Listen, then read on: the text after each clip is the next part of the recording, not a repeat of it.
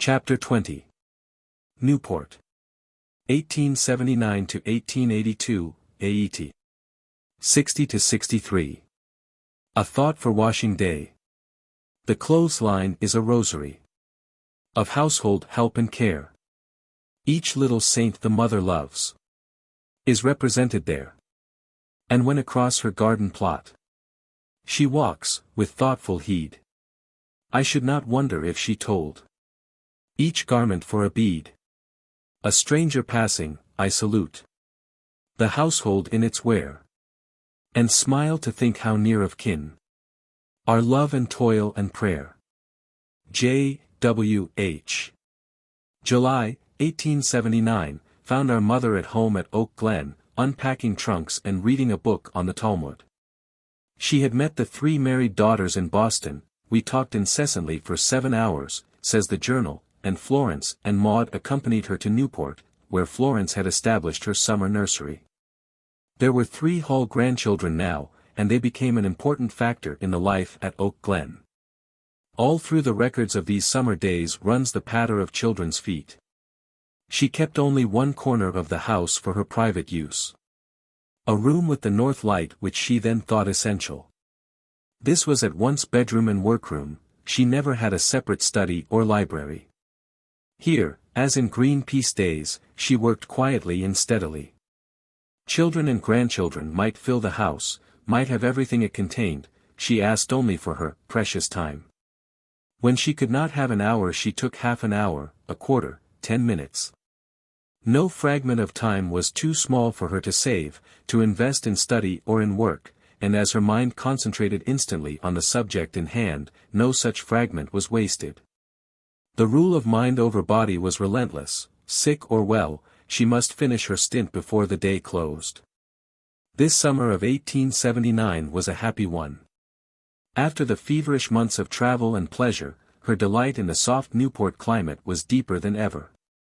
She always felt the change from the air of the mainland to that of the island, and never crossed the bridge from Tiverton to Bristol Ferry without an exclamation of pleasure. She used to say that the soft, cool air of Newport smoothed out the tired, tangled nerves, like a silver comb. July 29. To my club, where, better than any ovation, an affectionate greeting awaited me. Thucydides is very difficult. This was the town and country club, for some years a great interest to her. In her Reminiscences, she tells how in a summer of the late 60s or early 70s, when Bret Harte and Dr. J. G. Holland, Professors Lane and Goodwin of Harvard were spending the season at Newport, a little band of U.S. combined to improve the beautiful summer season by picnics, sailing parties, and household soirees, in all of which these brilliant literary lights took part. Helen Hunt and Kate Field were often of our company, and Colonel Higginson was always with us. Among the frolics of that summer was the mock commencement, arranged by her and Professor Lane. I acted as president, Colonel Higginson as my aide. We both marched up the aisle in Oxford caps and gowns. I opened the proceedings by an address in Latin, Greek, and English. And when I turned to Colonel Higginson and called him Fili mihi delectissime, he wickedly replied with 3 bows of such comic gravity that I almost gave way to unbecoming laughter. Not long before this he had published a paper on the Greek goddesses. I therefore assigned as his theme the problem, how to sacrifice an Irish bull to a Greek goddess. Colonel George Waring, the well-known engineer, being at that time in charge of a valuable farm in the neighborhood, was invited to discuss social small potatoes, how to enlarge their eyes. An essay on rhinos copy was given by Fanny Fern, the which I, chalk in hand, illustrated on the blackboard by the following equation. Nose plus nose plus nose equals proboscis. Nose, nose, nose equals snub. A class was called upon for recitations from Mother Goose in 7 different languages. At the head of this Professor Goodwin honored us with a Greek version of the Man in the Moon. A recent Harvard graduate, Dr. Gorham Bacon, recited the following, also of her composition. Heu iterum digilum. Felis cum figilum. Vaca transilut lunam. Caniculus ridet. Quum tail vidit. Et dishambulavit cum spunum. The question being asked whether this last line was in strict accordance with grammar, the scholar gave the following rule: the conditions of grammar should always give way to the exigencies of rhyme. The delicious fooling of that unique summer was never repeated.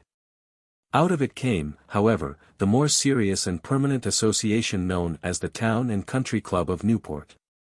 I felt the need of upholding the higher social ideals and of not leaving true culture unrepresented, even in a summer watering place. With the help and advice of Professor and Mrs. William B. Rogers, Colonel Higginson and Mr. Samuel Powell, a number of friends were called together in the early summer of 1874, and she laid before them the plan of the proposed club.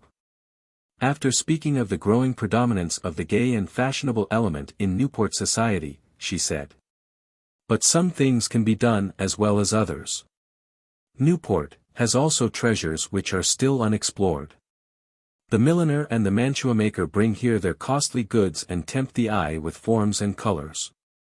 But the great artist, Nature, has here merchandise far more precious, whose value and beauty are understood by few of us." I remember once meeting a philosopher in a jeweler's shop. The master of the establishment exhibited to us his choicest wares, among others a costly diamond ornament. The philosopher, we think it was Emerson, said, "A violet is more beautiful." I cannot forget the disgust expressed in the jeweler's face at this remark. She then outlined the course laid out by the Friends in Council, lectures on astronomy, botany, natural history, all by eminent persons. They would not expect the club to meet them on their own ground. They would come to that of their hearers, and would unfold to them what they were able to understand. Accordingly, where Mitchell discoursed to them on the poison of serpents, John Lafarge on the South Sea Islands, Alexander Agassiz on deep-sea dredging and the Panama Canal, while Mark Twain and Hans Breitmann made merry, each in his own inimitable fashion. The Town and Country Club had a long and happy career. No matter what heavy work she might have on hand for the summer, no sooner arrived at Newport than our mother called together her governing committee and planned out the season's meetings. It may have been for this club that she wrote her Parlor Macbeth, an extravaganza in which she appeared as the impersonation of the whole Macbeth family. In the prologue she says, "As it is often said and supposed that a woman is at the bottom of all the mischief that is done under the sun, I appear and say that I am she, that woman, the female fate of the Macbeth family." In the monologue that follows, Lady Macbeth fairly lives before the audience, and in amazing travesty relates the course of the drama. She thus describes the visit of the Weird sisters, the three Mrs. Macbeth, who have been asked to contribute some of their excellent Hellbroth and Devilled articles for her party. At 12 m. a rushing and bustling was heard, and down the kitchen chimney tumbled the three Weird sisters, finding everything ready for their midnight operations. "That hussy of a Macbeth's wife leaves us nothing to work with," cried one. "She makes double trouble for us."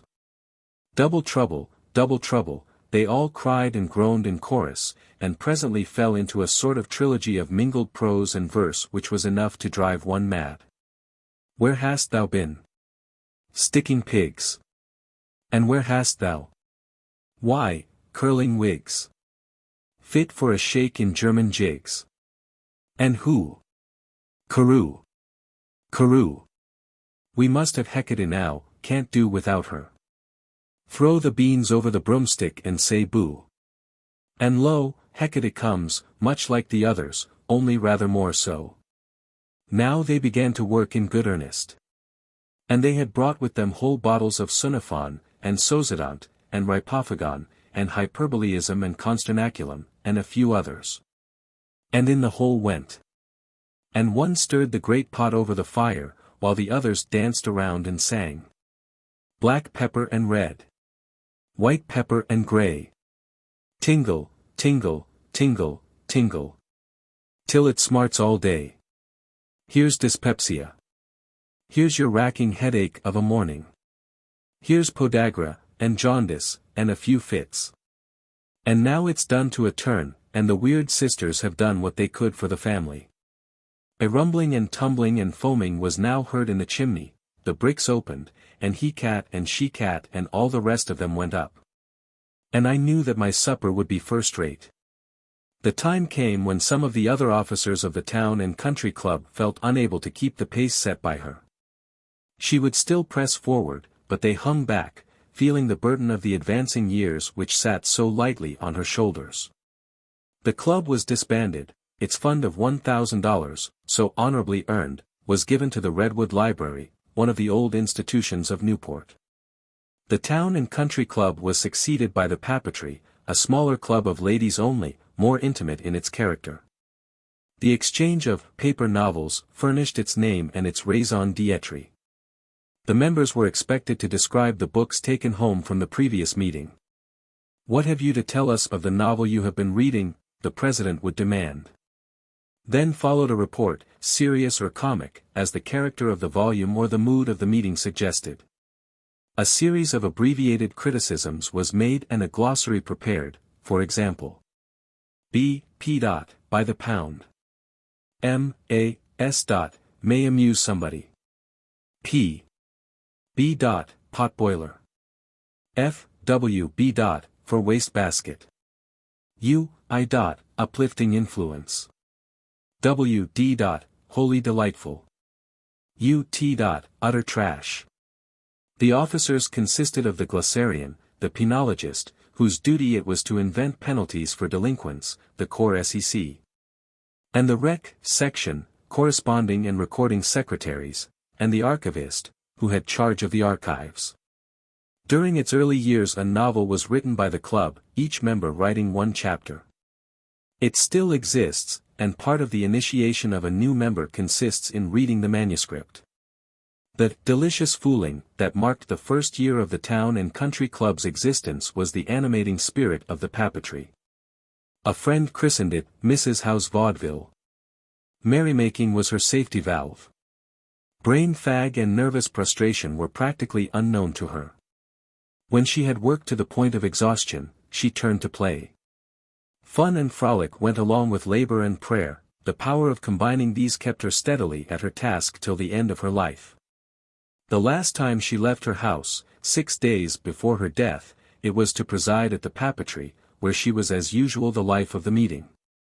The club still lives, and, like the New England Woman's Club, seems still pervaded by her spirit. The clubs did not have all the fun. The Newport Evening Express, of September 2, 1881, says, "Mrs. Julia Ward Howe has astonished Newport by her acting in False Colors. But she always was a surprising woman." Another newspaper says, "The interest of the Newport world has been divided this week between the amateur theatricals at the casino and the lawn tennis tournament. 2 representations of the comedy of False Colors were given on Tuesday and Wednesday evenings. The stars were undoubtedly Mrs. Julia Ward Howe and Mr. Peter Maurier, who brought down the house by their brightness and originality. Mr. Peter Maurier gave a supper on the last night of the performance, during which he proposed the health of Mrs. Julia Ward Howe and the thanks of the company for her valuable assistance. Mrs. Howe's reply was very bright and apt, and her playful warnings of the dangers of sailing under false colors were fully appreciated. It is remembered that of all the gay company she was the only one who was letter perfect in her part." To return to 1879. She preached many times this summer in and around Newport. Sunday, September 28. Hard at work. Could not look at my sermon until this day. Corrected my reply to Parkman. 90 had a very large audience for the place, all seats full and benches put in. My sermon at the Unitarian Church in Newport. A most unexpected crowd to hear me. September 29. Busy with preparing the dialogue in Alice in Wonderland for the Town and Country Club occasion. Many entries begin with "hard at work" or "very busy all day."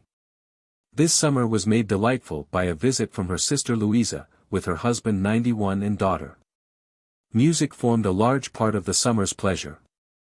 The journal tells of a visit from Timothy Adamowski which was greatly enjoyed. October 11. Much delightful music. Adamowski has made a pleasant impression upon all of us. October 12, Sunday. Sorry to say we made music all day. Looked hard for Uncle Sam, who came not. October 13th. Our delightful matinee. Adamowski and Daisy played finely, he making a great sensation. I had the pleasure of accompanying Adamowski in a nocturne of Chopin's for violin and piano. All went well. Our pleasure and fatigue were both great. The house looked charming. In the autumn came a lecture tour, designed to recoup the heavy expenses of the Eastern trip. Never skillful in matters of money-making, this tour was undertaken with less preparation than the modern lecturer could well imagine. She corresponded with one and another Unitarian clergyman and arranged her lectures largely through them. Though she did not bring back so much money as many less popular speakers, she was, after all, her own mistress, and was not rushed through the country like a letter by ambitious managers. The journal gives some glimpses of this trip. 20 minutes to dress, sup, and get to the hall. Swallowed a cup of tea and nibbled a biscuit as I dressed myself. Found the miserablest railroad hotel, where I waited all day for trunk, in distress. Had to lecture without either dress or manuscript. Mrs. Blank hastily arrayed me in her black silk, and I had fortunately a few notes. She never forgot this lesson, and in all the 30-odd years of speaking and lecturing that remained, made it an invariable rule to travel with her lecture and her cap and laces in her handbag. As she grew older, the satchel grew lighter.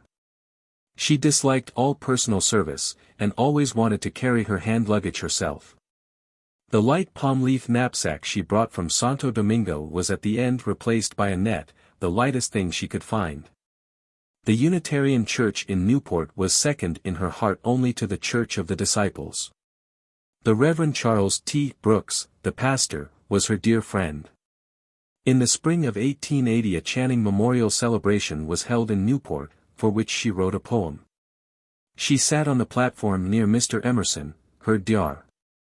Bellows's discourse on Channing, which was exhaustive, and as it lasted 2 hours, exhausting. The exercises, W. H. Channing's eulogium, etc., etc. lasted through the day and evening, and in the intervals between addresses she was still retouching her poem, which came last of all. A great day, says the journal. July 23. Very busy all day. Rainy weather. In the evening I had a mock meeting, with burlesque papers, etc. I lectured on ism is not m, on asm spasm plasm. July 24. Working hard, as usual. Marionettes at home in the evening. Laura had written the text. Maud was Julius Caesar. Flossie, Cassius, Daisy, Brutus. July 28. Read my lecture on Modern Society in the Hillside Chapel at Concord. The comments of Messrs. Alcott and W. H. Channing were quite enough to turn a sober head. To the poorhouse and to Jacob Chase's with Joseph Coggeshall. Old Elspeth, whom I remember these many years, died a few weeks ago. One of the pauper women who has been there a long time told me that Elspeth cried out that she was going to heaven, and that she gave her, as a last gift, a red handkerchief. Mrs. Anna Brown, whom I saw last year, died recently. Her relatives are people in good position and ought to have provided for her in her declining years. They came, in force, to her funeral and had a very nice coffin for her. Took her body away for burial. Such meanness needs no comment. Jacob was glad to see me. Asked after Maud and doubted whether she was as handsome as I was when he first saw me, 30 or more years ago. His wife said to me in those days, Jacob thinks these the only good-looking woman in these parts. She was herself a handsome woman and a very sweet one. I wish I had known I was so good-looking.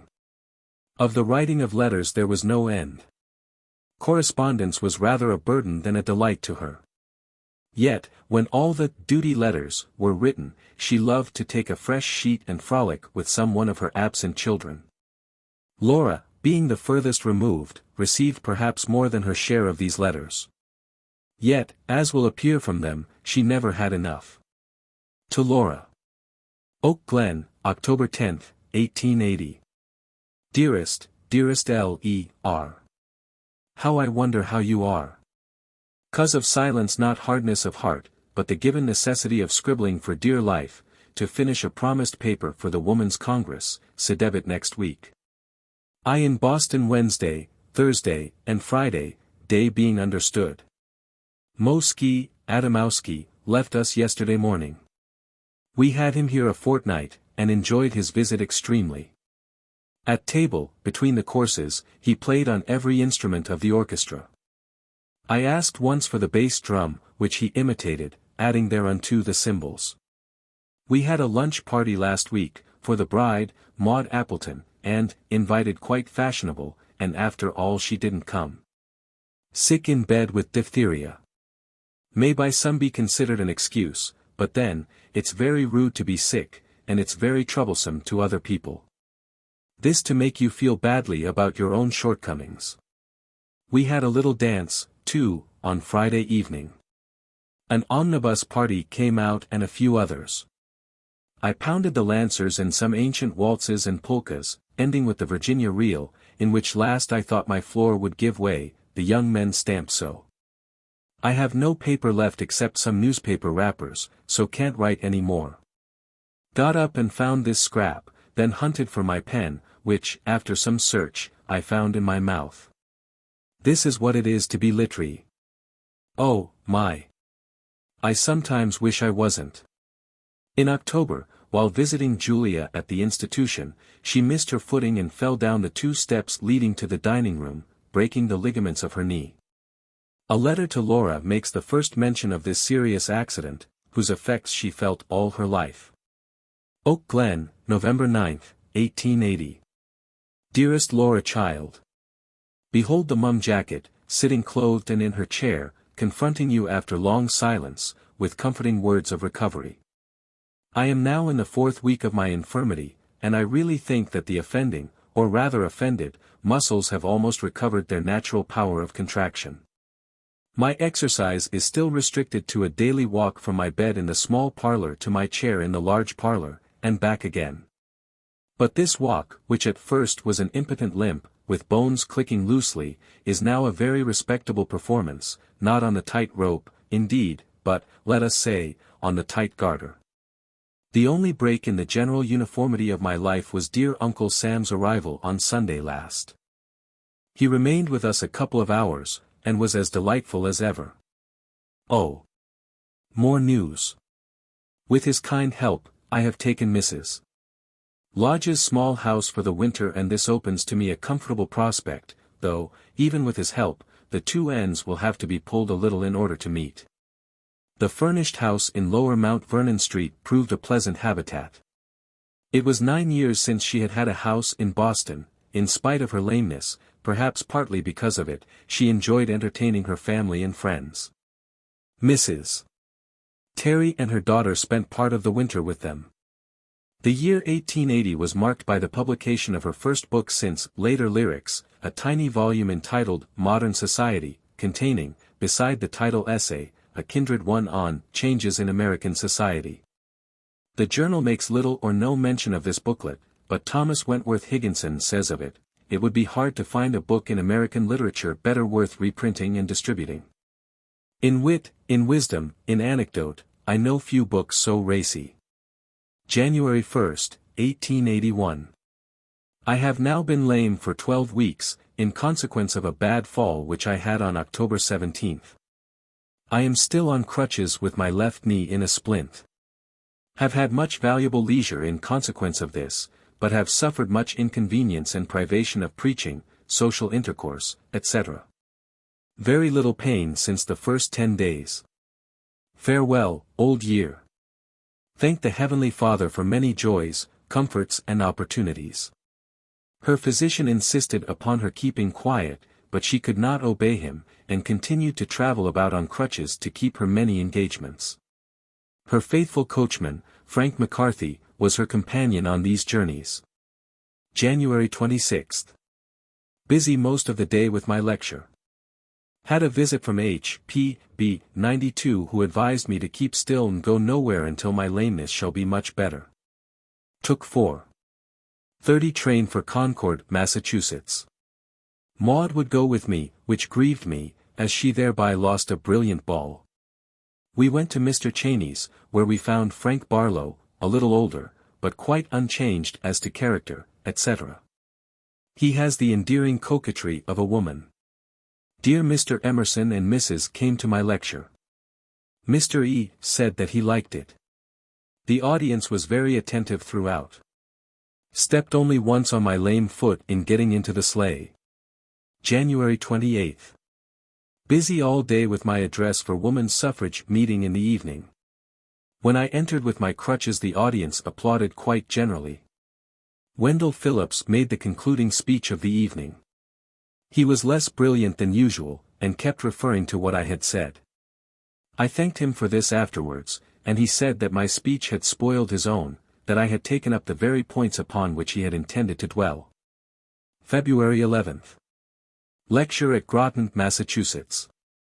As I went down the steps to the carriage, one of my crutches slipped and the careless hackman on my right let me fall, Frank catching me, but not until I had given my knee a severe wrench which gave me great pain. I suffered much in my travel, but got through, Frank helping me. My knee seemed much inflamed and kept me awake much of the night. My lecture on Polite Society was well received. The good people of the house brought me their new ledger, that my name might be the first recorded in it. February 12. Dinner of Merchants' Club. Edward Atkinson invites me. Got back by early train, 7:50 a.m., feeling poorly. Did not let Maud know of my hurt. Went to the dinner mentioned above, which was at the Vadome. Was taken in to dinner by the president, Mr. Fitz. Robert Collier had the place on my right.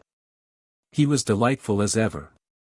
Edward Everett Hale sat near me and talked with me from time to time. Of course my speech afflicted me. I got through it, however, but had to lose the other speeches, the hour being so late and the night so inclement, very rainy. February 20th. Very lame this morning. No courage to try to go out. Have been busy with Kant and Miss Cobby's new book, Duties of Women, which I am reviewing for the Christian Register. To Laura. 129, Mount Vernon Street. February 27, 1881. My dearest Laura. Mr. Longfellow came to see us yesterday, and told us his curious dreams. In one of them, he went to London and found James Russell Lowell keeping a grocery. In another, people were vituperating the bad weather, and dear Papa said, "Remember, gentlemen, who makes it."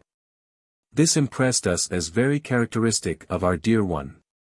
My lameness is decreasing very slowly, and I have now been a week without the splint. The knee, however, still swells if I attempt to use it, and my life is still much restricted as to movement. February 28. A cloud seems to lift itself from that part of my mind which concerns, or should concern, itself with spiritual things. Sometimes a strong unwilling seizes me in this direction.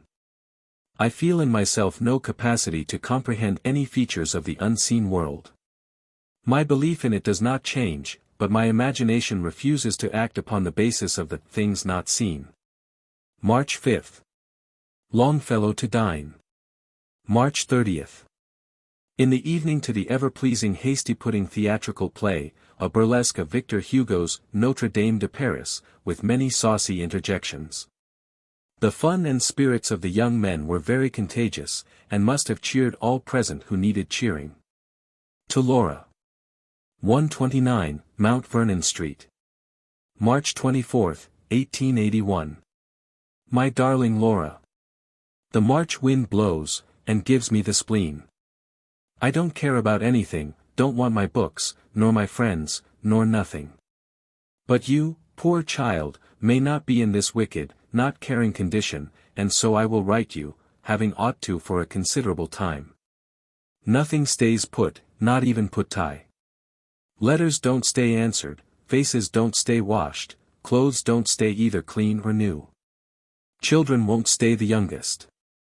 The world won't stay anywhere, anyhow. 40 years ago was good enough for me. Why couldn't it stay? Now, I see you undertaking to comfort me in good earnest, and know just how you would begin by saying, well, it should. Nunc Richard 93 here yesterday. Remarked nothing in particular, I replying in like manner. Kept his arm very dark, under a sort of cloak. We condoled, with, each other upon our mental stupidity. And parted with no particular views or sentiments. I have been today at a worldly fashionable lunch. Nobody cared for anything but what they had on and had to eat. He, said one, ho. Ho. Ho, the other. Is your uncle dead yet? No. But my aunt is. Grandfather Wobblestick used to say, why, of course he did. Which is all that I remember of the conversation. Now, darling. This is perfectly hateful of me to turn and snarl at the hand which has just been putting good morsels into my mouth. But you see, this is a March wind in Boston, and I can't help it. And I hobbled greatly up the big staircase. Also down. That's all. Auntie and Daisy and Maud lunched, too, munchingly. D. made a new capote for Maud. Nobody made nothing new for me. I had no lace bow under my chin, and looked so neglected. Maud and Daisy always on the wing, concerts. Theaters, lunches, etc., etc. Auntie and I have some good evenings at home, in which we refresh the venerable intelligence with the modern publication, we do, to wit. Early Life of Charles James Fox. We also play Russian backgammon. Big Frank Crawford has enlargement of S. liver. This p.m. late Mrs. C. Perkins has regup. For Miss Carl Schurz. Girls going. But going first to XS Weekly Week Tea and Weaker Talk. Here again, you spleeny devil, get thee behind me.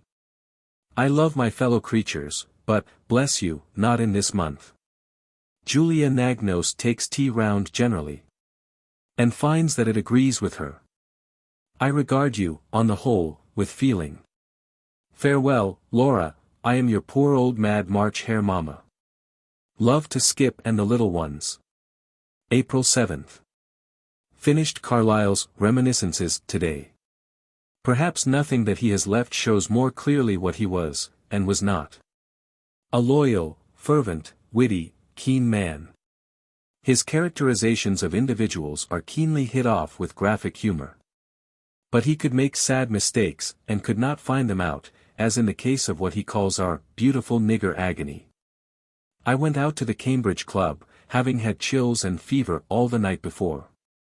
Read my lecture on Paris, which was well received, and followed by a good discussion with plenty of differences of opinion. Evening at home, another chill and fever. To Laura. 129, Mount Vernon Street. April 24, 1881. Bad old party, is and was. Badness mostly of heart, though head has a decided crack in it. Unfeeling old beast. Left Laura so long without a word. Guess T isn't worth while for her to write anything more. My poor dear little Laura, how miserably you must have been feeling, I know well by your long silence. Oh! Posterity! Posterity! How much you cost, and how little you come to. Did I not cost as much as another? And what do I come to? By Jingo! Darling, I have got some little miserable mean excuses. Want M. Have had much writing to do, many words for little money. For Critic, New York, and for Youth's Companion, and other things. Then, have kept up great correspondence with Uncle Sam, who has given me a house in Beacon Street. Ogoniac, 94. We had lit re-party last week. Dr. Holmes and William Dean Howells read original things. James Freeman Clarke recited and we had ices and punch. Maud thought it frumpy, but others liked it very much. Have been to church today, heard J.F.C. most off crutches now and hobble about the house with a cane. Use crutches to go up and down stairs and to walk in the street. Have heard much music and have seen Salvini once, in the Gladiator, and hope to see him on Thursday, in Macbeth. How are the dear children? I do want to see them, specially Julia Ward. May 27th. Soon after 7 a.m. arrived Uncle Sam with my dear sister Annie Maillard from California, the whole intended as a birthday surprise. My sister is very little changed. Always a most tender, sensitive woman. Sister Louisa didn't know of this and came at 11 a.m. to bring my greetings and gifts, with Mr. Terry, Daisy, and Uncle Sam. When Sister Annie appeared, Sister Louisa almost fainted with delight and astonishment. June 20th, Oak Glen, dear Flossie suffering at 6 a.m., about all day. Her child, a fine boy, born at 3 p.m. We are all very happy and thankful. It was touching to see the surprise and joy of the little children when they were admitted to a sight of their new relative. There was something reverent in the aspect of the little creatures, as if they partly felt the mystery of this new life which they could not understand. Someone told them that it came from heaven.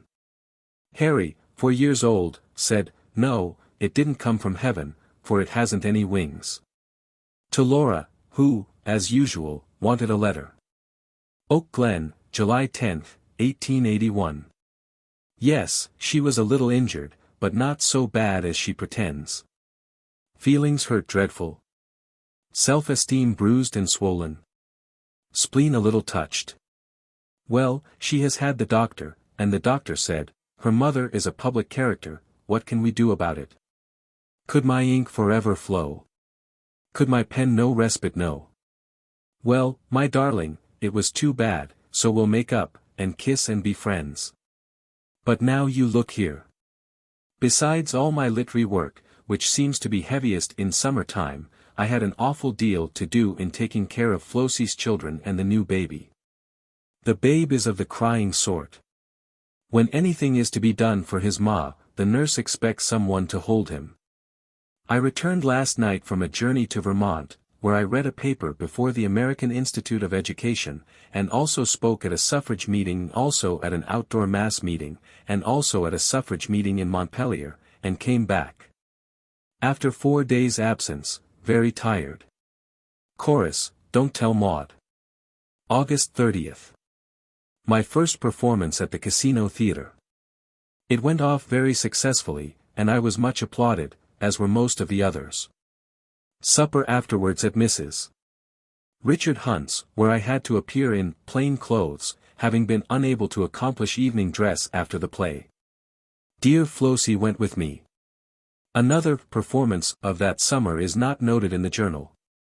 An impromptu rendering of Horatius at the Bridge, in the Green Parlor, at Oak Glen, with the following cast. Horatius F. Marion Crawford. Spurius Lartius J. W. H. Herminius Maud Howe. The Green Parlor was an oval grass plot, thickly screened by tall cedars. Laura recited the ballad, keeping her voice as she could while the heroes waged desperate combat, but breaking down entirely when Horatius plunged headlong in the tide, and swam with magnificent action across the greensward. September 18th. Preached in Tiverton today. Text, The fashion of this world passeth away.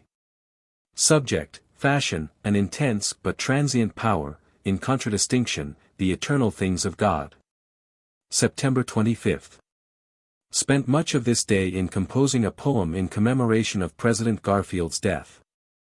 Spared no pains with this and succeeded better than I had expected. September 26th. The President's funeral. Services held in most cities of the United States, I should judge. Solemn services also in London and Liverpool. To Samuel Ward. 241, Beacon Street. December 22, 1881. Dearest brother. Your house, darling, was bright and lovely, yesterday. I had my old pet, Edwin Booth, to lunch. We were 9 at table, the poet Aldrich disappointing us. From 3 to 4 we had a reception for Mr. Booth, quite the creme de la creme, I assure you. Among others, Dr. Holmes came. The rooms and furniture were much admired. We gave only tea at the levee, but had some of your good wine at the luncheon. P.S. Mr. Booth in Lear last night was sublime. To the same. Edwin Booth had sent us his box for the evening. The play was Hamlet, the performance masterly. People's tastes about plays differ, but I am sure that no one on the boards can begin to do what Booth does. I saw him for a moment after the play, and he told me that he had done his best for me. Somehow, I thought that he was doing his very best, but did not suppose that he was thinking of me particularly. January 29, 1882. Frank, Marion Crawford, had met Oscar Wilde the evening before at Dr. Chadwick's. Said that he expressed a desire to make my acquaintance. Wrote before I went to church to invite him to lunch. He accepted, and Maud and Frank, or rather Marion, flew about to get together friends and viands. Returning from a lifting and delightful sermon of J.F.C.S., I met Maud at the door. She cried, "Oscar is coming." Mrs. Jack Gardner, Madame Braziati, and Julia completed our lunch party. Perhaps 10 or 12 friends came after lunch. We had what I might call a lovely toss-up, i.e., a social dish quickly compounded and tossed up like an omelette. During this year and the next, Crawford made his home at 241, Beacon Street. Here he wrote his first 3 books, Mr. Isaacs, Dr. Claudius, and A Roman Singer. He was a delightful inmate, and the months he spent under our mother's roof were happy ones. A tender camaraderie existed between aunt and nephew. During his first winter in Boston he thought of going on the stage as a singer, and studied singing with George Henschel. He had a fine voice, a dramatic manner, full of fire, but an imperfect ear. This fault Henschel at first thought could be remedied. For months they labored together, trying to overcome it. Crawford delighted in singing, and Auntie, in playing his accompaniments. At dusk the two would repair to the old Chickering Grand to make music, Schubert, Brahms, and arias from the oratorios they both loved. In the evening the 3 guitars would be brought out, and aunt and nephew, with Maud or brother Harry, would sing and play German student songs, or the folk songs of Italy, Ireland, and Scotland. Our mother was sure to be asked for Matthias Claudius's als Noah aus dem Kasten war. Crawford would respond with Im Schwarzen Walfisch zu Ascalon. This was the first of 30 happy years passed at 241, Beacon Street, the house Uncle Sam bought for her. The day she moved in, a friend asked her the number of her new house. 241, she answered. You can remember it because I'm the 241. Oscar Wilde was at this time making a lecture tour through the United States. This was the heyday of his popularity. He had been heralded as the apostle of the aesthetic movement. At his first lecture, given at the Old Boston Music Hall, he appeared in a black velvet court suit with ruffles, and black silk stockings, his hair long and curling on his shoulders. A few moments after he had taken his place on the platform, a string of Harvard students filed into the hall, dressed in caricature of the lecturer's costume, each with a sunflower in his coat and a peacock feather in his hand. Our mother, who was in the audience, recognized near the head of the procession her favorite grandnephew, Winthrop Chandler. Wilde took this interruption in good part, welcoming the lads and turning the laugh against them. Imitation is the sincerest flattery, he said, though this is a case where I might say, save me from my friends. Wilde came several times to the house in Boston. Later Uncle Sam brought him to spend a day or 2 at Oak Glen, where the household was thrown into a flutter by the advent of his valet. It was one thing to entertain the aesthete, another to put up the gentleman's gentleman. In spite of all the affectation of the aesthetic pose, Wilde proved a rarely entertaining guest. He talked amazingly well. In that company all that was best in the man came to the surface. He recited his noble poem, the Ode to Albion, under the trees of Oak Glen, and told endless stories of Swinburne, Whistler, and other celebrities of the day. The dreadful tragedy came later. At this time he was one of the most brilliant figures in the literary world. March 4. To Saturday Morning Club with Mrs. John Sherwood, very busy, then with her to Blind Asylum in a carriage. Drove up to front entrance and alighted, when the gale took me off my feet and threw me down, spraining my left knee so badly as to render me quite helpless. I managed to hobble into the institution and to get through Julia's lunch, after which I was driven home. Sent for Dr. Beach and was convicted of a bad sprain, and sentenced to 6 weeks of solitary confinement. March 5. In bed all day. March 6. On the lounge, able to work. March 8.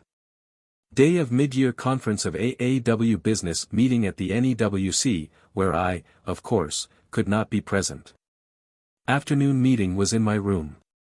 On the whole satisfactory. To Laura.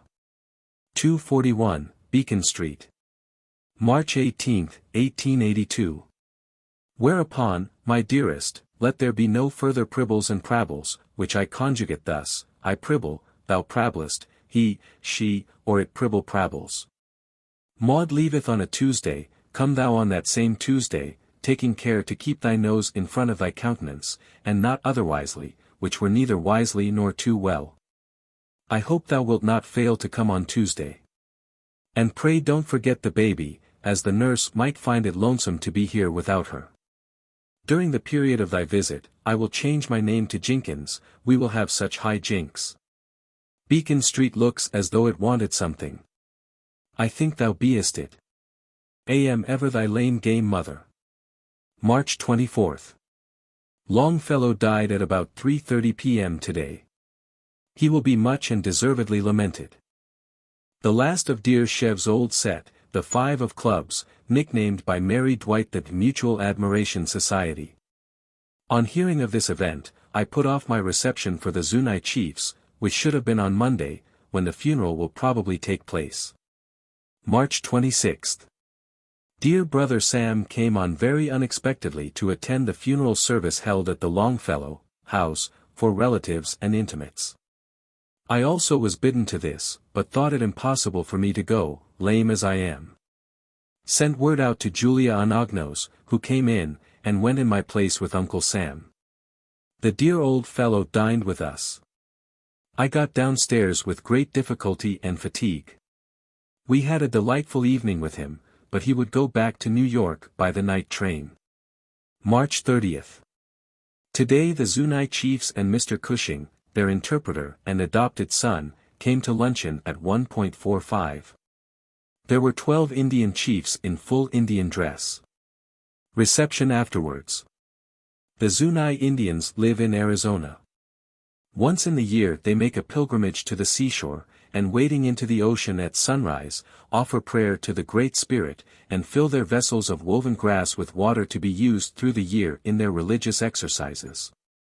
This pilgrimage had always been made to the Pacific, but in the hearts of the tribe lingered a tradition that once in 100 years the water of sunrise should be visited, and they dreamed of the Eastern Ocean. The tradition was now confirmed, the dream fulfilled, through the friendly offices of Mr. Cushing. The ceremony was one of touching interest, hundreds of people gathered at City Point to watch it. Most of the spectators felt the beauty and solemnity of the service, for such it was, but a few were inclined to jeer, till they were sternly rebuked by Phillips Brooks. As our mother could not go to see the Zunis, they must come to see her, and Mr. Cushing gladly brought them. They were grave, stalwart men, with a beautiful dignity of carriage and demeanor. A picture not to be forgotten is that of her in her white dress, bending eagerly forward to listen while the chiefs, sitting in a circle on the floor, told stories, Mr. Cushing interpreting for her benefit. At parting, each man took her hand, and raised it to his forehead with a gesture of perfect grace. The eldest chief, before this salute, held her hand a moment, and blew across the palm, east and west. "Daughter," he said, "our paths have crossed here. May yours be bright hereafter." April 1. Today Everett, Hale brought me a parting memento of the Zunis, the basket with which they had dipped up the water from the ocean of sunrise. Mr. Cushing sent this. E.E.H. also spoke about 5 hymns which should be written corresponding to the 5 great hymns of the Catholic Mass. He asked me to write one of these and I promised to try. April 16. Splint off today. Waited for Dr. Beach, so could not go to church. Had an interesting talk with the doctor on the immortality of the soul, in which he is a believer. April 27. Made today a good start in writing about Margaret Fuller. This night at 8:50 p.m. Died Ralph Waldo Emerson, i.e., all of him that could die. I think of him as a father gone, father of so much beauty, of so much modern thought. May 7. To church, going out for the first time without a crutch, using only my cane. J.F.C. S. sermon was about Emerson, and was very interesting and delicately appreciative. I think that he exaggerated Emerson's solid and practical effect in the promotion of modern liberalism. The change was in the air and was to come. It was in many minds quite independently of Mr. Emerson. He was the foremost literary man of his day in America, philosopher, poet, reformer, all in one. But he did not make his age, which was an age of great men and of great things. May 14. Had a sudden thought in church of a minister preaching in a pulpit and a fiend waiting to carry him off to hell. Made some verses out of this. This is Whit Sunday. I do hope and pray for a fresh outpouring this year. While I listened to Dr. Furness, 2 points grew clear to me. One was, that I would hold my peace meeting, if I should hold it alone, as a priest sometimes serves his mass. The second was, that I could preach from the text, as ye have borne the image of the earthy, so shall ye bear the image of the heavenly, and this sermon I think I could preach to the prisoners. As I once tried to do years ago when dear Chev found the idea so intolerable that I had to give it up. I am 20 years older now, and the woman ministry is a recognized fact. Still Sunday afternoon. I am now full of courage for this week's heavy work. May 30th. Alas! Alas! Dear Professor Rogers dropped dead today after some exercise at the Institute of Technology. How he had helped me in the town and country club. Without his aid and that of his wife, I doubt whether I could have started it at all. He was always vice president as I was president. I cannot think how I can do without him. July 22. Commemoration of Mr. Emerson at Concord Town Hall. Several portraits of him and very effective floral decorations, no music. Prayer by Reverend Dr. Holland, introductory remarks by F. B. Sanborn in which he quoted a good part of a poem by W. E. Channing, R.W.E. its theme. Then came an unmercifully long paper by Dr. X, much of which was interesting and some of which was irrelevant.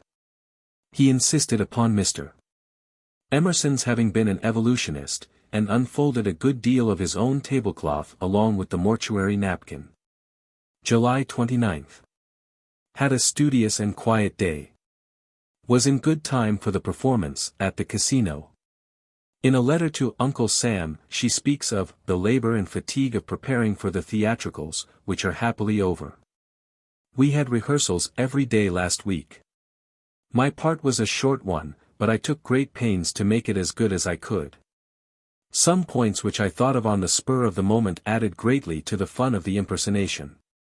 We had a fine house, and an enthusiastic reception. I had a floral tribute, only think of it, a basket of beautiful roses. September 18. Left Newport to attend Saratoga Convention, being appointed a delegate from the Channing Memorial Church, with its pastor, Reverend C. W., went. November 8. Cousin Nancy Green, my father's cousin, enters today upon her 99th year. I called to see her, going first to town to buy her some little gift. Had a very interesting talk with her. She was nicely dressed in black, with a fresh cap and lilac ribbon, and a little silk handkerchief. For her this was quite an unusual toilette. I wished her a good year to come, but she said, "Why should I want to live another year? I can do nothing." I suggested that she should dictate her reminiscences to the girl who waits upon her and who writes, she says, a good hand. November 11. I went to see the old Seventh-day Baptist Church, now occupied by the Newport Historical Society, in which my great-grandfather, Governor Samuel Ward, used to attend service. December 24, Boston. Spoke at the Home for Intemperate Women at 6 p.m. I did my best. Text, of whom the whole family in heaven and earth are named. Subject, the Christian family, God, its Father, all mankind brothers and sisters. Afterwards went to the Christmas Messiah. Felt more sure than ever that no music so beautiful as this has ever been written. Chapter 21. 241, Beacon Street, The New Orleans Exposition. 1883 to 1885, AET. 64 to 66.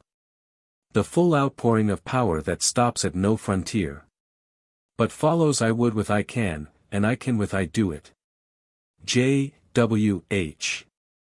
The winter of 1882 to 83 found her once more with a family of some size, her son and his wife joining forces with her at 241, Beacon Street. In Harry's college days, mother and son had made much music together. Now the old music books were unearthed, and the house resounded with the melodies of Rossini and Handel. It was a gay household, with Crawford living in the reception room on the ground floor. Play was the order of the evening, as work was of the day. The new inmates brought new friends to the circle, men of science, the colleagues of her beloved Bunco, now Professor Howe of the Institute of Technology, Italians, and other Europeans introduced by Crawford. There was need of these new friends, for old ones were growing fewer. Side by side in the journal with the mention of this one or that comes more and more frequently the record of the passing of some dear companion on life's journey. Those who were left of the great band that made New England glorious in the 19th century held closely to each other, and the bond between them had a touching significance. Across the street lived Oliver Wendell Holmes. In Cambridge was Thomas Wentworth Higginson, in Dorchester, Edward Everett Hale. In a letter to her brother she speaks of the constant tear and trot of my Boston life, in which I try to make all ends meet, domestic, social, artistic, and reformatory, and go about, I sometimes think, like a poor spider who spins no web. Marion has been very industrious, and is full of good work and of cheer. His book, Mr.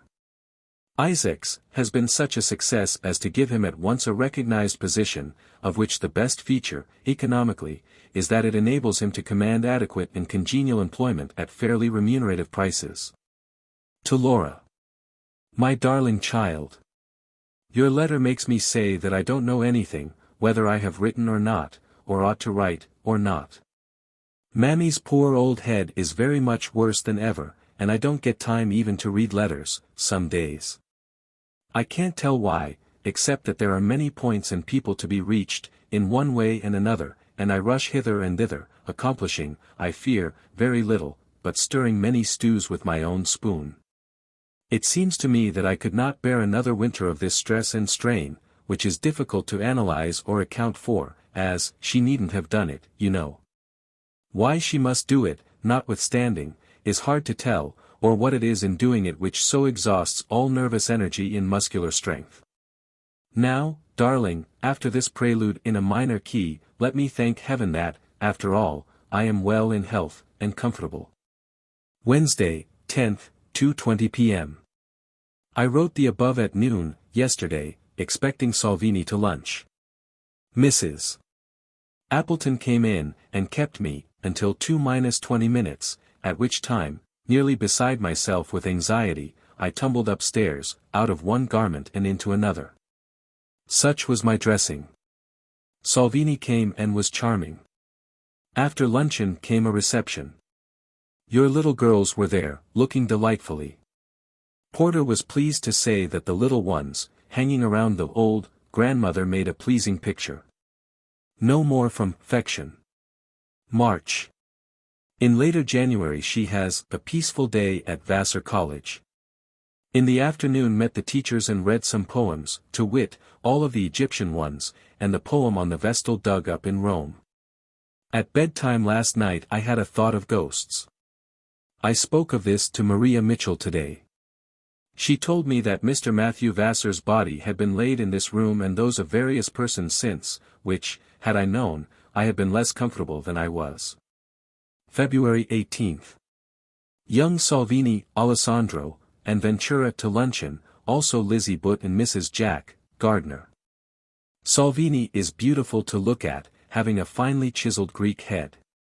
He is frank, cordial, and intelligent, and speaks very appreciatively of his parts, especially of Romeo.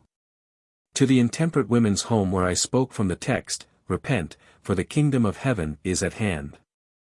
To Laura. March 17, 1883. Darling child.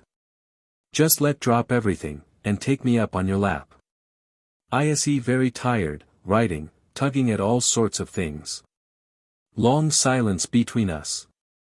Growing estrangement, eh? Richards's are better, eh? Which nobody can deny. Have been hard at work upon a memoir of Maria Mitchell, which is well nigh finished. Am spleeny today, the weather being according. To Uncle Sam. March 28, 1883. My darling brother. I owe you 2 good long letters, and am ashamed to think how long it is since you have seen my crabbed chirography. Of course, it is the old story. I have been dreadfully busy with all sorts of work, in all of which I take delight, while yet to quote St. Paul, the good that I would I do not. To give you a few items, I have just finished a short memoir of Maria Mitchell, professor of astronomy at Vassar College. This was an interesting task, but had to be very carefully done. At the same time, I had to correct Maud's memoir of me, which is to be published in the same collection of biographies of eminent women. I think I am eminent for undertaking 10 times more than I can do, and doing about 1/10 of it. Well, I have given 3 Sunday preachments at a sort of woman's church which they have here. My themes were, the order of the natural and the spiritual, tares and wheat, and the power of religion in the life. I was in New York last Wednesday, to preside over the mid-year conference of the Woman's Congress. I had a visit from Salvini the other day. He was most charming, and sent me a box for last evening's performance of The Outlaw, in Italian, Mort Civil. I went, with my Harry and Laura, I in my best attire. I had received some very beautiful roses, which I threw upon the stage, at the recall after the 3rd act. Today I met Wendell Phillips in the street, and made him come in to see Marion, whose letter on English rule in India, printed in the New York Tribune, he had liked very much. Phillips asked me how I came to live in this part of the city, and I told him about your gift of the house. Marion is sitting by my fire, with Browning's Joko Syria in his hands, from which he has been reading passages. It sounds strange and silly. To the same. Oak Glen, May 10, 1883. I have been here alone all these days, with many gentle ghosts of past companionship, and with a task at which I work steadily every day. This is a life of Margaret Fuller, rewritten mostly from the memoirs already published, but also recast in my own thought. The publisher is in a hurry for it, and I have to work without intermission, i.e., as long as I can, every day. But with all the diligence in my power, I cannot get along very rapidly. When I have finished my stint, I refresh myself with a little Greek, and also with an Italian novel which I have brought with me.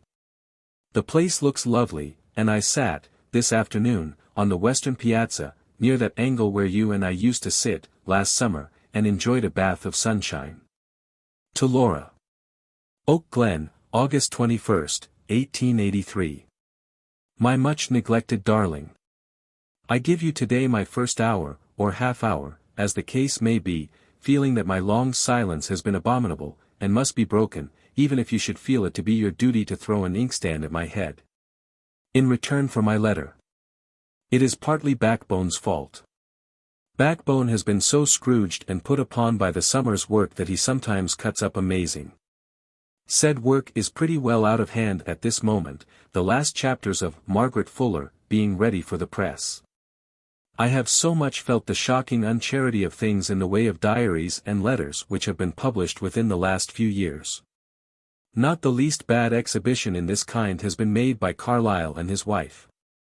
I have just finished reading the 3 volumes of her letters and memorials, which were indeed interesting to me by the mention in them of persons whom I myself have known. Still, the spirit of the book is painful. It is sad to see how she adopted, at times, her husband's harsh creed. I should think Froude, the editor, must be wanting in common taste and decency, to have allowed the letters to appear in all this crudeness. I am so glad that I never went near them, after that one tea drink, a very bad one, 40 years ago. Is this enough about the Carlyles? And is it strictly charitable? I dunno, I'm getting very old to know anything.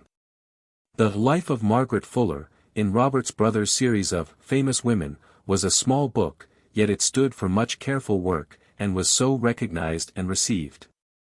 The recognition sometimes took a singular form, e.g.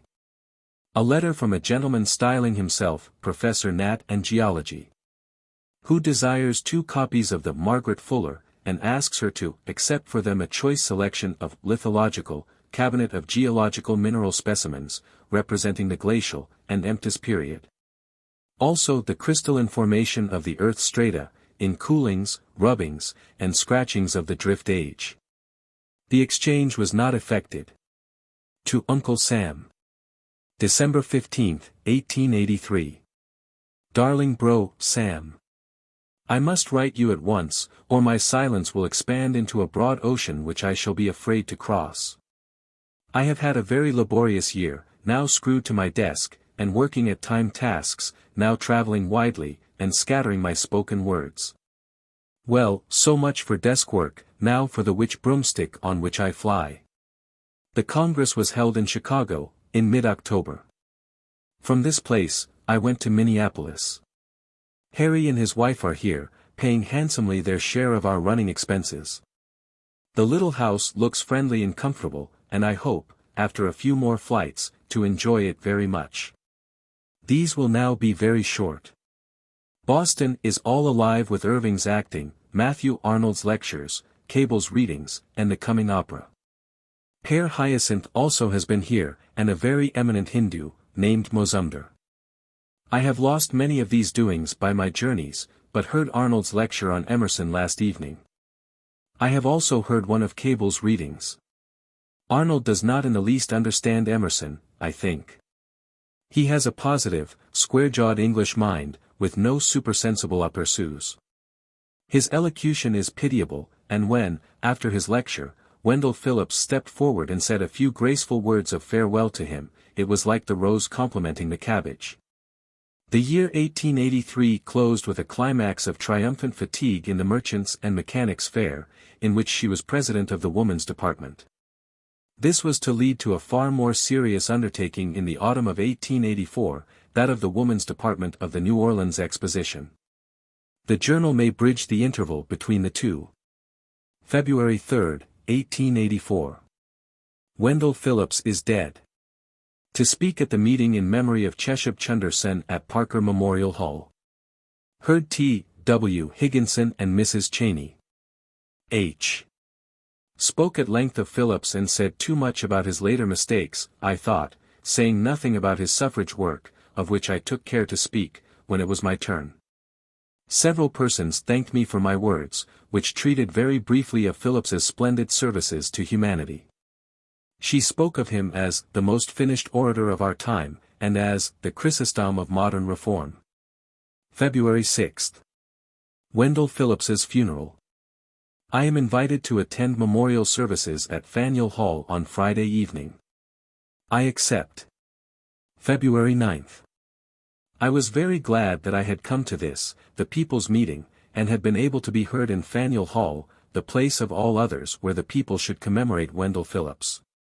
My task was to speak of his services to the cause of woman. Others spoke of him in connection with labor reform, anti-slavery, Ireland, and temperance. To Laura. Just so, know'd you take advantage of my silence to write so thin saucy. Until I got your communication I felt penitent-like, hadn't thanked for no Christmas nor nothing. Felt self to be shabby and pig-like in conduct, though perfectly angelic in intention. Pop comes your letter, pop goes my repentance. She's got even with me, I said, if she went into a tailor's shop to get a cabbage leaf, to make an apple pie, what does it matter by what initials she calls herself? Who's going to distress themselves about the set of her cloak? And she do boast about it preposterous, and that are a fact. Here death the first meditation, and I will now fall back upon the dearly beloved, for the rest of the service. To the same. 241, Beacon Street, February 11, 1884. O, thou, who art not quite a Satan. Question is, dost thou not come very near it? I have been very busy, and have orated tremendous, this winter. I didn't go for to do it, you know, but I couldn't avoid it.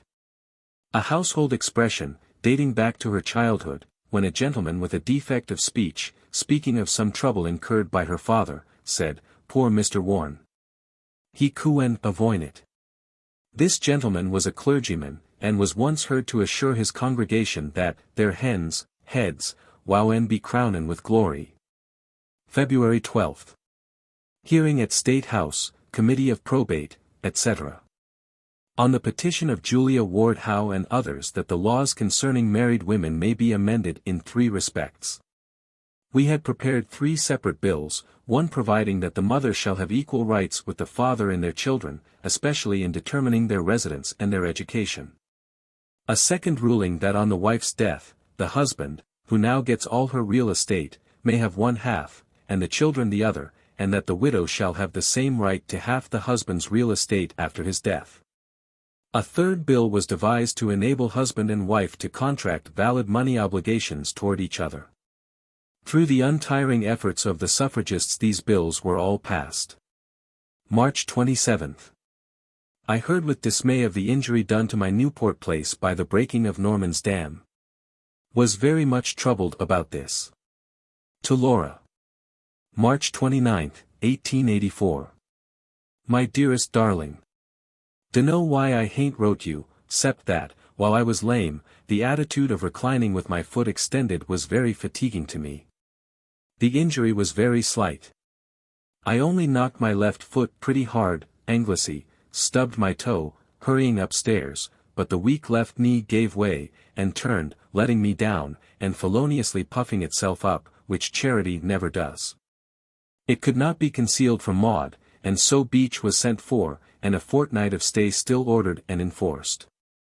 On Tuesday last I broke bounds and railed it to Buffalo, New York, with my crutches, which were no longer needed. This was for the mid-year conference of our Congress. Before I say more under this head, let me tell you that I returned from Buffalo this morning, much the better for my trip. I had a lovely visit there, in a most friendly and comfortable house, with carriages at my disposition. A beautiful luncheon was given to us Congressers and I gave a lecture on Thursday evening, price $50, and sat in a high chair, thinking it not prudent to stand so long. April 4. In the latter part of the 18th century a Christian missionary, Chinese, but disguised as a Portuguese, penetrated into Korea, and was much aided in his work by the courageous piety of Columba Kong, wife of one of the lesser nobles. She and the missionary suffered torture and death. Merchants, not diplomatists, are the true apostles of civilization. Questions for AAW, i.e. For the annual conference of the Association for the Advancement of Women, how far does the business of this country fulfill the conditions of honest and honorable traffic? What is the ideal of a mercantile aristocracy? April 7. General Armstrong called last evening. He spoke of the Negroes as individually quick-witted and capable, but powerless in association and deficient in organizing power. This struck me as the natural consequence of their long subjection to despotic power. The exigencies of slavery quickened their individual perceptions, and sharpened their wits, but left them little opportunity for concerted action. Freedom allows men to learn how to cooperate widely and strongly for ends of mutual good. Despotism heightens personal consciousness through fear of danger, but itself fears nothing so much as association among men, which it first prohibits and in time renders impossible. April 15. A delightful Easter. I felt this day that, in my difficulties with the anti-suffragists, the general spread of Christian feeling gives me ground to stand upon. The charity of Christendom will not persist in calumniating the suffragists, nor will its sense of justice long refuse to admit their claims. April 17. Sam Elliott was in a horse car, and told me that Tom Appleton had died of pneumonia in New York. The last time I spoke with him was in one of these very cars. He asked me if I had been to the funeral, meaning that of Wendell Phillips. I was sure that he had been much impressed by it. I saw him once more, on Commonwealth Avenue on a bitter day. He walked feebly and was much bent. I did not stop to speak with him, which I now regret. He was very friendly to me, yet the sight of me seemed to rouse some curious vein of combativeness in him. He had many precious qualities, and had high views of character, although he was sometimes unjust in his judgments of other people, particularly of the come-outer reformers. April 19. To get some flowers to take to T.G.A.'s house. Saw him lying placid in his coffin, robed in soft white cashmere, with his palette and brushes in his hands. To Florence. April 20, 1884. I went yesterday to poor Tom Appleton's funeral. It is very sad to lose him, and every one says that a great piece of the old Boston goes with him. I dined with George William Curtis yesterday at Mrs. Harry Williams's. George William was one of Tom Appleton's pallbearers, so were Dr. Holmes and Mr. Winthrop. Curtis's oration on Wendell Phillips was very fine. April 20. Thought sadly of errors and shortcomings. At church a penitential psalm helped me much, and the sermon more. I felt assured that, whatever may be my fate beyond this life, I should always seek, love, and rejoice in the good. Thus, even in hell, one might share by sympathy the heavenly victory. May 5. I begin in great infirmity of spirit a week which brings many tasks. First, I must proceed in the matter of Norman's injury to my estate, either to a suit or a settlement by arbitration unless I can previously come to an understanding with N. A heavy affliction was soon to drive all other thoughts from her mind. On May 19, a telegram arrived from Italy saying, Samuel Ward expired peacefully. She writes, nothing could be more unexpected than this blow. Dear bro, Sam had long since been pronounced out of danger. Latterly we have heard of him as feeble, and have felt renewed anxiety, but were entirely unprepared for his death. May 20. Dark days of nothingness these, today and yesterday. Nothing to do but be patient and explore the past. May 21. Had a sitting all alone with dear Uncle Sam's picture this afternoon. I thought it might be the time of his funeral. I read the beautiful 90th Psalm and a number of his bright, sweet lyrics. A sympathetic visit from Winthrop Chandler. May 27. Dear brother Sam's death has brought me well in sight of the farther shore. May I be ready when it is my turn to cross. To her sister Louisa. Dearest sister. I was already in debt to you for one good letter when this later one arrived, giving me the full, desired particulars of our dear one's last days on earth. You and Annie both write as though the loss were heaviest to me, and I only feel that I cannot feel it half enough. The pathos of a life of such wonderful vicissitudes. I cannot half take it in. What must he not have suffered in those lonely days of wandering and privation, while I was comfortable in my household? God knows, I had every reason to love him, for he was heroically faithful to his affection for me. Now, I feel how little I appreciated his devotion, and how many chimeras, in my foolish wool-gathering head, crowded upon this most precious affection, which was worthy of a much larger place in my thoughts. His death is a severe loss to Maud and me. We were always hoping to rejoin him, and to pass some happy years with him. A great object is withdrawn from our two lives. Nothing can take his place to either of us. As I write, the tears come. Like you, I long to sit and talk it all over with the two who are all I have left of my own generation. To our children, the event cannot be at all what it is to us. They are made for the future, and our day is not theirs. I was comforted, in your first letter, in reading of that pleasant, quiet talk you had with him, when, among other things, you read to him the lovely verses from St. John's Gospel, which have become a classic of consolation among Christian people. I believe that he is in the heaven accorded to those who have loved their fellow men, for who ever coined pure kindness into acts as he did? One of the lessons I learned from his life is that it is very hard for us to judge rightly the merits and demerits of others. Here was a man with many faults on the surface, and a heart of pure gold beneath. The thought of his lonely funeral and solitary grave has wrung my heart at times, but sometimes I think of it as a place where one might be glad to be at rest. But now, dear, I have had all the heartbreak I can bear, writing this letter. Let me now speak of the living and tell you where and how we are. I left very unwillingly to come down here, and try to get my poor wrecked place in order. You know, of course, that the dam which was built to cut off my water, and against which I obtained an injunction, burst this spring, and destroyed my 2 ponds, my carriage, and a good part of my barn. I have tried, in a lumbering way, to get justice, but have not yet succeeded. I have had, too, a great deal of trouble in my presidency of the Women's Congress, this year. Almost as soon as I open my eyes in the morning, these black dogs of worry spring upon me. I long to be free from them. June 28.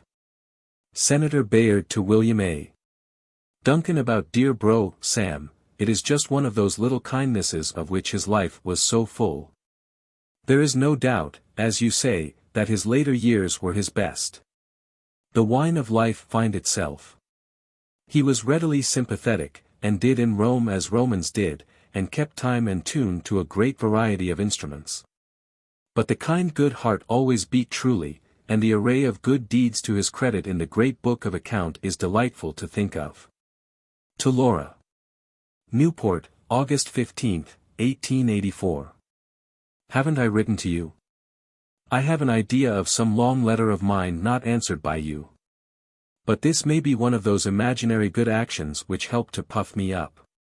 Life, you see, gallops on to such a degree with me that I don't know much difference between what I have intended to do and what I have done. I think novels is humbug. What you think? They don't leave you anything but a sort of bad taste. August 27. Simply good for nothing, but to amuse the little Hall children.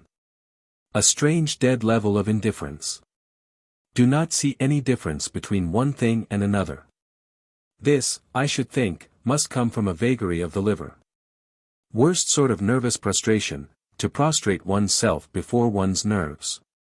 To town in the afternoon, when the dead indifference and lassitude went off somewhat. August 29. We dined at the Booths today, meeting Mr. and Mrs.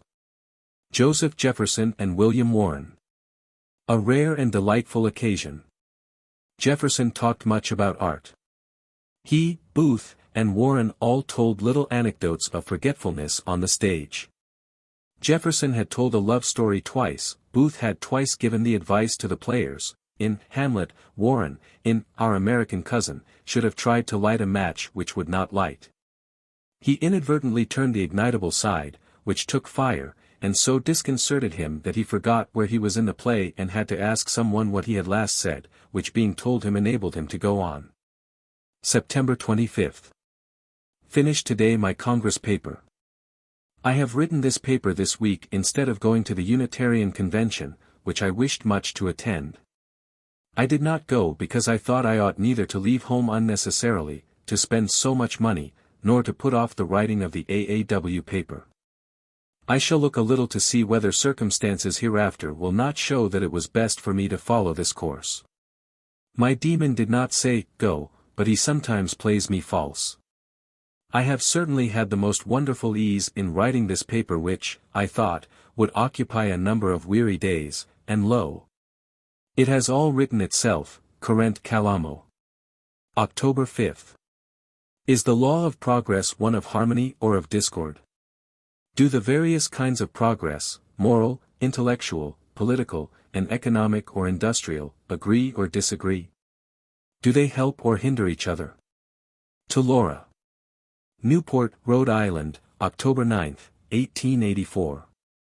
My darling Laura. My poor wits, in these days, are like bits of sewing silk wound on a card. You unwind a little and straightway come to an end. The wonder is, there are so many ends. Here is a precise picture of our days as passed at present. Morning, I wake early, lie and think over my past life, with little satisfaction. Bathe. Breakfast. Walk with Maud, sunny 95 tugging alongside. Maud goes much further than I do. Sunny and I return, take a basket and gather dry twigs to brighten the evening fire. I visit my mare in her stable, a good custom, as my man is not over careful of her stall. Maud comes back, I exercise her voice. I go to books, she to desk. Study Greek a good deal, reading Thucydides and Aristophanes. Dinner, coffee, more reading and writing, unless we go to town. Evening, music, reading or cards, worrying about, bed. I have not mentioned my own much writing, because you will understand it. I am trying to compass a story, but have my fears about it. My paper for the Woman's Congress is entitled, How to Broaden the Views of Society Women. Darling dear, what more can I tell you? Isn't this too much already? Now, do spunk up and have some style about you. Be cheerful and resolute, my love, life comes but once, and is soon over. October 13th. To New Bedford, for the suffrage meeting, trains did not connect at Myricks, where, after some delay in negotiation, I with difficulty persuaded the conductor of a freight train to take me to New Bedford in his caboose. This saved me time enough to go to the Delano mansion, restore my strength with food, and put on my cap and ruche. The Delanos were very kind. I read my Congress paper on Benefits of Suffrage to Women. November 23. To Louisburg Square to my old friend's funeral, Hamilton Wilde. Around and before me were the friends and associates of the golden time in which his delightful humor and bonhomie so often helped me in charades and other high times. It was ghostly. There were Lizzie Holmans and Jerry Abbott, who took part with him and William Hunt in the wonderful charade in which the two artists rode a tilt with theatre hobbies. The grey heads which I had once seen black, brown, or blonde, heightened the effect of the picture. It was indeed a sick transit. I said to Charles Perkins, for some of us, it is the dressing bell. Oh! This mystery! So intense, so immense a fact and force as human life, tapering to this little point of a final leave-taking and brief remembrance. Now came the New Orleans Exposition, in which she was to be chief of the woman's department. It was already late when she received the appointment, but she lost no time. Establishing her headquarters at No. 5 Park Street, for many years the home of the Woman's Journal and the New England Woman's Club, she sent out circulars to every state in the Union, asking for exhibits. And appealed to the editors of newspapers all over the country to send women correspondents for a month or more to the Exposition. She called meetings in Boston, New York, Providence, Philadelphia, and Hartford, at all of which she spoke, imploring the women to bestir themselves, and, late as it was, to make an effort to get together a proper showing of women's work for the great fair. Beside all this, she kept up through the autumn an active correspondence with the Exposition authorities at New Orleans.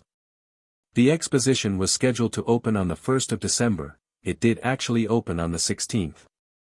She writes. A steamer had been chartered to convey thither the officers of the Exposition and their invited guests. Seated on the deck, the chief of the woman's department and her fellow workers watched the arrival of the high dignitaries of the state and city, escorted by members of the military, and by two bands of music, one, the famous Mexican band. All the craft on the river were adorned with flags and streamers. The crescent, which gives the city its familiar designation, was pointed out, and the Father of Waters was looked upon with admiring eyes. The steamer brought us to the Exposition grounds, and here a procession was formed in which the ladies of the woman's department were assigned a place which they had some difficulty in keeping. The march led to the main building. The opening prayer was made by the Reverend DeWitt Talmage. At a given moment a telegram was received from the President of the United States, Chester A. Arthur, declaring the Exposition to be formally open. Immediately after, the son of the Director General, a fine lad of 12 years, touched the electric button by which the machinery of the Exposition was set in motion. Returning by land, we found the streets gay with decorations, in which the colors of the Orthodox flag were conspicuous. Maud was with her, and shared her labors, as did her devoted friend Isabel Greeley. At this time the floor of the gallery destined for the women's exhibit was not laid. By December 29 the officers of the department were able to hold a meeting in an enclosure without doors or suitable furniture. When all was supposed to be ready for the exhibits, it was found that the roof leaked badly, the timber having so shrunk under the action of the sun as to tear away the waterproof felting. Moreover, there was not enough money to carry on the business of the department. Funds had been promised by the Board of Management, but these funds were not forthcoming, the board itself being in difficulties. Our mother had foreseen this contingency. "Ladies," she said, "we must remember that women have sometimes built churches with no better instruments than thimbles and a teapot. If the worst comes to the worst, we must come before the public and endeavor with its aid to earn the money necessary to complete our enterprise." This foreboding soon became a fact, and early in January she found herself in rather a tight corner. She had sent out the call for exhibits to every state in the Union. With great effort the women of the country had responded most generously. She now felt herself personally responsible for these exhibits, and determined that, coûte que coûte, they should be well displayed and the woman's department properly installed. There was no money, very well. She would earn some. She arranged a series of entertainments, beginning with a lecture by herself. There followed a time of great stress and anxiety, which taxed to the utmost her mother-wit and power of invention.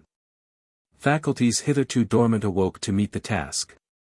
She devised practical, hard, common-sense methods, far removed from her life habit of intellectual labor. She had moved into a new apartment in the house of life, one nearer the earth and not quite so near the stars. She often quoted during these months Napoleon's saying, on being told that something he wished to do was impossible, "Ne me dites pas si bête de mot." In spite of endless vexations, it was a time of tremendous enjoyment. Every nerve was strained, every gift exercised, the cup of life was brimming over, even if it was not all filled with honey. January 13, 1885. Preparing for my lecture this evening. Subject, Is Polite Society Polite? Place, Woline Hall. I was very anxious. The lecture appeared to me very homely for a Southern audience accustomed to rhetorical productions. My reception was most gratifying. The house was packed and many were sent away. Judge Gaillard introduced me. Joaquin Miller came first, reciting his "Fortunate Isles." I said in opening that even if my voice should not fill the hall, my goodwill embraced them all. Every point in the lecture was perceived and applauded, and I felt more than usually in sympathy with my audience. The second entertainment devised for the relief of the woman's department was a soirée creole, the third and last a grand musical matinée, at the French Opera House, for which we were indebted to the great kindness of Colonel Mapleson, who granted us the use of the house, and by whose permission several of his most distinguished artists gave their services. Monsignor Gillot, Commissioner for Mexico, also allowed his band to perform. The difficulty of persuading the different artists to sing, of pacifying their separate agents in the matter of place on the program and size of the letters in which names were advertised, of bringing harmony out of all the petty rivalries and cabals between the different members of the troupe, required a patience worthy of a better cause. Meanwhile there were other troubles. Most of the women commissioners appointed by the different states proved loyal comrades to their chief in her great and distressful labor, but there were others who gave her endless trouble. February 6. Our concert. The weather was favorable. Lieutenant Doyle came to escort me to the theater. My box was made quite gay by the uniforms of several Navy officers. The house was packed. We took $1,500 and hoped to have more. I particularly enjoyed the Semiramide overture, which the band gave grandly. Rossini's soul seemed to me to blossom out of it like an immortal flower. These entertainments brought in over $2,000. This money enabled the women to install such exhibits as were ready, to pay for a time the necessary workmen, and to engage a special police force for the protection of their goods. The United States ships in the harbor also espoused the cause, Admiral Jout, of the flagship Tennessee, and Captain Kane, of the Galena.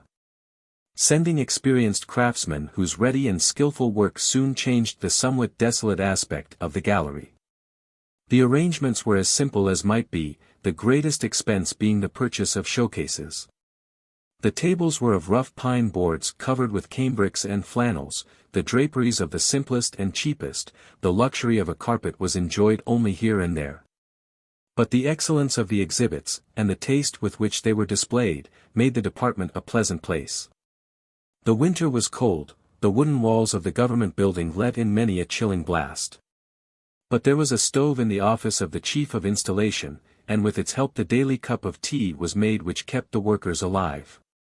Each state and territory had a separate opening day for its exhibit. These days were marked by public meetings at which compliments were exchanged, addresses made, and the exhibits turned over to the management. It was considered obligatory for all the commissioners to attend these meetings, and the women spent many weary hours trying to hear the addresses of distinguished individuals whose voices contended in vain with the din of the machinery. The Mexican band played, and relieved the tedium of the long sittings. But the women commissioners were upheld chiefly by the feeling that they were drawn together from all parts of the country, and were taking an honored part in a great industrial and peaceful pageant, whose results would be important to the country and to mankind at large. The journal tells in February of the opening of the Colored People's Department, very interesting. A numerous assemblage of them showed a wide range of types. Music, military, drumming especially good. Saw in their exhibit a portrait of John A. Andrew which looked like a greeting from the old heroic time. The woman's department was formally opened on March 3, though it had really been open to the public since early January. The day was one of the gayest in the history of the Exposition. The gallery of the government building was bright with flowers and gay with flags. Admiral Jout had sent the ship's band as a special compliment, the music was delightful, the speeches excellent. We quote from Mrs. Howe's address. I wish to speak of the importance, in an industrial point of view, of a distinct showing of women's work in the great industrial exhibits. There are few manufactures in which the hand and brain of woman have not their appointed part. So long, however, as this work is shown merely in conjunction with that of men, it is dimly recognized, and makes no distinct impression. The world remains very imperfectly educated concerning its women. They are liable to be regarded as a non-producing class, supported by those to whom, in the order of nature, their life is a necessary condition of existence itself. Exhibits like the present, then, are useful in summing up much of this undervalued work of women. A greater moral use they have in raising the standard of usefulness and activity for the sex in general. Good work, when recognized, acts as a spur to human energy. Those who show how women can excel are examples to shame those who do not try. They lay upon their sex an obligation to stronger endeavor and better action, and society gains thereby. Still more have I at heart the association, in these enterprises, of women who are not bound to each other by alliance of blood, or affinity of neighborhood. Greater and more important than the acquisition of skill is the cultivation of public spirit. Pro bono publico is a motto whose meaning men should learn from their infancy, and at their firesides. How shall they learn it unless the women, the guardian spirits of the household, shall hold and teach, beyond all other doctrines, that of devotion and loyalty to the public good? I value, then, for the sake of both men and women, the disinterested association of women for the promotion of the great interests of society. You were stirred the other day by the bringing back of a battle flag whose rents had been carefully mended. I tell you, sisters, we have all one flag now, broad and bright enough to cover us all. Let us see that no rent is made in it.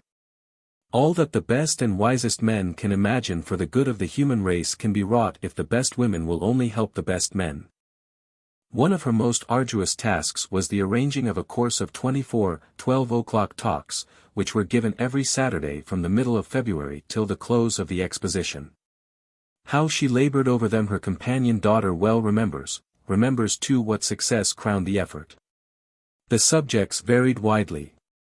Captain Bedford Pym, R.N., discoursed on Arctic explorations.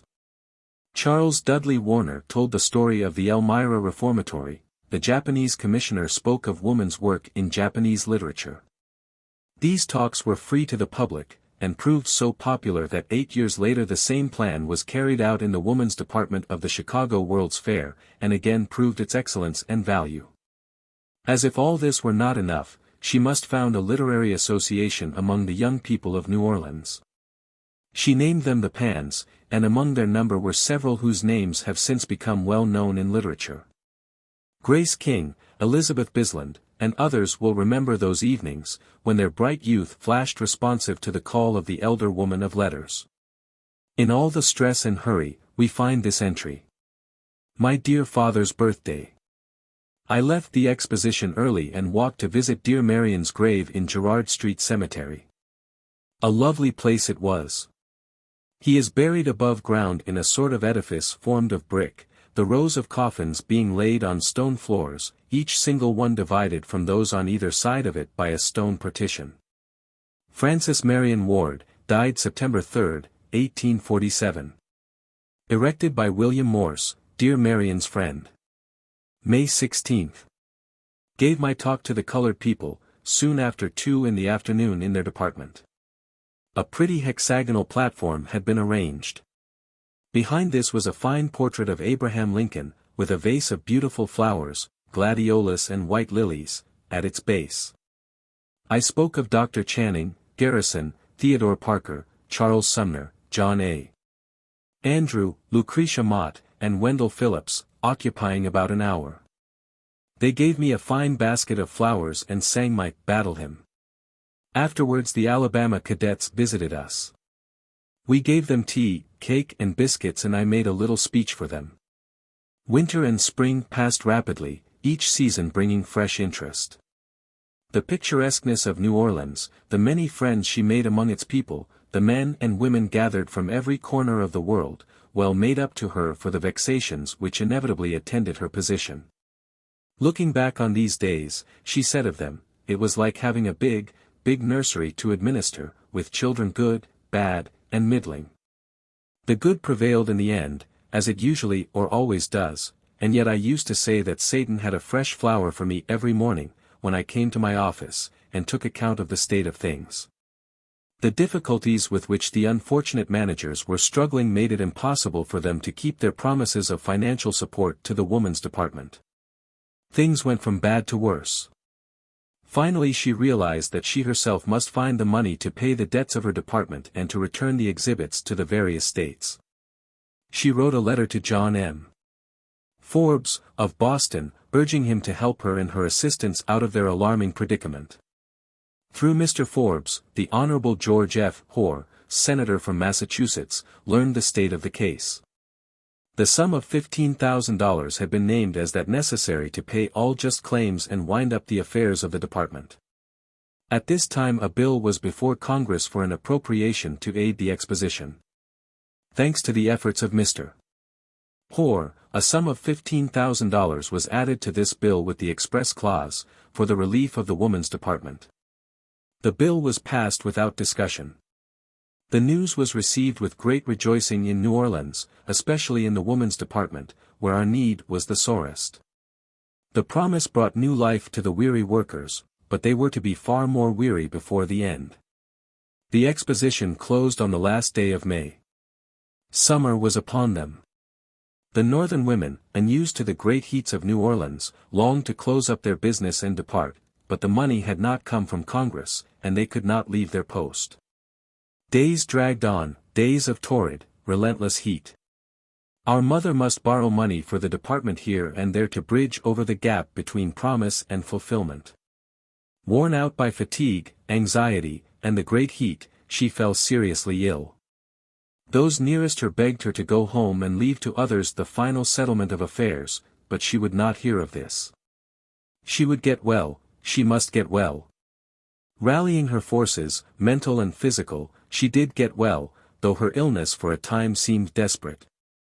At long last, when June was nearly half over, the money came, and with it the end of her long task. Accounts were audited, checks drawn, exhibits dispatched, and with farewell greetings and congratulations, the whole weary matter ended.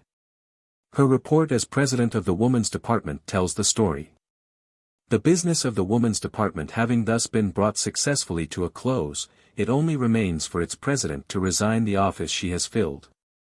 With some pain and much pleasure, for more than 6 months, to thank the officers of her staff for their able and faithful services, the vice-presidents, and the lady commissioners in general.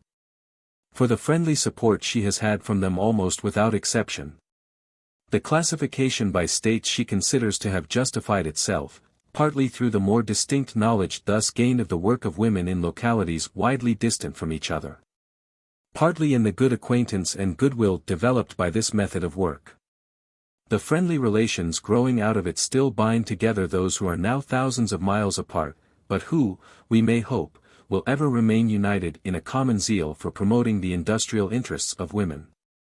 Finally, she would say that she considers herself happy in having taken part in an exposition of so high and useful a character as that which has latterly made New Orleans a center of interest in the civilized world. She takes leave with regret of a city in which she has enjoyed much friendly intercourse and hospitality, a city in whose renewed prosperity she must henceforth feel a deep and lasting interest. To Laura. Oak Glen, July 19, 1885. How I left New Orleans, how I came north, how I let myself down here, is no doubt known to you through inference. How hot New Orleans was before I left it, you cannot know, nor how sick I was once upon a time, nor how I came up upon iced champagne and recovered myself, and became strong again. Ever since I came home, I have slaved at my report of the Woman's Department. Weary pages have I written. Life seems at last to consist in putting a pen into an inkstand, and taking it out again, scribble, scribble, nibble, nibble, meal times, and go to bed between whiles. So ended one of the most interesting and arduous experiences of her life. She always held in affectionate remembrance the city where she had enjoyed and suffered so much, and the friends she made there. To Laura. Oak Glen, November 4, 1885. You little hateful thing. Herewith returned is the letter you wrote for. I had a mind to send it to you, beast that you are, without one word, just to pay you for that postal. Of course, I meant to write you immediately afterward in a separate envelope, telling you that I still love you. But there. I reflected that you could have a bad feeling if you opened the envelope and found no greeting from me. For the sake of posterity, madam, I decline to give you this bad feeling. I do also retain some proprietorship in a certain pair of eyes which are like sapphires. Oh. I mean sapphires, and I don't want to dim them with any tear diamonds. You flatter yourself, replies the good-natured 196, to think of my shedding tears about anything that you could say or do, or leave unsaid or undone. Just so. All right. I have got beefsteak for dinner today. What do you think of the weather, and does your husband know when your blacking is out? Now, my sweet darling, your old mammy is just back from a tremendous jaunt.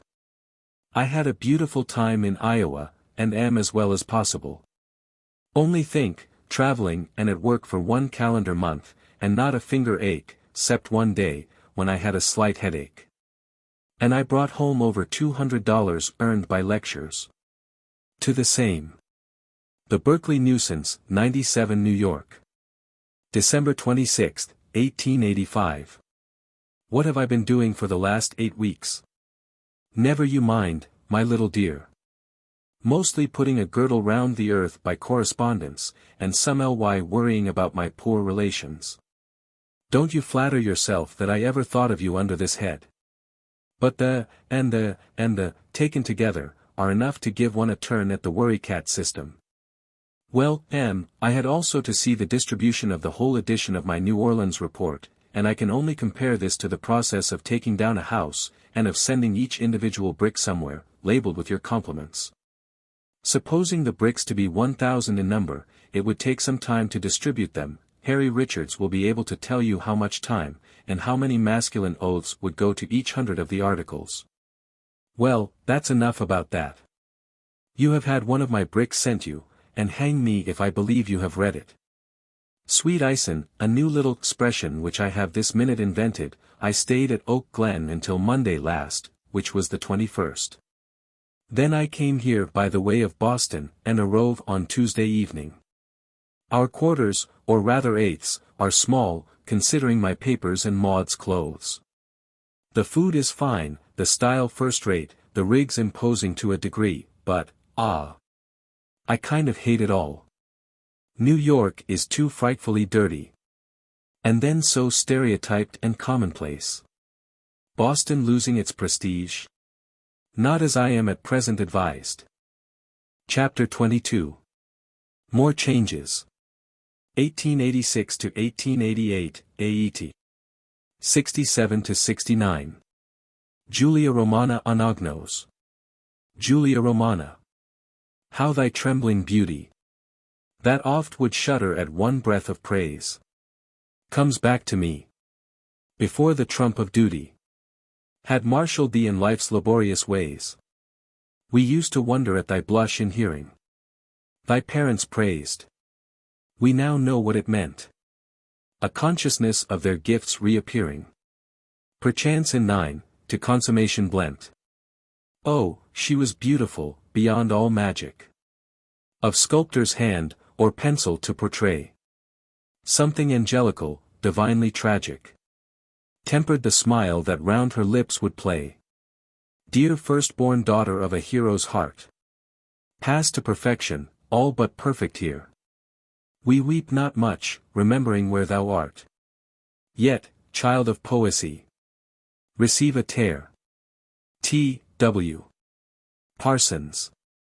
The years 1886 and 1887 were marked by two events which changed materially the course of her private life, the death of Julia, the beloved eldest daughter, and the marriage of Maud, the housemate and comrade.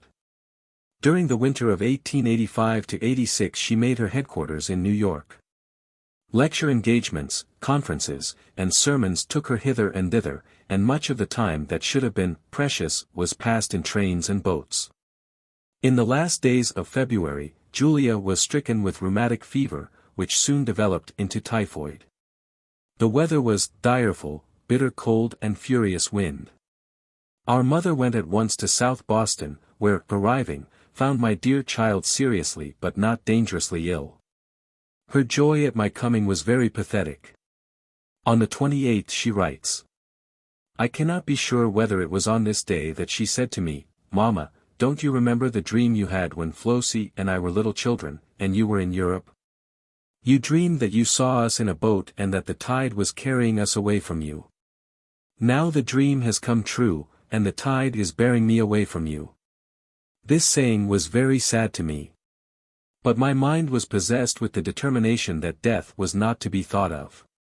For a time conditions seemed to improve, and she hastened to New York, where her presence was imperative.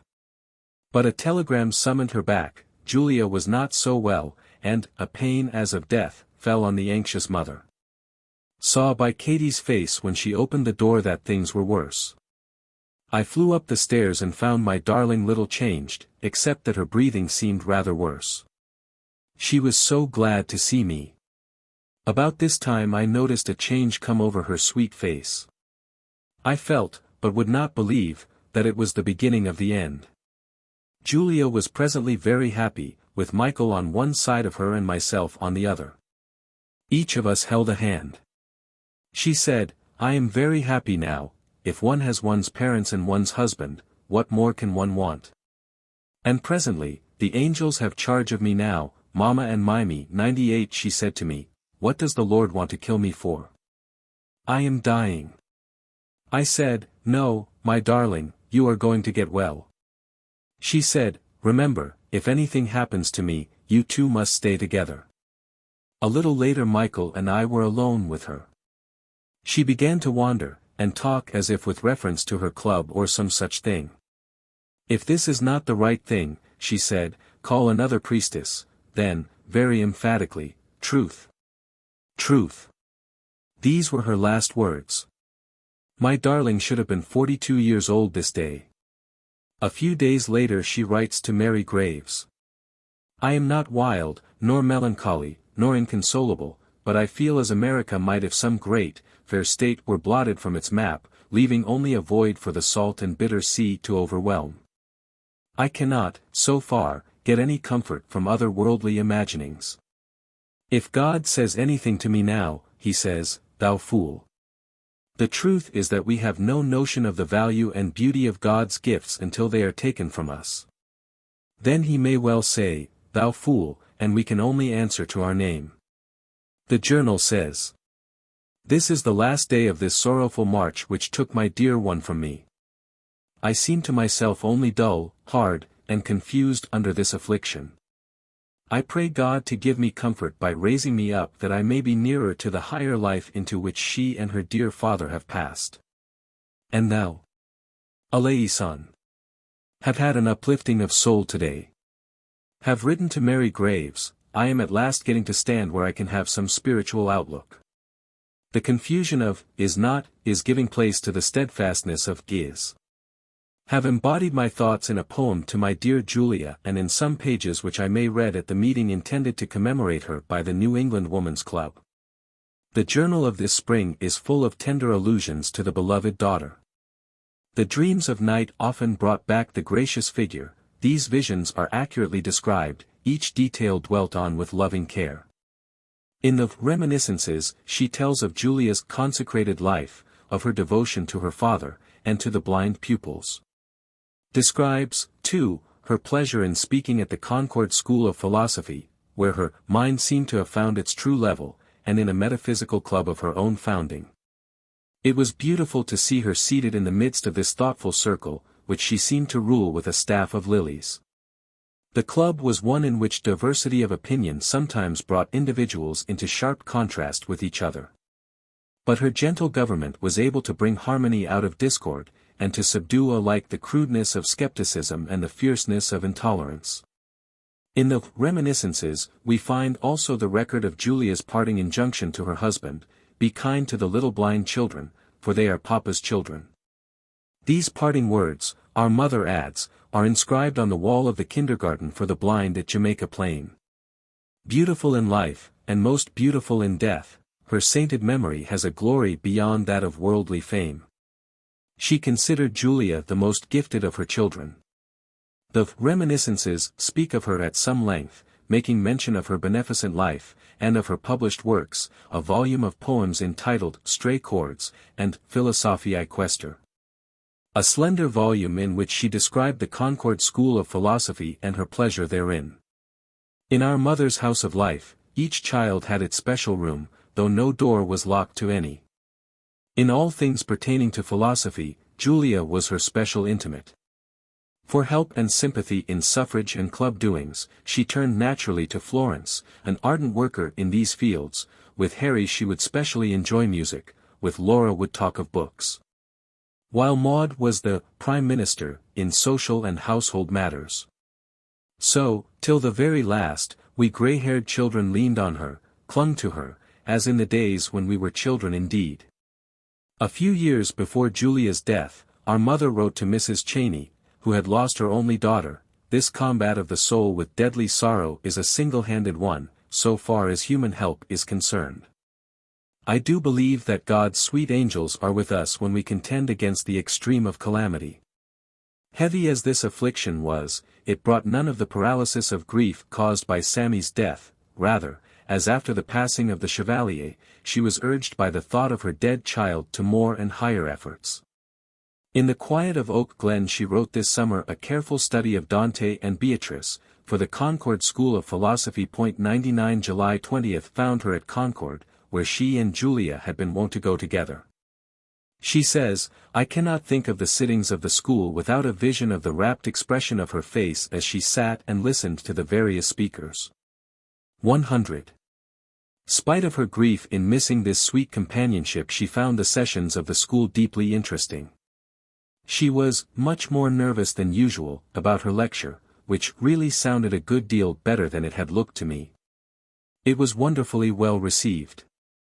We are told by the last living representative of the School of Philosophy, Mr. F. B. Sanborn, that she was the most attractive, and sometimes the most profound, of its lecturers. Had the largest audiences, and gave the most pleasure, especially when she joined delicate personal criticism or epigrammatic wit with high philosophy. The meetings of the school were always a delight to her. The papers written for it were among her most valuable essays. Indeed, we may look upon them as the flowering of all her deep and painful toil in the field of philosophy. 101. September finds her planning an industrial circle in each state. A woman's industrial convention hereafter, and attending a suffrage convention at Providence. Spoke of the divine right, not of kings or people, but of righteousness. Spoke of Ouida's article in the North American Review. It had been reported that I declined to answer it. I said, "You cannot mend a stocking which is all holes. If you hold it up it will fall to pieces of itself." In the afternoon spoke about the Marthas, male and female, who see only the trouble and inconvenience of reform, of the Marys who rely upon principle. After this we have a day of dreadful hurry, preparing to go west and also to shut up this house. Had to work tight every minute. This western lecture trip was like many others, yet it had its own peculiar pleasures and mishaps. October 12. Dunkirk, lecture. No one must know that I got off at the wrong station, Perrysburg, a forlorn hamlet. No train that would bring me to Dunkirk before 6:30 p.m. ought to have arrived at 1:30. Went to the hotel, persuaded the landlord to lend his buggy and a kindly old fellow to harness his horses to it, and drove 20 miles or more over the mountains, reaching Dunkirk by 5:10 p.m. When the buggy was brought to the door of the hotel, I said, "How am I to get in?" "Take it slow and learn to pedal," said my old driver. Presently he said, "I guess you ain't so old as I be." I replied, "I am pretty well on toward 70. "Well, I am 5 years beyond," said he. He drives an accommodation wagon between Perrysburg and Versailles, a small town where a man once wanted to set up a mill, and to buy land and water power, and they wouldn't sell either. Whereupon he went to Tonawanda and made the place. "Guess they'd have done better to gin him the land and water, and to set up his mill for him," said my man, Hines. On this trip she saw the Mammoth Cave of Kentucky, taking the 7-mile walk. Went as far as Kansas City, was received everywhere with delightful warmth. To Laura. December 1, 1886. You see, I was waiting for the winter to begin, in order to write you, and that you ought to have known. But bless you, in Gardner, Maine, you don't know when real winter begins, 'cause you have so much shem winter. Well, better late than never. Here's thanking you very much for the delightful tea, cozy. Maud said, "What are you going to do with it?" Sarcastic like. I replied, "Put it on my head," to which she inquit, "Most natural thing for you to do." The sight of the monogram gave me real satisfaction and a sense of inborn dignity. You boiled down to your monogram, after all, and this one was beyond my highest expectations. I am only thinking, dear, whether you would not have shown more respect by putting the crimson satin bow on the monogram side, and thus, as it were, calling attention to the distinguished initials. I am grinding now in all of my mills, of which one is a paper for the Woman's Suffrage Bazaar, which paper I am doing my best to edit. I cannot in conscience ask you to send me anything for its columns, because, poor dear, you have to do so much work on your own account. At the same time, a trifling overflow into the hat would be very welcome. Winter brought another grave anxiety. Florence in her turn developed rheumatic fever and became alarmingly ill. The mother bird flew to her in terror. On the way she met Henry Ward Beecher and told him of her deep distress, made still more poignant by the thought of the little children who might be left motherless. She was scarcely comforted by his assurance that he had known stepmothers who were very good to their stepchildren. It was Christmas time, and she divided her time between the beloved patient and the children who must not lack their holiday cheer. December 27th. The day was a very distressing one to me. I sat much of the time beside Flossie with a strange feeling that I could keep her alive by some effort of my will. I seemed to contend with God, saying, "I gave up Julia, I can't give up Flossie, she has children. December 28. Most of the day with dear Flossie, who seems a little better. I sat up with her until 1:30 a.m., and made a great effort of will to put her to sleep. I succeeded. She slept well for more than an hour and slept again for a good while without any narcotic. Throughout the illness she fought against the use of narcotics. The cloud of danger and anxiety passed, and the year closed in happiness and deep thankfulness. The last entry reads: God bless all my dear people, sisters, children, grandchildren, and cousins. God grant me also to serve while I live, and not to fail of the high and holy life. Amen. To Laura. Monday, January 31st, 1887. Now, you just look here. Daughter began her school and music today. Nobody's a neglecting of her. What you mean? Grandma took her to Clark Church, prouder than a peacock, Grandma, I mean. Congregation inquit, whose child is that? Laura's, responsa sum. Id cogitavi, was the general answer. And she's poplar, she is.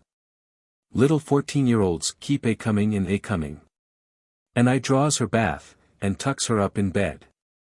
And she's having a splendid time. And I want some more of this paper. And my feelings won't allow me to say any more. No, my dearest sweetest pug pie, your darling won't be forgotten for a moment. We couldn't get at the lessons before, and last week, like strong drink, was raging. Affectionate. Ma. Maud was now engaged to John Elliott, a young Scottish painter, whose acquaintance they had made in Europe in 1878. The marriage took place on February 7, 1887.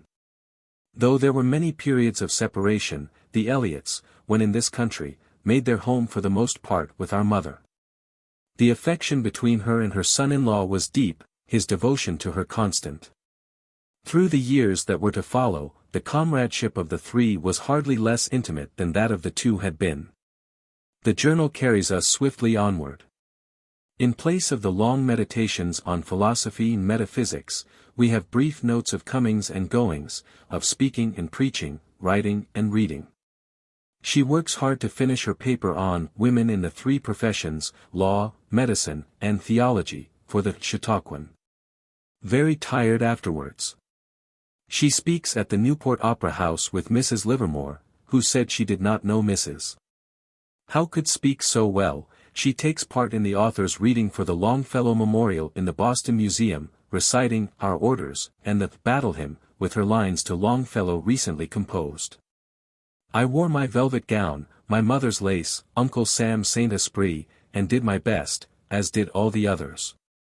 The next day she speaks at a suffrage meeting in Providence, and makes this comment. Woman's suffrage represents individual right, integral humanity, ideal justice. I spoke of the attitude and action of Minerva in the Eumenides. 102 Her resistance to the Furies, who I said personified popular passion fortified by ancient tradition, her firm stand for a just trial, and her casting the decisive ballot. I hoped that this would prefigure a great life drama in which this gracious prophecy would be realized. In a Good Talk with Miss Eddy, 103 she devises a correspondence and circular to obtain information concerning art clubs throughout the country. I am to draft the circular. She makes an address at the Unitarian Club in Providence. The keynote to this was given me yesterday, by the sight of the people who thronged the popular churches, attracted, in a great measure no doubt, by the Easter decoration and music. I thought, what a pity that everybody cannot hear Phillips Brooks. I also thought, they can all hear the lesson of heavenly truth in the great church of all souls and of all saints, there is room enough and to spare. She writes a poem for the blind kindergarten at Jamaica Plain. I worked at my poem until the last moment and even changed it from the manuscript as I recited it. The occasion was most interesting. Sam Elliott presided, and made a fine opening address, in which he spoke beautifully of dear Julia and her service to the blind, also of her father. I was joined by Doctors Peabody and Bartle, Brooke Herford and Phillips Brooks. They all spoke delightfully and were delightful to be with. I recited my poem as well as I could. I think it was well liked, and I was glad of the work I bestowed on it. She preaches at Parker Fraternity 104 on the ignorant classes. Small wonder that at the club tea she finds herself not overbright. Still, she had a flash or two. The state of calmer, orchestral conversation, and solo speaking.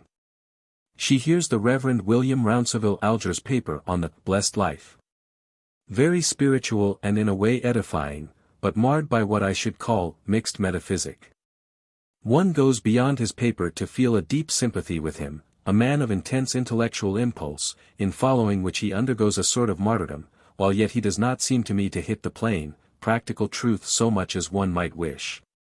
He is an estray between Western and Eastern thought, inclining a good deal, though not exclusively, to the latter. She goes to conferences of women preachers, to peace meetings, to jubilee meetings, in honor of Queen Victoria. She conducts services at the Home for Intemperate Women, and thinks it was a good time. She bites into her paper on Aristophanes, with a very aching head, finishes it, delivers it at Concord before the School of Philosophy. Before I began, I sent this one word to Davidson 105 Eleison. This because it seemed as if he might resent my assuming to speak at all of the great comedian. He seemed, however, to like what I said, and in the discussion which followed, he took part with me, against Sanborn, who accuses Aristophanes of having always lent his wit to the service of the old aristocratic party. Returned to Boston and took train for Weirs, New Hampshire, where arrived more dead than alive. She is at Newport now, and there are tender notes of pleasure with the Hall grandchildren, of reading and prayers with them on Sunday, of picnics and sailing parties. Still, in dreams, she calls back the lost daughter. Still records with anxious care each visionary word and gesture. Dreamed this morning of Charles Sumner and dearest Julia. She was talking to me, part of the time reclining on a sort of lounge. I said to someone, "This is our own dear Julia, feel how warm she is." I think I said something about our wanting to see her oftener. She said pathetically, "Can't you talk of me?" I said, "We do, darling." "Not very often," I think was her reply. Then she seemed to come very near me, and I said to her, "Darling, do they let you come here as often as you want to?" She said, "Not quite." I asked why, and she answered almost inaudibly, "They are afraid of my troubling people." I stirred and woke, but the dear vision remains with me, almost calling me across the silent sea. She writes innumerable letters, date and address of each is carefully noted, and now and then an abstract of her words. The bane of all representative action is that the spur of personal ambition will carry people further than larger and more generous considerations of good are apt to do. So the mean-hearted and ambitious are always forward in politics, while those who believe in great principles are perhaps too much inclined to let the principles do all the work. The following extracts hurry the year to its close. November 7th. Left for Boston by 10:20 a.m. Train, to attend the celebration of Michael's, Anagnos, 50th birthday at the institution, and the opening meeting of the NEWC. Arriving in Boston, I ran about somewhat, fatiguing myself dreadfully. Reached the institution by 4:30 p.m. When, throwing myself on the bed for necessary rest, the desired rhymes for Anagnos's birthday flashed upon me, all of a sudden, and instead of napping, I called for pen and ink and wrote them. The meeting was very good, I presided. Dwight and Rhodo Kanachi made speeches, the latter presenting the beautiful chain given to Michael by the teachers of the institution. Michael was much moved and could not but be much gratified. I proposed 3 cheers at the end. I stole half an hour to attend a meeting in memory of Hannah Stevenson, the friend and housemaid of Theodore Parker, of whom much good was said that I did not know of. I reproached myself for having always been repelled by her ugliness of countenance and tart manner, and having thus failed to come within the sphere of her really noble influence. The occasion recalled a whole vision of the early and painful struggle in Boston, of the martyrdom of feeling endured by friends of the slave, of Parker's heroic house and pulpit. It seemed, as it often does, great to have known these things, little to have done so little in consequence. November 27th. Finished my lecture on Woman in the Greek Drama. It was high time, as my head and eyes are tired with the persistent strain. All the past week has been hard work. No pleasure reading except a very little in the evening. December 1st. Took 2.30 train for Melrose. I read my new lecture, Woman as Shown by the Greek Dramatists, of whom I quoted from Aeschylus, Sophocles, and Aristophanes. A club tea followed, a pleasant one. I asked the mothers present whether they educated their daughters in hygiene and housekeeping. The response was not enthusiastic, and people were more disposed to talk of the outer world, careers of women, business or profession, than to speak of the home business. One young girl, however, told us that she was a housekeeping girl. A very pleasant lady, Mrs. Burr, had been trained by her mother, to her own great advantage. December 18th. For the Parker fraternity a text occurs to me, upon this rock I will build my church. We'll speak of the simple religious element in human nature, the loss of which no critical skill or insight could replace. We'll quote some of the acts and expressions of the true religious zeal of other days, and ask why this means nothing for us of today. Her first act of 1888 was to preach this sermon before the Parker fraternity. It was one of those best liked by herself and others. The great event of this year was her visit to California. She had never seen the Pacific coast, the Elliots were going to Chicago for an indefinite stay. Her sister Annie, whom she had not seen in many years, begged earnestly for a visit from the bold bird. She decided to make the journey, and arranged a lecture tour to cover its expenses. The expedition was throughout one of deepest interest. It began with a day of frightful hurry and fatigue. I had been preparing for this departure for some time past, yet when the time came, it seemed as if I could hardly get off. Maud worked hard to help me. She insisted upon arranging matters for me. Went to the bank, got my ticket. We parted cheerfully, yet I felt the wrench. God knows whether she will ever be in my house again, as my partner in care and responsibility. After an AAW conference in Boston and a woman's council in Washington, she took the road. Her first stop was at Chicago. Here she was very busy and not quite well. Divided the day between Maud and some necessary business. At 3:15 p.m. the dreadful wrench took place. Maud was very brave, but I know that she felt it as I did. To Maud. Merchant's Hotel, St. Paul, Minnesota, April 10th. So far, so good, my dear sweet child. I got me off as well as possible, though we had many complications and delays as to the ticket. My section was very comfortable. I had supper in the dining car, and slept well, no theater troupe nor D.T. being aboard. I have now got my ticket all straight to Frisco, and won't I Frisco? When I get there. The next stop was at Spokane Falls. Here she had a bronchial attack, very hoarse and sore in my throat and chest. Went over my lecture carefully, leaving out some pages.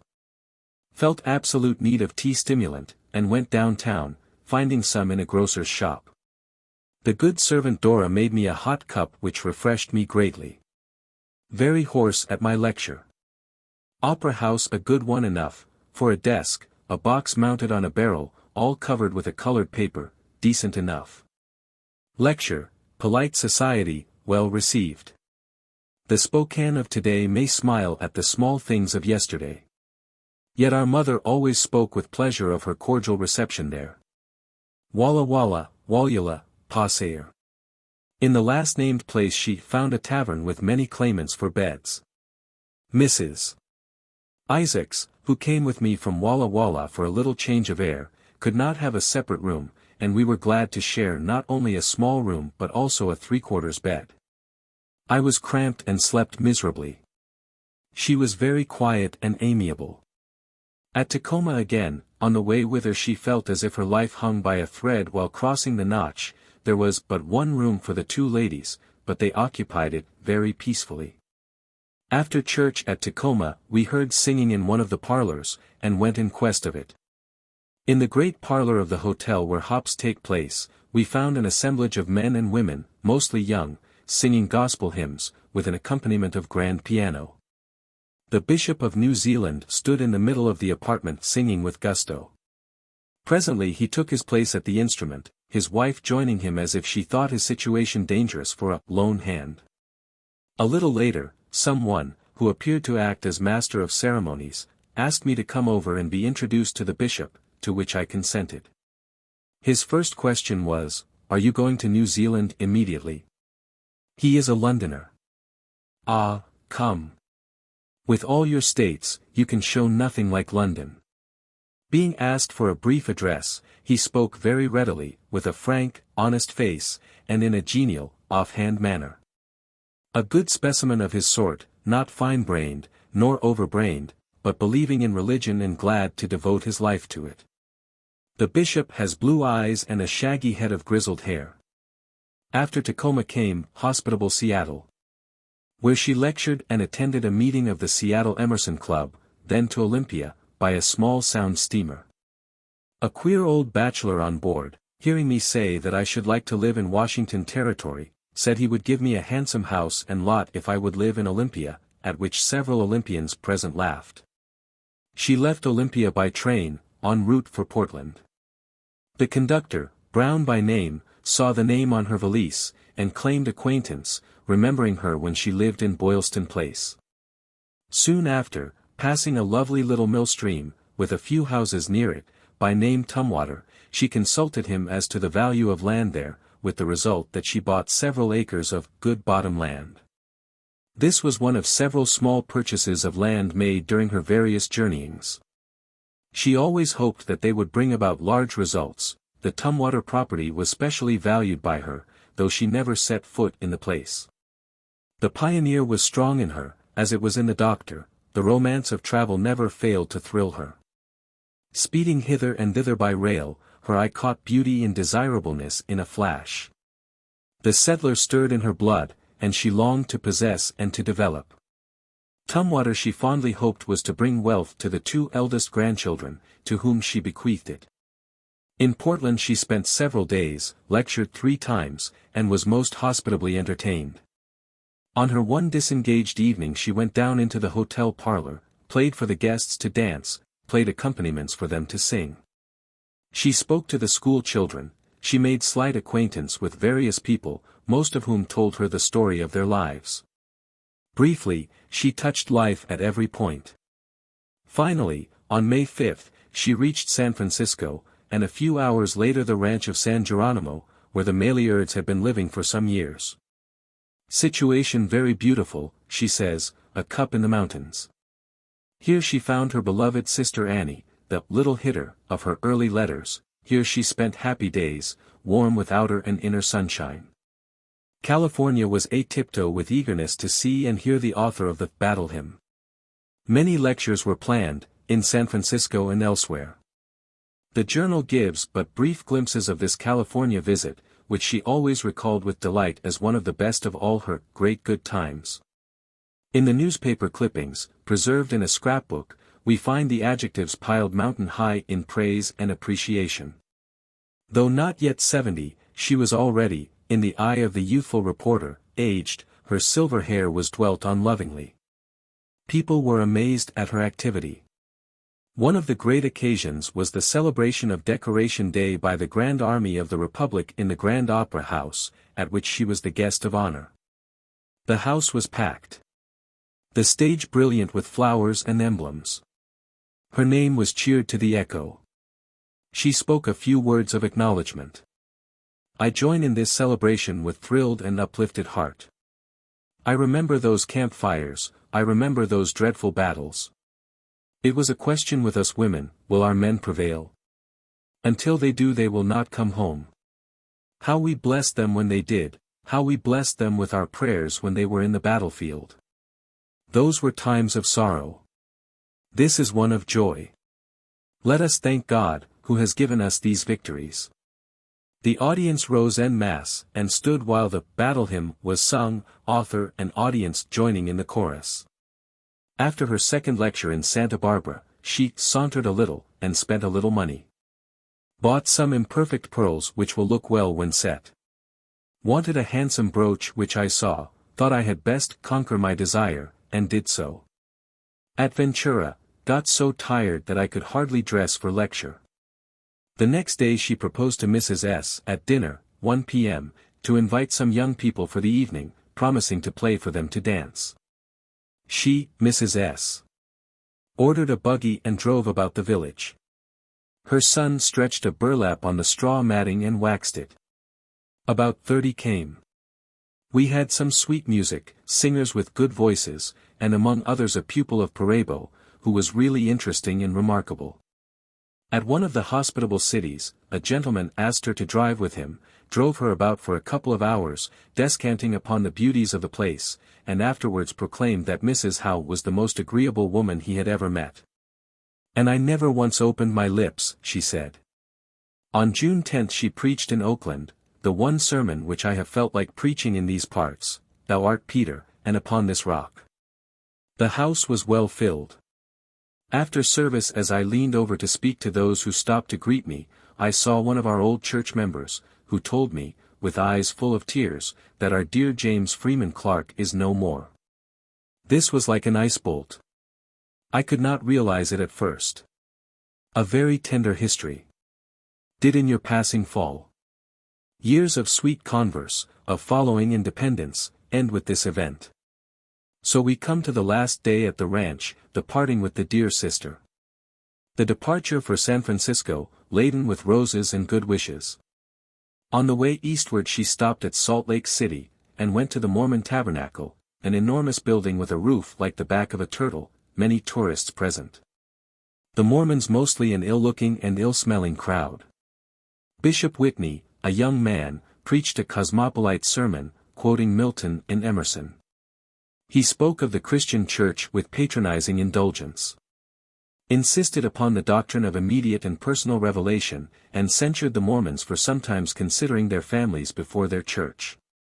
Communion, bread in silver baskets and water in silver cups, handed to every one, children partaking with the rest, no solemnity. June 26.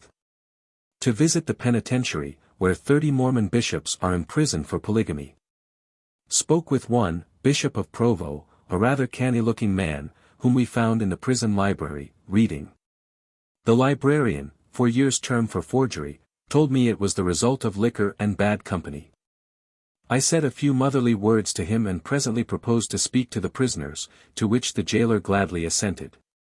I began by saying, "I feel to speak to you, my brothers." Said that all of us make mistakes and many of us do wrong at times. Exhorted them to give, in future, obedience to the laws upon which the existence of society depends. The convict Montrose sent to me a little chain and ornaments of his own making. I promised to send 1 or 2 books for the library. So, through Bowery and breezy Nebraska, such a relief to eyes and nerves, to Chicago, where Maud kept and comforted her as long as might be, and sent her refreshed on her way, finally to Boston, where she arrived half-starved, and so to Newport. To Maud. July 8, 1888. Grumble, grumble, tumble, tumble. For something to eat. Fast why nasty, nasty. At last why. Ma's dead beat. Oh. The dust of it, and the swirl, in which the black porter and the white babies all seemed mixed up together. A few dried and withered old women, like myself, were thrown in, an occasional smoky gent, and the gruel, thick and slab, was what is called human nature. This is the spleeny vein, and I indulge it to make you laugh, but really, my journey was as comfortable as heat and speed would allow. Imagine my feelings on learning that there was no dining or buffet car. Do not grieve about this, the biscuits and bananas which you put up carried me quite a way. We got a tolerable breakfast at Cleveland, and a bad dinner at Buffalo, but dry your eyes, the strawberry shortcake was uncommonly good.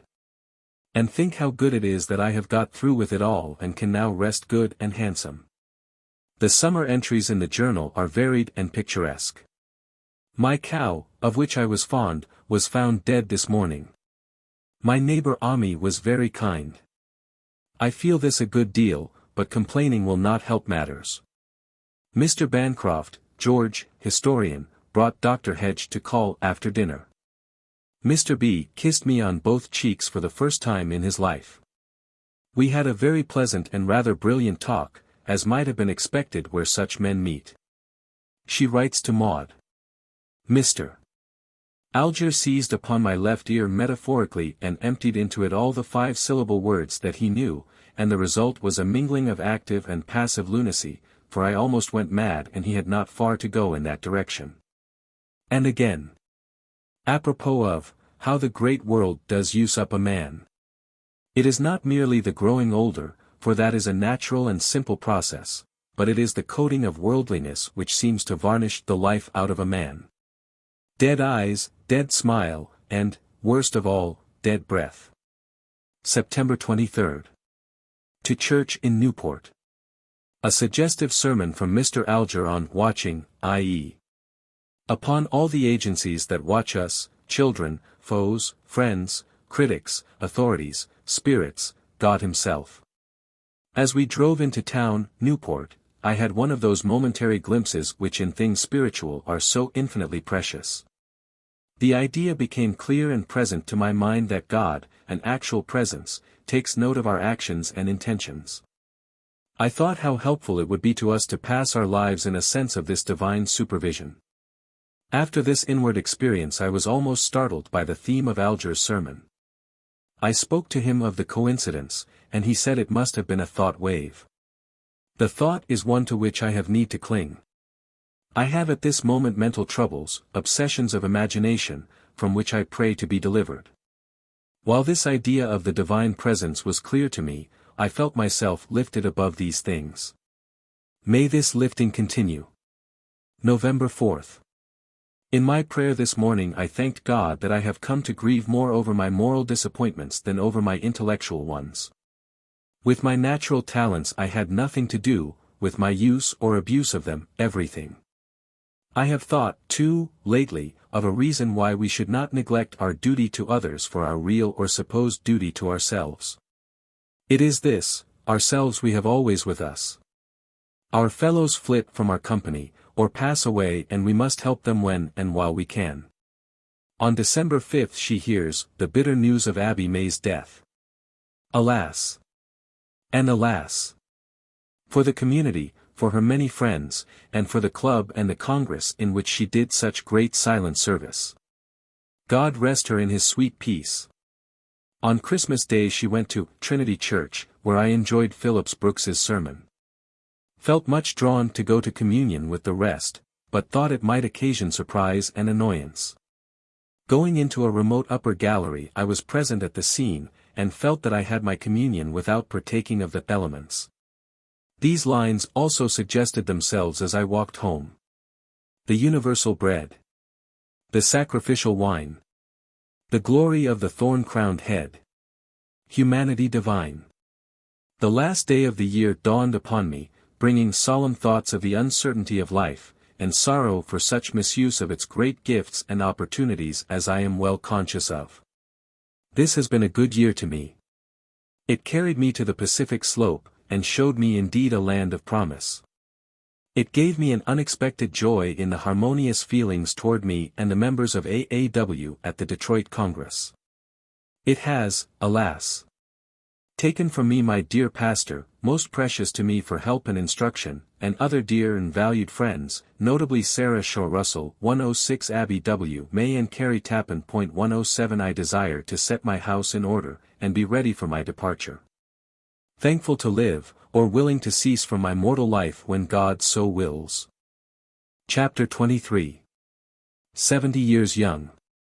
1889 to 1890, AET. 70 to 71.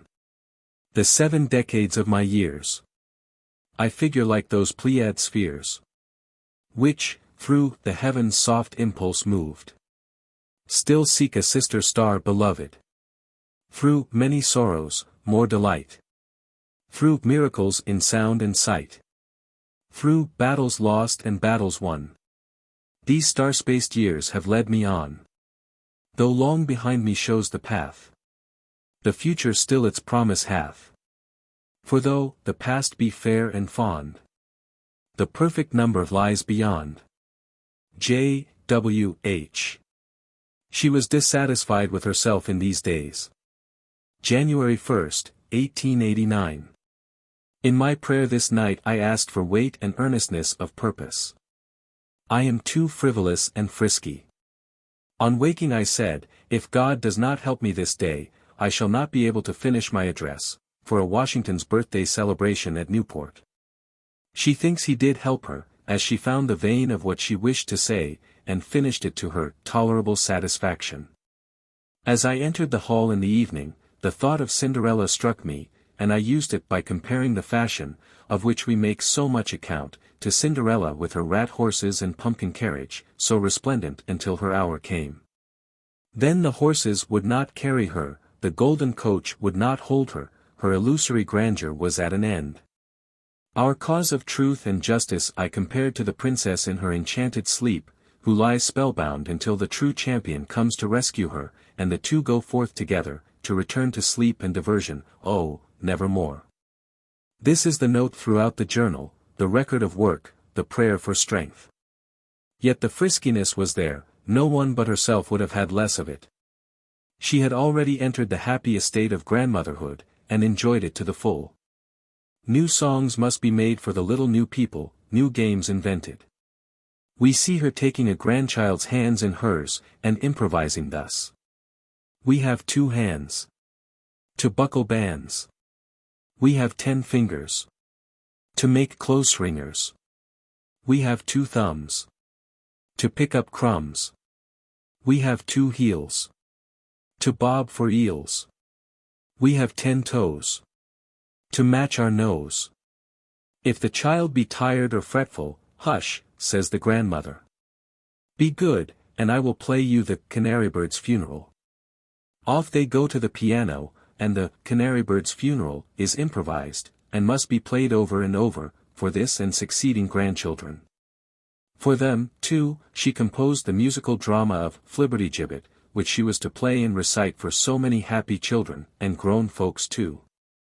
Flibbertigibbet was a black imp who appeared one day in the marketplace, and playing a jig on his fiddle, set all the people dancing whether they would or no.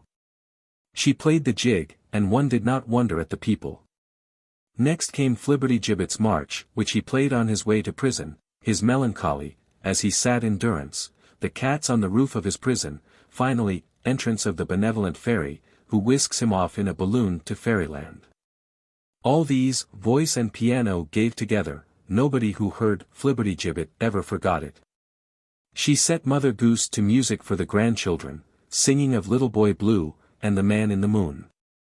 She thought these nursery melodies among her best compositions. From time to time, however, other and graver airs came to her, dreamed over the piano on summer evenings, or in twilight walks among the Newport meadows. Some of these airs were gathered and published in later years. 108. In May of this year she notes the closing of a life long associated with hers. May 24. Laura Bridgman died today at about 12 m. This event brings with it solemn suggestions, which my overcrowded brain cannot adequately follow. Her training was a beautiful outblossoming from the romance of my husband's philanthropy. She has taught a great lesson in her time, and unfortunates of her sort are now trained, without question of the result. This was to S.G.H. an undiscovered country in the first instance. I cannot help imagining him as standing before the face of the highest and pointing to his work, happy, thrice happy man, with all his sorrow. The close of her 70th year was a notable milestone on the long road. May found her still carrying full sail, a little more tired after each exertion, a little puzzled at the occasional rebellion of Sister Body, her hard-worked A.B., but not yet dreaming of taking in a reef. The 70th birthday was a great festival. Maud, inviting Oliver Wendell Holmes to the party, had written, "Mama will be 70 years young on the 27th. Come and play with her.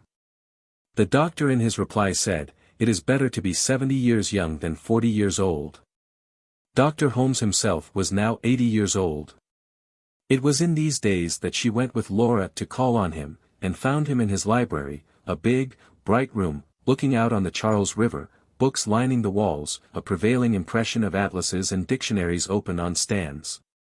The greeting between the two was pleasant to see, their talk something to remember.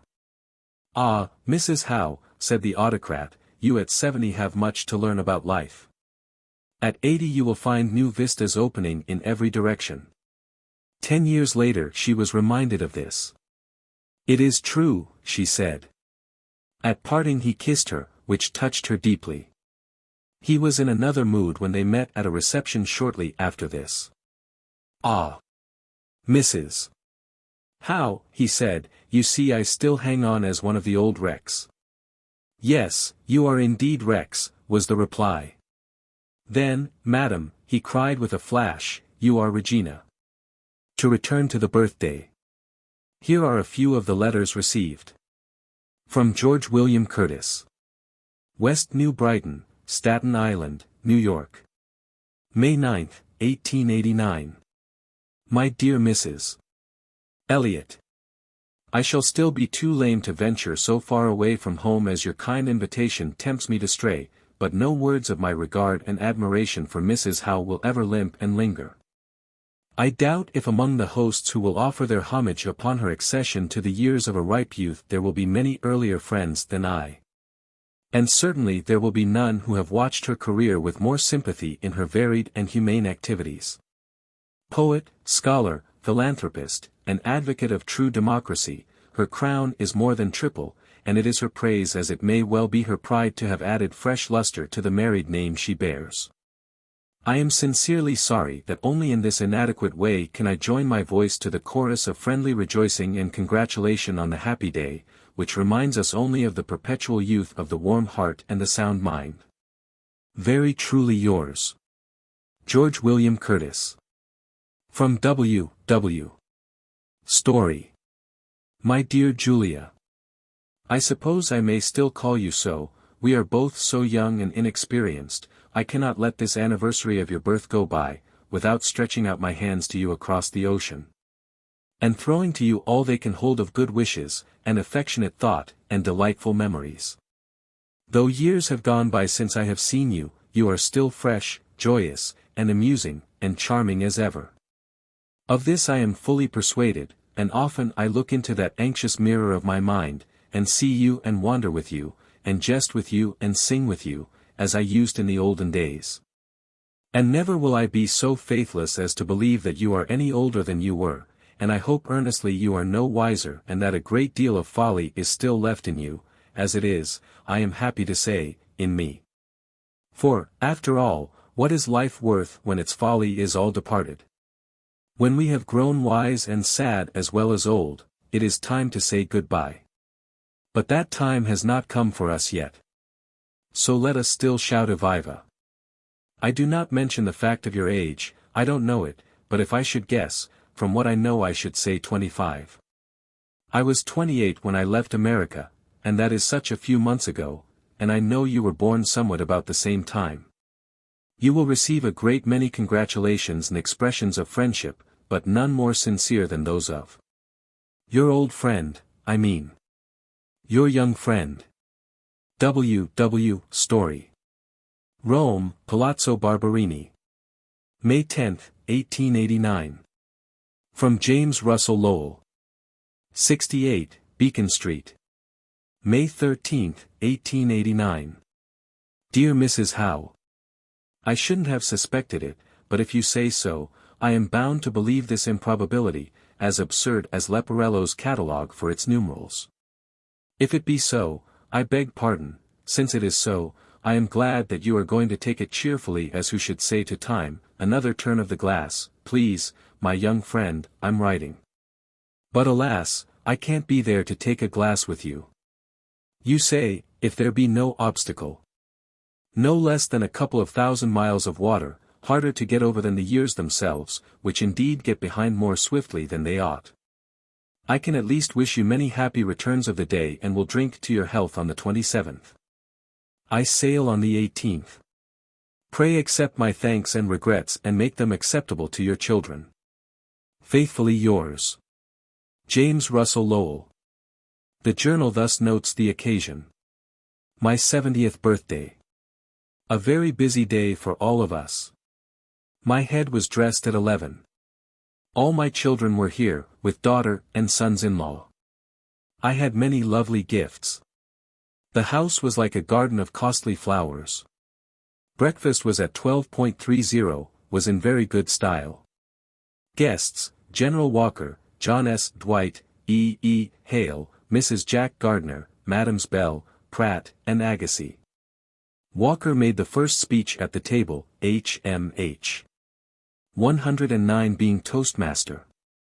Walker seemed to speak very feelingly, calling me the first citizeness of the country, stood silent a little and sat down. Dwight read a delightful poem. Hale left too soon to do anything. H. introduced J.S.D. Thus, sweetness and light, your name is Dwight. While we sat at table, baskets and bouquets of wonderful flowers kept constantly arriving, the sweet granddaughters brought them in a sort of procession lovely to see. It rained in the afternoon, but the house was thronged with visitors, all the same. A sober entry, written the next day, when she was very tired, with a delightful fatigue, but on the day itself she was gay, enjoying her party to the full, treasuring every flower, wondering why people were so good to her. The festivities lasted several days, for every one wanted to play birthday with her. The New England Woman's Club gave her a luncheon, which she valued next to the home celebration. The blind children of the Perkins Institution must hear her speak, and in return sing some of her songs, and give her flowers, clustering round her with tender, groping fingers that sought to clasp hers. Moreover, the last week of May is Anniversary Week in Boston. Suffragists, women ministers, Unitarians, uplifters, of every description, held their meetings, traditionally in a pouring rain, and one and all wanted Mrs. Howe. I have said to God on every morning of these busy days, give me this day, and he has given them all, i.e., he has given me power to fulfill the task appointed for each. When she finally got to Newport, she was dazed with the quiet after the strain of heart and fatigue. The ministry was much in her mind this summer. I take for my guidance a new motto, I will ascend. Not in my ambition, but in my thoughts and aims. A dry Sunday, i.e., no church, it being the women's turn to go. I shelled peas for dinner. Began Rambaud's History of Russia. I think of 2 sermons to write, 1, A Spirit of Power, 1, Behold, I show you a more excellent way. Suffrage had its meed too in these summer days. Have copied my call for the Congress. In my coming suffrage talks will invite women to study the history of their sex in the past, and its destiny in the future. Inertia and ignorance are the great dangers of society. The old condition of women largely increased instead of diminishing these sources of evil. The women were purposely kept ignorant, in order that they might be enslaved and degraded. Inertia is largely fostered by the paralysis of independent action. I feel just now that we ought to try hard to have all the Far West represented at the Denver Congress. Thought a book or article about fooleries would be entertaining and instructive. The need of this element in human society is shown by the ancient jesters and court fools. In Bible times Samson made sport for the Philistines. People now do their own dancing and their own fooling, some of it very dull. Query, what ancient jests have been preserved? The Fools of Old and of All Time would not be a bad title. In October came the Woman's Congress in Denver. She was there, attending all meetings and sessions. Mrs. S. paper on the redemptive power of art was very so-so, and did not touch my conception of the theme, viz., art made valuable for the reform of criminals. I spoke of this with warmth.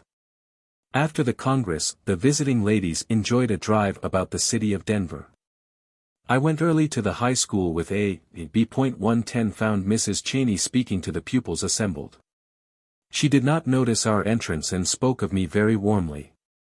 Presently, turning round, she saw us and we all laughed. I spoke to them of my drink of youth, compared the spirits of youth to steam given to carry them on a celestial railroad, compared youth to wine in a beautiful vase. Spoke of ancient libations to the gods, our libation to be poured to the true divine, urged them not to starve their studies in order to feed their amusements. 2 ways of study, one mean, the other generous. Told them not to imitate savages, who will barter valuable land for worthless baubles, not so to barter their opportunities for barren pleasures. She preached at Unity Church Sunday morning. At Grace Church, Methodist, in the afternoon. Spoke to the text, God hath not left himself without a witness. This witness is in every human heart, which, with all its intense desires, desires most of all, law, order, religion. I applied my text to the coming out into the new territories.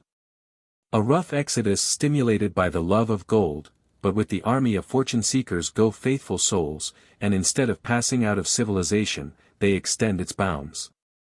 Praise waiteth for thee in Zion, yes, but the prophet says, the solitary places shall be glad for them, etc. I set this down for future use. The Denver people were most friendly, and she enjoyed the visit greatly. Thence she stepped westward once more, lecturing and preaching as she went, everywhere welcomed with cordial warmth, everywhere carrying her ministry with her. A sweet young mother was dreadfully plagued with 2 babies. I helped her as much as I could. A delicate young woman was traveling with her father, a boy of 5 years, and a semi-friend, semi-help, not much of either. This party sat opposite me in the Pullman, and soon made acquaintance. She is going for her health from Tacoma to California. An odd-looking genius, something like, in his youth, got in somewhere and attracted my attention by his restless manner. I took him for no good, a gambler, perhaps. He seemed to notice me a good deal. Made acquaintance with the odd-looking young man. He is a timberland broker. He had noticed me because I reminded him of his mother. We became friends. He told me his story. He brought another gentleman, a man more of society than himself, and we and Mrs. Campbell played whist. We were quite gay all day. In the evening a sad, elderly man whom I had observed, came over and showed me his wife's photograph as she had looked in health, and then a photograph of her in her last illness, he holding her up in his arms. He said he was traveling to help his sorrow. At reading my 2 whist gentlemen cried out, tamales, and rushed out. They presently returned, bringing some curious Mexican eatables, cornmeal with chicken and red peppers rolled in corn leaves. These folk all left at Sacramento at 3 in the morning. California was once more her goal. This second visit was brief and hurried. Scurry to dress for the Forefathers' Day celebration. Oakley was my squire. I was taken down to dinner by Professor Moore, president of the occasion. I was suddenly and unexpectedly called for, and all were requested to rise, which was a great honor done me. I spoke of 2 Congregationalists whom I had known, Antoinette Blackwell, of whose ordination I told, then of Theodore Parker, of whom I said, nothing that I have heard here is more Christian than what I heard from him. I told of his first having brought into notice the hymn, Nearer, my God, to Thee, and said that I had sung it with him, said that in advising with all women's clubs, I always urged them to include in their programs pressing questions of the day. Was much applauded. They then sang the battle hymn and we adjourned. She spent Christmas with Sister Annie, in great contentment. Her last word before starting for home is, thank God for much good. To Maud. Boston. I reached Boston very comfortably on Monday night about 11 o'clock. I was slower than usual, on the journey, in making friends with those around me, but finally thought I would speak to the pleasant-looking woman on my left. She had made acquaintance with the people who had the 2 sections behind mine. I had observed a gaunt young man going back and forth, with a look on his face which made me say to my friend in number 9, that man must have committed a murder. Who do you think he turned out to be? Lieutenant Ripley, of the Vandalia, USN, the great ship which went to pieces on the Samoan reef. I, of course, determined to hear about it from his own lips, and we had a most interesting talk. He is very slight, but must be all nerve and muscle. All the sailors in the top in which he was clinging for his life fell off and were drowned. He held on till the Trenton came down upon them, when, with the others who were saved in other parts of the rigging, he crept along a hawser and somehow reached the Trenton. Fearing that she would go to pieces, he started with 15 sailors to swim ashore. He alone was saved. He says he is much practiced in swimming. I spoke of this all as a dreadful experience. Yes, said he, with a twinkle in his eye, but the storm cleared out the Germans for us. He was thrown ashore insensible, but soon recovered consciousness, had been naked and without food for 36 hours. Took a cup of coffee in one hand, and a cup of brandy in the other, and swallowed a little from each alternately, his refection lasting from 9 in the evening till 1 o'clock at night. To the same. We have not seen the sun in some days.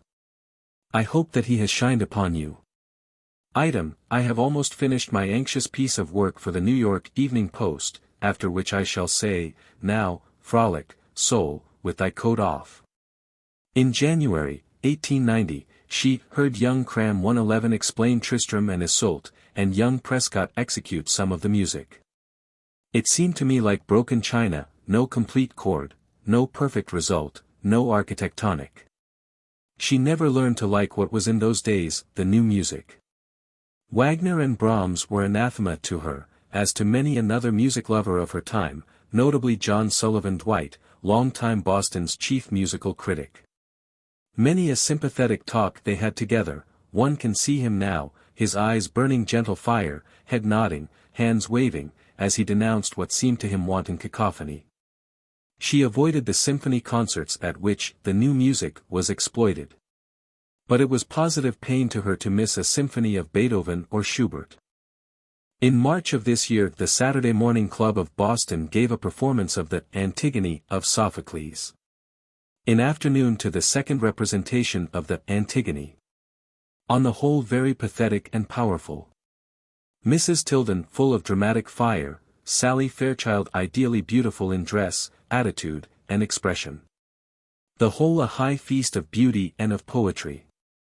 The male parts wonderfully elusive. Especially that of Tiresias, the seer. To Laura. 241, Beacon Street, Boston. April 26, 1890. I.S.E. very sorry for unhandsome neglect complained of in your last. What are we going to do about it? I have now and then made efforts to reclaim the old party, but have long considered her incorrigible. What shall we say, then? Where sin doth abound, grace shall much more abound, or words to that effect, are recorded of one Paul, of whom I have no mean opinion. So, there's scripture for you, do you see? As I wrote you yesterday or day before, things have been hoppy here since my return. The elder Agassiz used to mention in his lectures the Lepidoptera, and I think that's the creature, insect, I believe, which infests Boston. What I have hopped for, and whither to, I cannot in the least remember. Flossie was here, as you know, and I hopped for her. I also tended 2 of the festival oratorios, which were fine, but to me very fatiguing. I find that I must take public amusements, when I do take them, in the afternoon, as in the evening bodily fatigue overmasters even the aesthetic sense, and it is not worth while to pay a large price for the pleasure of wishing one's self at home. The benefit at Boston Museum for the Vincent Hospital netted over $1,600. It was a brilliant success, but I caught there the first cold I have had since my return from the far west. Maud is very busy with the flower table, which she has undertaken, having nothing to do. This is for the Vincent Fair, which will take place on Tuesday, 29th. Have got a few lovely books from Libby's sale of the Hart collection, among other things, a fine French edition of Les Miserables, which I am at last glad never to have read, as I shall enjoy it, D.V. in some of the long reading days of summer. Your Auntie Dante. Ma. P.S. Before the Libby sale I wickedly bid $25 upon a small but very precious missal. It brought $825. When she reached Oak Glen in mid-June, she felt a constant discouragement, was lonely, and missed the cheerful converse of her club and suffrage friends. My work seems to me to amount to nothing at all. She soon revived, and determined to fulfill in due order all the tasks undertaken for this summer, so attacked the Kappa poem and wrote at a stretch 22 verses, of 4 lines each, which was pretty much my day's work. Read in Martineau, in J. F. C., A Little Greek, and The Miserable, Les Miserables. She decided to hold some conversations in the Unitarian parsonage, and wrote out the following topics for them. Useful undertakings in this city as existing and needed. How to promote public spirit in American men and women. How to attain a just average estimate of our own people. How far is it wise to adopt the plan of universal reading for ourselves and our young people? In what respects do the foreign civilizations retard, in what do they promote the progress of our own civilization? In August she preached to the women in Sherborne prison, choosing a text of cheer and uplifting, Thine is the kingdom, and the power, and the glory. Read part of Isaiah 40th. Said that I had wished to bring them some word of comfort and exhilaration. Pointed out how the Lord's Prayer begins with solemn worship and ascription, aspiring to God's kingdom, praying for daily bread and for deliverance from temptation and all evil. At the close it rises into this joyous strain, Thine is the kingdom, etc. Tried to show how the kingdom is God, the great providential order, before and beyond all earthly government. Then the power, that of perfect wisdom and goodness, the power to know and rule all things, to be everywhere and ever present, to regulate the mighty sweep of stars and planets, and, at the same time, to take note of the poorest and smallest of us. The glory first of the visible universe, glory of the day and night, of the seasons, glory of the redeeming power of truth, glory of the inexhaustible patience, of boundless compassion and love. She enjoyed the visit to the prison and was thankful for it. A few days later, at a meeting in Newport, she heard a lady demand that the children of genius should be set apart from others for special education and encouragement, receiving a pension even in their early years.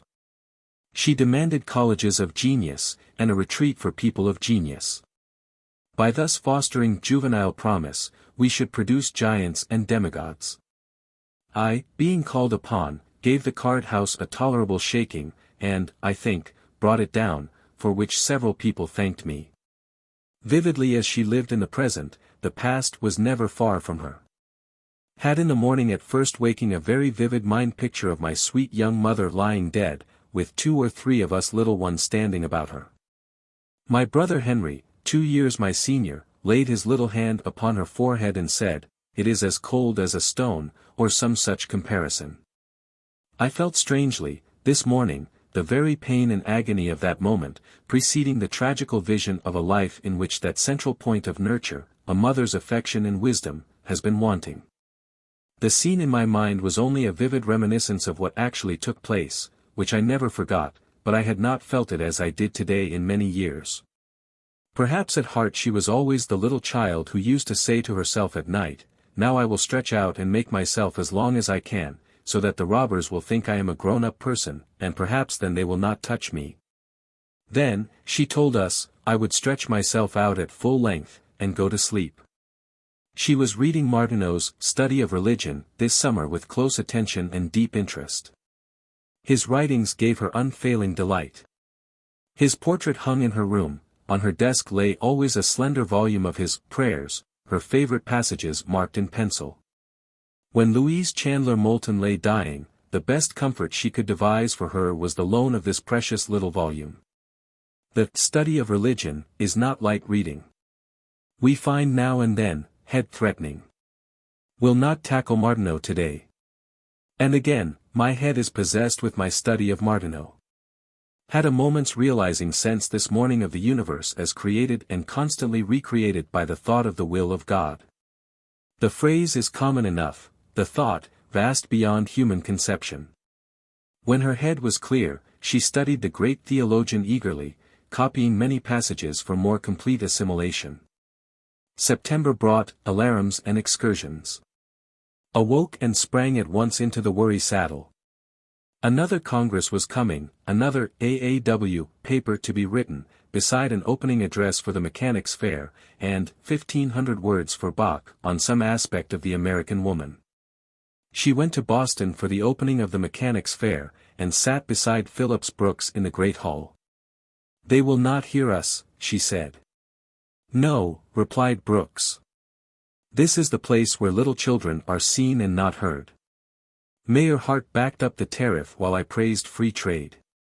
My text was 2 words of God, use and beauty.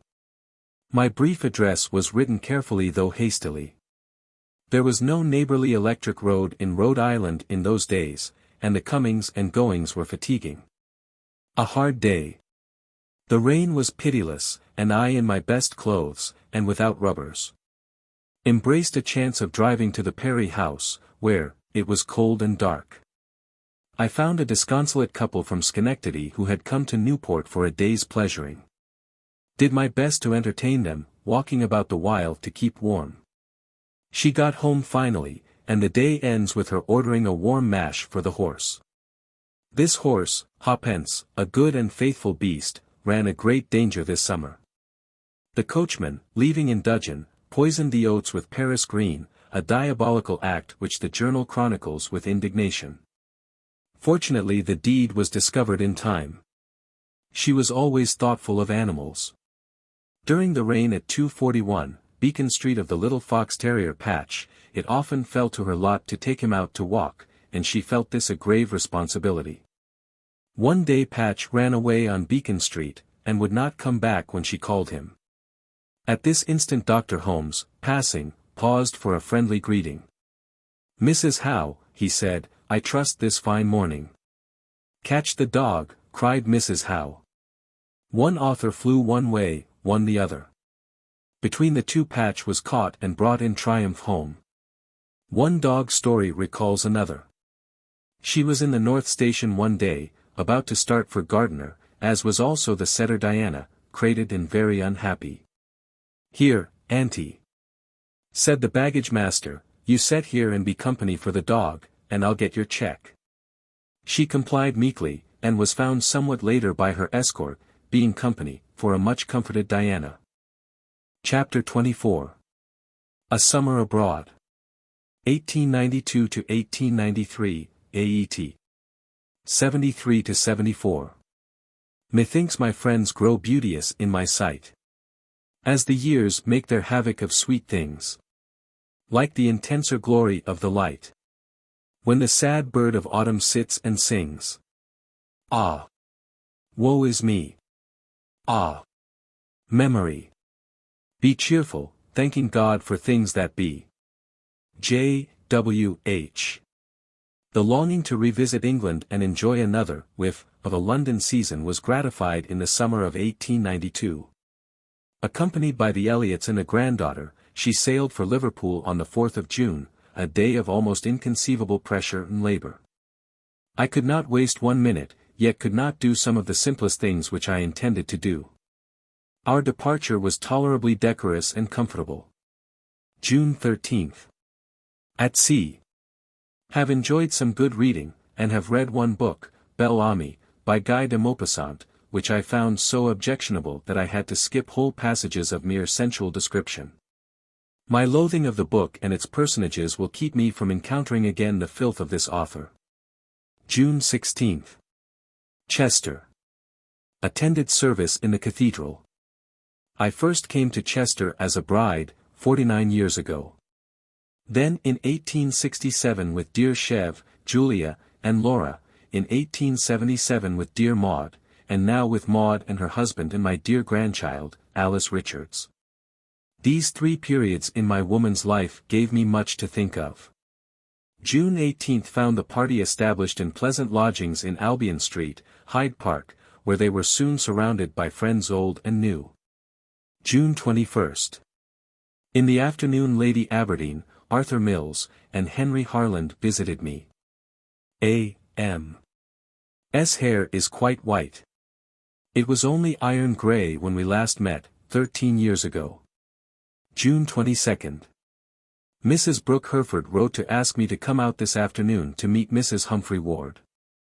The Albert Hall performance very interesting.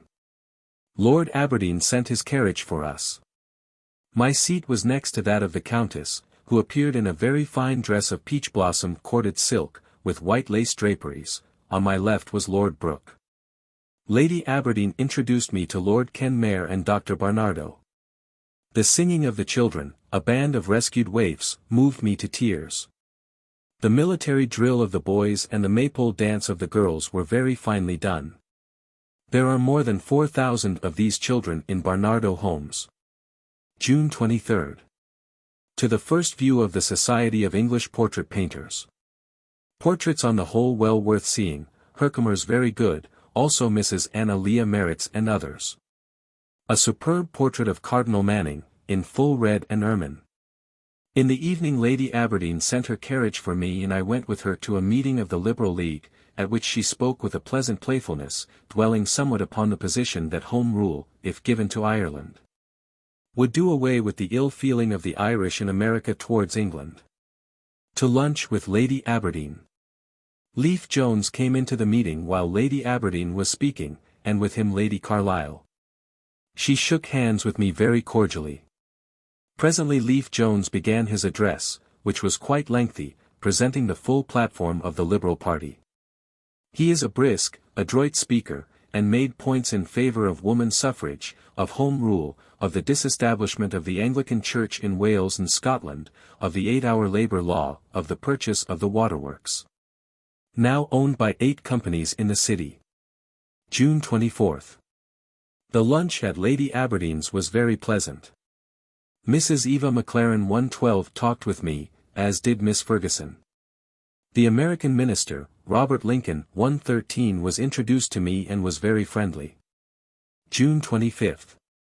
Went to Toynbee Hall by Whitechapel bus. Had received a note, which I supposed to be from a lady, offering to show me over the institution. We were shown into a large room, bare of carpet, but with some pictures and bric-a-brac. After waiting half an hour, a young gentleman made his appearance, a Mr. Ames. The letter had been from him. He showed me Mr. Charles, not General, Booth's map of gradations of wealth and poverty in London.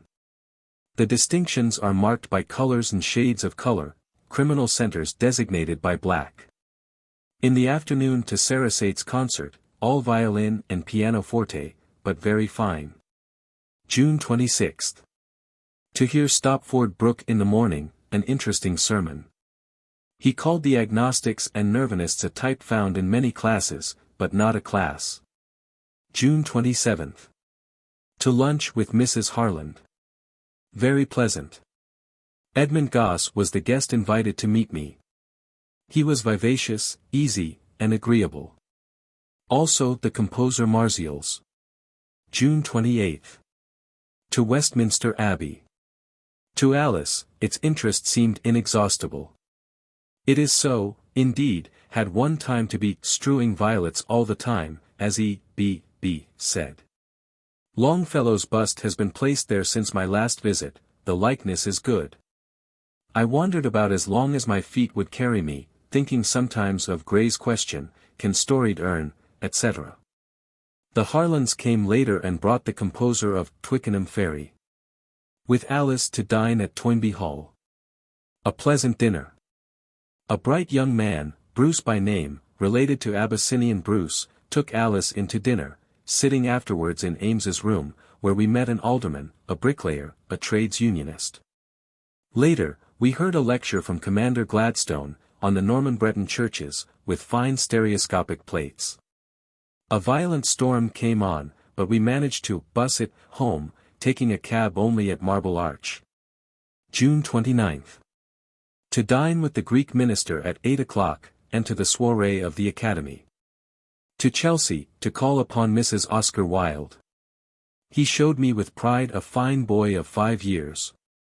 We had some talk of old times, of his visit to America.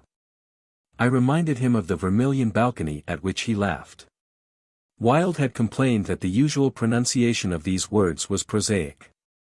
June 30. Mrs. Oscar Wilde asks us to take tea on Thursday. She has invited Walter Pater. Have writ to James Bryce. July 2. To see Oscar Wilde's play, Lady Windermere's Fan, at St. James's Theatre. We went by invitation to his box, where were Lady Wilde and Mrs. Oscar. The play was perfectly acted, and is excellent of its kind, the motif not new, but the denouement original in treatment. After the play to call on Lady Rothschild, then to Constance Flower, 114, who showed us her superb house full of treasures of art. July 4th. Mrs. Edmund Gosse came and took us to Alma-Tadema's beautiful house and garden.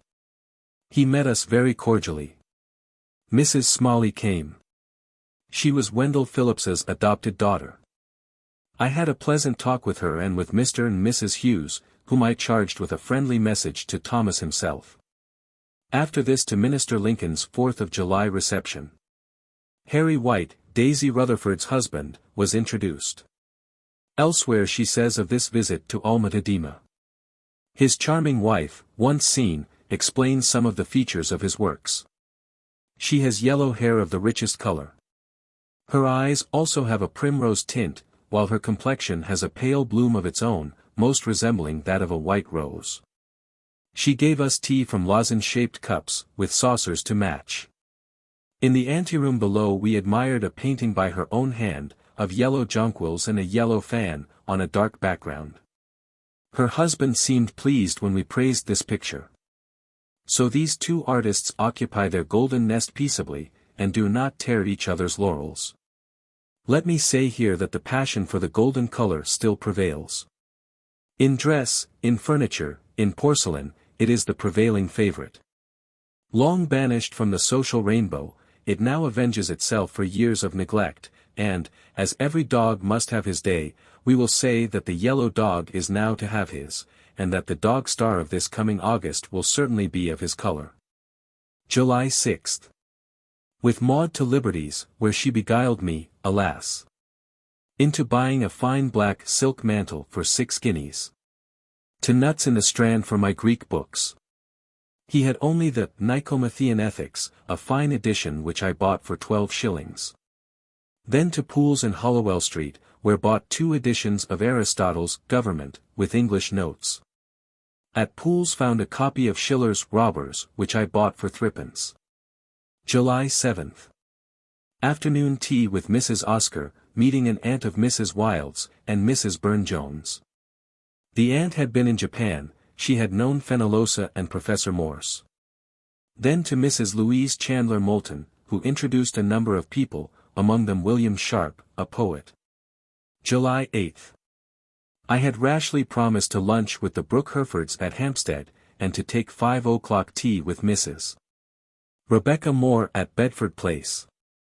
The Herefords were delightful, and Hampstead is a charming suburb. We saw the outside of Mrs. Barbauld's house. Hereford said much good of Cookson, a farmer's son whom he had known in England from his beginnings, a dignified, able, excellent man in his esteem. From this a long distance to Mrs. Moore.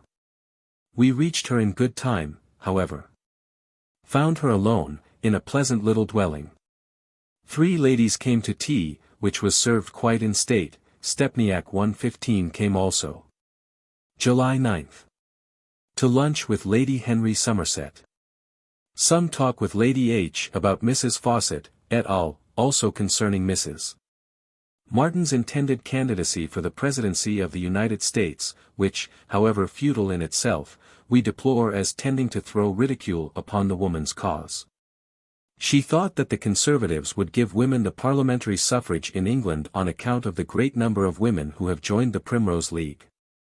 July 10th. To the Temple Church. The organ voluntaries, strangely, I thought, were first Chopin's Funeral March, second the Dead March in Sol. A notable sermon from Dr. Vaughan. The discourse was really concerned with the political situation of the moment, the strong division of feeling throughout the country, and the fears of many lest the doctrine in which they believe should be overthrown. He said that the real ark of God was the Church Universal, which has been defined as the whole company of believing Christian people throughout the world. Many changes would occur, but the vital principle of religion would prove itself steadfast, a truly noble sermon, worthy of Phillips Brooks. July 12th. To the new gallery, in which were 2 fine portraits by Herkomer, a superb one of Paderewski by Tadema, and one of Walter Crane by Watts, also of distinguished excellence. Later, called upon the Duchess of Bedford, a handsome woman, sister to Lady Henry Somerset. We talked of her sister's visit to the United States. I was well able to praise her eloquence and her general charm. She has known Lowell well. We talked of the old London, the old Boston, both past their palmiest literary days. She had heard Phillips Brooks at Westminster Abbey, admired him much, but thought him optimistic. July 14. Was engaged to spend the afternoon at Mrs. Moulton's reception and to dine with Sebastian Schlesinger. Many people introduced to me, Jerome, author of 3 Men in a Boat, Malloy, songwriter, Theodore Watts, poetical critic of the Athenaeum. At the dinner I met Mrs. O'Connor, who turned out to be a Texan, pretty and very pleasant, an abolitionist at the age of 6. July 15.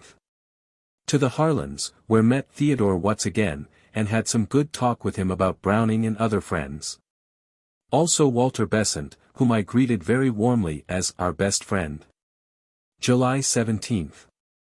A sermon of surpassing beauty and power from the dear Bishop of Massachusetts, Phillips Brooks. The power and spirit of the discourse carried me quite away. We waited to speak with him. I had a dear grasp of the hand from him. I shook my finger at him and said, "Is this resting?" He laughed and said, "This is the last time. I shall not speak again until I reach Massachusetts."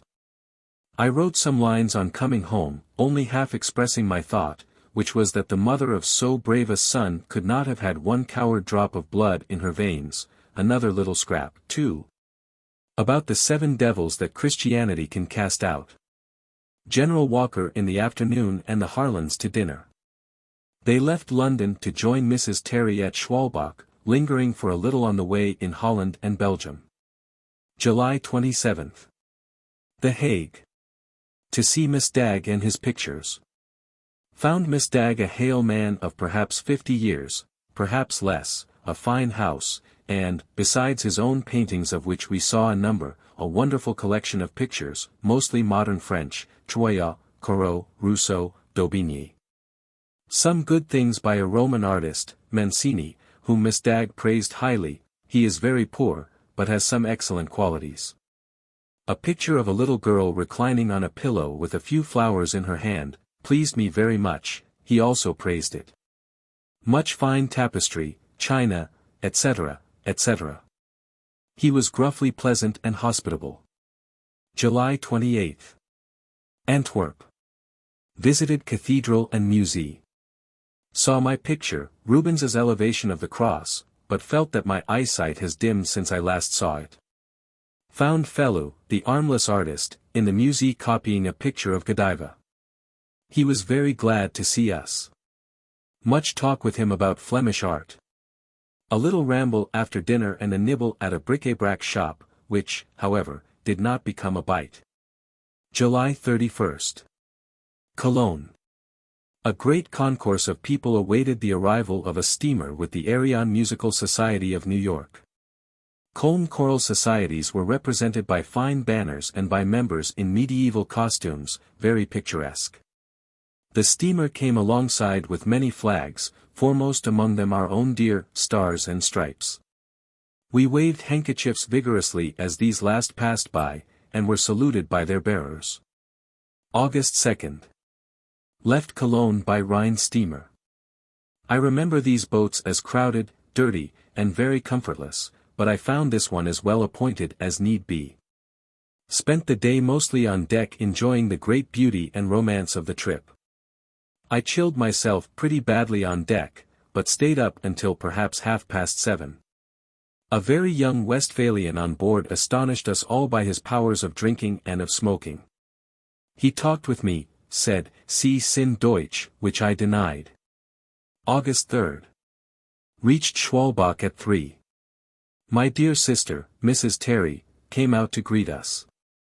The meeting was a little tearful, but also cheerful. Much has passed and passed away in these eventful years. Presently Louisa and I were as though we had not been parted at all. She is little changed, and retains her old grace and charm of manner. August 4th. Out early with my sister. We have a regular and restful plan of living. Meet after dinner, coffee with my sister at 4:30, supper at 7:30, in the evening reading aloud and conversation. I am miserable with pain, probably rheumatic, in my left hip. Think I must have got a chill on the Rhine boat. I say nothing about this. Daisy and Wintie, Mr. and Mrs. Winthrop Chandler, came this afternoon. August 7th. To Anglican service with my dear sister. A dull sermon. The service indifferently read, just the stereotyped Church of England article. My dreadful hip joint does not ache today, and I am ready to skip about with joy at the relief even if it prove but temporary. The pain has been pretty severe and I have said naught about it, fearing treatment. August 9th. Read Aristotle, as I have done all these days. Took up St. Paul's epistle to the Romans, with a more distinct view than heretofore of his attitude relative to them, and theirs to him. Walked out with my sister, and saw at the bric-a-brac booth near the Stahlbrunnen a ring composed of a fine garnet, set with fine diamonds, wonderfully cheap, 136 marks, I foolishly wanted it. August 16th. Heidelberg. To the castle, an endless walk and climb. I was here in 1843, a bride, with dear Chev, my dearest brother Marion, and my cousin, Henry Hall Ward.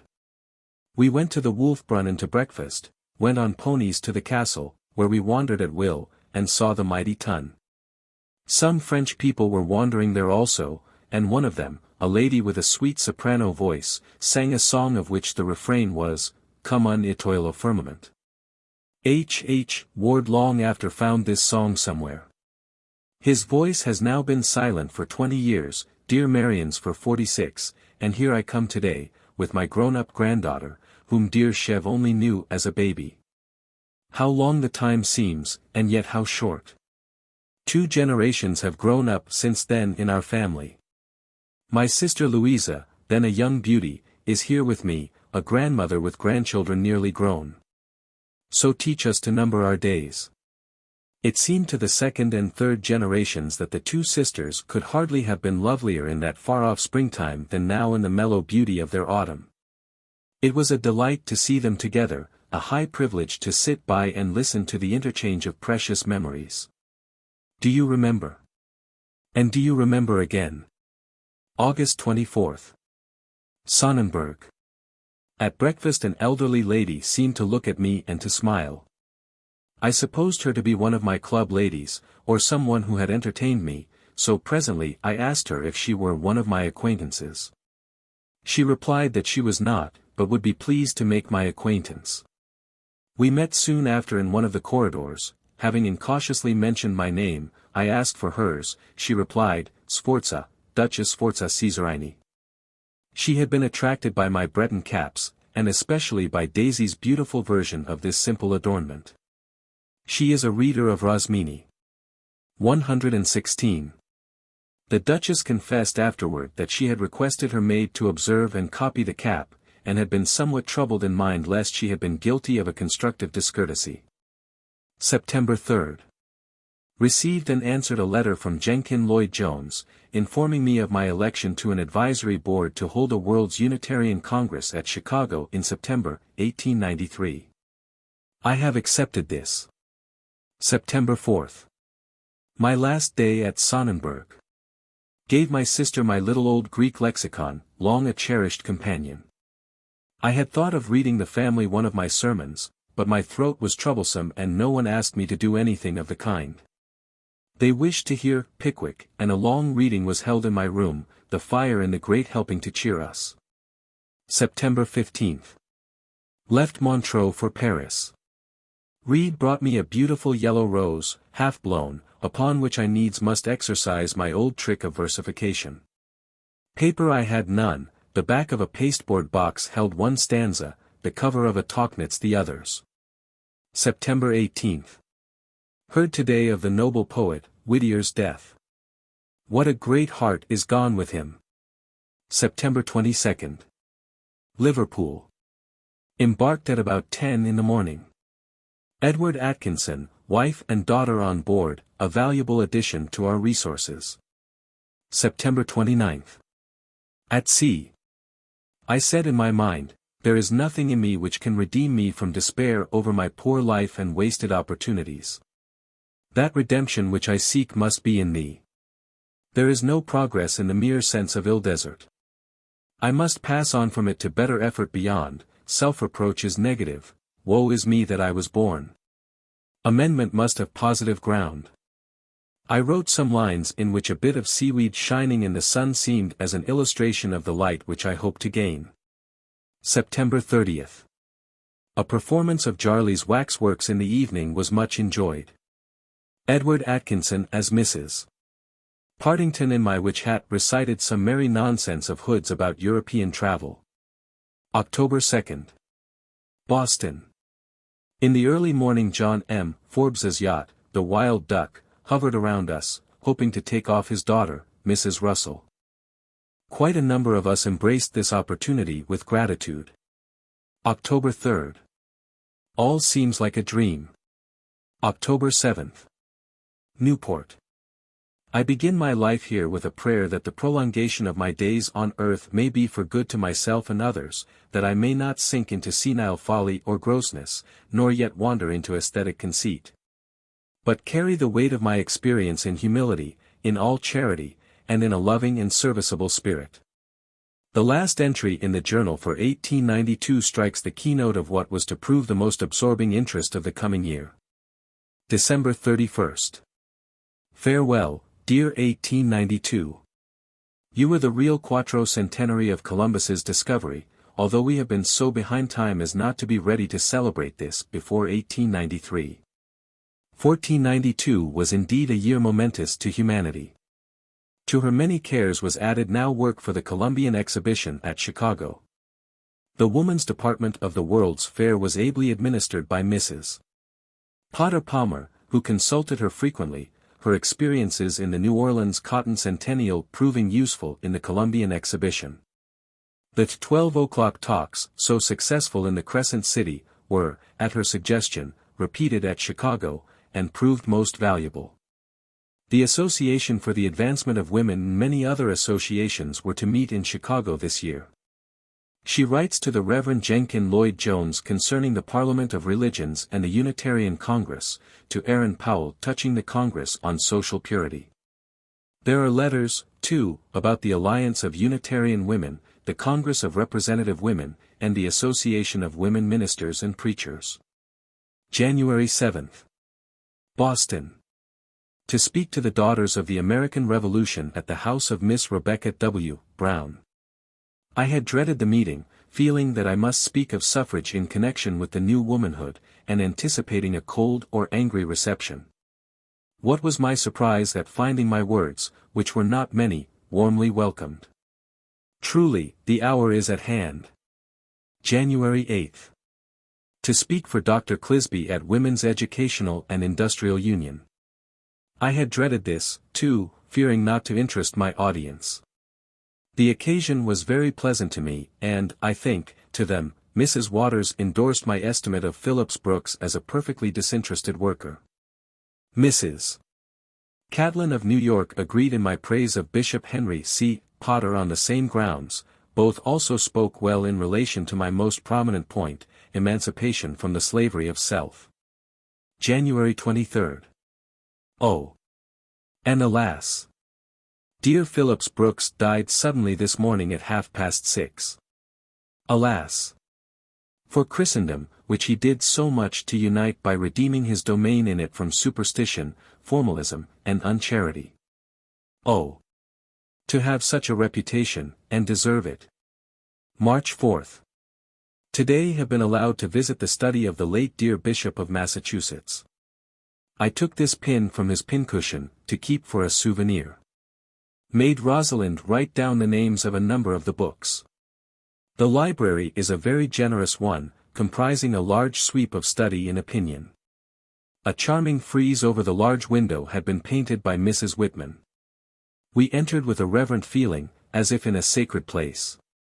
The dining room, and his seat thereat, with portraits of his parents and grandfather. The mother was of his color, dark of eyes and hair, strong temperament, otherwise no special resemblance. His father looked substantial but not remarkable. In mid-May she went to Chicago, to take part in the World's Congress of Representative Women, and in many of the other congresses and conferences of that notable year. May 16. Chicago. Was appointed to preside today over a report convention, of the above Congress, went to room 6 of the Art Palace and found no one. Mrs. Kennard came presently, and Mrs. Clara B. Colby, who stood by me bravely. When about a dozen had gathered I opened the meeting. Mrs. Colby read reports for 2 associations, British, I think. A German delegate had a long report written in German, which it would have been useless for her to read. She accordingly reported as she was able, in very funny English, I helping her when she was at a loss for a word. Her evident earnestness made a good impression. I reported for AAW, partly in writing, partly extempore. In the evening read my paper on the moral initiative as regards women. The hall, of Washington, was frightfully cold. May 17. Going to the Art Palace this afternoon I found an audience waiting in one of the small halls with no speaker. Madam C. had engaged to speak on musical education. I was requested to fill the breach, which I did, telling of the Boston Conservatory of Music, early music in Boston, and down to our time. Had an ovation afterwards of friendly hand-shaking. May 19. Meeting of National Alliance of Unitarian Women. May 27. My 74th birthday. Thank God for my continued life, health, and bodily and mental powers. My prayer to Him is that, whether I am to have a year, a month, a week, or a day more, it may be for good to myself and others. Went to the Columbian Exhibition. Thomas's orchestra playing for Mrs. Potter Palmer's reception given to the women of the Press Association. Later I went into the model kitchen where tea was served by the Singhalese. Mrs. Palmer asked me to follow her brief address with a few words. I did this and told of its being my birthday, at which Mrs. Palmer gave me her bouquet of carnations, and the ladies present rose and waved handkerchiefs. Read my sermon for tomorrow twice and feared it might not strike a keynote here. May 28. Rather nervous about getting to town in time for my service at the Unitarian Church. We were in good time. My mind was much exercised about my prayer, I having decided to offer the longer one, which I did, I hope, acceptably. I don't think that the sermon told as it did in Boston. The church is not easy to speak in. Mr. Fenn said a few words very tenderly about his pleasure in receiving me into his pulpit. The pulpit roses were given me. May 29. Went to the Exposition, where met Mrs. Charlotte Emerson Brown. Went with her to her space in the organization room. She will receive and care for my exhibits. Saw the very fine collection of club manuals, histories, etc. 117. May 30. Made a little spurt to begin my screed for Aaron Powell's meeting on Sunday. Went with dear Maud and Helen Gardner to the fair. Side shows as follows: Cairo Street, Cairo Theatre, Sudanese dancers, very black savages wearing top tufts of black hair or wool, clothed in strips of dirty white cotton cloth, Old Vienna, dinner at Vienna restaurant. The Cairo dancing was simply horrid, no touch of grace in it, only a most deforming movement of the whole abdominal and lumbar region. We thought it indecent.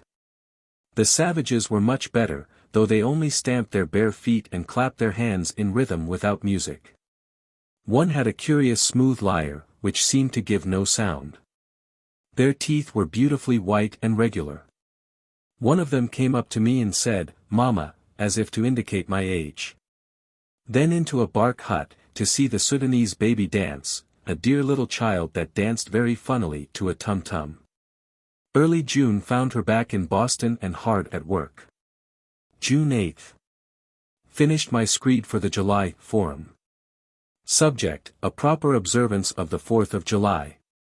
I have prayed over this piece of work as over all the others which have been strung, one after another, in this busiest of years for me.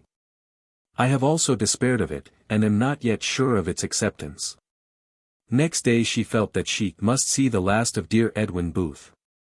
The journal describes his funeral at length, the sun perfectly golden behind the trees. She brought away a bit of evergreen from the grave, and at church, 2 days later, had the sexton slide it in among the pulpit flowers, afterward brought it home. Perhaps a silly fancy, but an affectionate one. She wrote a poem in memory of Mr. Booth, not altogether to my satisfaction. She felt his death as a real loss. He remained always to her a beautiful and heroic figure, connected with a great time. June 15. Thus far the Lord has led me on. I have had many pieces of work to accomplish, and when almost despairing, seem to have been uplifted right into my working seat, and so have fulfilled my tasks as well as I was able. Have still my 4th of July poem to write, and wish to write a poem in memory of Edwin Booth. I'm hungry, oh! How hungry, for rest and reading. Must work very hard for AAW this season. She went to Harvard Class Day this summer, her eldest grandson, Samuel Prescott Hall, being of the graduating class, drove out to Cambridge in a pouring rain, and enjoyed the occasion. I saw my boy march with his fellows. When they cheered Weld, I waved a napkin. The summer sped by on wings of study and work. She was lame, but that gave her the more time for writing. The journal records many letters. Among other things, a short screed for the man who asks to be convinced that there is such a thing as soul. In September she spread other wings and flew back to Chicago for the Parliament of Religions, and some last impressions of the dream city of the World's Fair. September 23. Went to the Parliament of Religions where Jenkin Lloyd-Jones put me on the platform. Heard Dar. Mulberry, who gave a pleasant, liberal, and spirited address, a little elementary, as he closed by reciting Abu Bened Hem, which is as familiar to Americans as ABC. In the evening went to meet, or rather find, the women ministers. Miss Chapin excused herself from attending and asked me to run the meeting. I read my short screed, briefly narrating my own efforts to found an association of women ministers. Miss Putnam and Mary Graves were appointed as a committee to consult with me as to a plan of organization. September 26. Up early.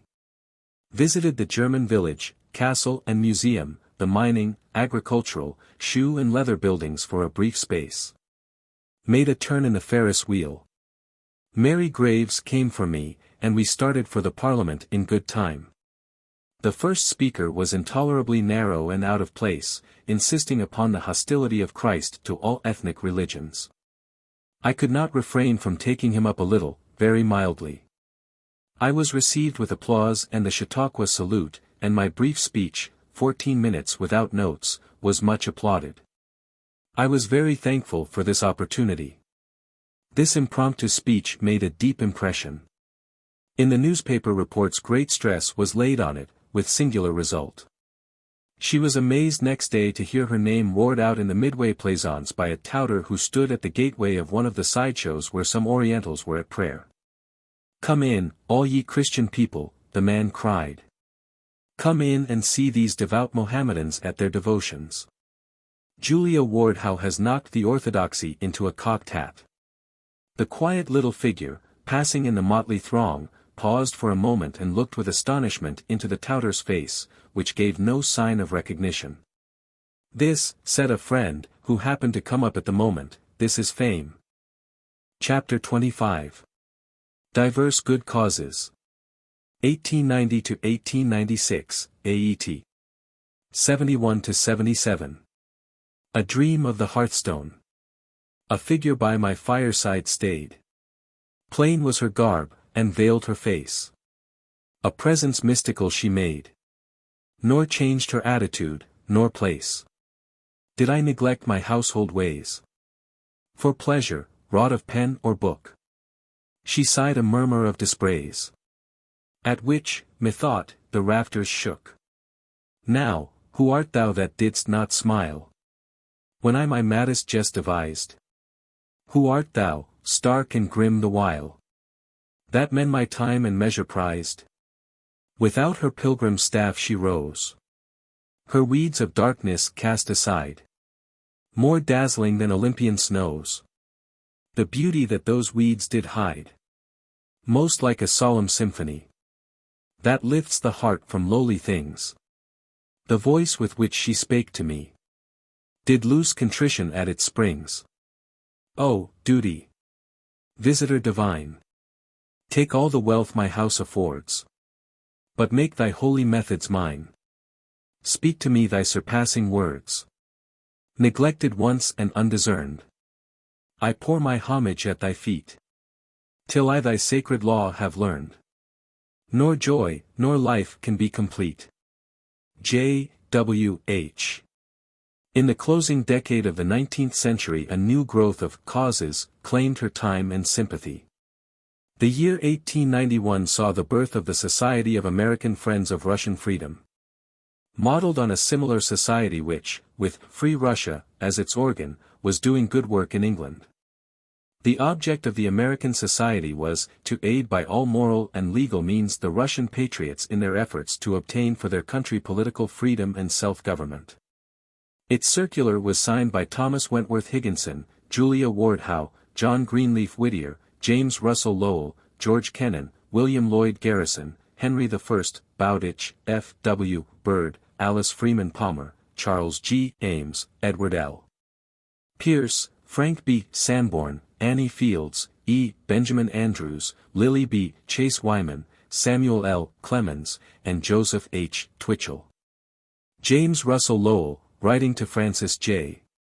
Garrison in 1891, says, "Between mote and beam, I think this time Russia has the latter in her eye, though God knows we have motes enough in ours. So you may take my name even if it be in vain, as I think it will be." It was through this society that she made the acquaintance of Madame Breshkovskaya, 118, the Russian patriot whose sufferings and sacrifices have endeared her to all lovers of freedom. The two women felt instant sympathy with each other. Madame Breshkovskaya came to 241, Beacon Street more than once, and they had much talk together. On one of these occasions our mother was asked to play some of her own compositions. Her fingers strayed from one thing to another. Finally, on a sudden impulse, she struck the opening chords of the Russian national hymn. Madame Breshkovskaya started forward. "Ah, madam," she cried, "do not play that. You cannot know what that air means to us Russians." At a great meeting in Faneuil Hall the two spoke, in English and Russian respectively, while other addresses were in Yiddish and Polish. All were frantically applauded by the polyglot audience which filled the hall to overflowing. William Dudley Falk presided at this meeting. Speaking with our mother several years later, he reminded her of the occasion, which he thought might have been of a somewhat anarchistic tendency. He was not sure, he said, that they had not made fools of themselves. "One can afford," she replied, "to make a very great fool of one's self in such a cause as that of Russian liberty." The year 1891 saw the birth of another society in which she was deeply interested, the Women's Rest Tour Association, whose object was simply to make it easier for women who need a trip abroad to take one. It was proved that the sum of $250 was sufficient to enable a woman of simple tastes to enjoy a summer's vacation in Europe. A traveling fund was established from which women could borrow, or, in certain cases, receive gifts. A handbook was issued, etc., etc. In an unobtrusive way, the Women's Rest Tour Association did and continues to do much good. She was its president to the close of her life, and in silent and lovely tribute to her memory the office has since then remained vacant. In the early 90s all Christendom was aroused by the outrages committed by the Turks in Armenia.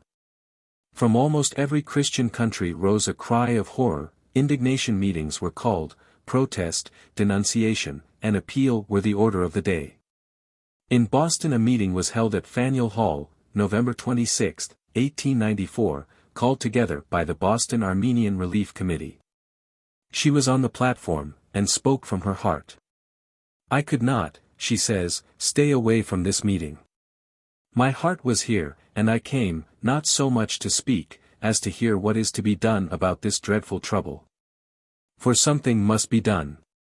I have to pray God night and morning that he would find some way to stay this terrible tide of slaughter.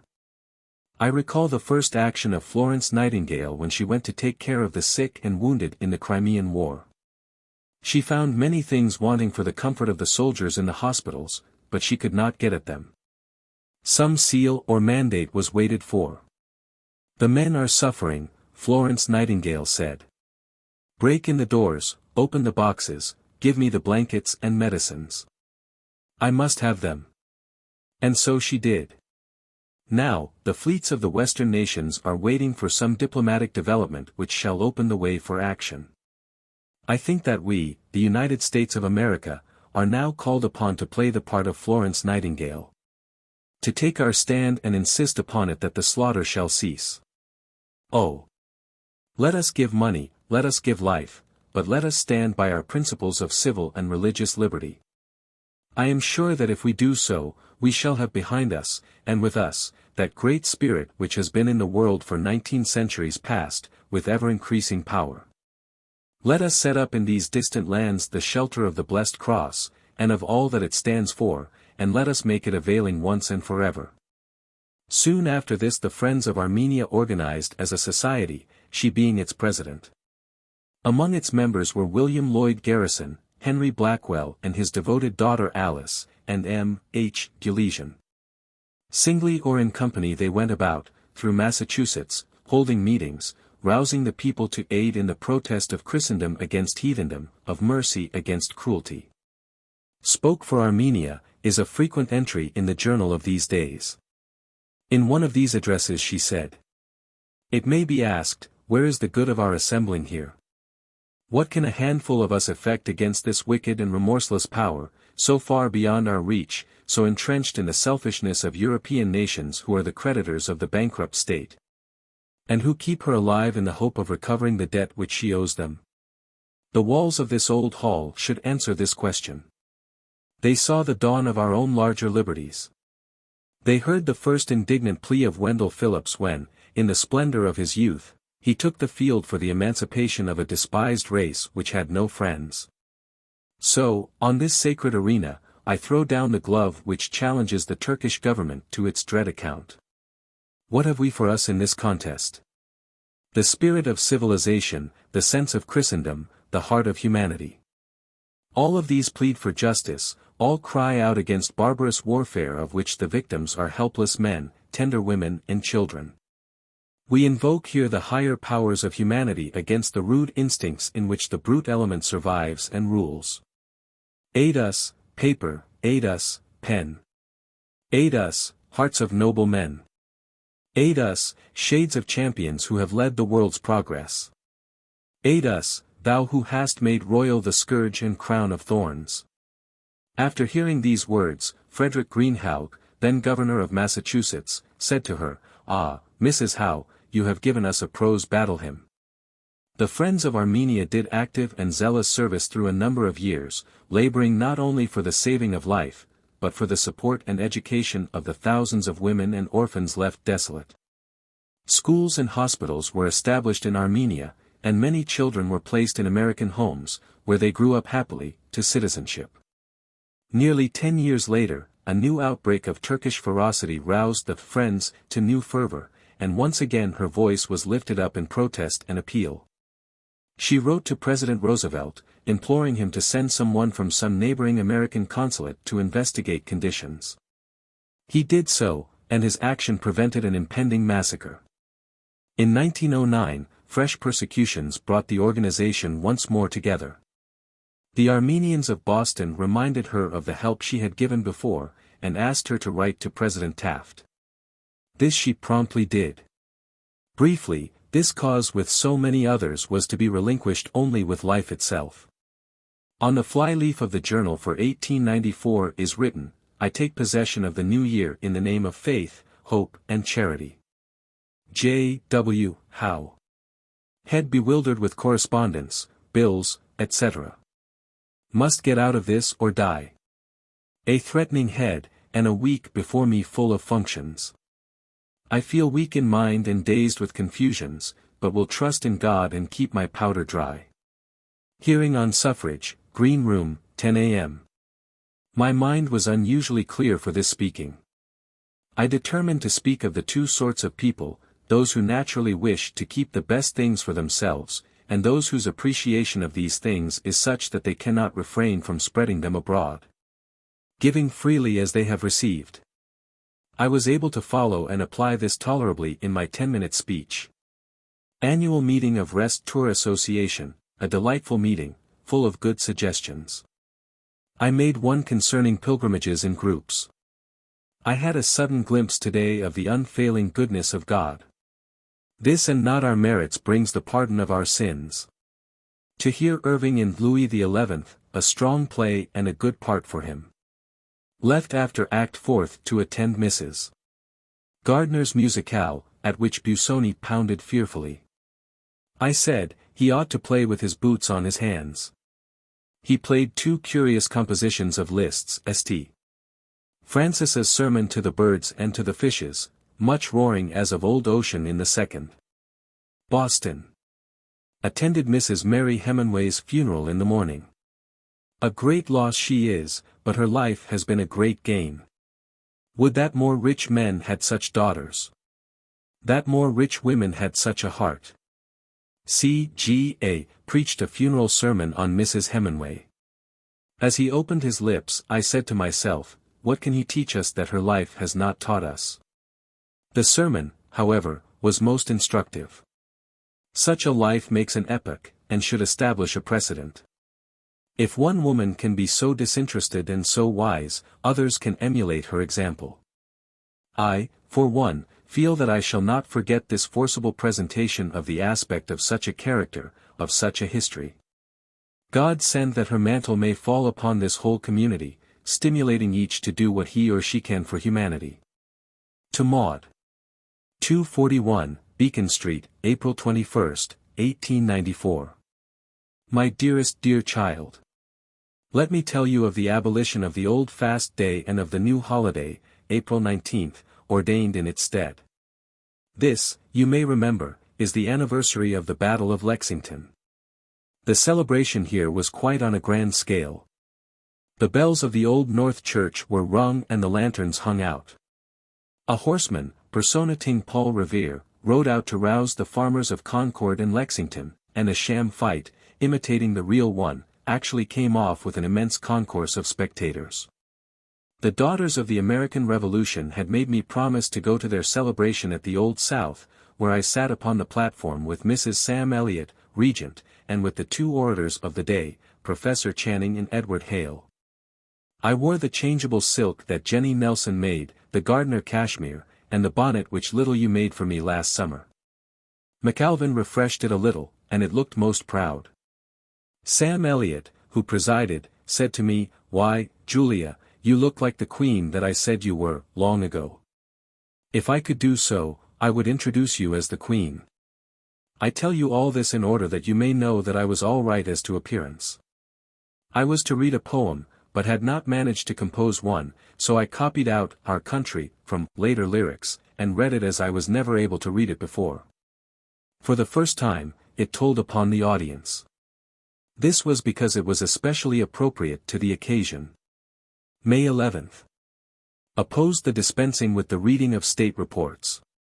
The maker of the motion said that we could read these at home. I said, yes, and we can read the Bible at home, but we like to go to church and hear it read. Finished my screed for this evening and licked my Columbus poem into shape, the dear Lord helping me. To Maud. Plainfield, New Jersey, May 16, 1894. My dearest Maud. First place, I had a visit from Laura. We threw the ball daily, and had lunches and punches. We went to hear de Koven's Robin Hood, the music of which is strongly reminiscent, and also saw Manette Sully's Hamlet, a very wonderful piece of acting. Flossie and I had 3 days of conventioning in Philadelphia, last week. Flossie's little speech was one of the best at the convention, and was much applauded. I was received on all hands with affectionate goodwill. There seemed to be, among the Eastern women, a desire to make me president of the General Federation of Women's Clubs. This I immediately put out of the question, and Mrs. Cheney stood by me, saying that Massachusetts would not see me killed with work. It would indeed have been out of the question, as the position is probably one of great labor and responsibility. Your motherest mother. The 75th birthday brought the customary festivities. The newspapers sent reporters, she had a word for each. To the representative of the Advertiser, she said, I think that I enjoy the coming of old age with its peacefulness, like the going down of the sun. It is very lovely. I am so glad to be remembered by so many. The twilight of life is indeed a pleasant season. To Maud. 241, Beacon Street, May 31, 1894. My dearest child. I send you a budget of tributes to my birthday. The Springfield Republican has a bit about it, with a good and gratifying poem from Sanborn. Really, dear, between you and me what a old humbug it is. But no matter, if people will take me for much better than I am, I can't help it, and must only try to live up to my reputation. I received a good letter from you, a little scolding at first, but soft rebukes with blessings ended, as Longfellow describes the admonitions of his first wife. At the suffrage festival, Governor Long presided, and in introducing me waved a branch of lilies, saying, in the beauty of the lilies she is still, at 75. Now that I call handsome, don't you? Flossie had a very successful afternoon tea while I was with her. She had 3 ladies of the Civitas Club and invited about 100 of her neighbors to hear them read papers. It wasn't suffrage, but it was good government, which is about the same thing. The parlors looked very pretty. I should think 70 or 80 came and all were delighted. Did I write you that at Philadelphia she made the most admired speech of the occasion? She wore the brocade, finely made over, with big black velvet top sleeves and rhinestone comb, and they plodded, and I sat, grinning like a Chessy cat, oh, so welly pleased. July 1st. Oak Glen. Despite my severe fatigue went in town to church, desired in my mind to have some good abiding thought given me to work for and live by. The best thought that came to me was something like this: we are careful of our fortune and of our reputation. We are not careful enough of our lives. Society is built of these lives in which each should fit his or her place, like a stone fitly joined by the builder. We die, but the life we have lived remains, and helps to build society well or ill. Later on I thought that it sometimes seems as if a rope or chain of mercy would be let down to pull some of us out of sin and degradation, out of the hell of passion. If we have taken hold of it and have been rescued, shall we not work to have others drawn up with us? At such moments, I remember my old wish to speak to the prisoners, never fully realized. August 13th. Finished my poem for the Bryant Centenary, of which I have despaired. My mind has seemed dull of late, and I have had a hard time with this poem, writing what appeared to me bald doggerel, with no uniting thought. In these last 3 days, I have hammered upon it, and bettered it, coming in sight of a better vein, and today, not without prayerful effort, I got it about ready, D.G. To Maud. Oak Glen, August 27, 1894. An interesting French gentleman has been giving readings at Mrs. Coleman's. He read us Corneille's Cid last evening with much dash and spirit. It is a famous play, but the sentiment is very stilted, like going up a ladder to shave oneself. I was at Providence on Friday to meet a literary club of ladies. I read to them the greater part of my play, Hippolytus, written the summer before Sammy was born, for Edwin Booth. It seemed very ghostly to go back to the ambitions of that time, but the audience, a parlor one, expressed great satisfaction. I confesses that I did attend the Bryant Centenary Festival at Cummington, Massachusetts. I read a poem written for the occasion. Charles Dudley Warner and Charles Eliot Norton were there, and Park Godwin presided. August 31st. To Newport with Flossie, taking my screed with me, to the meeting of colonial dames, at the rooms of the Historical Society, one of which is the old Seventh-day Baptist Church, which my great-grandfather, Governor Samuel Ward, used to attend. Bishop Clark made the closing address, full of good sense, sentiment and wit, a wonderful man for 82 years of age. To Laura. Oak Glen, September 6, 1894. Q. What has been your mother's treatment of you latterly? A.N.S. Quite devilish, thank you. Q. Has her conduct this past season been worse than usual? A.N.S. Much as usual. I regret to say, couldn't be worse. Family Catechism for 1894. Oh. I've got a day to myself, and I've got some chillin', and I'm going to write to M, you bet. You see, Laura E. Of the plural name of Dick, there warn't no summer, only one of those patent, boiled-down contrivances, all shriveled up, which if you puts them in water, they swells out, but there warn't no water, in cycle, Brit, article, drought. And so the dried-up thing didn't swell, and there warn't no summer, and that is why you haven't heard from me. I'm sorry, anyhow, that I can't allow you the luxury of one moment's grievance against me, but I can't. I may, now and then, forget to write, says L.E.R., but I adores you all the same. I carry the sweet cheer of your household through all my life.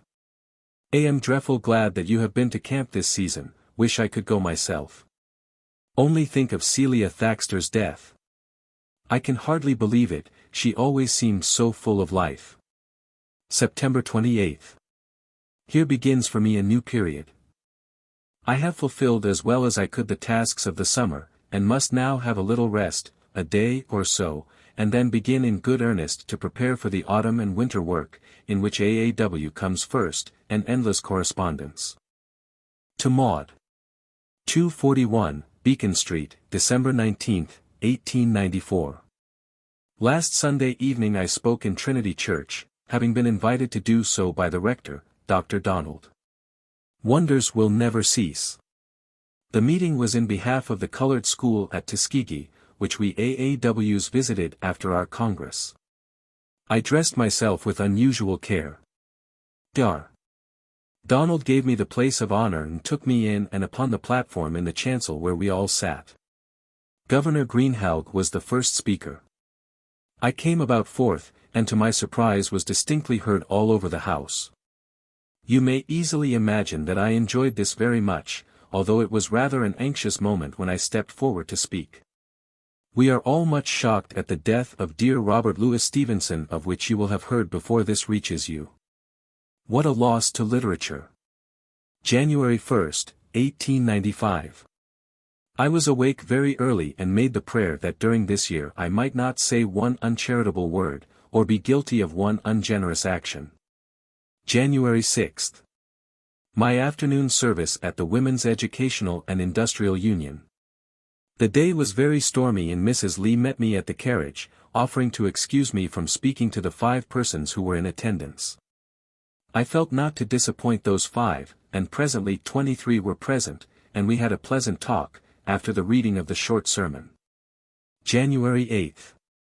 Felt much discouraged at waking, the long vista of work opening out before me, each task calling for some original brain work, I mean for some special thought worth presenting to an audience. While I puzzled, a thought came to me for this day's suffrage speech: the kingdom cometh not with observation. The silent, gradual, wonderful growth of public sentiment regarding woman suffrage, the spreading sense of the great universal harmony which Christ delivered to us in the words and acts of a few years, and which, it seems to me, is only now beginning to make itself generally felt and to shape the world's councils increasingly. January 25. I awoke this morning overwhelmed by the thought of my lecture at Salem, which I have not written. Suddenly a line of my own came to me: had I one of thy words, my master, and this brought me the train of thought, which I shall endeavor to present. The one word which we all have is charity. I wrote quite a screed, and with that and some speaking shall get through, I hope. Got a good lead of thought and felt that I could supply extempore what I had not time to write. Harry and Fanny had a beautiful dinner for Lady Henry Somerset. January 26. Lunch and lecture in Salem. A dreadful storm, I felt that I must go. The hackman and I rolled down the steps of the house, he, fortunately for me, undermost and quite stout of person. Otherwise the shock would have been severe and even dangerous. N.B. The terrified hackman, picking himself up, found her already on her feet. "Oh, Mrs. Howe," he cried, "let me help you into the house." "Nonsense," was the reply. "I have just time to catch my train." To Maud. 241, Beacon Street, February 24, 1895. I lost a good lecture engagement at Poughkeepsie through a blizzard. Did not start, finding that roads were badly blocked. My engagement at Brooklyn was a good one, $100. I stayed at Chandler House, which was Chandleresque as usual. Peter Maurier gave me a fine dinner. Margaret went with me, in white satin. I wore my black and white which you remember well. It still looks well enough. I wore some beautiful lace which I got, through dear sister Annie, from some distressed lace woman in England. I went to New York by a 5-hour train, Godkin of the nation taking care of me. He remembers your kind attentions to him when you met him in the Pullman with a broken ankle. March 30th. I awoke very early this morning, with a head so confused that I thought my brain had given out, at least from the recent overstrain. Twice I knelt and prayed that God would give me the use of my mind. An hour in sleep did something towards this, and a good cup of tea put me quite on my feet. April 8th. In the late afternoon Harry, my son, came, and after some little preparation told me of the death of my dear sister Annie. I have been toiling and moiling to keep the engagements of this week, but here comes the great silence, and I must keep it for some days at least. April 10th. It suddenly occurred to me that this might be the hour, as this would surely be the day of dear Annie's funeral. So I found the 90th Psalm and the chapter in Corinthians, and sat and read them before her picture, remembering also Tennyson's lines. An avenue, Ave, Ave said. Adieu, adieu, forevermore. To Laura. 241, Beacon Street, April 14, 1895. Buona Pasqua, dear child. I feel thankful that my darling died in her own home, apparently without suffering, and in the bosom of her beloved family. She has lived out her sweet life, and while the loss to all who loved her is great, we must be willing to commit our dear ones to God, as we commit ourselves. The chill of age, no doubt, prevents my feeling as I should once have done, and the feeling that she has only passed in a little before me, lessens the sense of separation. 12.25. I have been to our Easter service, which I found very comforting and elevating, though it brought some tears, of which I have not shed many, being now past the age at which they flow freely. I thought a good deal of the desolate Easter at the ranch. For them, too, let us hope that the blessed season has brought comforting thoughts. I went too to a Good Friday service at the New Old South, at which Dr. Donald of Trinity, Cuxon of Arlington, Unitarian, and Gordon, Orthodox, Congregational, each took part. It was such an earnest, a reconciled and unified Christendom as I am thankful to have lived to see. Love and blessings to you and yours, dear child. Affect. Mother. May 20, have writ a brief letter to Mary G. Hennessy, Dixon, Illinois. She intends to speak of me in her graduation address and wanted me to send her a vivid history of my life, with my ideas of literary work. I declined the first, but sent a bit under the last head. May 27th. Suffrage meeting in the evening. I presided and began with, 60 years ago today I was 16 years old. If I only knew now what I thought I knew then. June 2nd. To communion in afternoon. The minister asked whether I would speak. I told what I had felt as I entered the church that afternoon, a sort of realization of the scene in that upper chamber, its gloom and its glory. What was in that great heart whose pulsations have made themselves felt down to our own time, and all over the world? What are its sorrows?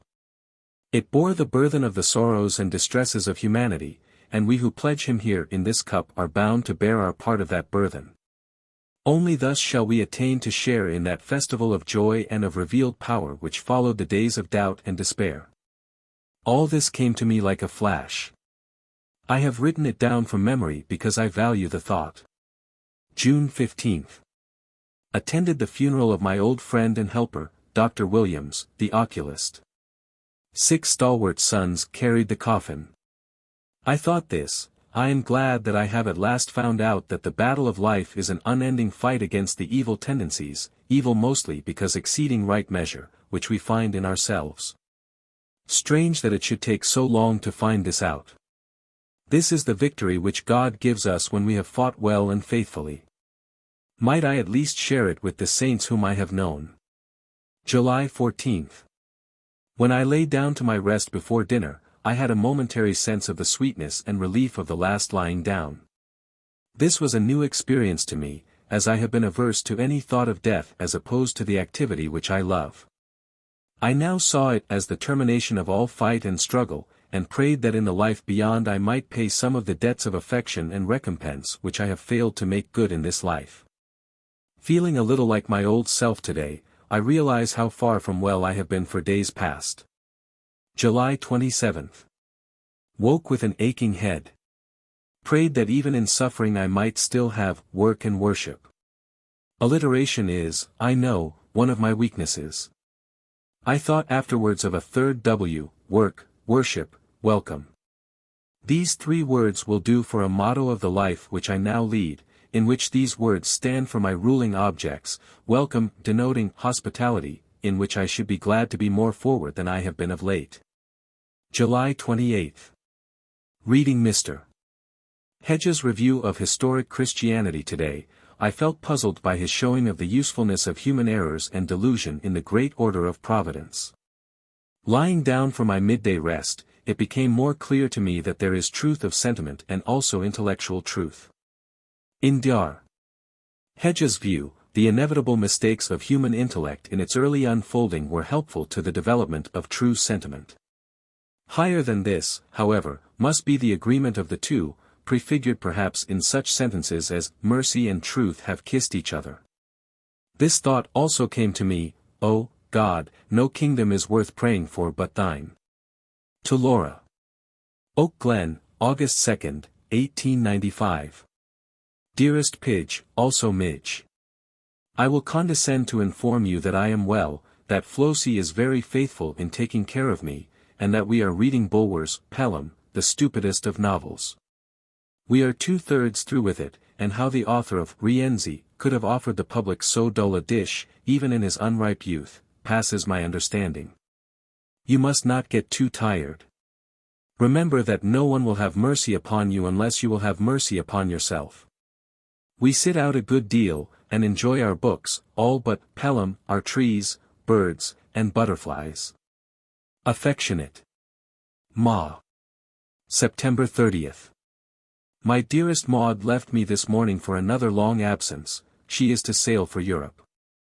She had forbidden me to see her off, but I could not obey her in this and sat with her at breakfast, and had a last kiss and greeting. My last words called after her were, "Do not forget to say your prayers." May God keep my dearest child and permit us to meet again, if it is best that I should live until her return, of which at present the prospect seems very good. The Association for the Advancement of Women met in New Orleans this year, but first she must go with Florence to the Council of the General Federation of Women's Clubs at Atlanta, Georgia, where a great exposition was also being held. The expedition began with disaster. October 31st.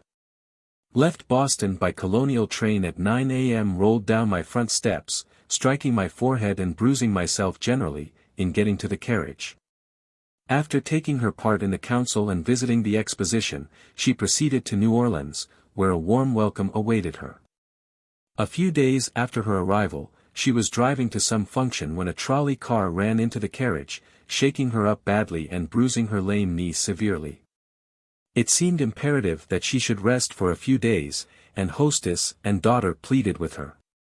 Florence begged in particular that she would cancel her engagement to preach in the Unitarian Church, begged a little too insistently. "I wouldn't, dear mother." "Flossie," was the reply, "you are you, and I am I.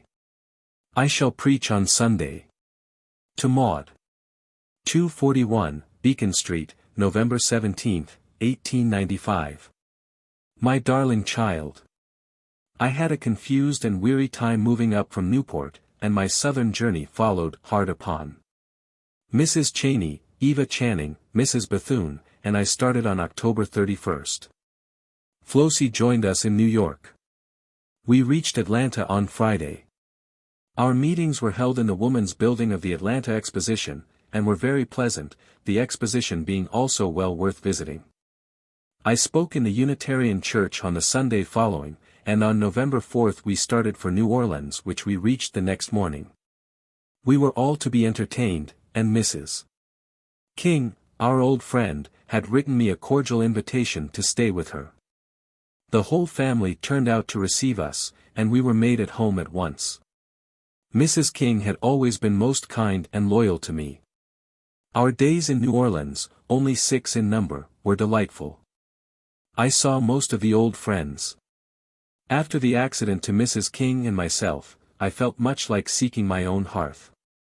You will have seen or heard that a trolley car upset our carriage. All said that it was a wonderful escape. My bruises are nearly well now, and I am able to go about as usual. New Orleans has improved much since we were there. The old mule cars have disappeared, and much of the mud. People feel very glad that the lottery has been got rid of, but they are bitter against the Sugar Trust. Mrs. Walmsley received our AAW ladies very cordially at her fine house and sent me beautiful flowers. I spoke in the Unitarian Church on Sunday, so I had my heart's desire fulfilled. To Laura. 241, Beacon Street, Boston. December 18, 1895. 'Pon my word and honor, couldn't come at it before. Last week I spoke straight along, every day until Saturday, was dreadfully tired. This week haven't spoken at all. Oh, I forgot, lecture on Race Problems in Europe, before my own club. Have sent the Armenians the money for a lecture given at Nahant last week, $10. Oh. The difficult dollars. December 28. Mrs. Barrows dined tête-à-tête with me, and we had much talk about Armenia. I said, if we too should go to England, would it do any good? I spoke only half in earnest. She said, if you would only go, I would go with you as your henchman. This set me thinking of a voyage to England and a crusade such as I made for peace in 1872. I am, however, held forcibly here by engagements, and at my age, my bodily presence might be, as St. Paul says, contemptible. I must try to work in some other way. To Laura. 241, Beacon Street, December 29, 1895.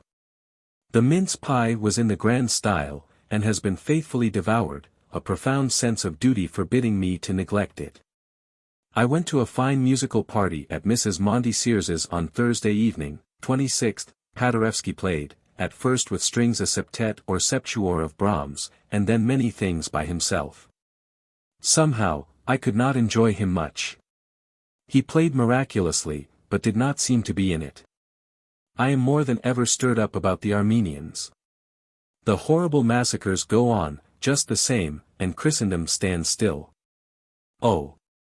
A curse on human selfishness. We are to have a dramatic entertainment for the Red Cross on January 7th at Boston Theatre. December 29th. I determined today to try to work more systematically for the Armenians. Think I will write to Clara Barton and Senator Hoare, also to Lady Henry Somerset, an arraignment of Christendom for its supineness towards the Turks, an allusion to Coeur de Lion and the ancient Crusaders. December 30th. Clara Barton held a meeting for the Red Cross. I was the last speaker, and I think that, as sometimes happens, my few words brought things to a crisis, for the moment only, indeed, but even that may help. December 31st. Rising early and with a mind somewhat confused and clouded, I went to my window. As I looked out, the grey clouds parted, giving me a moment's sight of a star high up in the heavens. This little glimpse gave me hope for the day and great comfort. It was like an answering glance to my many troubled questions. We have stood for that which was known to be right in theory, and for that which has proved to be right in practice. From my suffrage address at State House in 1894. In December, 1895, appeared her first volume since Margaret Fuller, a collection of essays, published under the title of the opening one, Is Polite Society Polite? In the preface she says, I remember, that quite late in the 50s, I mentioned to Theodore Parker the desire which I began to feel to give living expression to my thoughts, and to lend to my written words the interpretation of my voice. Parker, who had taken a friendly interest in the publication of my first volumes, Passion Flowers and Words for the Hour, gave his approval also to this new project. The great desire of the age, he said, is for vocal expression. People are scarcely satisfied with the printed page alone, they crave for their instruction the living voice and the living presence.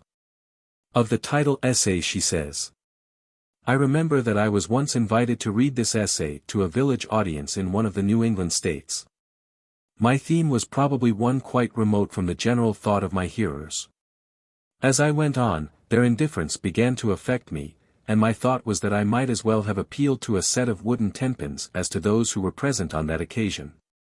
In this, I afterwards learned that I was mistaken. After the conclusion of the evening's exercise, a young man, well known in the community, was heard to inquire urgently where he could find the lecturer. Friends asked, what did he want of her? He replied, well, I did put my brother in the poorhouse, and now that I have heard Mrs. Howe, I suppose that I must take him out. Another personal reminiscence goes back to her childhood days. I had a nursery governess when I was a small child. She came from some country town, and probably regarded her position in my father's family as a promotion. One evening, while we little folks gathered about her in our nursery, she wept bitterly. What is the matter? We asked, and she took me up in her lap, and said, my poor old father came here to see me today, and I would not see him. I bade them tell him that he had mistaken the house, and he went away, and as he went I saw him looking up at the windows so wistfully. Poor woman! We wept with her, feeling that this was indeed a tragical event, and not knowing what she could do to make it better. But could I see that woman now, I would say to her, if you were serving the king at his table, and held his wine cup in your hand, and your father stood without, asking for you, you should set down the cup. And go out from the royal presence to honor your father, so much the more if he is poor, so much the more if he is old. And all that is really polite in polite society would say so too. On the same page is a memory of later years. I once heard a lady, herself quite new in society, say of a Parisian dame who had shown her some attention, ah! The trouble with Madame, is that she is too good-natured. She entertains everybody. Indeed, thought I, if she had been less good-natured, is it certain that she would have entertained you? Chapter 26. In the House of Labor. 1896 to 1897, AET. 77 to 78. The House of Rest. I will build a house of rest. Square the corners every one. At each angle on his breast. Shall a cherub take the sun. Rising, risen, sinking, down. Weaving day's unequal crown.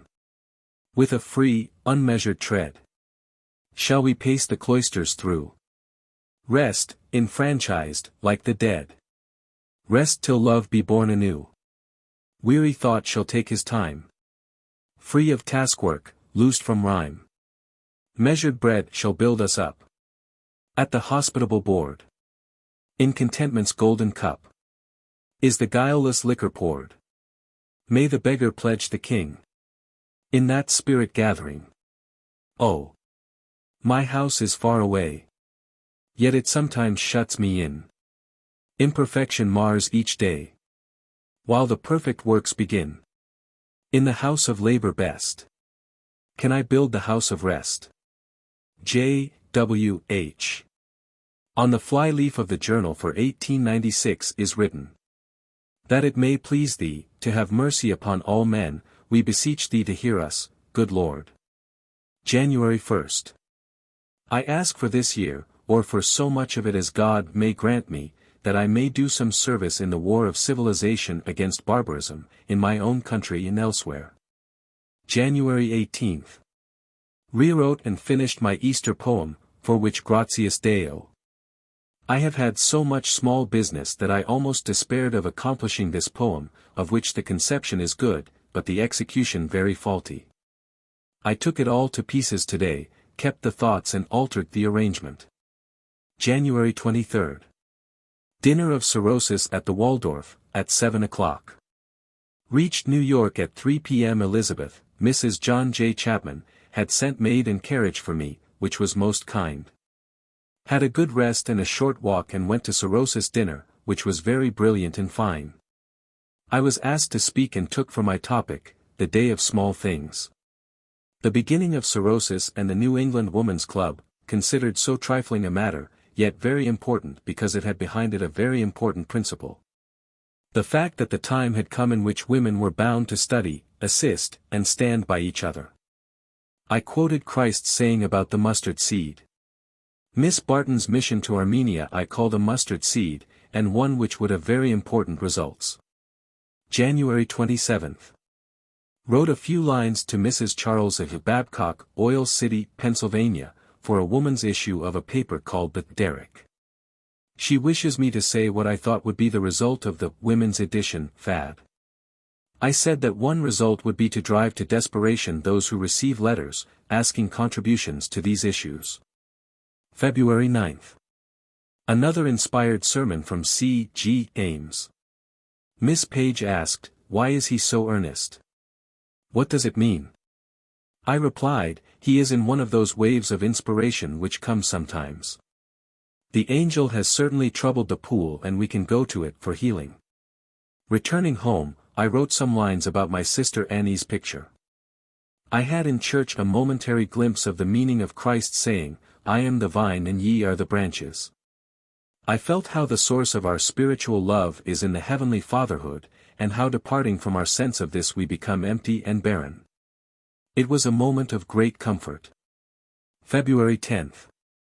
Gelasian last evening said that the Armenians want me to go to England, as a leader in advocacy of their cause.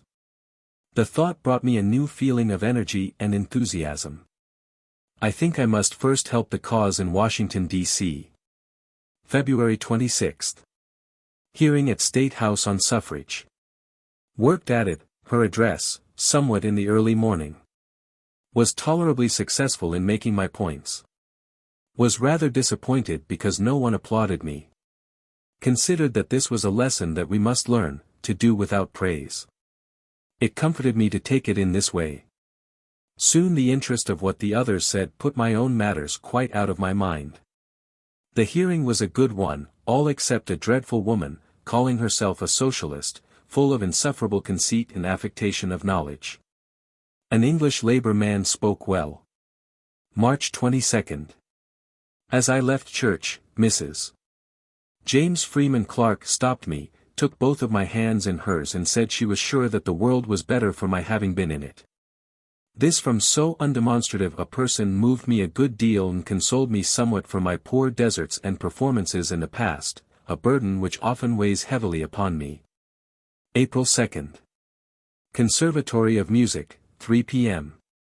I went in fear and trembling with a violent bronchial cold and cough, in a miserable storm.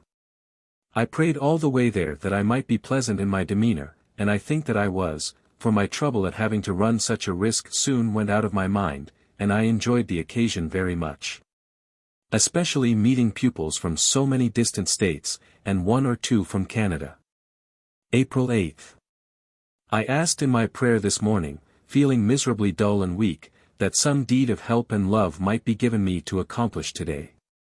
At noon came 3 gentlemen, Haggop Bojigian, Mr. Blanchard, and Mr. Breed, of Lynn, praying me to make an appeal to the women of America for their Armenian sisters, who are destroying themselves in many instances to avoid Turkish outrage. The funds subscribed for relief are exhausted and some new stimulus to rouse the public is much needed. I felt that I had had an answer to my prayer. To Maud. 241, Beacon Street, April 18, 1896. Let me tell you now, lest you should hear of it in some other way, that I was urged to go to England this summer to intercede with Queen Victoria for the Armenians. I thought of it, but the plan seemed to me chimerical and futile. I still have them and the Cretans greatly at heart, but I don't think I could do any good in the way just mentioned. I should have been glad to make a great sacrifice for these persecuted people, but common sense must be adhered to, in all circumstances. To the same. 241, Beacon Street, April 18, 1896. If you go to Russia, be careful to go as Mrs. John Elliott, not as Maud Howe Elliott. Your name is probably known there as one of the friends of Free Russia, and you might be subjected to some annoyance in consequence. You had better make acquaintance with our minister, whoever he may be. The Russians seem now to have joined hands with the Turks. If the American missionaries can only be got rid of, Russia, it is said, will take Armenia under her so-called protection, and will compel all Christians to join the Greek Church. There is so much spying in Russia that you will have to be very careful what you talk about. I rather hope you will not go, for a dynamite country is especially dangerous in times of great public excitement, which the time of the coronation cannot fail to be. April 20th. F. J. Garrison called and made me an offer, on the part of Houghton, Mifflin and Company, that they should publish my Reminiscences. I accepted, but named a year as the shortest time possible for me to get such a book ready. As a matter of fact, it took 3 years for her to complete the Reminiscences. During these years, while she made it her principal literary work, it still had to take its chance with the rest. To be laid down at the call of the hour and taken up again when the insistence of screed or poem was removed, this while in Boston or Newport. During the Roman winter, soon to be described, she wrote steadily day by day, but here she must still work at disadvantage, having no access to journals or papers, depending on memory alone.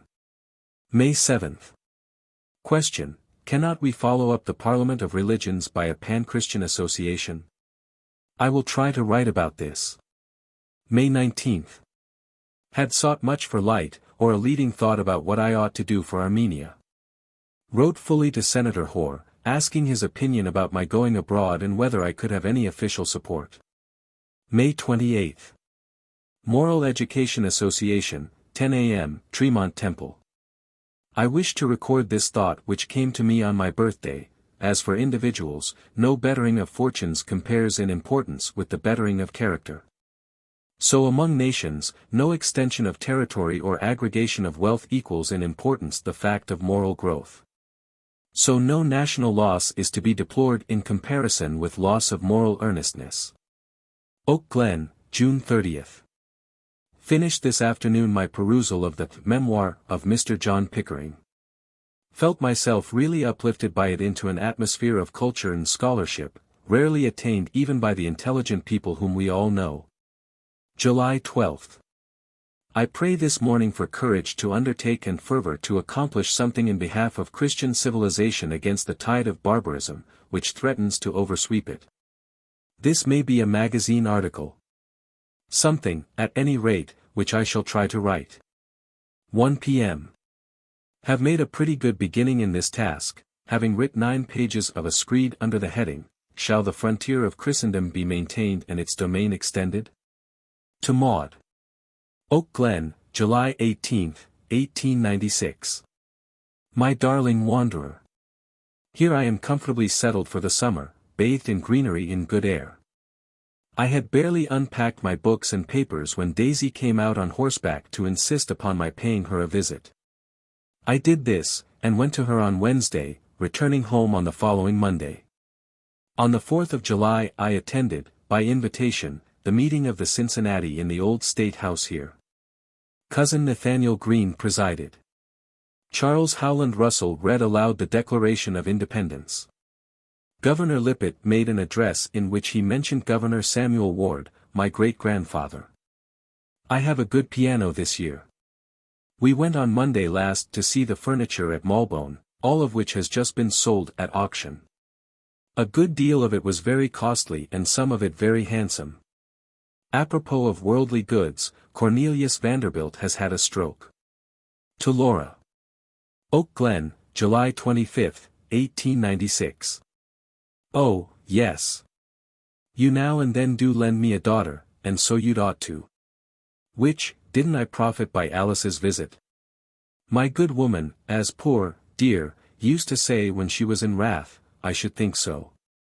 Clear comfort the wretch was to me, wretch because she had such an old miserable to look after.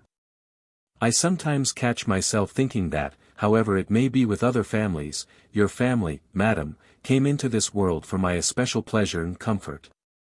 What do you think of this view?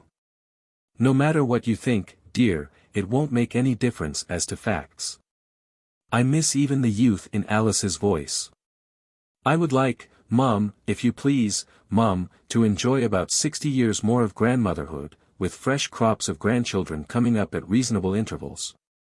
Our life here, this summer, is even unusually quiet. We have few visitors. I am, as usual, well content with my books, and busy with my papers. Flossie reads aloud Green's History of the English People, about half an hour daily, after breakfast. The boys reluctantly submit to listen, fidgeting a good deal. It is less readable for youth than I supposed it to be. We play whist in the evening, and had a wood fire last evening, the weather being suddenly cold. I learned yesterday, from the Tiser, the death of Adolphe Maillard, her brother-in-law, which has brought me many sober thoughts, despite the trifling tone of this letter. I had waked the day before, thinking that some one said to me, Maillard is dying. I recorded it in my diary, but had no idea that I should so soon hear of it as a reality. What a chapter ends with him! August 15th. Today is mercifully cool. I have about finished my AAW screed, DG. The great heats have affected me very much, my brain has been full of fever fancies and of nonsense. I prayed earnestly this morning that I might not survive my wits. I have great hope that I shall not. August 17th. Have read in Minot J. Savage's 4 Great Questions, and in the long biography of my uncle, Reverend B. C. Cutler. His piety and faithfulness appear to me most edifying. His theology at the present time seems impossible. I am sorry that I saw so very little of him after my marriage, but he was disposed to consider me as one of the lost, and I could not have met him on any religious ground. I could do this better now, having learned something of the value which very erroneous opinions may have, when they serve, as in his case, to stimulate right effort and true feeling. To Laura. Oak Glen, August 21, 1896. Being in a spleeny and uncomfortable mood today, what resource so legitimate as to betake myself to my own family? No particular reason for growling, growly so much the more. If I only had a good grievance now, how I would improve it. Well, you see, trouble is some of us have not any money to speak of, and in consequence we ain't nobody, and so on. There I hear the voice of my little mother Laura, saying, well, well, in her soothing way. The truth is, darling, that first I was roasted out, and then it was horrid, and my poor old concussion couldn't quite stand it. Ye see? Well, no, says Laura, I don't exactly see. Well, suppose you don't, what then? You sweetheart, this is just the way this old, unthankful sinner was taken, just now. But I've got bravely over it, and I submit to health, comfort, delightful books, young company and good friends. Edifying, ain't it? September 15th. In the cars, reading the Duke of Argyll's fine opuscule, Our, England's, Responsibilities for Turkey, my heart was lifted up in agonized prayer. I said, O God!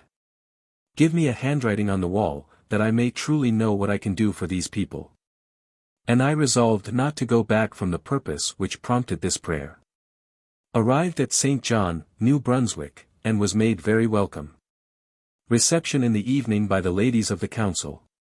Speeches. Reverend Mr. de Wars, Anglican minister, spoke of our taking AAW to England. I wondered if this was my handwriting on the wall. October 10th. Wheaton Seminary Club, Vendôme. Reminiscences of Longfellow and Emerson. As I was leaving, one lady said to me, "Mrs. Howe, you have shocked me very much, and I think that when you go to the other world, you will be sorry that you did not stay as you were, i.e. Orthodox instead of Unitarian." Miss Emerson apologized to me for this rather uncivil greeting. I feel sure that the lady misunderstood something in my lecture. What, I could not tell. November 1st. The communion service was very delightful. I prayed quite earnestly this morning that the dimness of sight, which has lately troubled me, might disappear. My eyes are really better today. I seemed at one moment during the service to see myself as a little child in the Heavenly Father's nursery, having played my naughty pranks, alas, and left my tasks unperformed, but coming, as bedtime draws near, to kiss and be forgiven. To Maud. Rokeby, Barrytown, New York, December 25, 1896. My own dearest. I am here according to promise to spend Christmas with Daisy. 119 I occupy Elizabeth Chandler's room, beautifully adorned with hangings of poppy-colored silk. All of us helped to dress the tree, which was really beautiful. The farm people came in at about 6 o'clock, also the old tutor, Bostwick, and the Armstrong cousins. After dinner, we had a fiddler in the hall. Alida danced an Irish jig very prettily, and we had a Virginia reel, which I danced, if you please, with Mr. Bostwick. Then we snuggled up to the fire in the library and Wintie read aloud from Mark Twain's Huckleberry Finn. The year 1897 brought new activities. The Lodge immigration bill roused her to indignation and protest. There were screeds and letters to the powers that were. In the early spring came another crisis in the East, Greece and Crete bearing this time the brunt of Turkish violence.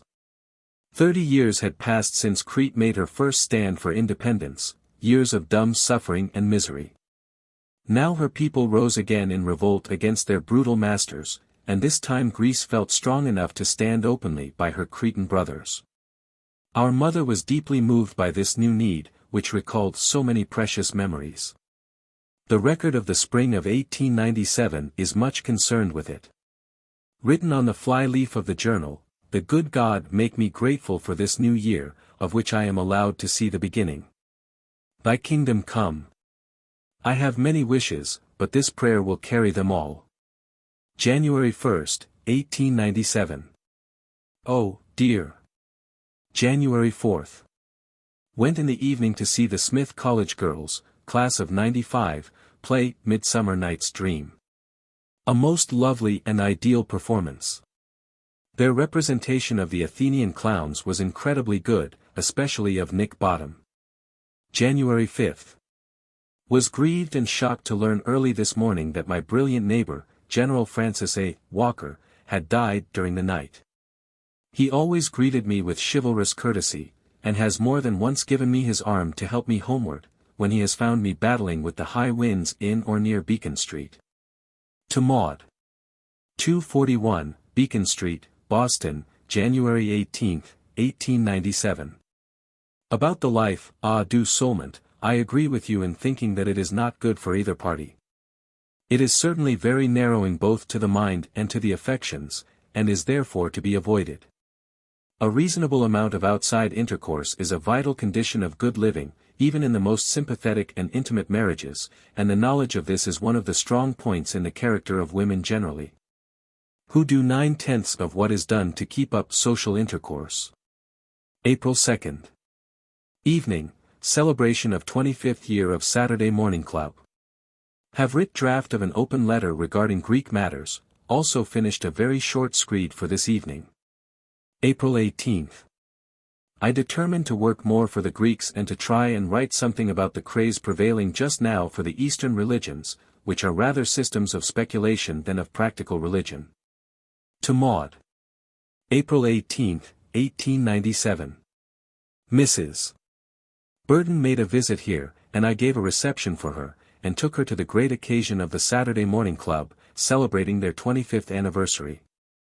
The whole thing was very beautiful. The reception was in the tapestry room of the Art Museum. I was placed in a sort of throne chair, with the president and ex-presidents in a line at my left, and the cream of Boston was all brought up and presented to me. In another of the large rooms a stage had been arranged, and from this I made my little speech. Then came some beautiful singing by Mrs.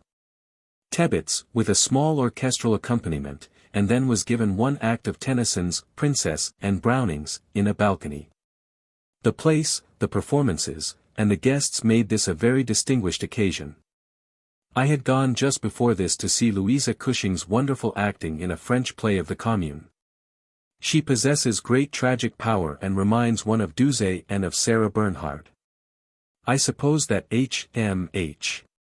has written you of his appointment as professor of metallurgy, etc., at Columbia College, New York. He and Fanny are much pleased with this, and it is considered a very important step for him. I shall miss him a good deal, but am glad of it for his sake. Michael 120 and I went yesterday to the annual breakfast of the Charity Club. Greece had been made the topic of the day. Michael made a splendid speech, and sang 3 stanzas of the Greek national hymn, albeit he cannot sing at all, he intoned it. I also made a little speech, and some money was given to aid the Greek cause. Hezekiah Butterworth was present, and I offered the following conundrum: what's Butterworth? Answer: the cream of everything. Adieu, my dearest. Ever your loving mother. April 26. Received permission to use Faneuil Hall for a woman's meeting of aid and sympathy for Greece. May 3. Working at sending out notices of the Faneuil Hall meeting. May 4. The day was auspicious for our meeting. Although very tired with the preparations, I wrote my little screed, dressed, and went betimes to the hall, where I was expected to preside. I found it prettily arranged, though at very small expense. I wore as a badge a tiny Greek flag made of blue and white ribbon, and brought badges of these colors for the young ladies who were to take up the collection. Many whom I had requested to come were present. Sarah Whitman, Lizzie Agassiz, Mrs. Cornelius Felton, Mrs. Fields, Mrs. Whitney, besides our committee and Mrs. Barrows. M. Anagnos gave us the band of the institution, which was a great help. They played several times. I introduced C. G. Ames, who made a prayer. My opening address followed. Madams Livermore and Woolson and Anagnos made the most important addresses. As the band played America, a young Greek came in, bearing the Greek flag, which had quite a dramatic effect. The meeting was enthusiastic and the contribution unusual for such a meeting, $397 and odd cents. Thank God for this success. May 13. Head desperately bad in the morning. Have done no good work today, brain being unserviceable. Did, however, begin a short screed for my speech at Unitarian Festival. The round table was most interesting. Reverend S. J. Barrows read a carefully studied monograph of the Greek struggle for liberty. Mr. Robinson, of the Art Museum, spoke mostly of the present desperate need. I think I was called next. I characterized the Turks as almost fieri naturae. Spoke of the low level of European diplomacy. Said that we must fall back upon the ethical people. But hope for a general world movement making necessary the adoption of a higher level of international relation, look to the religious world to uphold the principle that no religion can henceforth be allowed to propagate itself by bloodshed. May 18. A lecture at Westerly, Rhode Island. My lameness made the ascent of steps and stairs very painful. May 22. Heard a delightful French conference and reading from M. Lewis. Had a fit of timidity about the stairs, which were high and many, finally got down. Had a worse one at home, where could not get up the staircase on my feet, and had to execute some curious gymnastics to get up at all. May 25. My knee was very painful in the night, and almost intolerable in the morning, so sent for Wesselhoeft, who examined it and found the trouble to proceed from an irritation of a muscle, probably rheumatic in character. He prescribed entire rest and threatened to use a splint if it should not soon be better. I must give up some of my many engagements, and cannot profit by the doings of this week, alas. May 27. I am to speak at the Unitarian Festival. Dinner at 5 p.m. This is my 78th birthday. If the good God sees fit to grant me another year, may He help me to fill it with good work. I am still very lame, but perhaps a little better for yesterday's massage. Gifts of flowers from many friends began early to arrive, and continued till late in the evening. The house was resplendent and fragrant with them. I worried somewhat about the evening's program and what I should say, but everything went well. Kind Dr. Baker Flint helped me, cushion and all, into Music Hall, and several gentlemen assisted me to the platform, where I was seated between the chairman of the festival committee and Robert Collier. I desired much to have the word for the occasion, but I am not sure whether I had. June 2nd. My first day of solitary confinement. To Laura. 241, Beacon Street, June 2nd, 1897. As poor Susan Bigelow once wrote me, the buffalo lies in his lonely lair. No friend nor agent visits him there. She was lame at the time, and I had once called her, by mistake, Mrs. Buffalo. Well, perfidious William, 121 rivaling in tyranny the Sultan of Turkey, has forbidden me to leave this floor. So here I sit, growly and bad, but obliged to acquiescence in W.S. sentence. Effect. Mus was. To Maud. 241, Beacon Street, June 4, 1897. Dearest dear child. First place, darling, dismiss from your mind the idea that reasonable people today believe that the souls of men in the pre-Christian world were condemned and lost. The old religions are generally considered today as necessary steps in the religion of the human race, and therefore as part of the plan of a beneficent providence. The Jews were people of a special religious genius, producing a wonderful religious literature, and Christianity, which came out of Judaism, is, to my belief, the culmination of the religious sense of mankind. But Paul himself says, speaking to the Athenians, that God hath not left himself without a witness, at any time. I was brought up, of course, in the old belief, which I soon dismissed as irreconcilable with any idea of a beneficent deity. As for the doctrine of regeneration, I think that by being born again the dear Lord meant that we cannot apprehend spiritual truths unless our minds are earnestly set upon understanding them. To anyone who has led a simple, material life, without aspiration or moral reflection, the change by which his attention becomes fastened upon the nobler aspect of character and of life is really like a new birth. We may say the same of the love of high art and great literature. Some people turn very suddenly from a frivolous or immoral life to a better and more thoughtful way. They remember this as a sudden conversion. In most of us, I think the change is more gradual and natural. The better influences win us from the evil things to which most of us are in some way disposed. We have to seek the one and to shun the other. I, for example, am very thankful that my views of many things are unlike what they were 20 or 30 or 40 years ago. I attribute this change mostly to good influences, reading, hearing sermons, and high conversation. These things often begin in an effort of will to move up higher. If I write more about this, I shall muddle myself and you. Only don't distress yourself about regeneration. I think it mostly comes insensibly, like a child's growth. I attended the memorial meeting at the unveiling of the Shaw Monument. You can't think how beautiful the work is. The ceremonies took place Monday, beginning with a procession which came through Beacon Street. Governor Walcott, in a barouche and four, distinctly bowed to me. The New York 7th Regiment came on and marched beautifully, our cadets marched about as well. There was also a squad from our battleships, 2 of which were in the harbor. At 12 o'clock we all went to Music Hall where they sang my battle hymn. The governor and mayor and Colonel Harry Lee spoke.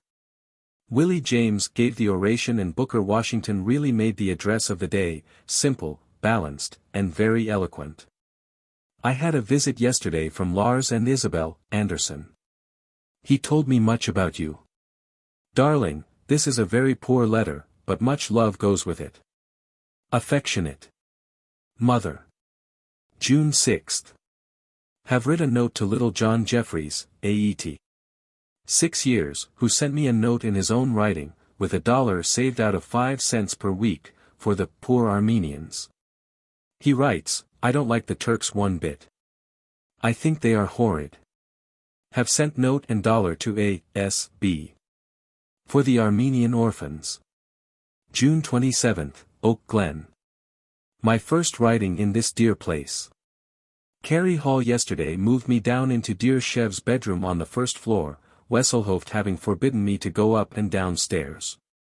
I rebelled inwardly against this, but am compelled to acknowledge that it is best so. Carey showed great energy in moving down all the small objects to which she supposed me to be attached. I have now had an exquisite sitting in my green parlour, reading a sermon of dear James Freeman Clarke's.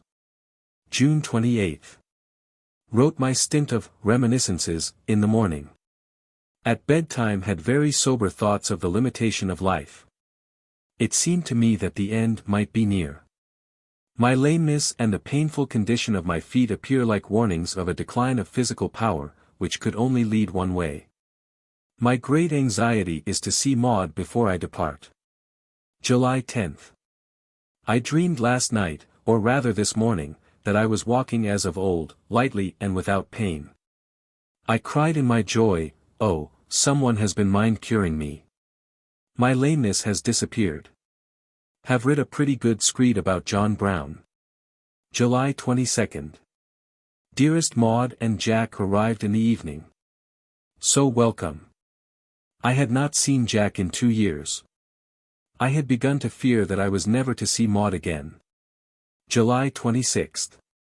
Had a little time of quiet thought this morning, in which I seemed to see how the intensity of individual desire would make chaos in the world of men and women if there were not a conquering and reconciling principle of harmony above them all. This to my mind can be no other than the infinite wisdom and infinite love which we call God. August 18. I prayed this morning for some direct and definite service which I might render.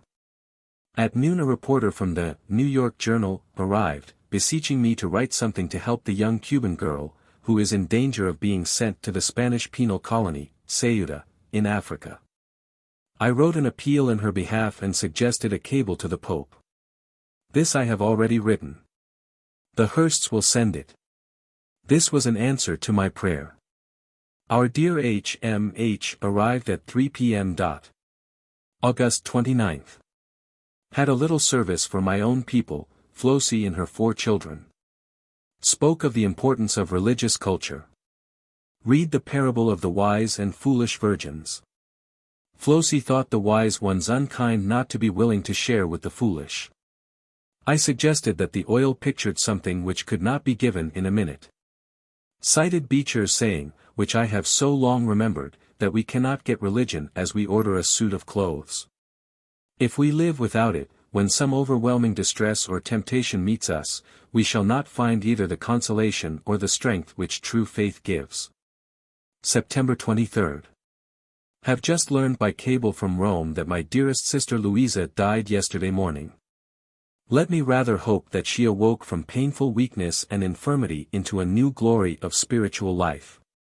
Her life here has been most blameless, as well as most beautiful. Transplanted to Rome in her early youth and beauty, she became there a center of disinterested hospitality, of love and of charity. She was as rare a person in her way as my sweet sister Annie. Alas! I, of less desert than either, am left, the last of my dear father's and mother's children. God grant that my remaining may be for good. And God help me to use faithfully my little remnant of life in setting my house in order, and in giving such completeness as I can to my life work, or rather, to its poor efforts. September 25. Was sad as death at waking, pondering my many difficulties. The day is most lovely. I have read 2 of Dr. Hedges' sermons and feel much better. One is called The Comforter, and was probably written in view of the loss of friends by death. It speaks of the spirit of a true life, which does not pass away when the life is ended, but becomes more and more dear and precious to loving survivors. The text, from John 16:7, "It is expedient for you that I go away." Have writ a good screed about the Rome of 1843–44. To Laura. Oak Glen, September 27, 1897. My dear sister and I have lived so long far apart, that it is difficult for me to have a realizing sense of her departure. It is only at moments that I can feel that we shall meet on earth no more. I grieve most of all that my life has been so far removed from hers. She has been a joy, a comfort, a delight to so many people, and I have had so little of all this. The remembrance of what I have had is indeed most precious, but alas! For the long and wide separation. What an enviable memory she leaves! No shadows to dim its beauty. I send you, dear, a statement regarding my relations with Lee and Shepherd. I am much disheartened about my poems and almost feel like giving up. But I won't. Affect. Mother. In November, 1897, she sailed for Italy with the Elliots. Chapter 27. The Last Roman Winter. 1897–1898, AET. 78. The City of My Love. She sits among eternal hills. Their crown, thrice glorious and dear. Her voice is as 1,000 tongues. Of silver fountains, gurgling clear. Her breath is prayer, her life is love. And worship of all lovely things. Her children have a gracious port. Her beggars show the blood of kings. By old tradition guarded close. None doubt the grandeur she has seen. Upon her venerable front is written, I was born a queen. She rules the age by beauty's power. As once she ruled by armed might. The southern sun doth treasure her. Deep in his golden heart of light. Awe strikes the traveler when he sees the vision of her distant dome. And a strange spasm wrings his heart. As the guide whispers, there is Rome. And, though it seem a childish prayer, I've breathed it oft, that when I die, as thy remembrance dear in it, that heart in thee might buried lie. J. W. H. The closing verse of her early poem, The City of My Love, expresses the longing that, like Shelley's, her heart might buried lie, in Rome. Some memory of this wish, some foreboding that the wish might be granted, possibly darkened the first days of her last Roman winter. In late November of the year 1897 she arrived in Rome with the Elliots to pass the winter at their apartment in the ancient Palazzo Rusticucci of the old Leonine city across the Tiber, in the shadow of St. Peter's, next door to the Vatican. The visit had been planned partly in the hope that she might once more see her sister Louisa. In this we know she was disappointed. They reached Rome at the beginning of the rainy season, which fell late that year. All these causes taken together account for an unfamiliar depression that creeps into the journal. She missed, too, the 1,000 interests of her Boston life. Her church, her club, her meetings, all the happy business of keeping a grandmother's house where 3 generations and their friends were made welcome. At home every hour of time was planned for, every ounce of power well invested in some labor worthy of her mettle. In Rome her only work at first was the writing of her reminiscences for the Atlantic Monthly. Happily, the depression was short-lived. Gradually the ancient spell of the great enchantress once more enthralled her, but it was not until she had founded a club, helped to found a woman's council, begun to receive invitations to lecture and to preach, that the accustomed joie de vivre pulses through the record. The sower is at work again, the ground is fertile, the seed quickening. December 1st. The first day of this winter, which God help me to live through. Dearest Maud is all kindness and devotion to me, and so is Jack, but I have Rome and grip. Nothing in it pleases me. December 6th. Something, perhaps it is the bright weather, moves me to activity so strongly that I hasten to take up my pen, hoping not to lapse into the mood of passive depression which has possessed me ever since my arrival in Rome. December 7th. We visited the William J. Stillmans, S. and I had not met in 30 years, not since '67 in Athens. Went to afternoon tea at Miss Lee Smith's. She is a cousin of Florence Nightingale, whom she resembles in appearance. Madame Helbig was there, overflowing as ever with geniality and kindness. Mr. Stillman was then the Roman correspondent of the London Times, a position only second in importance to that of the British ambassador. His tall, lean figure, stooping shoulders, where a pet squirrel often perched, his long grey beard and keen eyes were familiar to the Romans of that day. His house was a meeting place for artists and literati. Mrs. Stillman our mother had formerly known as the beautiful Marie Spartali, the friend of Rossetti and Du Maurier, the idol of literary and artistic London. A warm friendship grew up between them. Together they frequented the antiquaries, gleaning small treasures of ancient lace and peasant jewels. I bought this by the Muse Stillman's advice. This explanation guaranteed the wisdom of purchasing the small rose diamond ring set in black enamel. December 9th. Dined with Daisy Chandler. We met there one Brewster and Hendrik Anderson. After dinner came Palmer, son of Cortland, and his sister. He is a pianist of real power and charm, made me think of Paderewski, when I first heard him. December 10th. Drove past the Trevi Fountain and to the Colosseum, where we walked a while. Ladies came to hear me talk about women's clubs. This talk, which I had rather dreaded to give, passed off pleasantly. Most of the ladies present expressed the desire to have a small and select club of women in Rome. Maud volunteered to make the first effort, with Madame Desgrange and Jessie Cochrane to help her. December 12th. Bessie Crawford brought her children to see me. Very fine little creatures, the eldest boy 122 handsome, dark like his mother, the others blonde and a good deal like Marion in his early life. December 14th. In the afternoon drove with Jack to visit Villegas. Found a splendid house with absolutely no fire, the cold of the studio was tomb-like. A fire was lighted in a stove and cakes were served, with some excellent Amontillado wine, which I think saved my life. December 18th. When I lay down to take my nap before dinner, I had a sudden thought vision of the glory of God in the face of Jesus Christ. I seemed to see how the human could in a way reflect the glory of the divine, giving not a mechanical, but an affectional and spiritual reshowing of the great unfathomable glory. I need not say that I had no sleep. I wish the glimpse then given me might remain in my mind. December 21st. Feeling much better in health, I determined to take up my reminiscences again. Madame Rose passed the evening with me. She told me that Pio Nono had endorsed the Rosminian philosophy, which had had quite a following in the church, Cardinal Hohenlohe having been very prominent in this. When Leo XIII was elected, the Jesuits came to him and promised that he should have a jubilee if he would take part against the Rosminian ideas, and put the books on the Index Expurgatorius, the which he promptly did.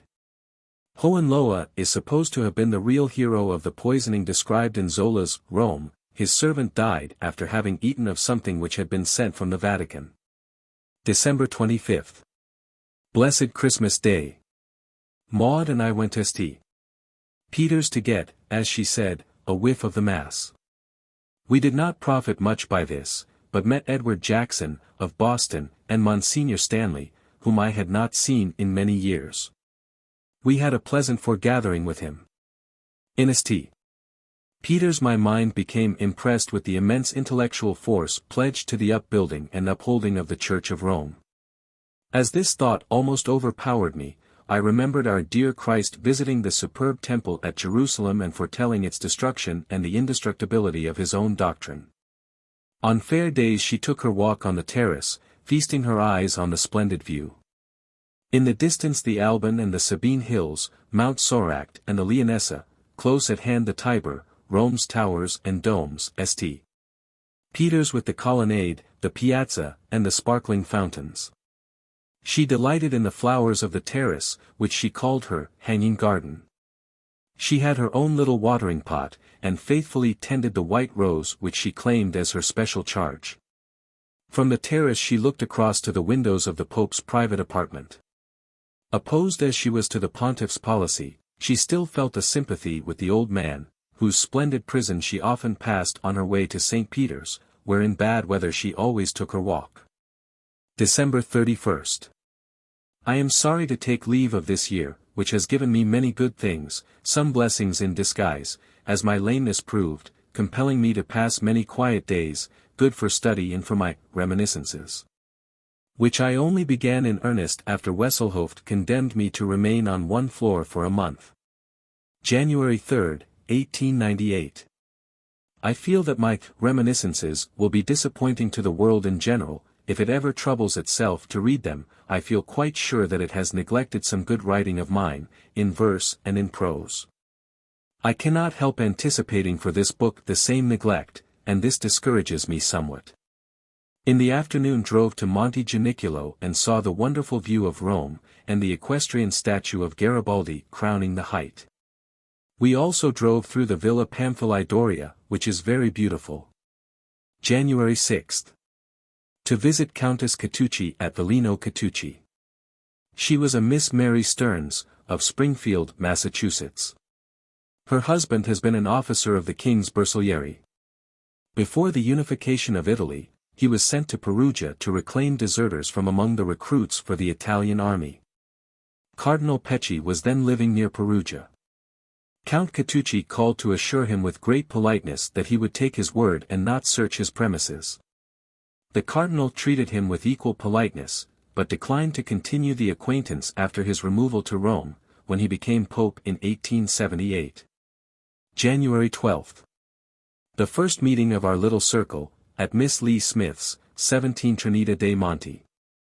I presided and introduced Richard Norton, who gave an interesting account of the American School of Archaeology at Athens, and of the excavations at Athens. Anderson to dine. He took a paper outline of my profile, wishing to model a bust of me. The Winthrop Chandlers were passing the winter in Rome, this added much to her pleasure. The depression gradually disappeared, and she found herself once more at home there. She met many people who interested her, Hall Caine, Bjornstjerne Bjornson, many artists too. Don José Villegas, the great Spanish painter, now director of the Prado Museum at Madrid, who was living in his famous Moorish villa on the Monte Parioli, made a brilliant, realistic portrait of her, and Hendrik Andersen. The Norwegian-American sculptor, modeled an interesting terracotta bust. While the sittings for these portraits were going on, her niece said to her, "My aunt, I can expect almost anything of you, but I had hardly expected a success debut." Among the diplomats who play so prominent a part in Roman society, the Jonkheer John Loudon, secretary of the Netherlands legation, was one of her favorite visitors. There are frequent mentions of his singing, which she took pleasure in accompanying. January 15. We had a pleasant drive to Villa Madama where we bought fresh eggs from a peasant. Cola cut much greenery for us with which Maud had our rooms decorated. Attended Mrs. Haywood's reception, where met some pleasant people, the Scudder party. An English Catholic named Christmas, who visits the poor, and reports the misery among them as very great, a young priest from Boston, Monsignor O'Connell, 123 a Mr. and Mrs. Mulhorn, Irish, he strong on statistics, she a writer on Celtic antiquities, has published a paper on the Celtic origin of the Divina Commedia, and has written one on the discovery of America by Irish Danes, 500 years before Columbus. Mr. and Mrs. J. C. Haywood lived a few doors from the Rusticuxi in the Palazzo Giroux Torlonia, one of the finest Roman palaces. Mr. Haywood held an office in the papal court, and had a papal title which he was wise enough not to use in general society. He was an American, a Harvard graduate of the class of 1855. His chief occupation, outside of his duties at the Vatican, was the collection of a fine library. His house was a rendezvous of Black 124 society. He lived in much state and entertained with brilliant formality. Among the great social events of that winter was his reception given for Cardinal Satolli, who arrived dressed in splendid vestments, escorted by his suite. The hostess courtesied to the ground and kissed the ring on his finger. All the other Catholic ladies followed suit. Sitting very straight in her chair, our mother bided her time. Finally the cardinal was brought to her. He was a genial, courteous man and very soon they were deep in friendly talk. Though she disliked the Roman hierarchy as an institution, she counted many friends among the priests of Rome. January 18. To St. Peter's. The Festival of St. Peter's Chair. Vespers in the usual side chapel. Music on the whole good, some sopranos rather ragged, but parts beautifully sung. Was impressed as usual by the heterogeneous attendance, tourists with camp stools and without, ecclesiastics of various grades, students, friars. One splendid working man in his corduroys stood like a statue, in an attitude of fixed attention. Lowly fathers and mothers carrying small children. One lady, seated high at the base of a column, put her feet on the seat of my stool behind me. Saw the gorgeous ring on the finger of the statue of St. Peter. January 19.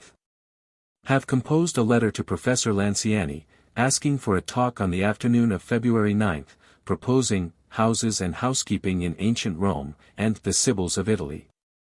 Mr.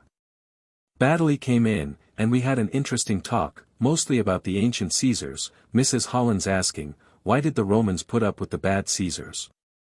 He thought the increase of wealth under Augustus was the beginning of a great deterioration of the people and the officials. January 21. Went in the afternoon to call upon Baroness Cicchetti. Had a pleasant talk with her husband, an enlightened man. He recognizes the present status of Rome as greatly superior to the ancient order of things, but laments the ignorance and superstition of the common people in general, and the peasantry in particular.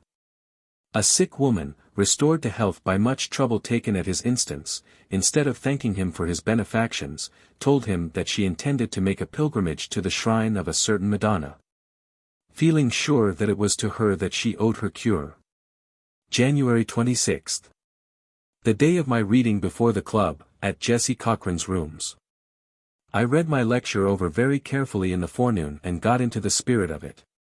The gathering was a large one, very attentive, and mostly very appreciative. The paper was, Woman in the Greek Drama.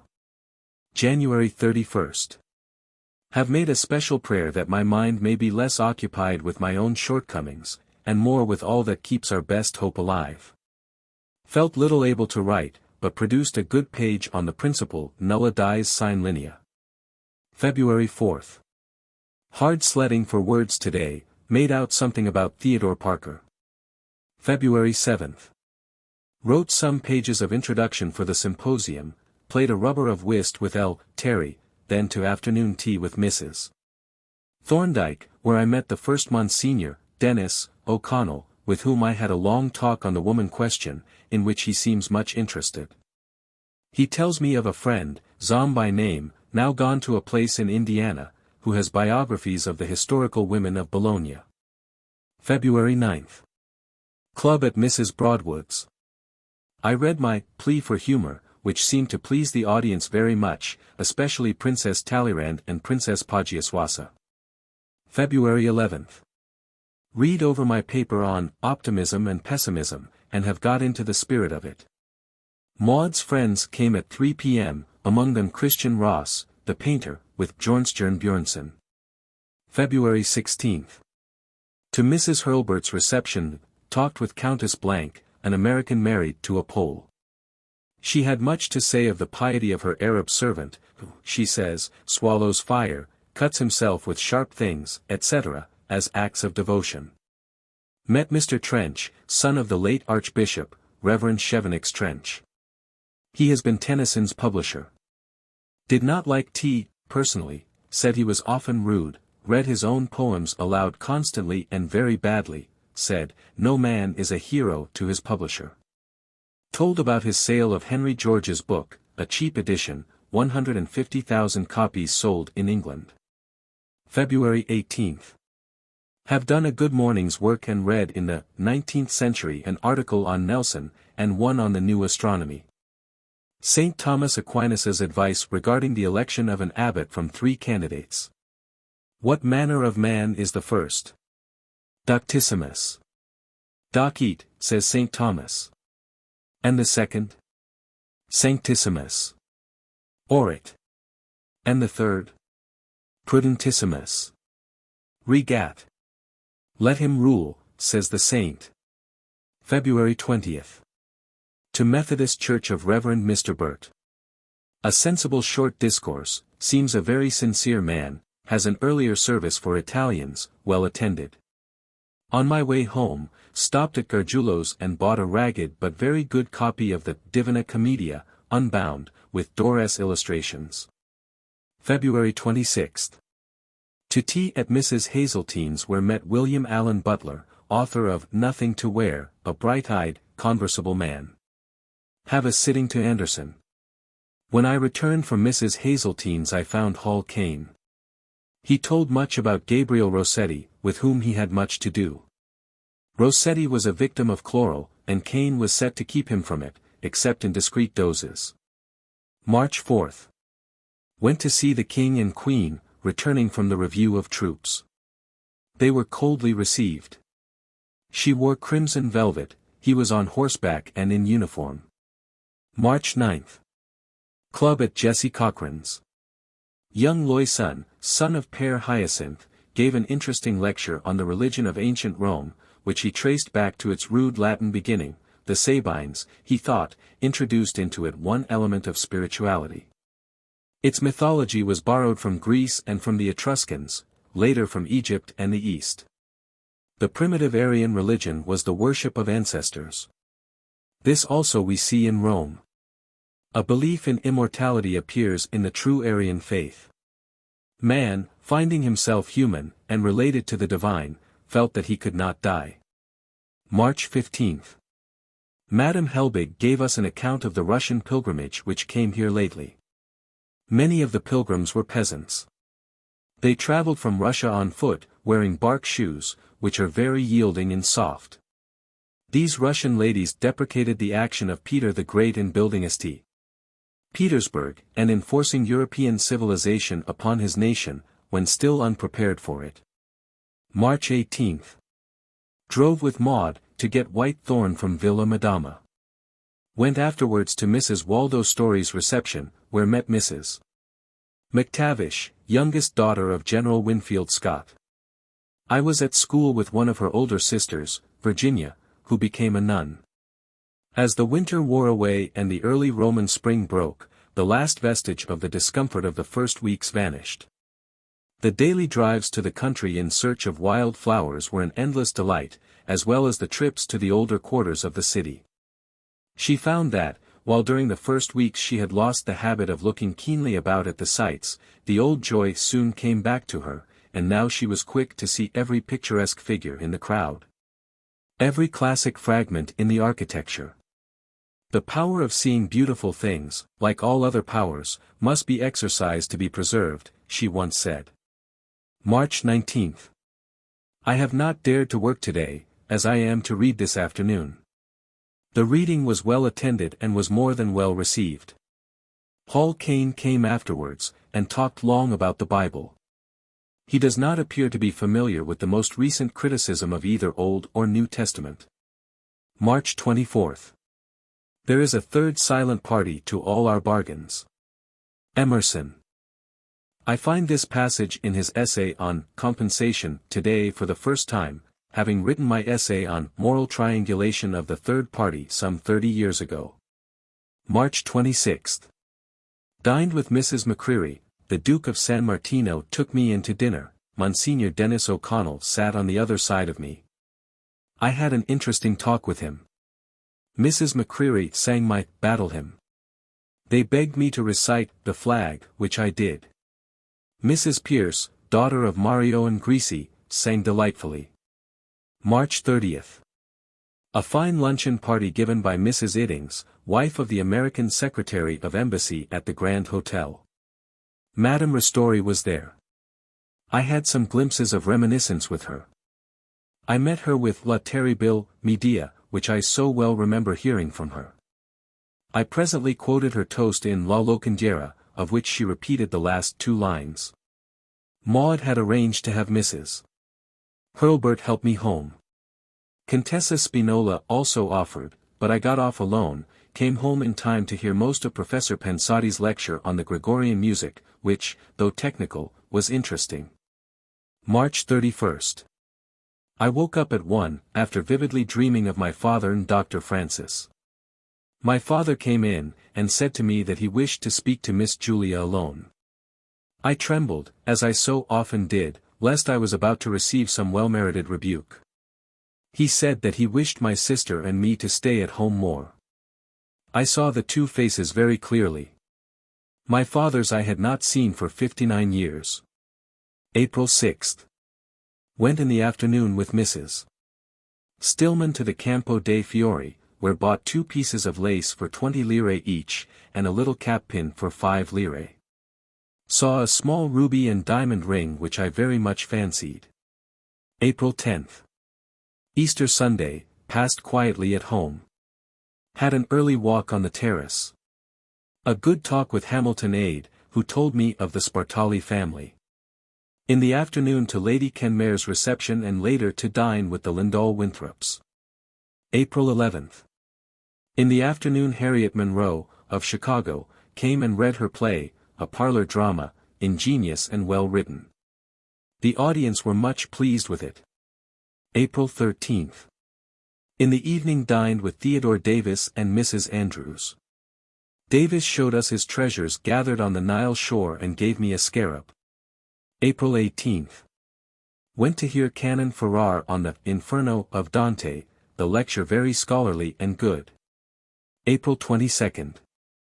With Anderson to the Vatican, to see the Pinturicchio frescoes, which are very interesting. He designed the tiling for the floors, which is beautiful in color, matching well with the frescoes. These represent scenes in the life of the Virgin and of Saint Catherine. April 24. To Miss Lee Smith's, where I read my sermon on the still small voice to a small company of friends, explaining that it was written in the first instance for the Concord prison, and that I read it there to the convicts. I prefaced the sermon by reading one of the parables in my later lyrics, once, where men of high pretension, etc. This was one of several occasions when she read a sermon at the house of Miss Lee Smith, a stanch Unitarian, who lived at the Trinidad de Monte in the house near the top of the Spanish Steps. Held by generations of English and American residents the most advantageous dwelling in Rome. On Sunday mornings, when the bells of Rome thrilled the air with the call to prayer, a group of exiles from many lands gathered in the pleasant English-looking drawing-room. From the windows they could look down upon the flower-decked Piazza di Spagna, hear the song of the nightingales in the Villa Medici, breathe the perfume of violets and almond blossoms from the Pincio.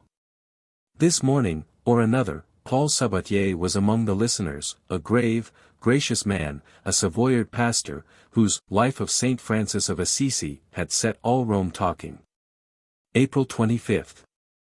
To lunch with the Drapers. Had some good talk with Mr. D., the American ambassador. He was brought up at Hopedale in the community, of which his father was a member, his mother not altogether acquiescing. He went into our Civil War when only 20 years of age, having the day before married a wife. He was badly wounded in the Battle of the Wilderness. Mosby, guerrilla, met the wounded train, and stripped them of money and watches, taking also the horses of their conveyances.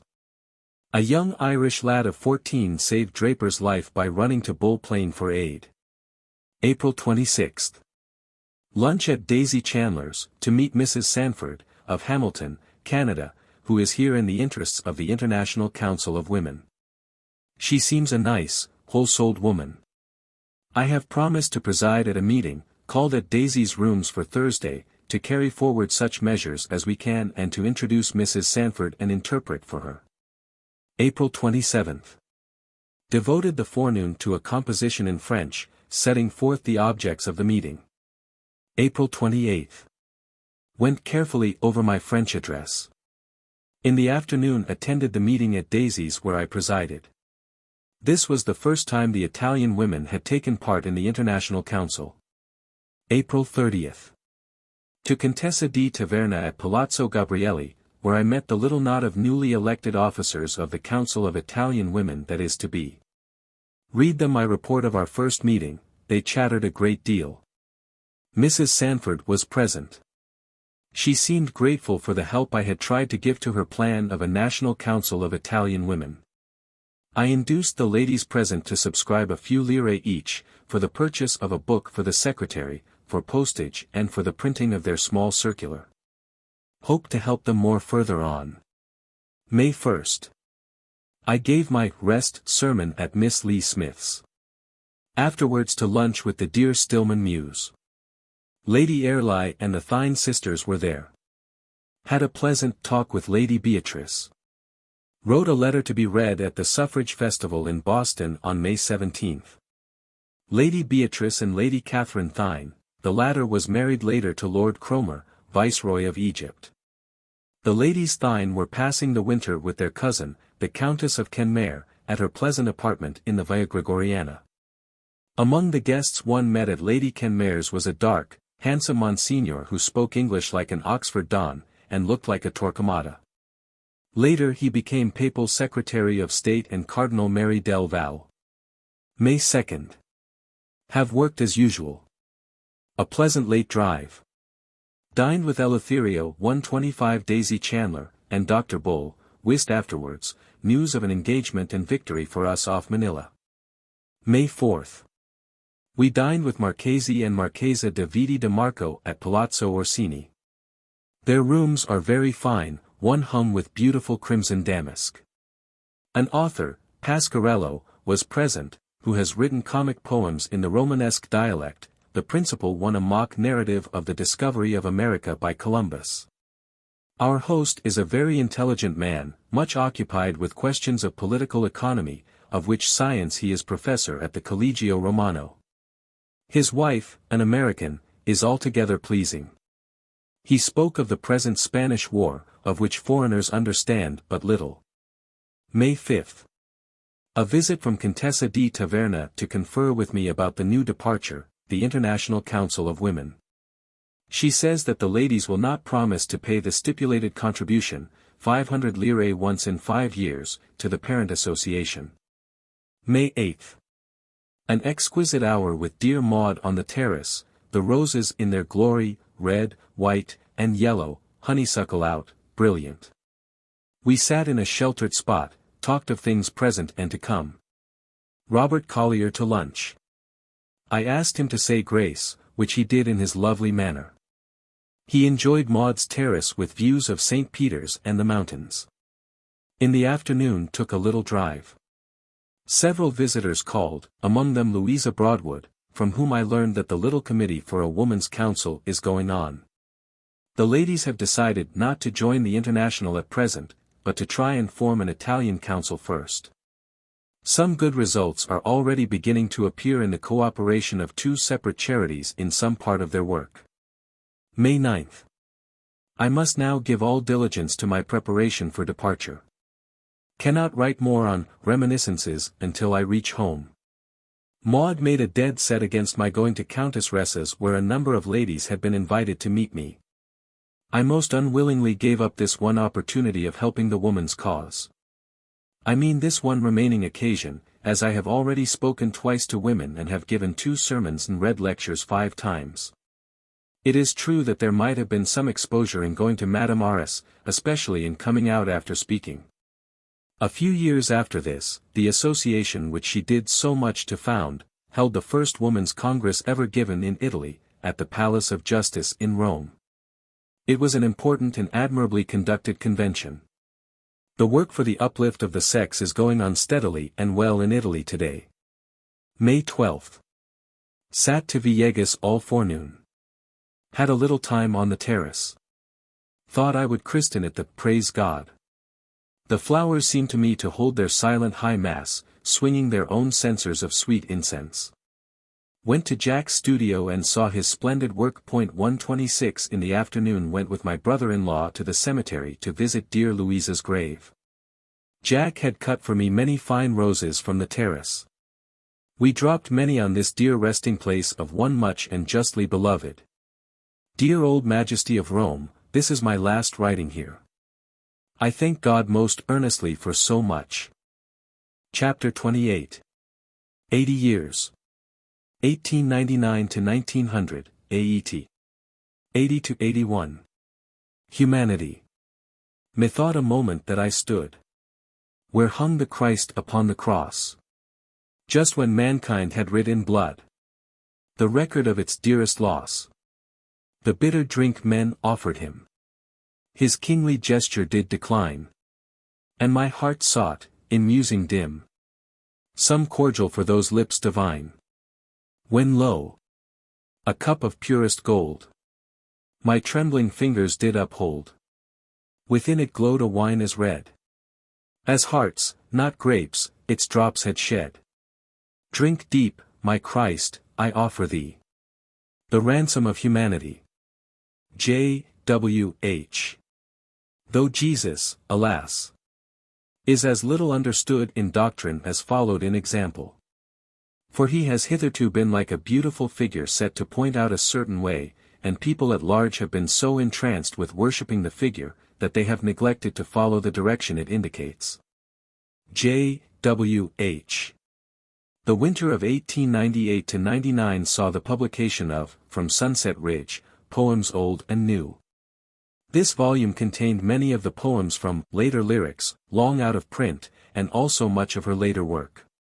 It met with a warm recognition which gave her much pleasure. Late in 1899 appeared the Reminiscences, on which she had been so long at work. These were even more warmly received, though many people thought them too short. Colonel Higginson said the work might have been spread out into 3 or 4 interesting octavos. But in her hurried grasp it is squeezed into one volume, where groups of delightful interviews with heroes at home and abroad are crowded into some single sentence.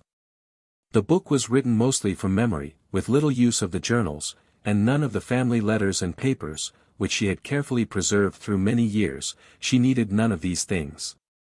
Her past was always alive, and she went hand in hand with its dear and gracious figures. But we have outstripped the journals and must go back to the beginning of 1899. Boston. January 1, 1899. I begin this year with an anxious mind. I am fighting the wolf, hand to hand. I am also confused between the work already done on my Reminiscences, and that still wanting to give them some completeness. May the All-Father help me. January 9. Dined with the Massachusetts Press Club Association. I made a little speech partly thought out beforehand. The best bit in it, why should we fear to pass from the Old Testament of our own liberties, to the New Testament of liberty for all the world? Came to me on the spur of the moment. January 16. Dickens' party at the New England Woman's Club. I despaired of being able to go, but did manage to get up a costume and take part. Many very comical travesties, those of Pickwick and Captain Cuttle remarkably good, also Lucia M. Peabody as Martin Chuzzlewit, and Mrs. Godding in full male dress suit. I played a Virginia reel and finally danced myself. The part she herself took on this occasion was that of Mrs. Jellyby, a character she professed to resemble. At another club party she impersonated Mrs. Jarley, with a fine collection of celebrities, which she exhibited proudly. She always put on her best motley for her dear club, and in those days its fooling was no less notable than its wisdom. Among other things, she instituted the poetical picnics, picnic suppers to which every member must bring an original poem. Some of her best nonsense was recited at these suppers. It has been said that she had the gift of the word in season. This was often shown at the club, especially when, as sometimes happened, a question of the hour threatened to become burning. It is remembered how one day a zealous sister thundered so loud against corporal punishment that some mothers and grandams were roused to equally ardent rejoinder. The president was appealed to. Dear Mrs. Howe, I am sure that you never laid a hand on your children. Oh, yes, said dear Mrs. Howe. I cuffed M a bit when I thought they needed it. Even militancy could be touched lightly by her. Talk was running high on the subject one day. Eyes began to flash ominously, voices took on a wire edge, as she expressed it. Again the appeal was made. Can you imagine, Mrs. Howe, under any circumstances? The twinkle came into the grey eyes. Well, she said. I am pretty old, but I think I could manage a broomstick. The tension broke in laughter, and the sisters were sisters once more. January 23. Worked as usual.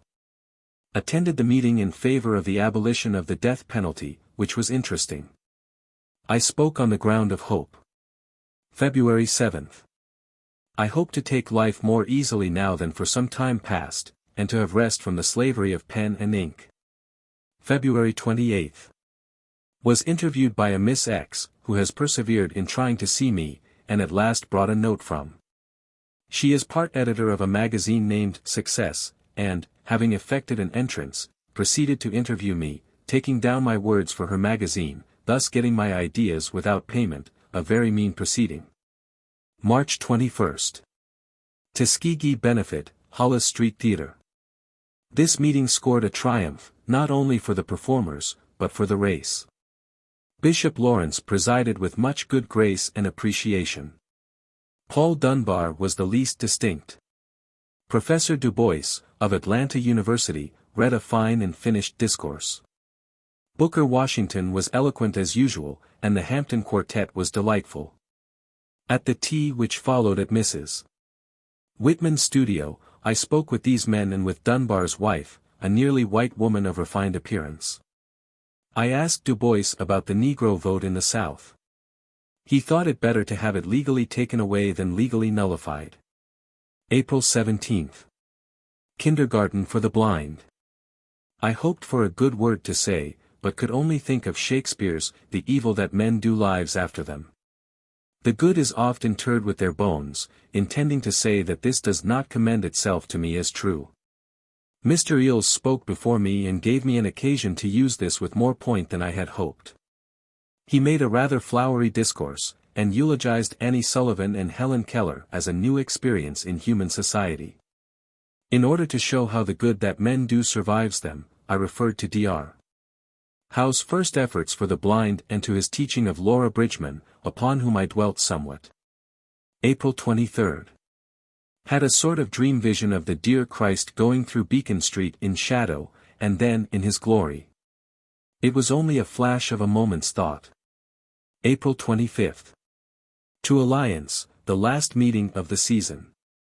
Mrs. spoke, laying the greatest emphasis on women acting so as to express themselves in freedom. This ideal of self-expression appears to me insufficient and dangerous, if taken by itself. I mentioned its insufficiency, while recognizing its importance. I compared feminine action under the old limitations to the touching of an electric eel, which immediately gives one a paralyzing shock. I spoke also of the new woman world as at present constituted, as like the rising up from the sea of a new continent.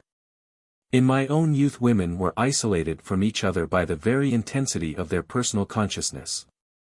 I thought of myself and of other women in this way.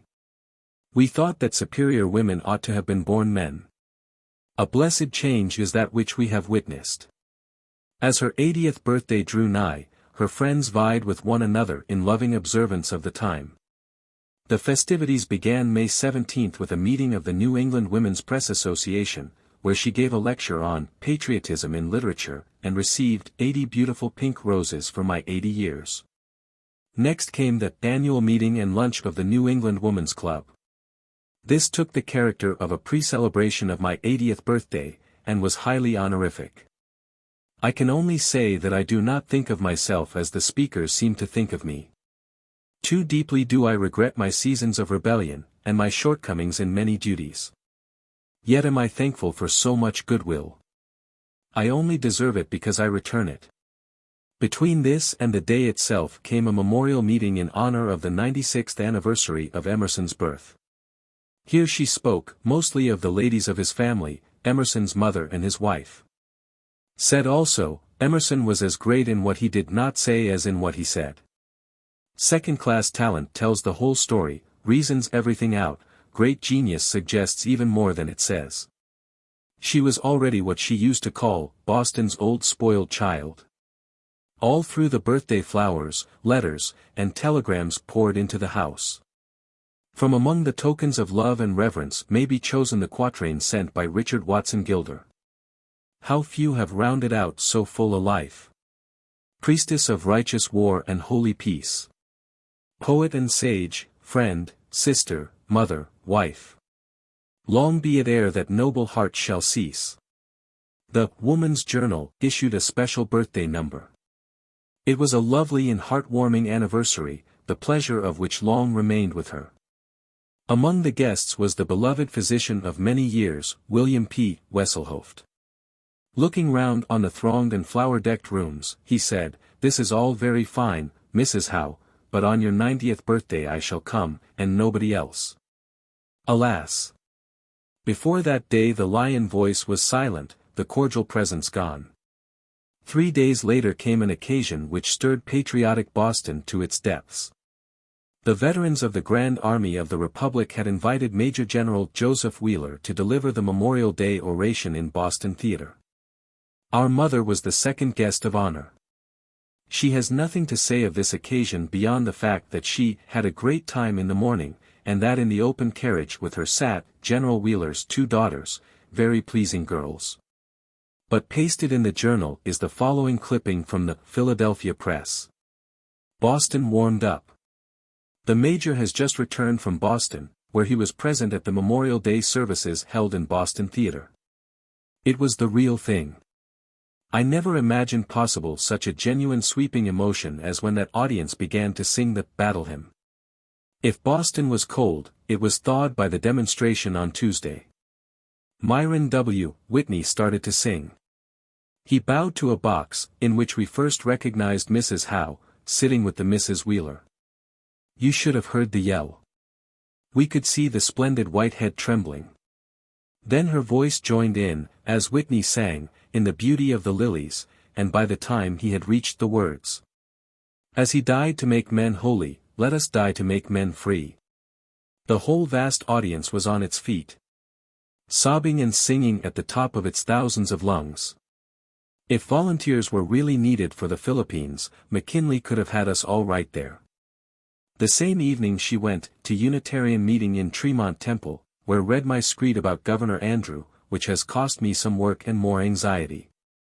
Reverend S. A. Elliott, whom I saw for the first time, was charmingly handsome and friendly. I was introduced as Saint Julia, and the whole audience rose when I came forward to read. Item: I had dropped my bag with my manuscript in the carriage, but Charles Fox telephoned to the stable and got it for me. The spring of this year saw an epidemic of Negro lynching, which roused deep indignation throughout the country. On May 20th the Journal records a wonderful meeting at Chickering Hall, called by the colored women of Boston, to protest against the lynching of Negroes in the South. Mrs. Butler M. Wilson presided, an octoroon and a woman of education. Her opening address was excellent in spirit and in execution. A daughter of Mrs. Ruffin also wrote an excellent address. Mrs. Cheney's was very earnest and impressive. Alice Freeman Palmer spoke as I have never before heard her. My rather brief speech was much applauded, as were indeed all of the others. Mrs. Richard Hollowell was on the platform and introduced Mrs. Wilson. This brief speech brought upon her a shower of letters, mostly anonymous, from persons who saw only the anti-Negro side of this matter, so dreadful in every aspect. These letters were often denunciatory, sometimes furious in tone, especially one addressed to Mrs. Howe, Negro sympathizer. Boston. This grieved her, but she did not cease to lift up her voice against the evil thing whenever occasion offered. July 7th. Oak Glen. My son and his wife came over from Bristol to pass the day. He looks as young as my grandsons do. At 50, his hair is blonde, without gray, and his forehead unwrinkled. July 16th. While in church I had a new thought of the energy and influence of Christ's teaching. Ask and ye shall receive, etc. These little series of commands all incite the hearers to action: ask, seek, knock. I should love to write a sermon on this, but fear my sermonizing days are over, alas. August 7th. Determined to do more literary work daily than I have been doing lately. Began a screed about dear bro, Sam, feeling that he deserved a fuller mention than I have already given him. September 4th. Discouraged over the confusion of my papers, the failure of printers to get on with my book, and my many bills.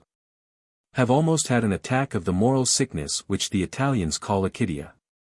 I suppose it to mean indifference and indolence. To Laura. Oak Glen, September 6, 1899. Here's a question. Houghton and Mifflin desire to print 127 a rough draft of my Battle Hymn, which they borrowed, with some difficulty, from Charlotte Whipple, who begged it of me, years ago. I hesitate to allow it, because it contains a verse which I discarded, as not up to the rest of the poem. It will undoubtedly be an additional attraction for the volume. September 7. Have attacked my proofs fiercely. To Laura. Oak Glen, September 16, 1899. Yours received, Trace Share. Why not consult Hayes Gardner 128 about printing the original draft of the hymn? Wynne, S. 129 opinion would be worth having, also. I think I shall consult E. Hale, albeit the two just named would be more fastidious. 130. October 21. My last moments in this dear place. The past season appears to me like a gift of perfect jewels. I pray that the winter may have in store for me some good work and much dear and profitable companionship. I must remember that this may be my last summer here, or anywhere on earth, but must bear in mind that it is best to act with a view to prolonged life, since without this outlook, it is very hard for us to endeavor or to do our best. Peace be with you, beautiful summer and autumn. Amen. She was never ready to leave Oak Glen. The town house always seemed at first like a prison. October 23. Boston. A drizzly, dark day. I struggled out twice, saying to myself, it is for your life. October 24. Have had 2 days of chaos and discouragement. October 27. A delightful and encouraging conference of AAW held in my parlors. The prevailing feeling was that we should not disband, but should hold on to our association and lie by, hoping to find new innings for work. Florida was spoken of as good ground for us. I felt much cheered and quickened by the renewal of old friendships.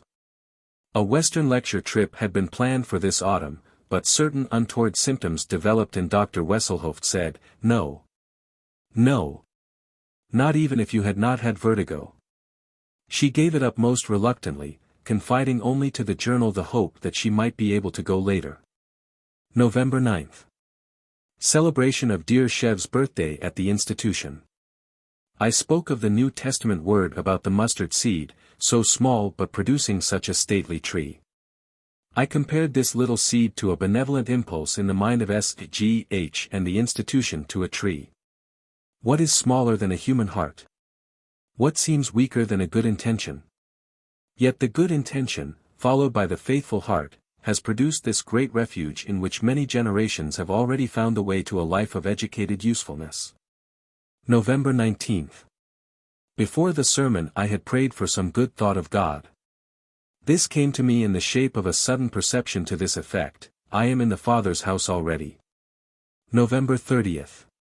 In giving thanks today, I made my only personal petitions, which were first, that some of my dear granddaughters might find suitable husbands, and lastly, that I might serve in some way until the last breath leaves my body. December 16. I had greatly desired to see the barber. Kind Mrs. Alfred Batchelor made it possible by inviting me to go with her. The performance was almost if not quite bouffe. Sembrick's singing marvelous, the acting of the other characters excellent, and singing very good, especially that of D'Resca and Campanari. I heard the opera in New York more than 70 years ago, when Molly Brann, then Signorina Garcia, took the part of Rosina. December 31. Advertiser man came with a query: what event in 1899 will have the greatest influence in the world's history? I replied, the Tsar's Peace Manifesto, leading to the conference at The Hague. November, 1899, saw the birth of another institution from which she was to derive much pleasure, the Boston Authors Club. Miss Helen M. Winslow first evolved the idea of such a club.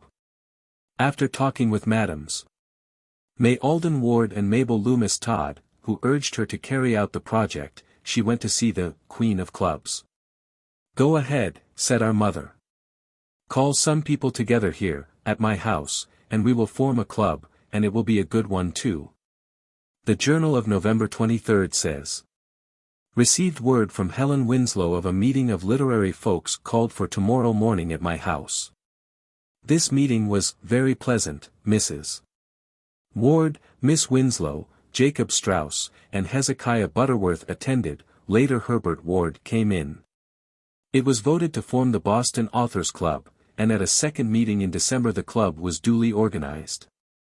In January the Authors Club made its first public appearance in a meeting and dinner at Hotel Vendôme, Mrs. Howe presiding, Colonel Higginson, whom she described as her chief vice, beside her. The brilliant and successful course of the Authors Club need not be dwelt on here. Her connection with it was to continue through life, and its monthly meetings and annual dinners were among her pet pleasures. She was always ready to drop into rhyme in its service, the muse in cap and bells being oftenest invoked, e.g., the verses written for the 500th anniversary of Chaucer's death. Poet Chaucer had a sister. He, the wondrous melodister. She didn't write no poems, oh, no. Brother Geoffrey trained her so. Honored by the poet's crown. Her posterity came down. Ages of ancestral birth. Went for all that they were worth. Hence derives the Wentworth name.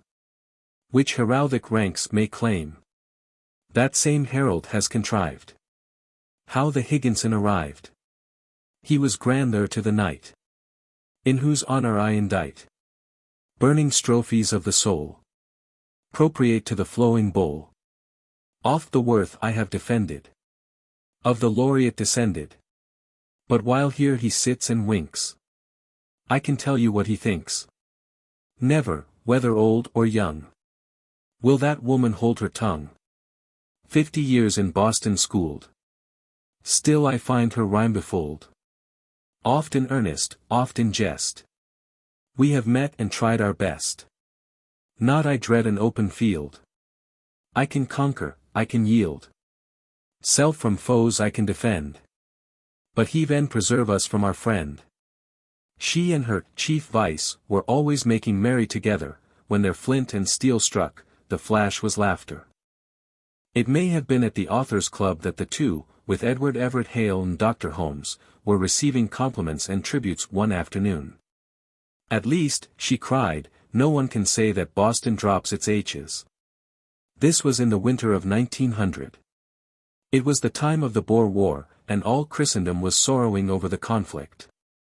On January 3 the Journal says, "This morning before rising, I had a sudden thought of the Christ babe standing between the two armies, Boers and Britons, on Christmas Day. I have devoted the morning to an effort to overtake the heavenly vision with but a mediocre result." These lines are published in At Sunset. On the 11th the cap and bells are assumed once more. To reception of the College Club, where I was to preside over the literary exercises and to introduce the readers. I was rather at a loss how to do this, but suddenly I thought of Mother Goose's. When the pie was opened, the birds began to sing. So when Edward Everett Hale came forward with me and introduced me as the youngest person in the hall, I said, "Ladies and gentlemen, I shall prove the truth of what our reverend friend has just said, by citing a quotation from Mother Goose, when the pie was opened, etc. And the first bird that I shall introduce will be Reverend E. E. Hale." Beginning thus, I introduced T. W. Higginson as the great American eagle, Judge Robert Grant as a mockingbird, C. F. Adams as the trained German canary who sings all the songs of Jakob Strauss. C. G. Ames said, "You mustn't call me an owl." I brought him forward and said, "My dear minister says that I must not call him an owl, and I will not.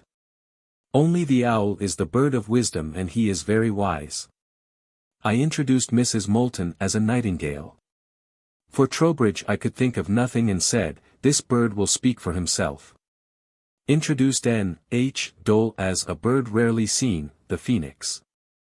At the close E. E. H. said, "You have an admirable power of introducing." This little device pleased me foolishly.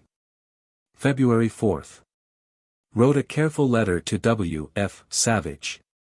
He had written, asking an explanation of some old manuscript copy of my battle hymn, and of the theft perpetrated of 3 of its verses in pen pictures of the war, only lately brought to my notice. He evidently thought these matters implied doubt at least of my having composed the hymn. To this suspicion I did not allude, but showed him how the verses stolen had been altered, probably to avoid detection. March 3. Count di Campello's lecture, on the religious life in Italy, was most interesting. His uncle's movement in founding a national Italian Catholic Church seemed to me to present the first solution I have met with, of the absolute opposition between Catholic and Protestant. A Catholicism without spiritual tyranny, without ignorant superstition, would bridge over the interval between the two opposites and bring about the unification of the world Church. March 13. Passed the whole morning at State House, with remonstrance against petition forbidding Sunday evening concerts. T. W. H. spoke remarkably well. March 30. Had a special good moment this morning before rising. Felt that God had granted me a good deal of heaven, while yet on earth. So the veil lifts sometimes, not for long. April found her in Minneapolis and St. Paul, lecturing and being delightfully entertained. May 8. Minneapolis. Spoke at the university, which I found delightfully situated and richly endowed. Was received with great distinction. Spoke, I think, on the fact that it takes the whole of life to learn the lessons of life. Dwelt a little on the fact that fools are not necessarily underwitted. Nay, may be people of genius, the trouble being that they do not learn from experience. On leaving she exclaims, "Farewell, dear St. Paul. I shall never forget you, nor this delightful visit, which has renewed, almost, the dreams of youth." In the car a kind old grandmother, with 2 fine little boy grands. The dear old grandmother and her boys got out at the Sioux. Other ladies in the Pullman were very kind to me, especially a lady from St. Paul, with her son, who I thought might be a young husband. She laughed much at this when I mentioned it to her. Had an argument with her, regarding hypnotism, I insisting that it is demoralizing when used by a strong will to subdue a weak one. May 25. Boston. Went in the afternoon to Unitarian meeting at Tremont Temple. S.A. Elliott made me come up on the platform. He asked if I would give a word of benediction. I did so, thanking God earnestly in my heart for granting me this sweet office, which seemed to lift my soul above much which has disturbed it of late. Why is he so good to me? Surely not to destroy me at last. June 3. Before church had a thought of some sweet spirit asking to go to hell to preach to the people there. Thought that if he truly fulfilled his office, he would not leave even that forlorn pastorate. June 10. Could not find the key to my money bag, which distressed me much. Promised St. Anthony of Padua that if he would help me, I would take pains to find out who he was. Found the key immediately. June 18.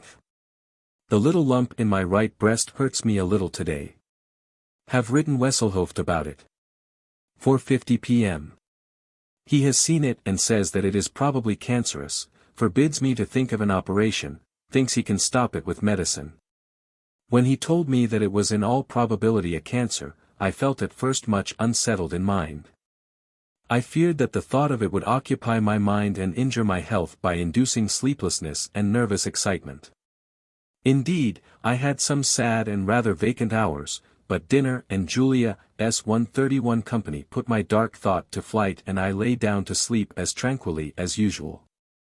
Whatever this trouble was, it evidently brought much suffering, but finally disappeared. We learn of it for the first time in this record. She never spoke of it to any of her family. Oak Glen. June 21. Here I am seated once more at my old table, beginning another villeggiatura, which may easily be my last. Have read a little Greek and a long article in the New World. I pray the dear Heavenly Father to help me pass a profitable season here, improving it as if it were my last, whether it turns out to be so or not. She was not in her usual spirits this summer. She felt the heat and the burden of years. The journal is mostly in a minor key. July 16. Took up a poem at which I have been working for some days, on the victims in Pekin, a strange theme, but one on which I feel I have a word to say. Wrote it all over. July 19. Was much worn out with the heat. In afternoon my head gave out and would not serve me for anything but to sit still and observe the flight of birds and the freaks of yellow butterflies. July 26. Have prayed today that I may not find life dull. This prolongation of my days on earth is so precious that I ought not to cease for one moment to thank God for it. I enjoy my reading as much as ever, but I do feel very much the narrowing of my personal relations by death. How rich was I in sisters, brothers, elders! It seems to me now as if I had not at all appreciated these treasures of affection. July 31. Have writ notes of condolence to Mrs. Barthold Schlesinger and to M. E. Powell. I remember the coming of Mrs. Powell's family to Newport 65 years ago. The elders used to entertain in the simple ways of those days, and my brother Henry and I used to sing one duet from the Matrimonio Segreto, at some of their evening parties.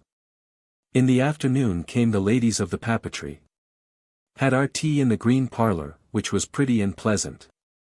To Laura. Oak Glen, August 3, 1900. I grieve for the death of King Umberto, as any one must who has followed the fortunes of Italy and knows the indebtedness of the country to the House of Savoy. Thus, the horror of this anarchy, thriving among Italians in our own country.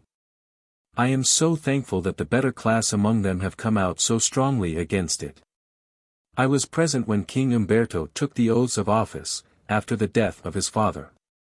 He was a faithful man, not quite up to the times, perhaps, but his reign was beset with problems and difficulties. I am sure that the Queen greatly respected and honored him, although I believe that she was first betrothed to his brother Amadeo, whom, it is said, she loved. Alas, for the tyranny of dynastic necessity. Their only child was very delicate, and has no child, or had not, when I was in Rome. As to the Chinese horror, it is unspeakably dreadful. Even if the ministers are safe, hundreds of foreigners and thousands of native Christians have been cruelly massacred. I cannot help hoping that punishment will be swift and severe. A letter from H.M.H. yesterday, in great spirits. At a great public dinner recently, the president of the association cried, "Honor à Howe." Effect. Mother. August 17. In the evening I was seized with an attack of verse and at bedtime wrote a rough draft of a Te Deum for the rescue of the ministers in Pekin. August 20. Got my poem smoothed at some expense of force, perhaps. I like the poem. I think that it has been given me.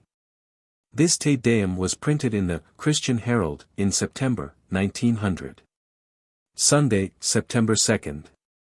I had, before service began, a clear thought that self is death, and deliverance from its narrow limitations the truest emancipation. In my heart I gave thanks to God for all measure in which I have attained, or tried to attain, this liberation. It seems to me that the one moment of this which we could perfectly attain, would be an immortal joy. A week later, she went to New York to attend a reception given to the Medal of Honor Legion at Brooklyn Academy. She writes, "Last evening's occasion was to me eminently worth the trouble I had taken in coming on. To meet these veterans, face to face, and to receive their hearty greeting, was a precious boon vouchsafed to me so late in life. Their reception to me was cordial in the extreme. The audience and chorus gave me the Chautauqua salute, and as I left the platform, the girl chorist sang the last verse of my hymn over again, in a subdued tone, as if for me alone.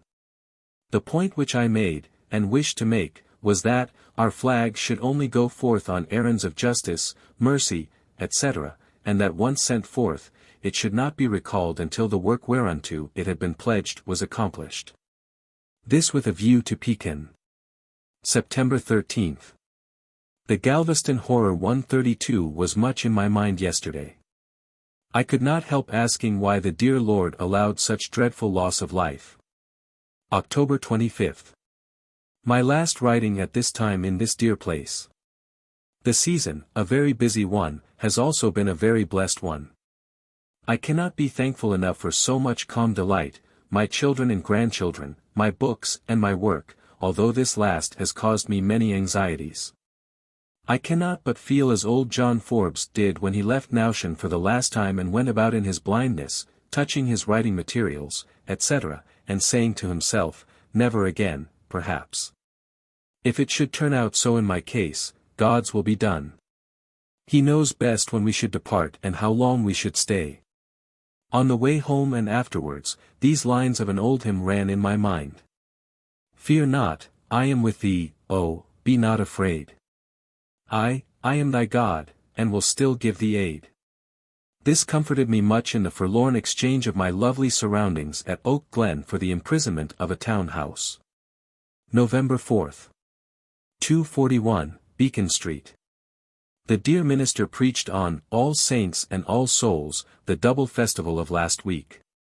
At communion he said, Dear Sister Howe, remember that if you are moved to speak, you have freedom to do so. I had not thought of speaking, but presently rose and spoke of the 2 consecrated days.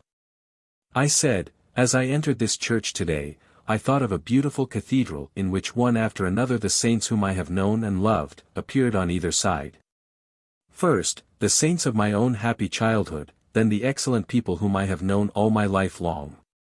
The picture of one of them hangs on these walls. 133 His memory is fresh in all our hearts. Surely it is a divine glory which we have seen in the faces of these friends, and they seem to lead us up to that dearest and divinest one, whom we call Master, and so on. I record this to preserve this vision of the Cathedral of Heart Saints. December 25. I was awake soon after 5 this morning, and a voice, felt, not heard, seemed to give me a friendly warning to set my house in order for my last departure from it. This seems to bring in view my age, already long past the scriptural limit, suggesting also that I have some symptoms of an ailment which does not trouble me much, but which would naturally tend to shorten my life. In my mind I promised that I would heed the warning given. I only prayed God to make the parting easy for me and my dear ones, of whom dear Maud would be the most to be pitied, as she has been most with me and has no child to draw her thoughts to the future. After this, I fell asleep. We had a merry time at breakfast, examining the Christmas gifts, which were numerous and gratifying. December 31st. Here ends a year of mercies, of more than my usual health, of power to speak and to write. It has been a year of work. God be thanked for it. Chapter 29. Stepping Westward. 1901 to 1902, AET. 82 to 83. But here the device of the spiral can save us. We must make the round, but we may make it with an upward inclination. Let there be light. Is sometimes said in accents so emphatic, that the universe remembers and cannot forget it. We carry our problems slowly forward. With all the ups and downs of every age, humanity constantly rises. Individuals may preserve all its early delusions, commit all its primitive crimes, but to the body of civilized mankind, the return to barbarism is impossible. J. W. H. January 7th. I have had a morning of visioning, lying in bed. Be still and know that I am God, seemed to be my sentence. I thought of the Magdalen's box of spikenard, whose odor, when the box was broken, filled the house. The separate religious convictions of the sect seemed to me like so many boxes of ointment, exceedingly precious while shut up, but I thought also that the dear Lord would one day break these separate boxes. And that then their fragrance would fill the whole earth, which is his house. This is my first writing in this book. From this thought and the Be Still, I may try to make 2 sermons.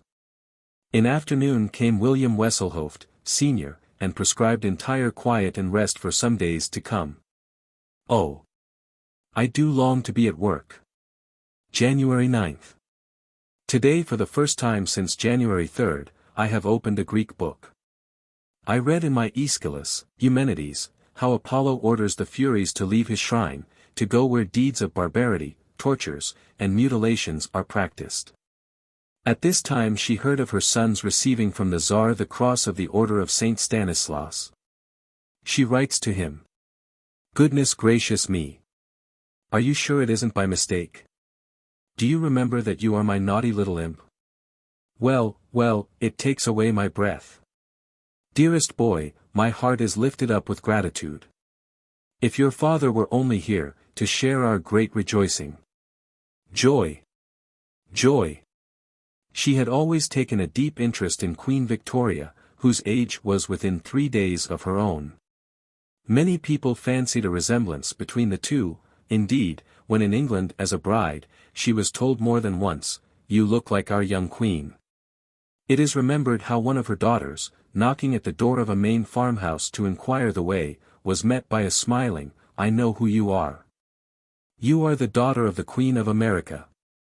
The Queen's death, coming as it did during her own illness, gave her a painful shock. January 23. The news of Queen Victoria's death quite overcame me for a moment this morning. Instead of settling to my work, I wrote a very tiny bust of feeling about her, which I carried to the Woman's Journal office, where I found a suffrage meeting in progress. I could only show myself and say that I was not well enough to remain. Bust of feeling was a favorite expression of hers. Old Bostonians will recall its origin. A certain rich man, seeing a poor girl injured in a street accident, offered to pay her doctor's bill. This being presented in due time, he disclaimed all responsibility in the affair. And when reminded of his offer, exclaimed, "Oh, that was a bust of feeling." On January 31, she was in distress of mind all day lest Maud should absolutely refuse to let me give my lecture at Philip's Church this evening. Later she writes, Maud was very kind and did nothing to hinder my going to South Boston. She went and enjoyed the evening, but was not so well after it. February 10. A Sunday at home, unable to venture out. Wesselhoeft, Jr. called, left medicine, and forbade my going out before the cough has ceased. Have read in Shane's Jewish Religious Life After the Exile, finding the places of reference in the Bible. Afterwards read in Laglan, which is very interesting but not praiseworthy, as it endeavors to recall the false glory of Napoleon. February 18. Have been out, first time since February 3, when I went to church and was physically the worse for it. Last night had a time of lying awake with a sort of calm comfort. Woke in the morning full of invalid melancholy, intending to keep my bed. Felt much better when in motion. Must make a vigorous effort now to get entirely well. These days of seclusion were hard for her, and every effort was made to bring the mountains to her, since she could not go to them. A club was formed among her friends in Boston for the study and speaking of Italian. This became one of her great pleasures, and she looked forward eagerly to the meetings. Delighted to hear and to use the beautiful speech she had loved since childhood. February 22. The new club Illinois Circolo Italiano met at our house. Count Campello had asked me to say a few words, so I prepared a very little screed in Italian, not daring to trust myself to speak extempore in this language. We had a large attendance. I thought 100 were present. My bit was well received, and the lecture by Professor Speranza, of New York, was very interesting, though rather difficult to follow. The theme was D'Annunzio's dramas, from which he gave some quotations and many characterizations. He relegates D'Annunzio to the Renaissance when virtue had no real moral significance. Compared him with Ibsen. The occasion was exceedingly pleasant. To Laura. I had hoped to go to church today, but my Maud and your Julia decided against it, and so I am having the day at home. It is just noon by my dial, and Maud is stretched in my gardener chair, comfortably shawled, and reading Lombroso's book on The Man of Genius, with steadfast attention. Lombroso's theory seems to be that genius, almost equally with insanity, is a result of degeneration. March 1. The first day of spring, though in this climate this is a wintry month. I am thankful to have got on so far in this, my 82nd year. My greatest trouble is that I use so poorly the precious time spared to me. Latterly I have been saying to myself, can you not see that the drama is played out? This partly because my children wish me to give up public speaking. March 4th. To New England Woman's Club, first time this year, to my great regret and loss. I was cordially welcomed. A thought suddenly came to me, namely, that the liberal education of women would give the death blow to superstition. I said, we women have been the depositaries of religious sensibility, but we have also furnished the impregnable storehouse of superstition, sometimes gracious, sometimes desperately cruel and hurtful to our race. No one noticed this, but I hold fast to it. March 8th. To symphony concert in afternoon, which I enjoyed but little, the music being of the multimodal order so much in vogue just now. An air of Haydn's sounded like a sentence of revelation in a chatter. It may have been after this concert that she wrote these lines, found in one of her notebooks. Such ugly noises never in my life. My ears endured such hideous fiddle strife. A dozen street bands playing different tunes. A choir of chimney sweeps with various runes. The horn that doth to farmer's dinner call. The Chinese gong that serves in wealthier hall. The hammer, scrub brush, and beseeching broom. While here and there the guns of freedom boom. Zooing. Bang. This soul is saved. Clang. Clang. It isn't. And Michigan and Dyke and Itch and Sitch and Sisn't. $5 bills the nauseous treat secured. But what can pay the public that endured? March 17th. Before lying down for a needed rest, I must record the wonderful reception given today to Jack Elliott's Ceiling Point 130 for the day was fine, clear sunlight. Many friends congratulated me, and some strangers. Vinton, the artist, Annie Blake, Ellen Dixie were enthusiastic in their commendation of the work, as were many others. I saw my old friend, Lizzie Agassiz, my cousin Mary Robeson and her daughter, and others too numerous to mention. This I consider a day of great honor for my family. Deo gratias for this as well as for my son's decoration. March 31st. Had a sort of vision in Church of Moses and Christ, the mighty breath of the prophets reaching over many and dark ages to our own time, with power growing instead of diminishing. When I say a vision, I mean a vivid thought and mind picture. April 3rd. Have writ to Lars Anderson, telling him where to find the quotation from Horace which I gave him for a motto to his automobile, Osea Euro. Sanborn found it for me and sent it by postal. It must have been more than 30 years since dear brother Sam showed it to me. April 7th. A really inspired sermon from C.G. The Power of an Unending Life. The communion which followed was to me almost miraculous. Mr. Ames called it a festival of commemoration, and it brought me a mind vision of the many departed dear ones. One after another the dear forms seemed to paint themselves on my inner vision, first, the nearer in point of time, last my brother Henry and Samuel Elliott. I felt that this experience ought to pledge me to new and more active efforts to help others. In my mind I said, the obstacle to this is my natural inertia, my indolence, then the thought, God can overcome this indolence and give me increased power of service and zeal for it. Those present, I think, all considered the sermon and communion as of special power and interest. It almost made me fear lest it should prove a swan song from the dear minister. Perhaps it is I, not he, who may soon depart. Later in April she was able to fulfill some lecture engagements in New York State with much enjoyment, but also much fatigue. After her return she felt for a little while as if it was about time for her to go, but her mind soon recovered its tone. Being gently reproved for giving a lecture and holding a reception on the same day, she said, "That is perfectly proper, I gave and I received, I was scriptural and I was blessed." Asked on another occasion if it did not tire her to lecture, why, no. It is they, the audience, who are tired, not I.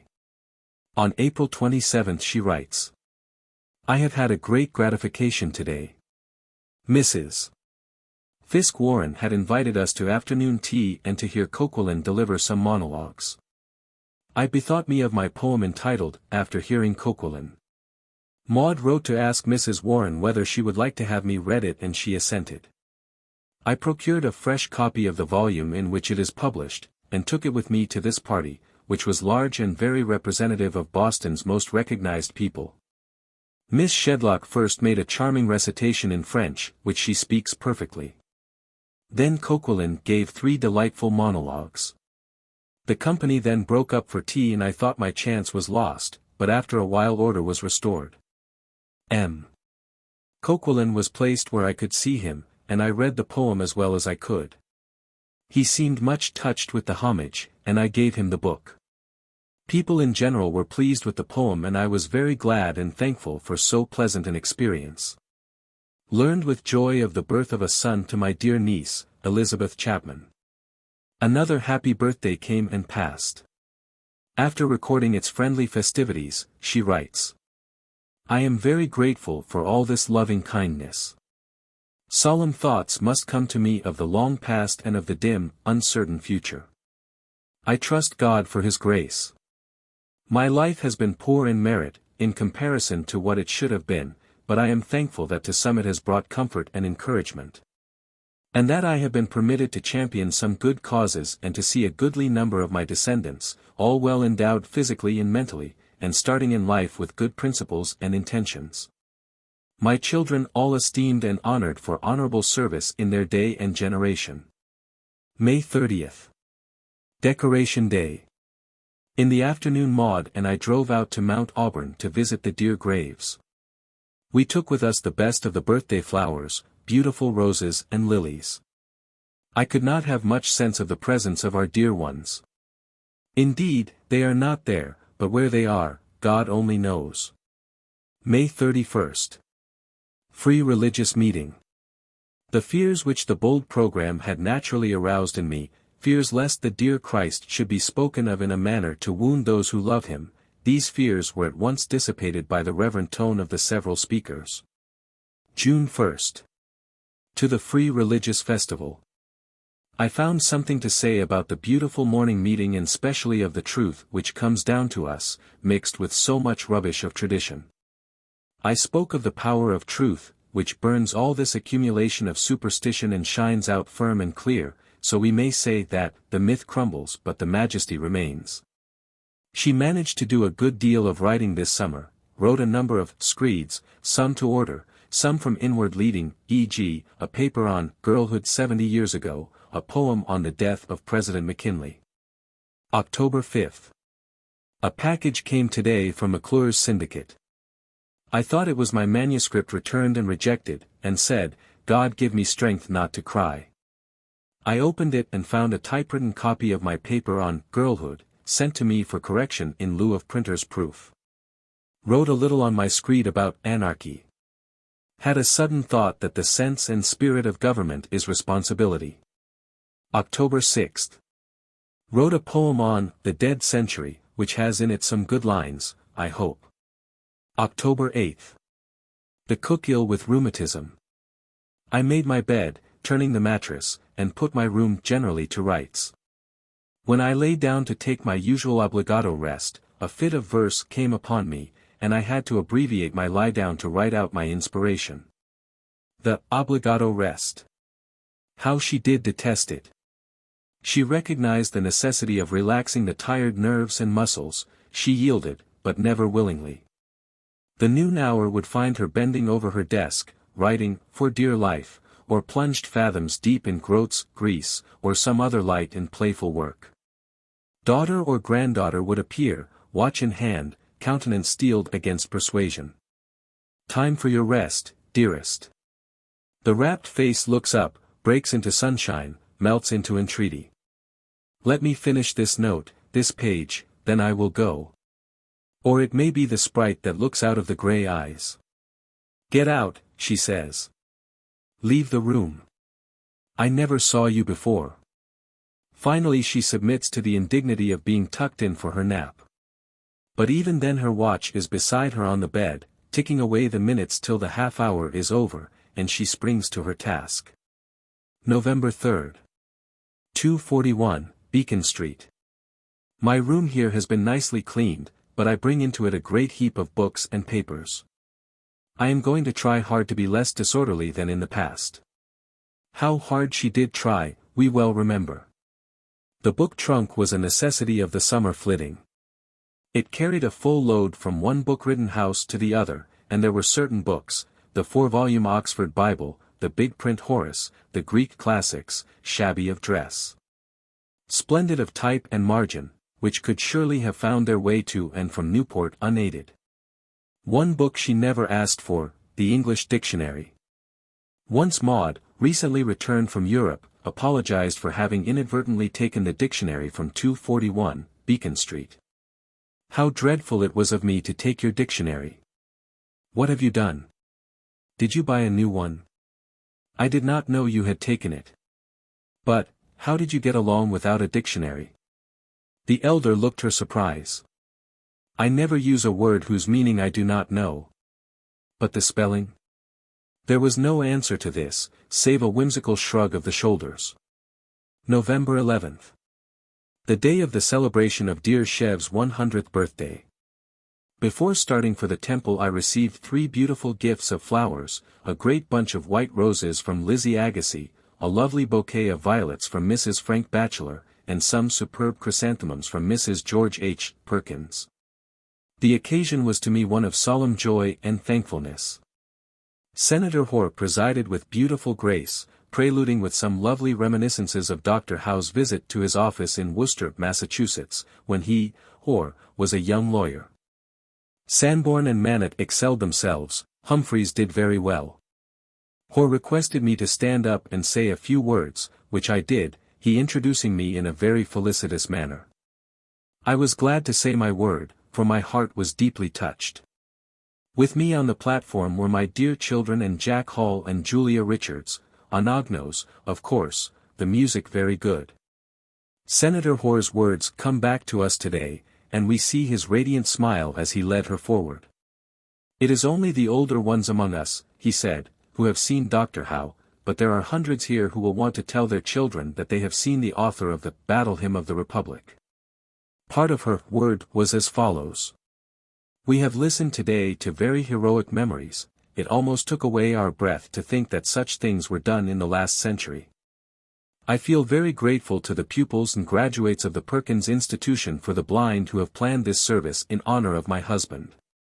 It is a story that should be told from age to show what one good resolute believer in humanity was able to accomplish for the benefit of his race.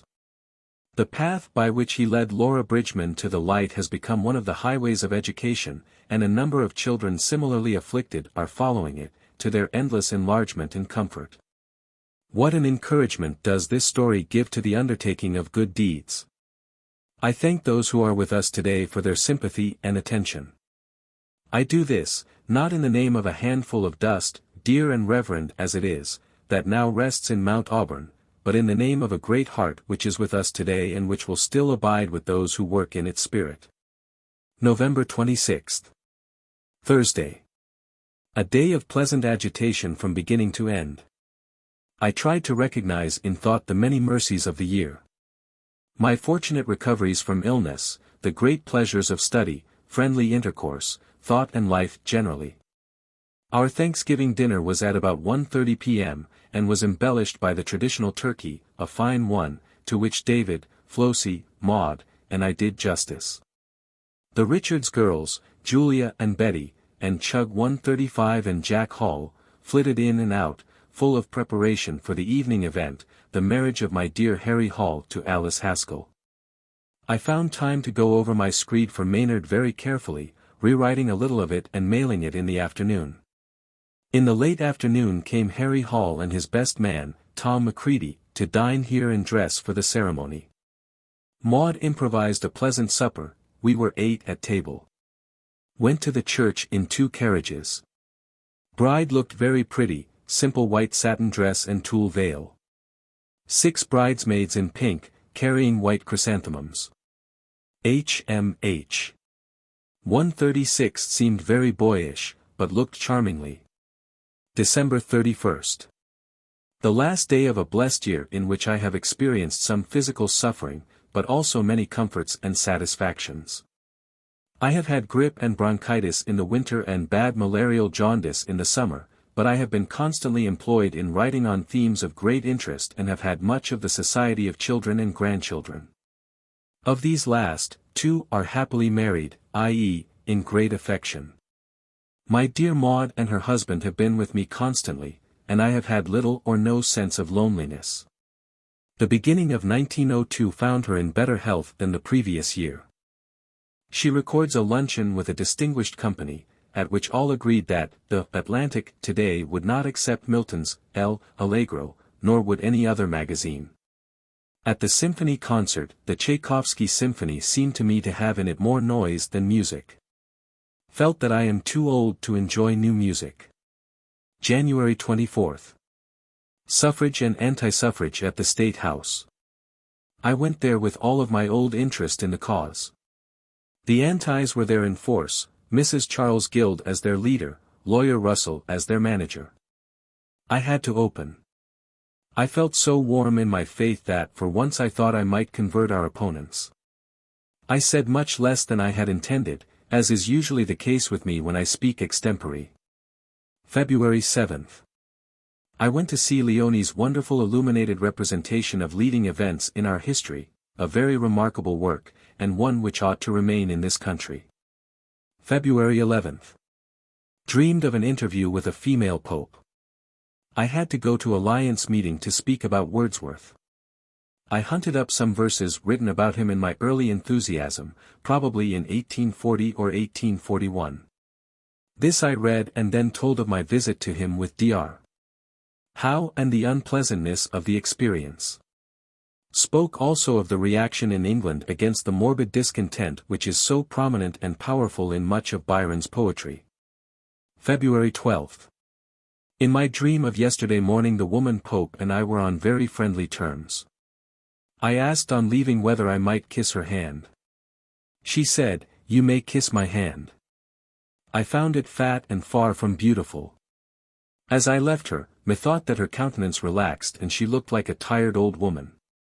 In my dream I thought, how like this is to what Pope Leo would do. February 13. Felt greatly discouraged at first waking.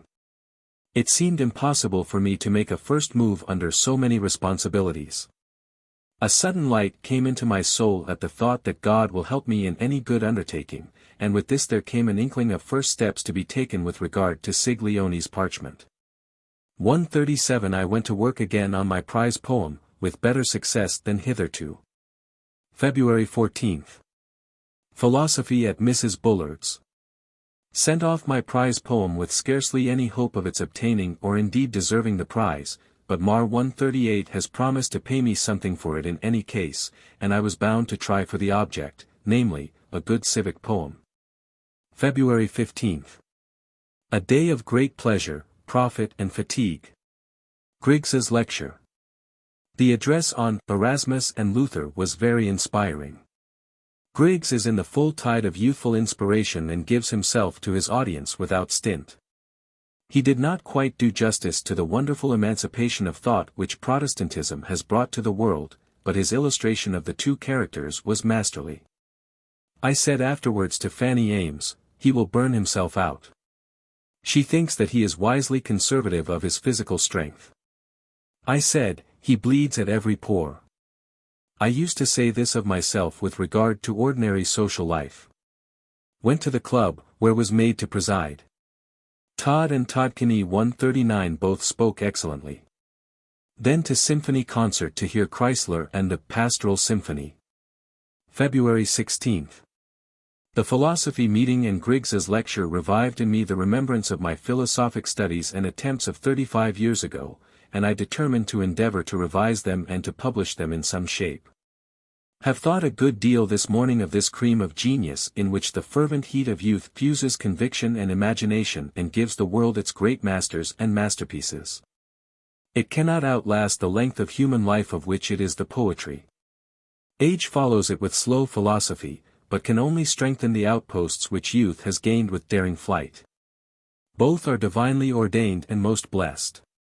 Of the dear Christ the world had only this transcendent efflorescence. I said to Ames yesterday, I find in the Hebrew prophets all the doctrine which I find in Christ's teaching. He said, yes, it is there seminally. We agreed that it was the life which made the difference. February 21st. My dearest Maud left by 1 p.m. train to sail for Europe tomorrow. I could not go to the hearing. Was on hand to think of small details which might have been overlooked. Gave them my fountain pen, to Jack's great pleasure. Julia Richards came to take care of me. I suffered extreme depression in coming back to the empty house, every corner of which is so identified with Maud's sweet and powerful presence. The pain of losing her, even for a short time, seemed intolerable. I was better in the evening. Chug amused me with a game of piquet. Her spirits soon rallied, and the granddaughters did their best to fill the great void. She writes to Laura about this time. Not a sign was made, not a note was wrote. Not a telegram was wired. Not a rooster sent up his warning note. When the eggs from your larder were fired, we swallow them darkly at break of fast. Each one to the other winking. And, woe is me if this be the last. Is what we are sadly thinking. The egg on missile errand sent. Some time has been maturing. And, with whatever endearment blent, is rarely reassuring. But yours, which in their freshness came, just when they might be wanted. A message brought without a name. Love, we will take for granted. Copyrighted. Julia is rather strict with me, but very good, considering whose grandchild she is. Affect. Mother. March 25th. I received in one day 3 notes asking me regarding the Life of Margaret Shepherd, and Secret Confessions of a Priest. One writer had seen in some paper that she could have the books by applying to me, Miss, wrote to the same intent, Miss, wrote and enclosed 40 cents worth of stamps for one of the books. I have replied to all that I know nothing of the books in question, and that I am neither agent nor bookseller. March 30th.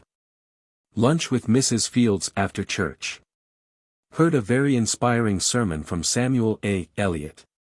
This young man has a very noble bearing and a stringent way of presenting truth. He has that vital religious power which is rare and most precious. Before he had spoken I had been asking in my mind, how can we make the past present to us? The Easter service and Lent also seem intended to do this, but our imaginations droop and lag behind our desires. April 2nd. Went in the evening to see Ben-Hur with kind Sarah Jewett, her treat, as was my attendance at the opera. The play was altogether spectacular, but very good in that line.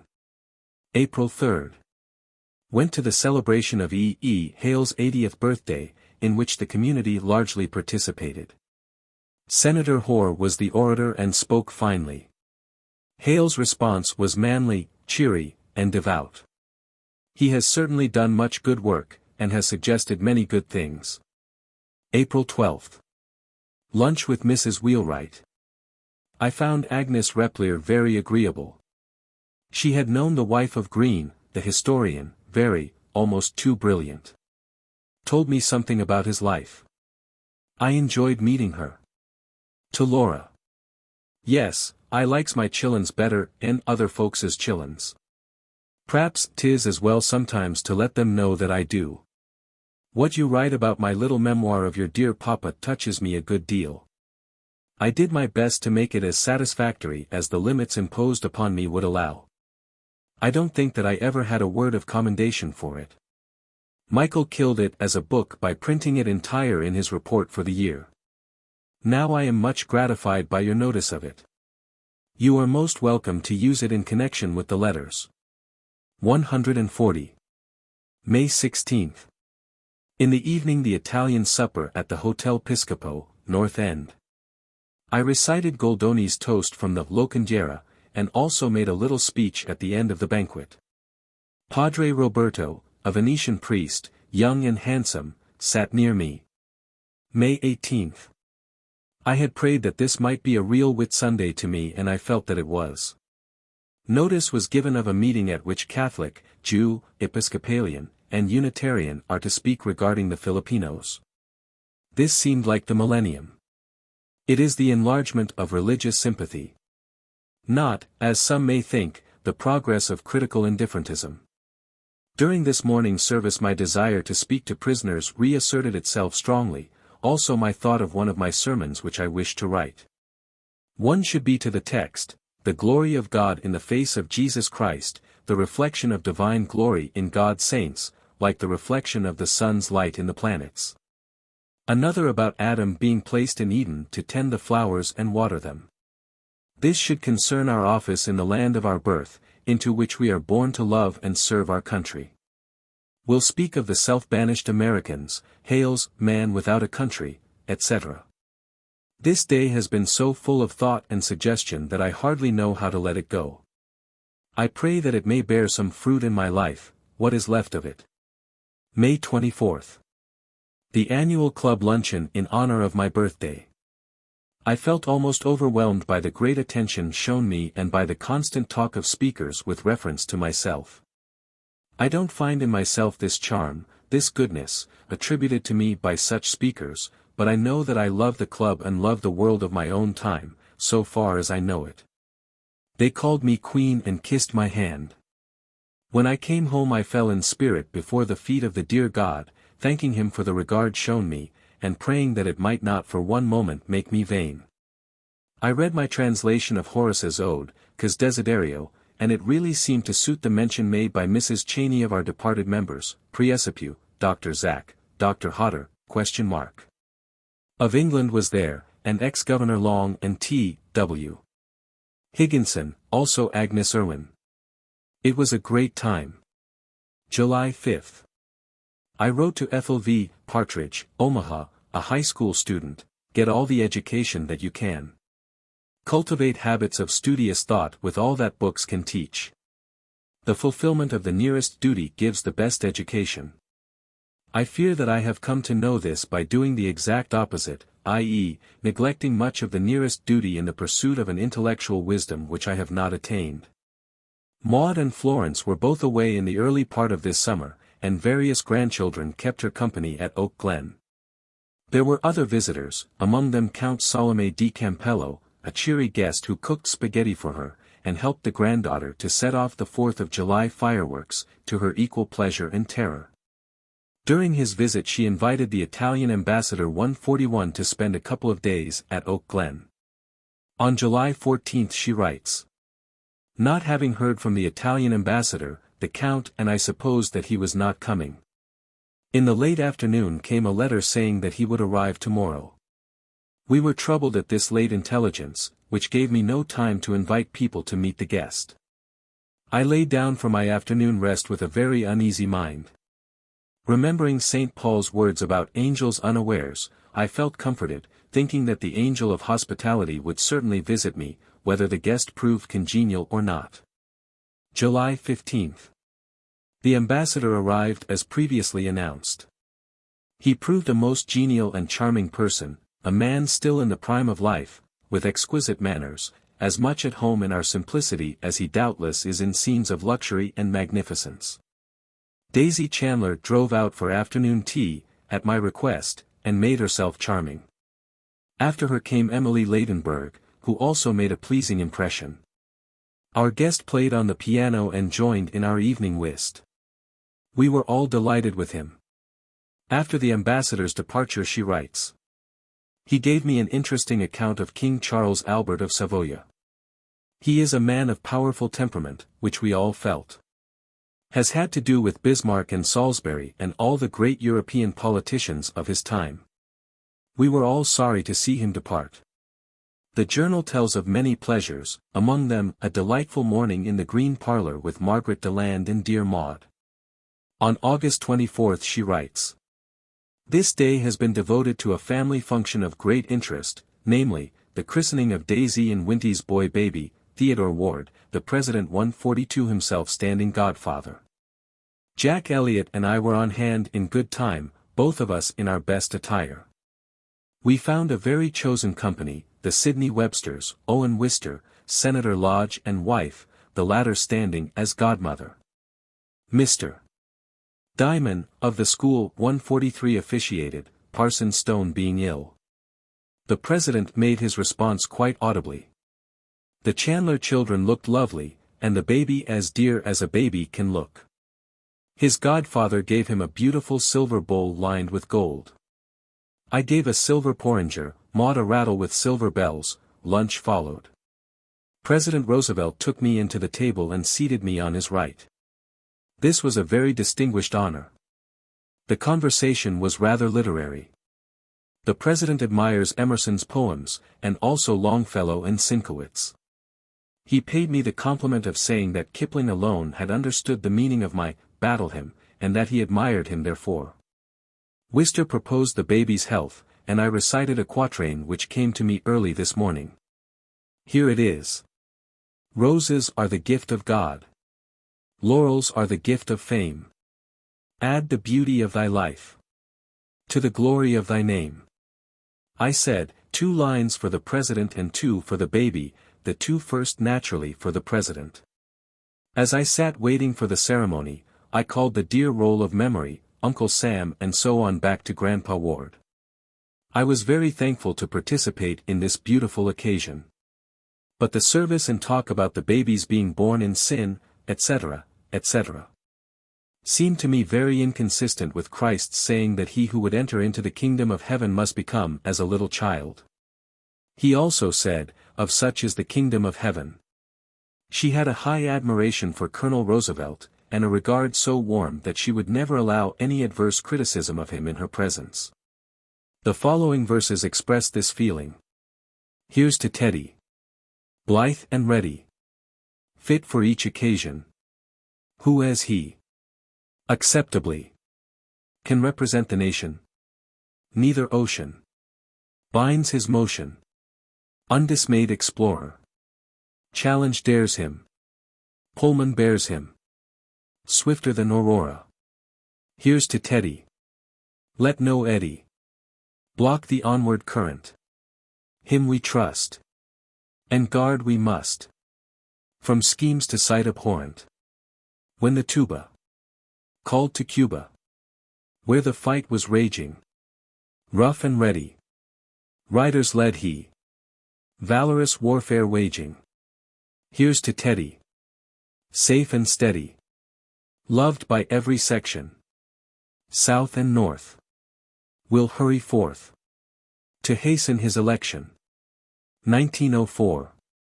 On September 12, a notice of the death of William Allen Butler is pasted in the diary. Below it she writes. A pleasant man. I met him at the Hazeltines in Rome in 1898 and 1899. His poem, Nothing to Wear, was claimed by 1 or 2 people. I met his father, a cabinet minister, at a dinner at the Bancrofts in New York, at which ex-President Van Buren was also present, and W.M. Thackeray, who said to me across the table that Browning's How They Brought the Good News was a good jingle.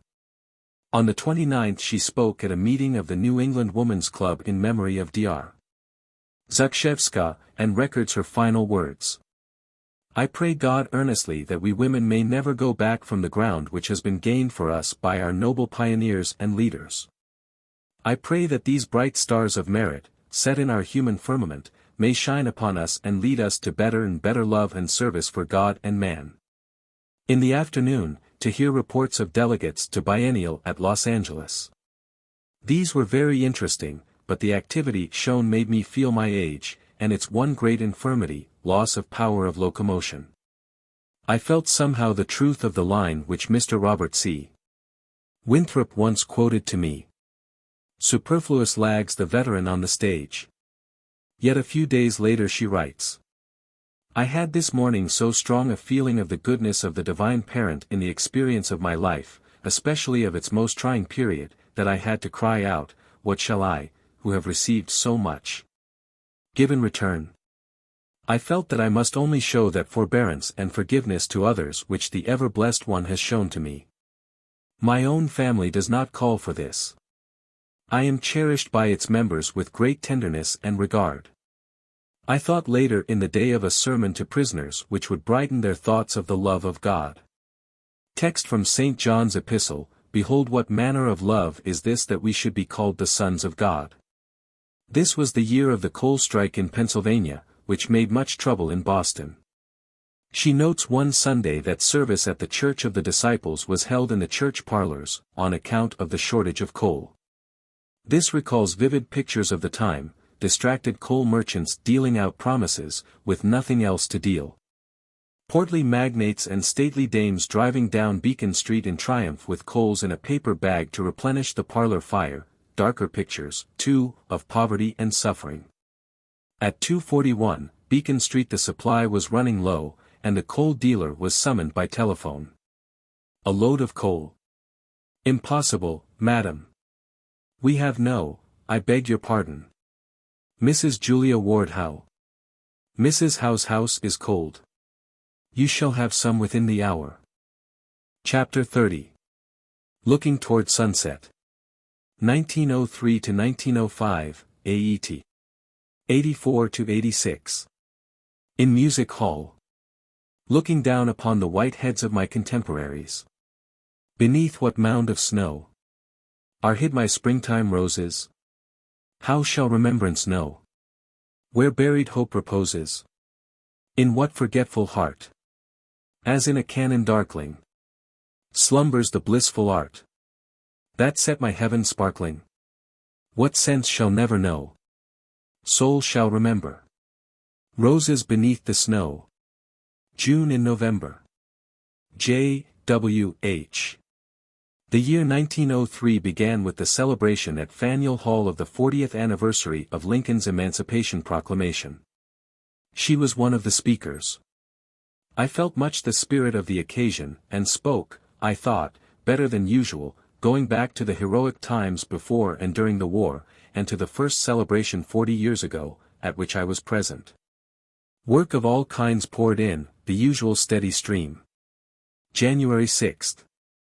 Wrote a new circular for Countess. Who the Countess was, or what the circular was about, is not known. By this time it had become the custom, or so it seemed to exasperated daughters and granddaughters, for anyone who wanted anything in the literary line, from a proverb to a pamphlet, to ask her for it. It is remembered how on a certain evening, when she was resting after a weary day, special delivery note was received from a person whom she scarcely knew, asking for her thoughts on the personality of God, by return mail. This was one of the few requests she ever denied. People asked her to give them material for their club papers, sometimes to write them, to put them through college, to read their manuscripts, to pay the funeral expenses of their relatives. A volume of the letters conveying these requests would be curious reading. The petition for a little verse was rarely refused. Her notebooks are full of occasional poems, only a small proportion of which ever appeared in print. Many of them are autographs. She always meant to honor every request of this kind. The country must be full of volumes inscribed by her. Here are a few of them. For Francis C. Stokes, Westtown School, Pennsylvania. Auspicious be the rule of love at Westtown School, and happy, mid his youthful folks, the daily task of Master Stokes. When this gentleman's note came, she was tired to death. The granddaughter said, "You can't do it. Let me write a friendly note, and you shall sign it." "You're right," she said, "I can't, I am too tired to think." But when she saw the note taken away, "No, no," she cried, "I can." He is probably a most hard-working man, and a little word may cheer him. Here, I have a line already. Wealth is good, health is better, character is best. Citizens of the New World. Children of the Promise. So let us live. Love to learn, and learn to love. Remember to forget your troubles, but don't forget to remember your blessings. For Mr. Charles Gallup, who had written to her several times without receiving a reply, she wrote. If one by name Gallup desires to wallop a friend who too slowly responds, she will plead that her age has attained such a stage. She is held hand and foot in its bonds. Here, again, are a few sentences, gathered from various calendars. The little girls on the school bench, using or misusing their weekly allowance, are learning to build their future house, or pluck it down. No gift can make rich those who are poor in wisdom. In whatever you may undertake, never sacrifice quality for quantity, even when quantity pays and quality does not. For so long, the body can perform its functions and hold together, but what term is set for the soul? Nothing in its makeup foretokens a limited existence.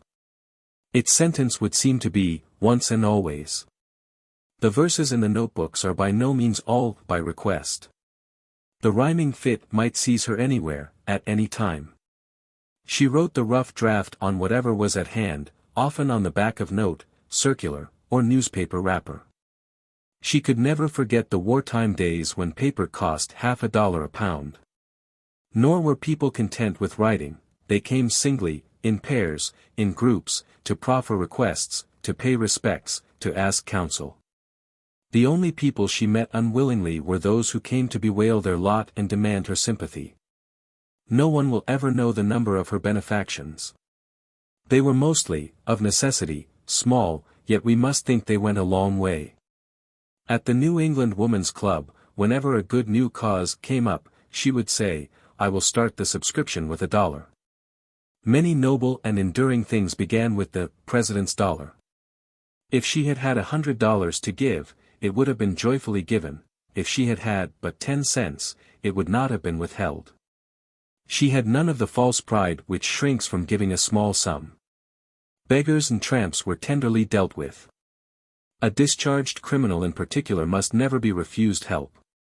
Work must be found for him if possible; if not, it is to be feared that he got $1, to help him find work. January 10. At 11:30 received message from New York World that it would pay for an article sent at once on Gambling Among Society People. Wrote this in a little more than an hour. January 20.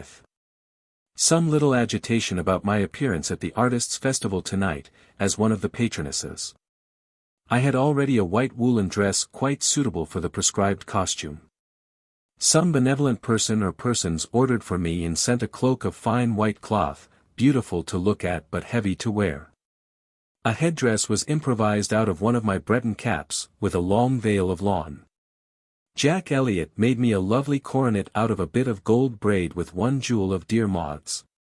Arriving, to my surprise, I found the Queen's chair waiting for me.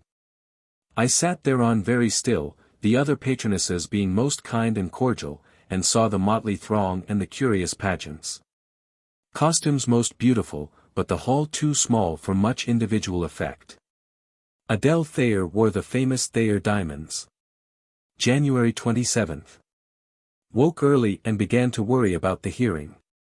Dressed with more care than usual and went betimes to State House. Had a good deliverance of my paper. The opposition harped upon our bill as an effort to obtain class legislation, saying also that they knew it to be an entering wedge to obtain suffrage for all women, the two positions being evidently irreconcilable.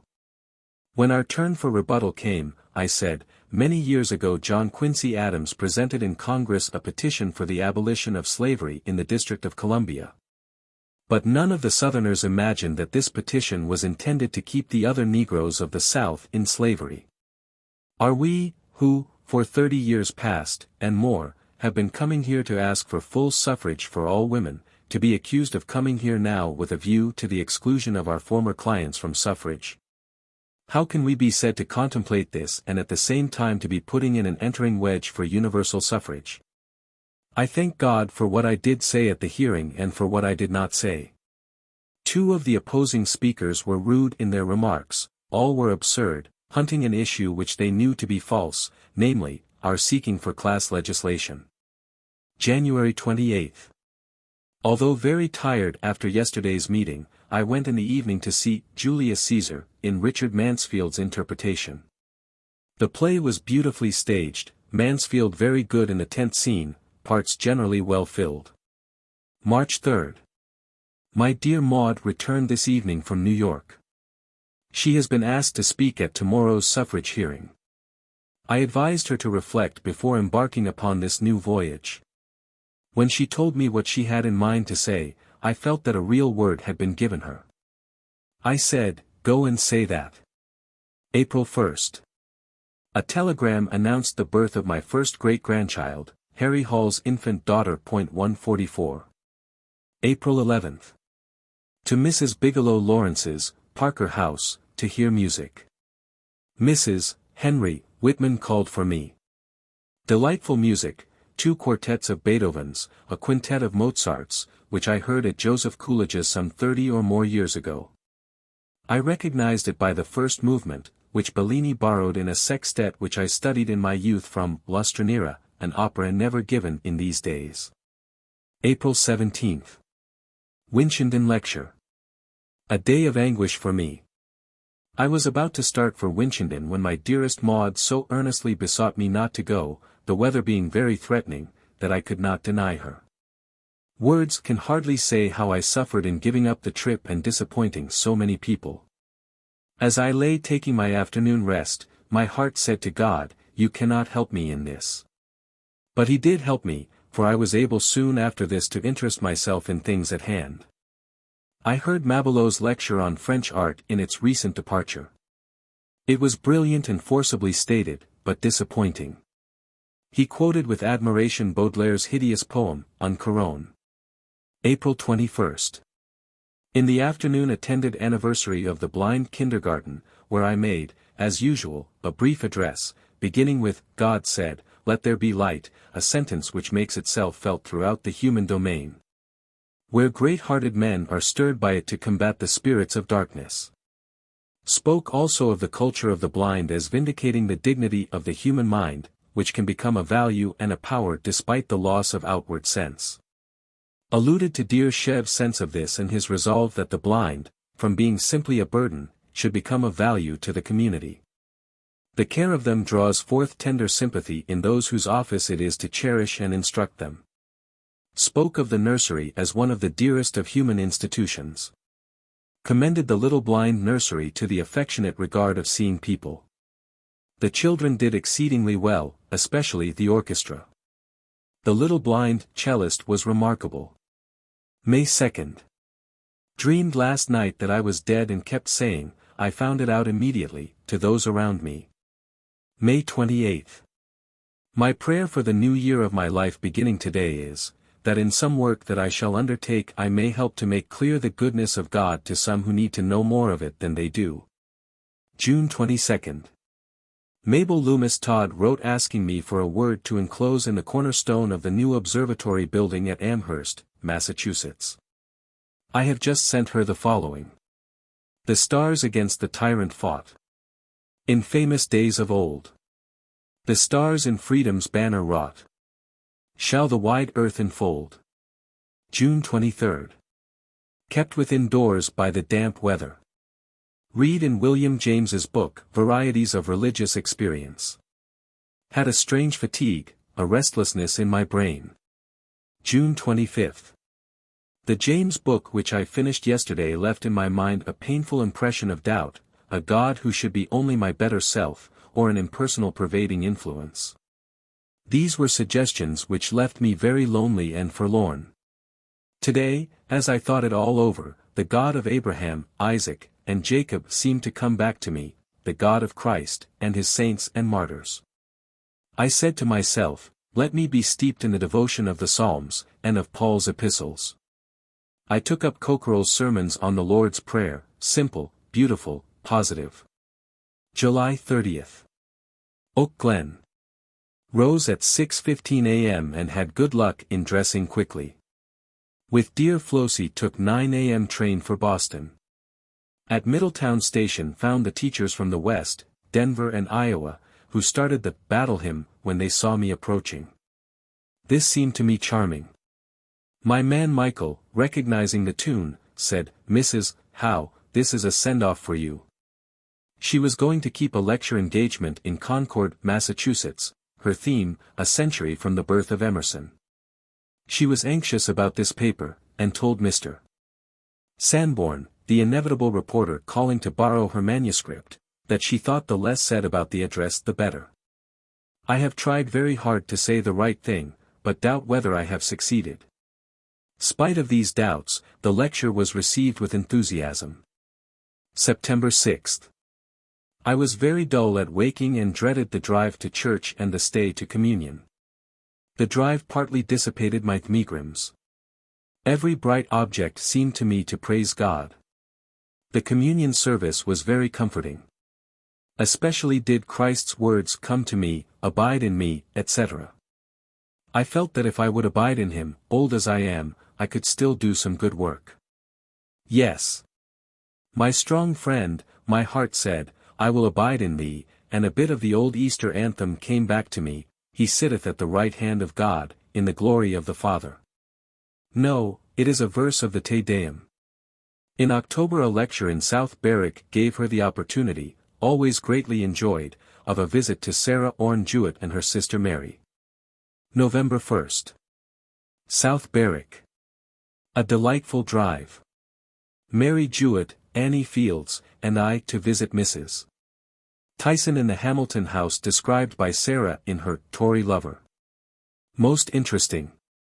Mrs. Tyson very cordial and delightful. She came over later to dinner and we had such a pleasant time. In afternoon copied most of my screed for the Boston Globe. It surely was not on this occasion that she described dinner as a thing of courses and remorses. November 2. Took reluctant leave of the Jewett house and the trio, Sarah, Mary, and Annie Fields. We had a wonderful dish of pigeons for lunch. It was delightful to see our mother and Miss Jewett together. They were the best of playmates, having a lovely intimacy of understanding. Their talk rippled with light and laughter. Such stories as they told. Such songs as they sang.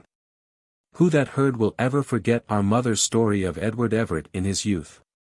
He was to take 3 young ladies to drive, and had but the one horse. He wished to please them all equally. To the first he said, "The horse is perfectly fresh now. You have him in his best condition." To the second he said, "The horse was a little antic at first, so you will have the safer drive."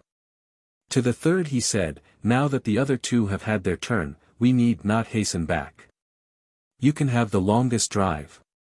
It is recalled that during this visit, when Laura felt bound to remonstrate in the matter of fruitcake, Sarah took sides with ardor. "You shall have all you want, Mrs. Howe, and a good big piece to take home besides. Put it somewhere where the girls can't find it." She nodded. "There is a corner in my closet, which even Maud dare not explore." The fruitcake was duly packed, transported, and eaten, we are bound to say without ill effect. This recalls the day when, leaving Gardiner, she was presented with a packet of sandwiches, and charged to have the Pullman porter bring her a cup of bouillon. The next day Laura received a postal card. Lunched at Portland on mince pie, which agreed with me excellently, thank you. Her postal cards were better than most people's letters. You could almost see them sparkle. The signature would be Town Pump or something equally luminous. In fact, she so rarely signed her own name in writing to us that when asked for autographs we were posed. Town Pump was no autograph for the author of the Battle Hymn. There was another mince pie, a little, pretty one, which she saw at a papistry meeting, the last summer of her life, saw, coveted, secreted, with her hostess's aid, and smuggled home. Always a moderate eater, she never could be made to see that age demanded a careful diet. "I have eaten sausages all my life," she would say. "They have always agreed with me perfectly." Indeed, till the very latest years, her digestion had never failed her. It was in the 80s that she said to one of us, "I have a singular sensation that I have never felt before. Do you think it might possibly be indigestion?" She described it, and it was indigestion. We are reminded of a contemporary of hers who, being gently rebuked for giving rich food to a delicate grandchild, replied with lofty scorn, "Stuff and nonsense. Teach his stomach." November 8. In late afternoon some visioning, i.e., lying down to rest and asking and answering questions in my mind. Question: can anything exceed the delight of the first mutual understanding of 2 lovers? Answer: this has its sacredness and its place, but even better is the large affection which embraces things human and divine, God and man. Question: Are Savior and saints alive now? Answer: If you believe that God is just, they must be. They gave all for his truth, he owes them immortality. November 16. Dear Auntie Frances's wedding day. I think it was in 1828. My sisters and I were bridesmaids, my brother's groomsmen. Dear father, very lame, walked up with a cane to give her away. Grandma Cutler looked much discontented with the match. Father sent the pair off in his own carriage, with 4 horses, their manes and tails braided with white ribbons. They drove part of the way to Philadelphia. November 28. To Wellesley College. William Butler Yeats lectured on the revival of letters in Ireland. We dined with him afterwards at Miss Hazard's house. He is a man of fiery temperament, with a slight, boyish figure, has deep-set blue eyes and dark hair, reminds me of John O. Sullivan 145 in his temperament. Is certainly, as Grandpa Ward said of the Red Revolutionists, with whom he dined in the days of the French Revolution, very warm. November 29. This came into my mind, apropos of reformers generally: dost thou so carry thy light as to throw it upon thyself, or upon thy theme? This appears to me a legitimate question. December 21. Put the last touches to my verses for Colonel Higginson's 80th birthday. Maud went with me to the celebration held by the Boston Authors Club at the Colonial Club, Cambridge. T.W.H. seemed in excellent condition. I presided as usual. Bliss Perry, first speaker, came rather late, but made a very good address. Crothers and Dean Hodges followed, also clement. Judge Grant read a simple, strong poem, very good, I thought. Then came my jingle, intended to relieve the strain of the occasion, which I think it did. Maud says that I hit the bull's-eye, perhaps I did. Then came a pretty invasion of mummers, bearing the gifts of the club, a fine gold watch and a handsome bronze lamp. I presented these without much talk, having said my say in the verses, to which, by the by, Colonel H. responded with some comic personal couplets, addressed to myself. Here is the jingle. Friends, I would not ask to mingle this, my very foolish jingle, with the tributes more decorous of the feast we hold today. But the rhymes came, thick and swarming, just like bees when honey's forming, and I could not find a countersign to order them away.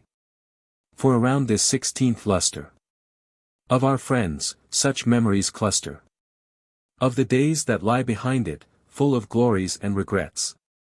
Days that brought their toils and troubles, lit by some irradiant bubbles, which became prismatic opals in the sun that never sets. Picnics have we held together, sailing in the summer weather, sitting low to taste the chowder on the sands of Newport Bay. And that wonderful charade, sir. You know well, sir, that you made, sir, when so many years of earnest did invite an hour of play. He shall rank now with the sages, who survive in classic pages. English, German, French and Latin, Greek, so weary to construe. Did he con his Epictetus, ere he came tonight to greet us? He, Aristos in reverence, among the learned few. He may climb no more the mountain, but he still employs the fountain, pen from whose incisive point pure helicon may flow. And his yesterdays, so cheerful, charm the world so wild and tearful. And the devil calls for copy, and he never answers, no. Do I speak for everybody when I utter this rhapsody, to induce our friend to keep his pace in following life's incline? Never slacken, but come on, sir. 84 years I have won, sir. Still the olive branch shall bless you, still the laurel wreath entwine. So, you scribbling youths and lasses, elders, too, fill high your glasses. Let the toast be Wentworth Higginson, of 80 years posseist. If the man was good at 20, he is 4 times that now, ain't he? We declare him 4 times excellent, and better than his best. The early days of 1904 brought a very severe blizzard. Sent tea to the hackmen on Dartmouth Street corner. She never forgot the hackmen in severe weather. They must have something hot, and tea or coffee would be dispatched to the shivering men.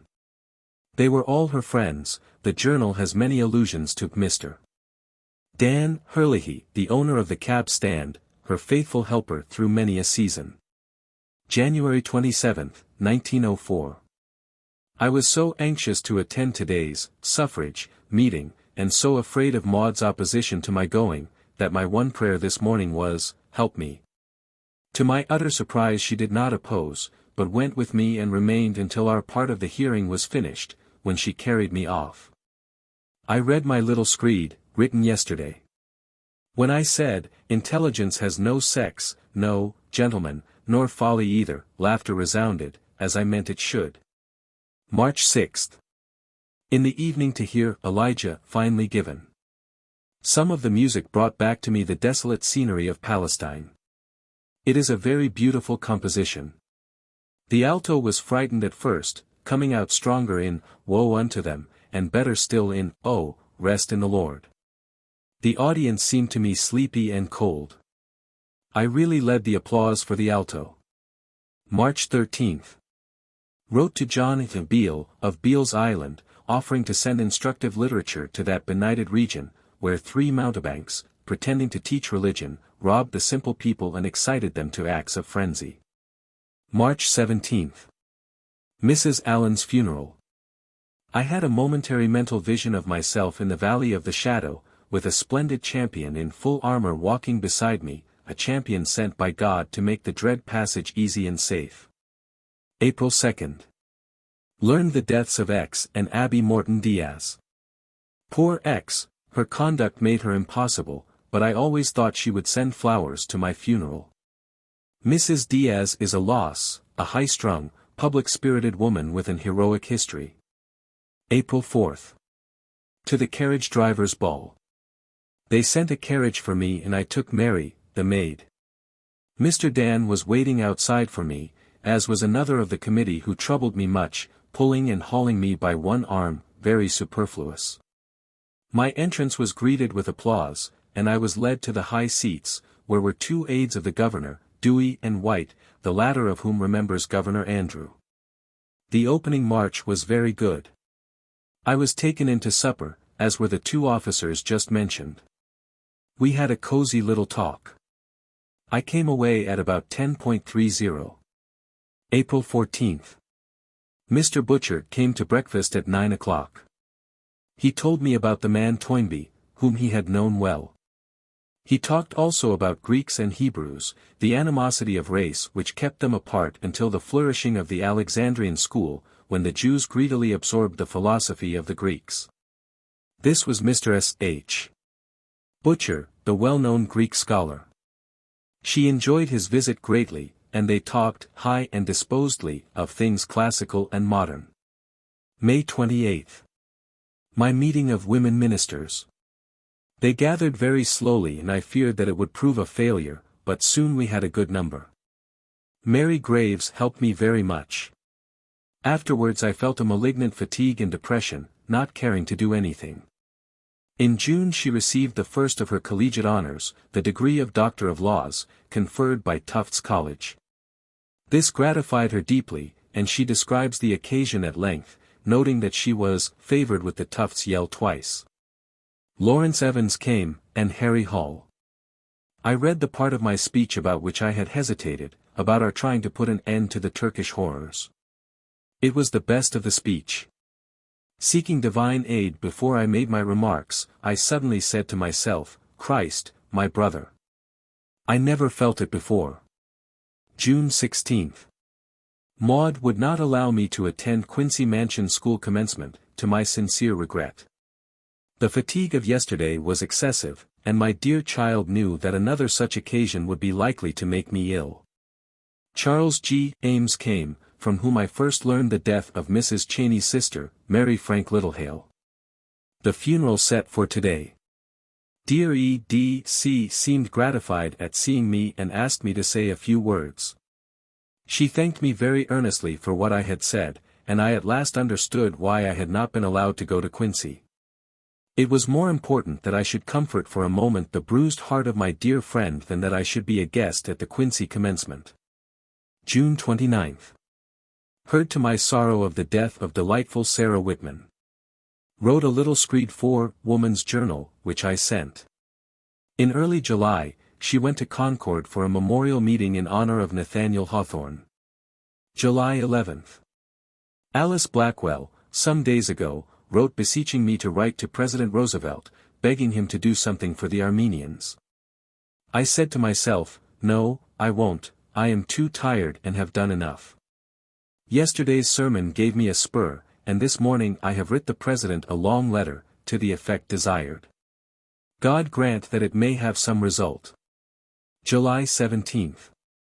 I despaired of being able to write a poem as requested for the Kansas semi-centennial celebration in October, but one line came to me, sing us a song of the grand old time, and the rest followed. This poem is printed in At Sunset. July 21. Writ, to Mrs. Martha J. Hosmer, of Rock Point, Oregon, who wrote me a kindly meant letter, exhorting me to seek the truth and live, and to write to a Mrs. Helen Wilman, 85 years old and the possessor of some wonderful knowledge which will help me to renew my youth. September 25. I could not go to church today, fearing to increase my cold, and not wishing to leave my dear family, so rarely united now. Have been reading Abbé Louis's Auteur d'un petit livre, which is an apologetic vindication of his work L'Evangile de l'Église, which has been put upon the Index, Expurgatorius. I feel sensibly all differences between his apologetic wobbly vindication of the Church of Rome, and the sound and firm faith of Thomas Hill. October 2. Mr. Fitzhugh Whitehouse, having left here a copy of my From Sunset Ridge for me to furnish with a sentiment, I indicate the following. From Sunset Ridge we view the evening sky. Blood red and gold, defeat and victory. If in the contest we have failed or won, 'twas ours to live, to strive and so pass on. October 5. To Peace Congress, where Albert Smiley was presiding. A wonderful feature came in the person of a Hindu religionist, who came to plead the cause of the Tibetan Lama. He said that the Tibetans are not fighting people, are devoted to religious contemplation, prayer, and spiritual life. He spoke valorously of the religions in the East as by far the most ancient. You call us heathen, but we don't call you heathen, a good point. He concluded by giving to the assemblage a benediction in the fashion of his own religion. It was chanted in a sweet, slightly musical strain, ending with the repetition of a word which he said meant peace. So much was said about peace that I had to ask leave for a word, and spoke of justice as that without which peace cannot be had. I said, Mr. President and dear friends, assembled in the blessed cause of peace, let me remind you that there is one word even more holy than peace, namely, justice. It is anterior in our intellectual perceptions. The impulse which causes men to contend against injustice is a divine one, deeply implanted in the human breast. It would be wrong to attempt to thwart it. I hope that the Hague Tribunal will bear in mind that it is sacredly pledged to maintain justice. The brightest intellects, the most profound study, should be devoted to the promotion of this end. The Greek bishop met me in the anteroom and said, "We always pray for you." October 9. I have felt more strongly than ever of late that God is the only comforter. These great serious things were always present to work for in days in which I exerted myself to amuse others and myself too. It is quite true that I have never given up serious thought and study, but I have not made the serious use of my powers which I ought to have made. The Peace Congress has left upon my mind a strong impression of what the lovers of humanity could accomplish if they were all and always in earnest. I seem to hope for a fresh consecration, for opportunities truly to serve, and for the continuance of that gift of the word which is sometimes granted me. November 12. I to attend meeting of Council of Jewish Women. Say something regarding education. I was warmly received and welcomed, and recited my battle hymn by special request. This last gave me an unexpected thrill of satisfaction. The president said, "Dear Mrs. Howe, there is nothing in it to wound us." I had feared that the last verse might trouble them, but it did not. November 19th. Was busy trying to arrange bills and papers so as to go to Gardiner tomorrow with my Richard son-in-law, when in the late afternoon Rosalind told me that dear noble Edna Cheney had died. This caused me much distress. My first word was, "The house of God is closed." Such a friend is indeed a sanctuary to which one might retire for refuge from all mean and unworthy things. A luminous intellect, unusual powers of judgment and of sympathy as well. She has been a tower of strength to me. I sent word by telephone to Charles G. Ames, begging that her hymn might be sung at church tomorrow. November 21st. Dear E.D.C.'s funeral. I spoke of her faith in immortality, which I remember as unwavering. I said, "No, that lustrous soul is not gone down into darkness. It has ascended to a higher light, to which our best affections and inspirations may aspire." December 25th. Got out my dearest little Sammy's picture and placed it on my mantelshelf. He was a Christmas child. Maud and I went to the oratorio, which we enjoyed.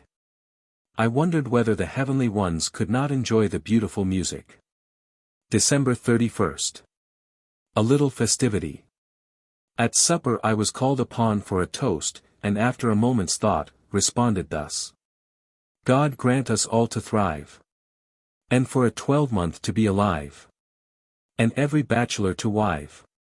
And many blessings on the head of our dear presidential Ted. We saw the year out, a year of grace to me, if ever I had one.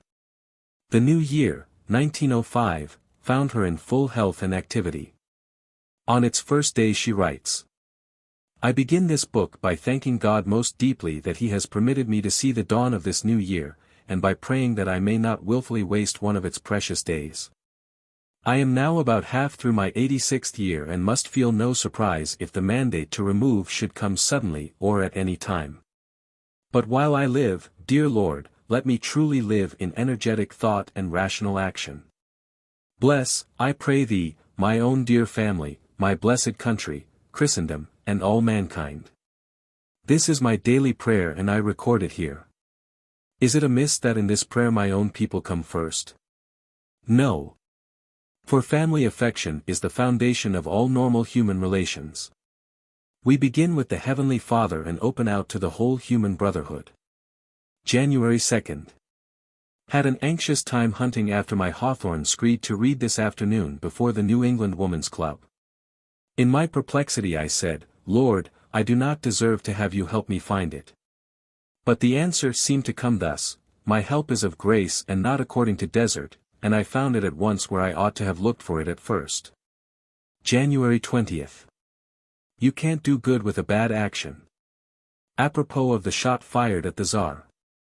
The reason why a little knowledge is dangerous is that your conceit of it may make you refuse to learn more. She was writing a paper on Mrs. Stowe and Uncle Tom's Cabin, and worked hard over it. The pace began to tell. She spoke for the Friends of Russian Freedom, a warm speech, almost without preparation. I knew that I should find my inspiration in the occasion itself. I had almost a spasm of thankfulness to Almighty God for the opportunity to speak for such a cause at such a time. At the suffrage hearing soon after, she spoke of the force of inertia as divinely ordained and necessary, but ordained, too, to be overcome by the onward impulse which creates worlds, life, and civilization. Said it was this inertia which opposed suffrage, the dread of change inherent in masses, material or moral, etc., etc. Among her winter delights were the lungy concerts of instrumental music. She writes of one. Was carried away by the delight of the music, all wind instruments. A trio of Handel for bassoon and 2 oboes was most solid and beautiful. I could think of nothing but Shakespeare's Tempest and Midsummer Night's Dream. The thought that God had set all human life and work to music overpowered me, and coming home I had a rhapsody of thanksgiving for the wonderful gift. The next day came an entertainment in aid of Atlanta University and Calhoun School. She enjoyed this exceedingly, especially the plantation songs, which are of profoundest pathos, mixed with overpowering humor. It was pleasant, too, to see the audience in which descendants of the old anti-slavery folk formed quite a feature. I had worked hard at the screed which was, I think, good. Heard interesting reports of mission work in our entire South. At the Authors' Club she met Israel Zangwill, who was rather indifferent when introduced to her. She thought he probably knew nothing about her, and adds, "It is good perhaps to be taken down, now and then." In March she attended a hearing in connection with the school board. The chair most courteously invited me to speak, saying, "There is here a venerable lady who will hardly be likely to come here again for the present discussion, so I shall give her the remaining time." Whereupon I leaped into the arena and said my say. She had been for some time toiling over a paper on the noble women of the Civil War, finding it hard and fatiguing work. On April 5 she writes, "At 12 m. I had finished my screed on the noble women of the Civil War, which has been my nightmare ever since March 24, when I began it, almost despairing of getting it done. I have written very carefully and have had some things to say which may, I hope, do good. I can now take up many small tasks which have had to give way to this one." April 9. The Greek celebration. The Greek Papa, in full costume, intoned the doxology and the assembly all sang solemn anthems. Michael introduced me first. My speech was short, but had been carefully prepared. At the request of the Papa I said at the end, "Zito ton el nikon ethnos." My speech and Greek sentence were much applauded. A young Greek lady presented me with a fine bouquet of white carnations with blue and white ribbons, the colors of Greece. Sanborn read from dear Chev's letters of 1825. Michael spoke at great length, with great vehemence and gesticulation. I understood many words, but could only guess at the general drift. I imagine that it was very eloquent, as he was much applauded. April 30. Lauren Deland called to talk about the verses which I am to write and read at his theatre. The thought of Cassandra seized me. She, coming to the house of the Atridae, had a vision of its horrors. I, coming to this good theatre, have a vision of the good things which have been enjoyed there and which shall still be enjoyed. Wrote down some 5 or 6 lines, lest I forget. Mr. and Mrs. Deland were among her best friends of the second generation. Indeed, there was such a sympathy and comprehension between her and Margaret, that the latter playfully declared herself a daughter abandoned in infancy, and was wont to sign herself, "Your doorstep brat." May 5. Without religion you will never know the real beauty and glory of life, you will perceive the discords, but miss the harmony, will see the defects, but miss the good in all things. In these years an added burden was laid upon her, in the general and affectionate desire for her presence on all manner of occasions.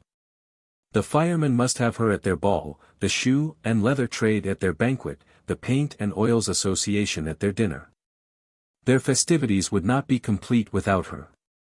She loved them, went to their parties, had the right word to say, and came home happy, her arms full of flowers. It was all beautiful and heart-warming, but it had to be paid for. May 10 brought the punishment for this season. Annual Woman Suffrage Supper. I was to have spoken at this occasion and to have recited the poem which I wrote for Castle Square Theatre, but it was otherwise ordained. I rose as usual, my head a little misty. A mighty blow of vertigo seized me. The elder Wesselhoeft pronounced it a brain fag, not likely to have serious results, but emphatically a warning not to abuse further my nervous strength. Got up in afternoon and finished Villa Claudia. Was bitterly sad at disappointing the suffragists and Deland. Dr. Wesselhoeft was asked on this occasion why, at her age, so severe an attack as this had not resulted in paralysis. Because, he replied, she brought to receive it the strength of 40 years of age. Sure enough, the next day she felt as if her nervous balance was very well restored, and in a week she was at work again. May 18th. In the evening had word of a Decoration Day poem needed. At once tried some lines. May 19th. Doubted much of my poem, but wrote it, spending most of the working hours over it, wrote and rewrote, corrected again and again. Julia Richards mailed it at about 4 p.m. Just as I went to bed I remembered that in the third verse of my poem I had used the words tasks and erect, as if they rhymed. This troubled me a good deal. My prayer was, God help the fool. May 20th. My trouble of mind about the deficient verse woke me at 6:30 a.m. I tossed about and wondered how I could lie still until 7:30, my usual time for rising. The time passed somehow. I could not think of any correction to make in my verse. Hoped that I should find that I had not written it as I feared. When I came to look at it, there it was. Instantly a line with a proper rhyme presented itself to my mind. To add to my trouble I had lost the address to which I had sent the poem. My granddaughter, Julia Richards, undertook to interview the syndicate by long-distance telephone, and, failing this, to telegraph the new line for me. So I left all in her hands. When I returned, she met me with a smile and said, "It is all right, grandmother." She had gone out, found a New York directory, guessed at the syndicate, got the correspondent, and put her in possession of the new line. I was greatly relieved. I have been living lately with work running after me all the time. Must now have a breathing spell. Have still my simplicity screed to complete. The Authors Club celebrated her 86th birthday by a charming festival, modelled on the Welsh Eisteddfod, at which every bard of that nation brought 4 lines of verse, a sort of 4-leaved clover, to his chief. 146 60 quatrains made what she calls an astonishing testimonial of regard. Colonel Higginson, who presided most charmingly, read many of these tributes aloud, and the birthday queen responded in a rhyme scribbled hastily the day before. Here are a few of the tributes, together with her reply. Eisteddfod.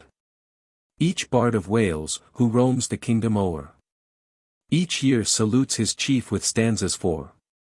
Behold us here, each bearing verse in hand, to greet the 4-leaved clover of our band. Thomas Wentworth Higginson. 5 o'clock with the immortals, the sisters 3 who spin our fate.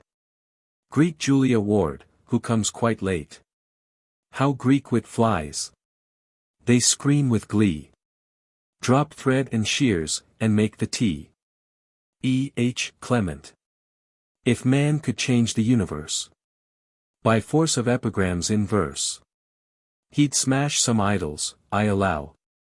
But who would alter Mrs. Howe? Robert Grant. Old fader time must be cutting some tricks. Then he calls our goot president's age 86. An octogeranium. Who would suppose? My dear Mrs. Julia Ward Howe der time goes. Jakob Strauss, Charles Fallen Adams.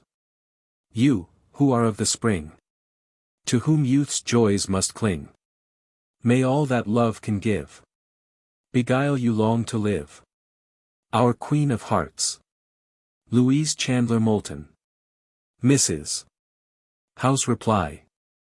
Why, bless you, I ain't nothing, nor nobody, nor much. If you look in your directory, you'll find 1,000 such. I walk upon the level ground, I breathe upon the air. I study at a table, and reflect upon a chair. I know a casual mixture of the Latin and the Greek. I know the Frenchman's parlez-vous, and how the Germans speak. Well can I add, and well subtract, and say twice 2 is 4. But of those direful sums and proofs remember nothing more. I wrote a pretty book one time, and then I wrote a play. And a friend who went to see it said she fainted right away. Then I got up high to speculate upon the universe. And folks who heard me found themselves no better and no worse. Yes, I've had a lot of birthdays and I'm growing very old. That's why they make so much of me, if once the truth were told. And I love the shade in summer, and in winter love the sun. And I'm just learning how to live, my wisdom's just begun. Don't trouble more to celebrate this natal day of mine. But keep the grasp of fellowship which warms us more than wine.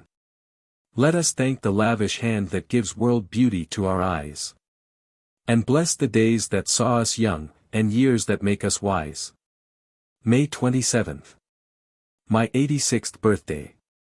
I slept rather late, yesterday having been eminently a boot and saddle day. The Greeks, mostly working people, sent me a superb leash of roses with a satin ribbon bearing a Greek inscription. My visitors were numerous, many of them the best friends that time has left me. T.W.H. was very dear.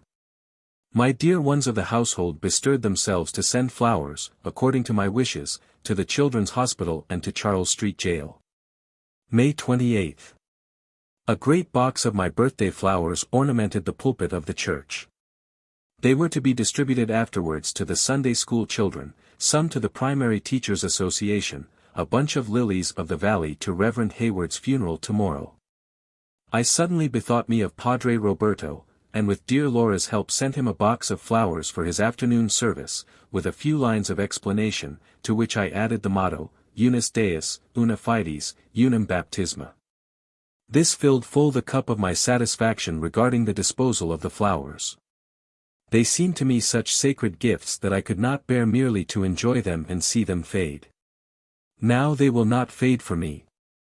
Among the many screeds written this season was one on the value of simplicity, which gave her much trouble.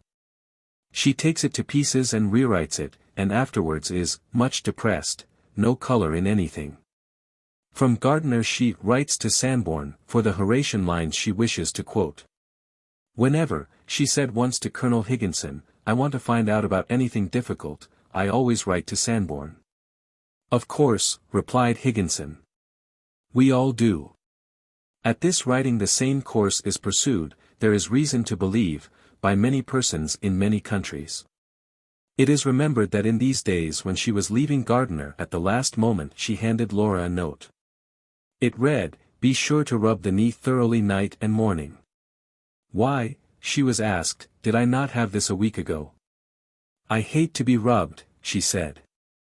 July 1st. Oak Glen. Found a typed copy of my Rest sermon, delivered in our own church, 12 years ago. Surely preaching has been my greatest privilege and in it I have done some of my best work. July 2nd. Unusually depressed at waking. Feared that I might be visited by senile melancholia, against which I shall pray with all my might. Began Plato's Laws. Plato seems to have acted as a tonic, for on the same day she writes to her daughter-in-law, expressing her joy in Harry's latest honor, the degree of Doctor of Laws conferred by Harvard College. To Mrs. Henry Marion Howe. Oak Glen, July 2, 1905. Thanks very much for your good letter, giving me such a gratifying account of the doings at Harvard on commencement day. I feel quite moved at the thought of my dear son's receiving this well-merited honor from his alma mater. It shows, among other things, how amply he has retrieved his days of boyish mischief. This is just what his dear father did. I think you must both have had a delightful time. How did our H.M.H. look sitting up in such grave company? I hope he has not lost his old twinkle. I am very proud and glad. She was indeed proud of all her son's honors. Of any success of child or grandchild, yet she would pretend to furious jealousy. I see your book is praised, sir. Or, madam. It probably does not deserve it. Nobody praises my books, etc., etc. And all the time her face so shining with pleasure and tenderness under the sternly bended brows that the happy child needed no other praise from any one. July 23. I feel today the isolation consequent upon my long survival of the 70 apportioned as the term of human life. Brothers and sisters, friends and fellow workers, many are now in the silent land.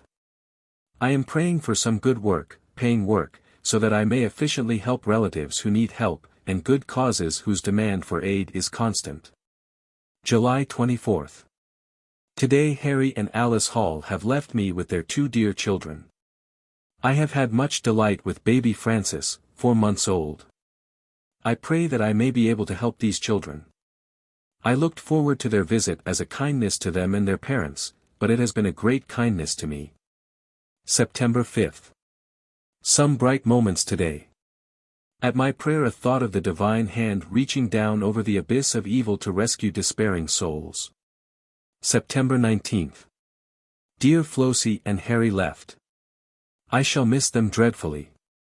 She has taken care of me these many weeks and has been most companionable and affectionate. My dear boy was as ever very sweet and kind. September 22nd. Have puzzled much about my promised screed for the Cosmopolitan on what would be the best gift to the people of the country. As I got out of bed it suddenly occurred to me as the glory of having promoted recognition of human brotherhood. This must include justice to women. I meant to tackle the theme at once, but after breakfast a poem came to me in the almost vulgar question, does your mother know you're out? I had to write this, also a verse or two in commemoration of Frederick L. Knowles, a member of our Authors Club, who has just passed away. September 25th. I must have got badly chilled this morning, for my right hand almost refuses to guide the pen. I tried several times to begin a short note to David Hall, but could not make distinct letters.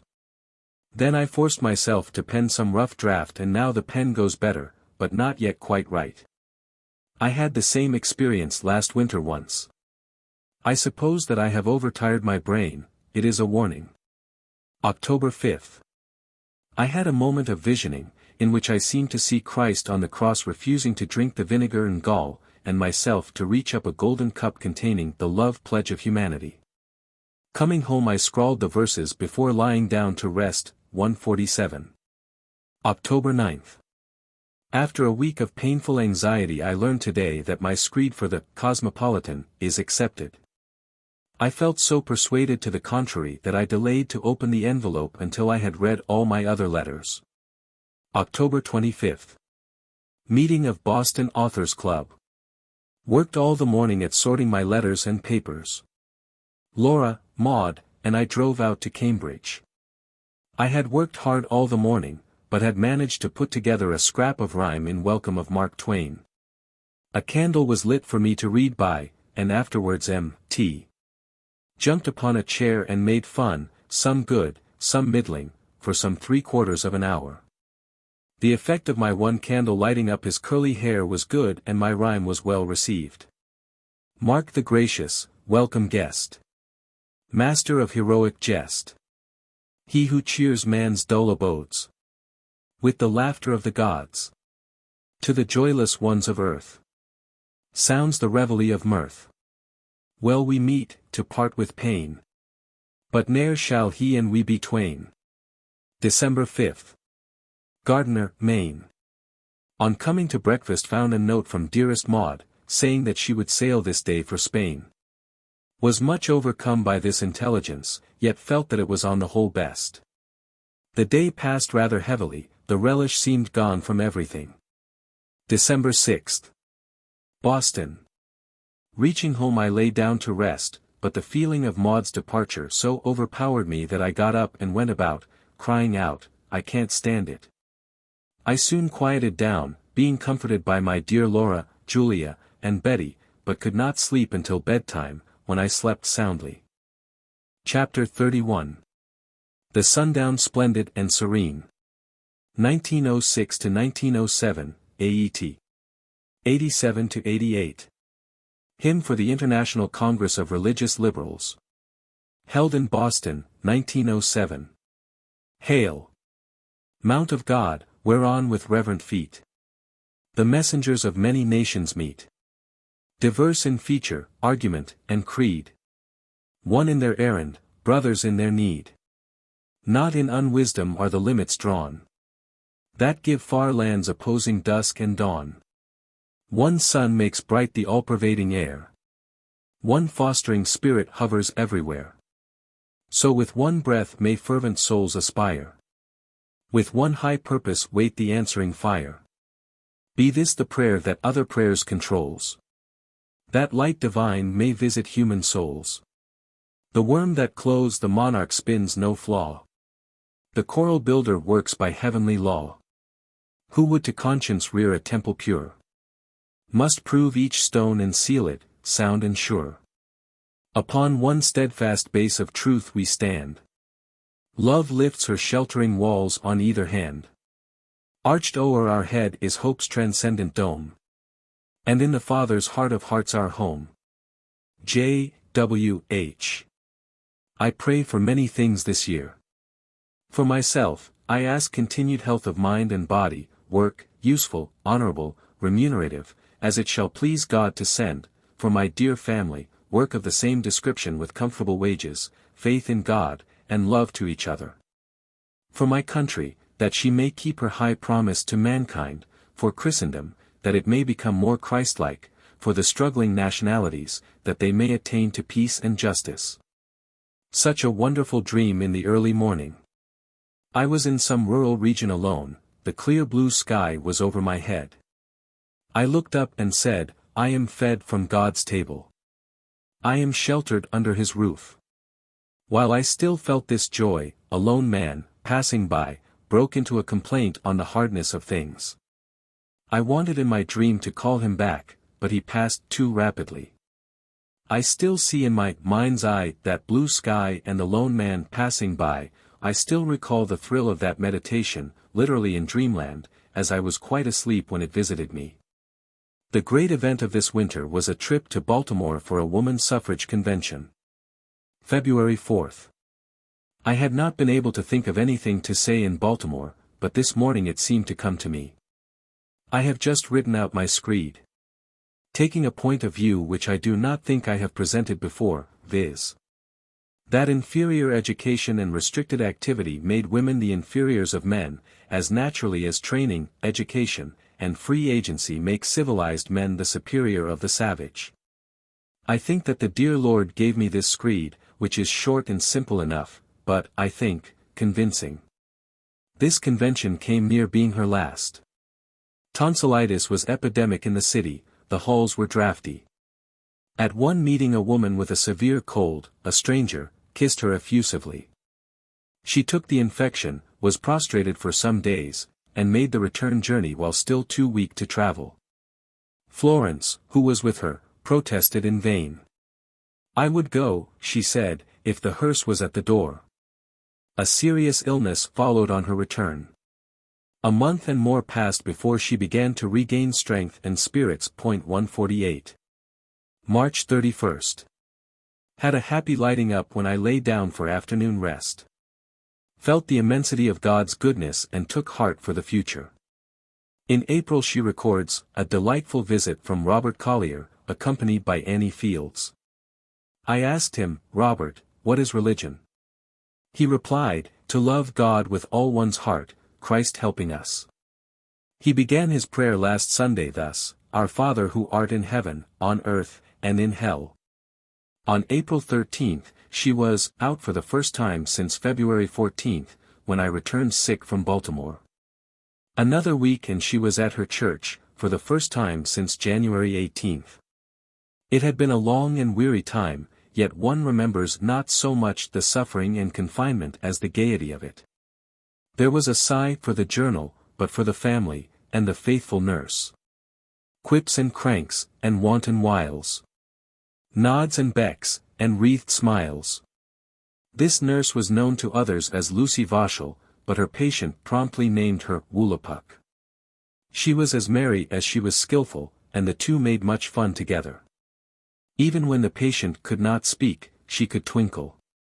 As strength gradually returned, the ministrations of Woolapuck became positively scenes of revelry. And the anxious guardian below, warding off would-be interviewers or suppliants, might be embarrassed to hear peals of laughter ringing down the stair. Early in May she has young J. W. Hurlburt to dine. A pleasant young playwright, grandson to General Hurlburt of the Civil War. I had lent my play of Hippolytus to young Hurlburt to read. He brought it back yesterday with so much praise of parts of it as to revive the pang which I felt when, Charlotte Cushman and Edwin Booth having promised to fill the principal parts, the manager's wife suddenly refused to fill her part.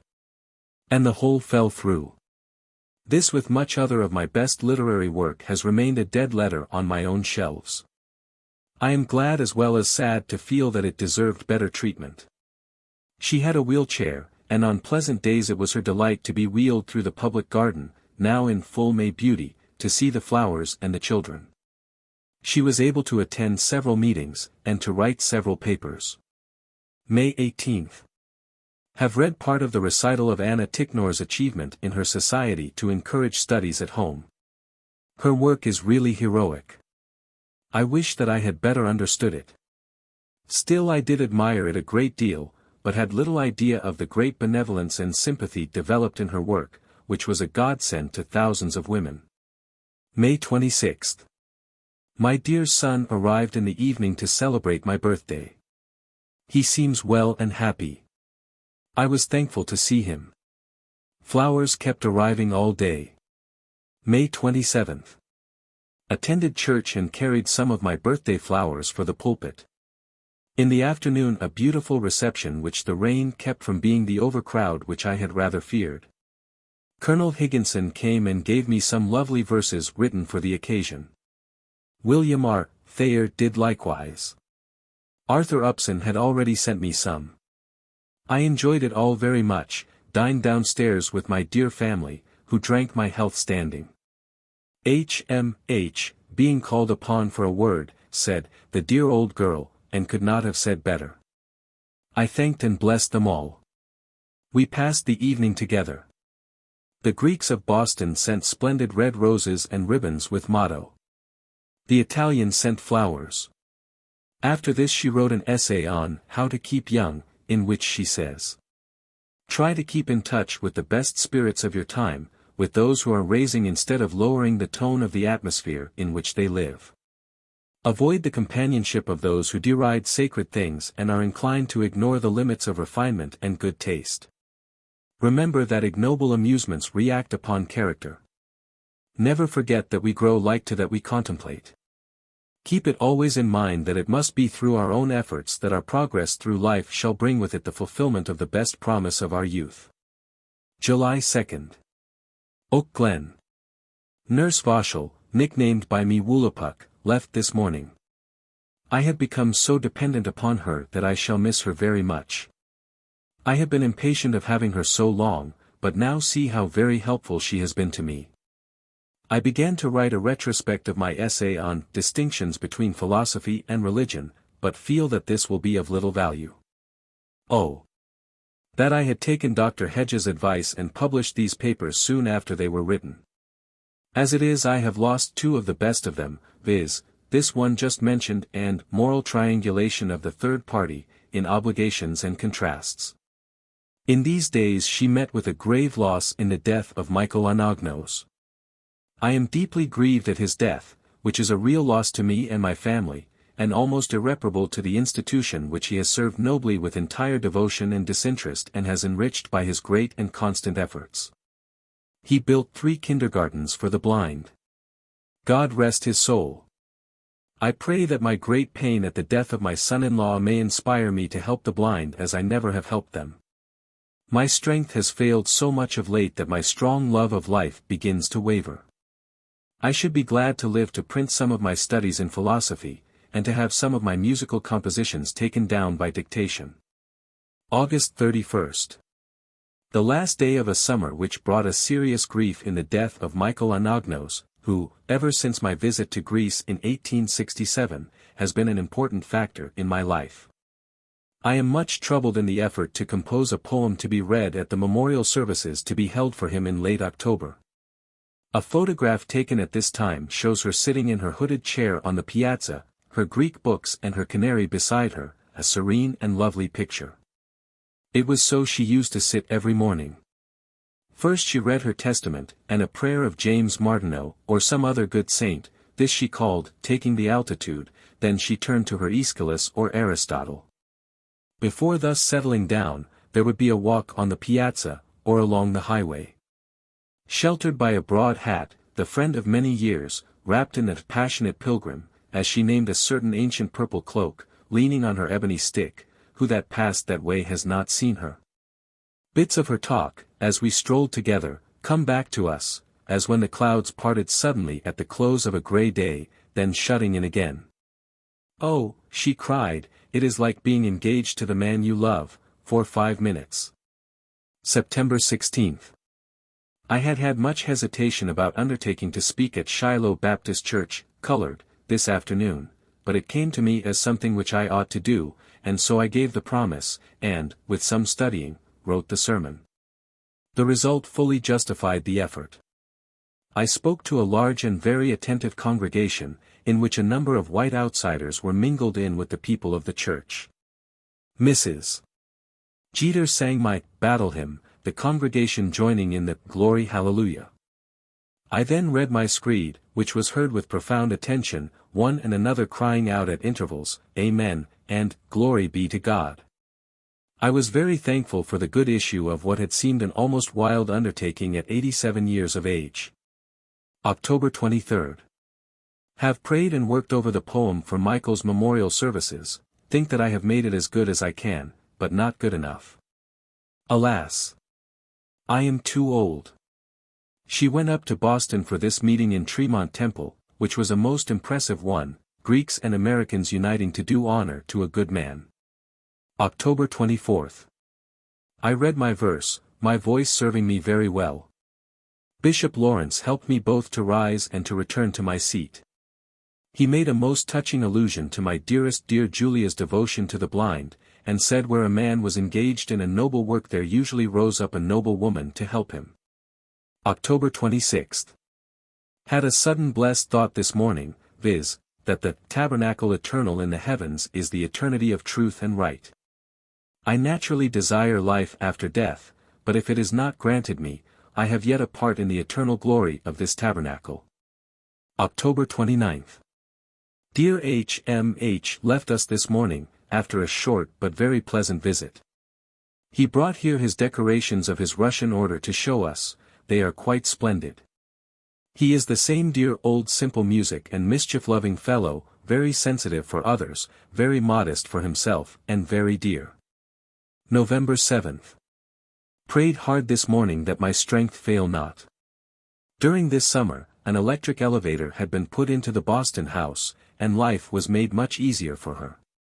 From this time we became familiar with the vision of her that still abides, flitting up or down in her gilded car.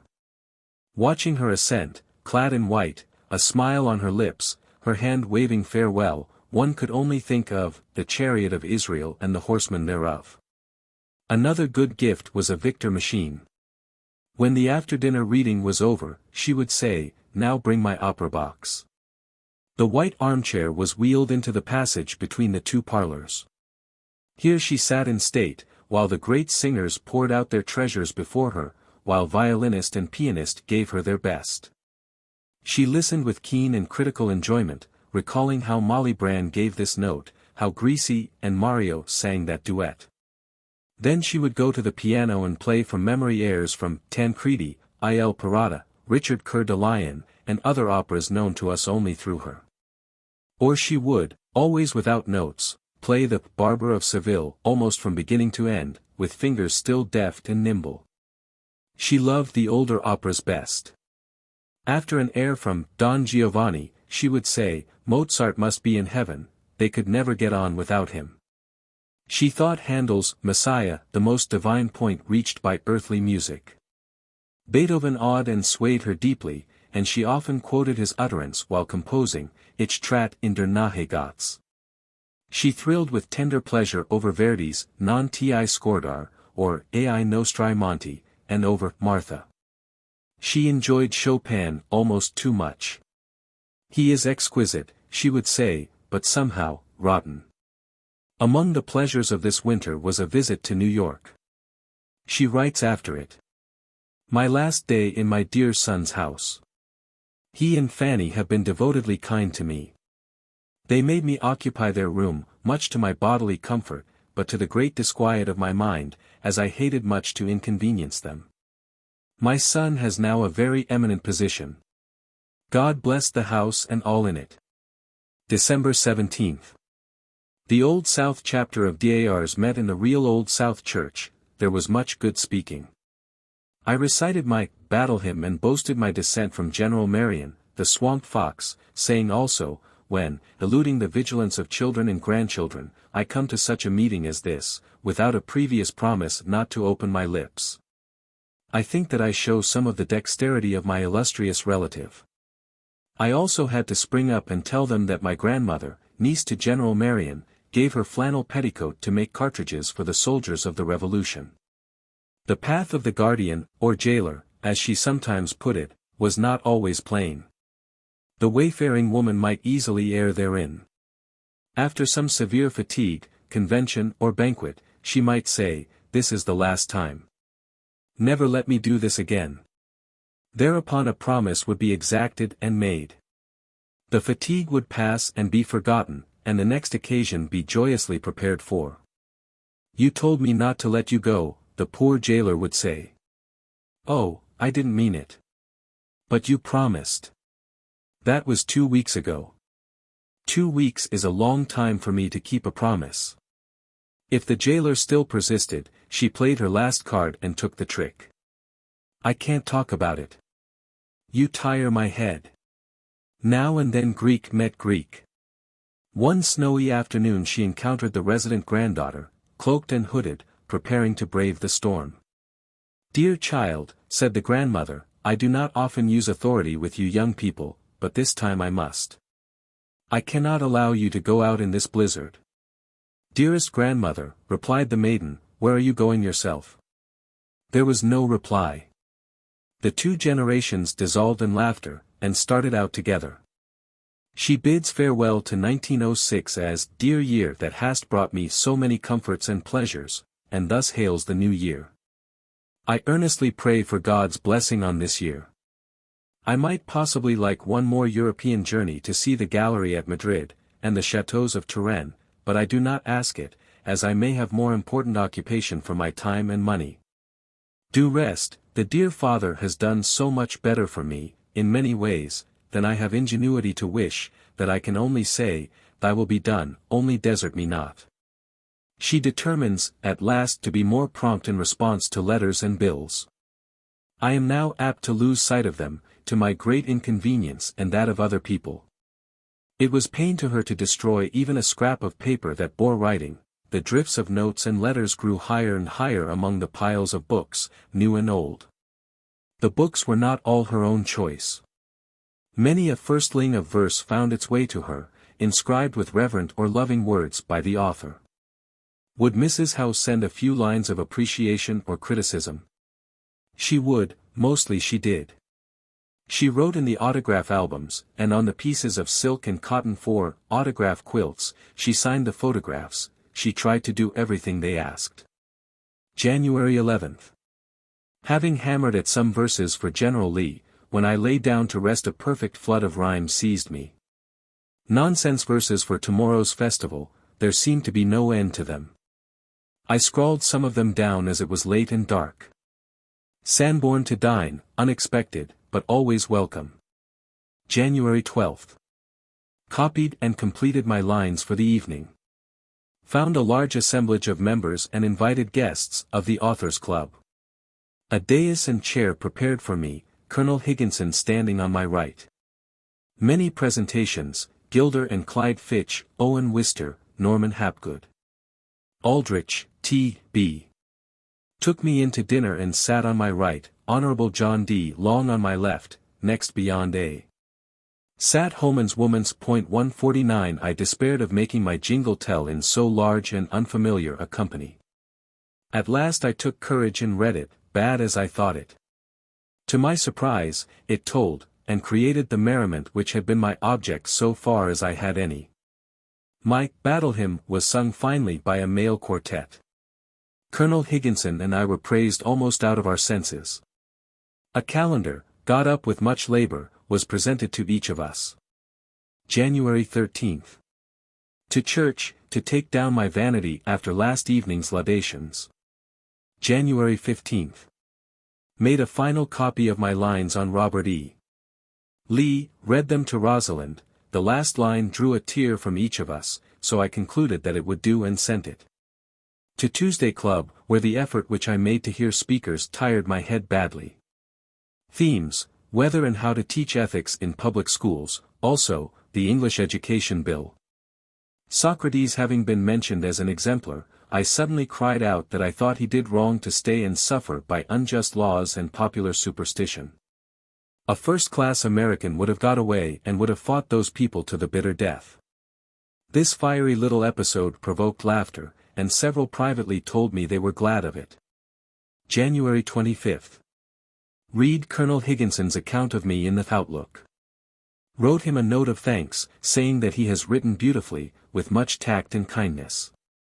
It remains true that he has not much acquaintance with the serious side of my life and character, my studies of philosophy, etc. He has described what he has seen of me and has certainly done it with skill and with a most kind intention. She said of the Colonel's paper, he does not realize that my life has been here, the four walls of my room. February 5. Began a sermon on the text, I saw Satan like lightning fall from heaven. February 6. Wrote a good bit on the sermon begun yesterday, the theme attracts me much. If I give it, I will have Whittier's hymn sung, oh. Sometimes gleams upon our sight. Wrote to thank Higginson for sending me word that I am the first woman member of the Society of American Authors. February 14. Luncheon at 3, Joy Street. My seat was between T.W.H. and President Elliott, with whom I had not spoken in many years. He spoke to me at once and we shook hands and conversed very cordially. I had known his father quite well, a lover of music, who had much to do with the early productions of Beethoven's symphonies in Boston, collecting money in aid of the undertaking. President Elliott made a good speech for Berea, others followed.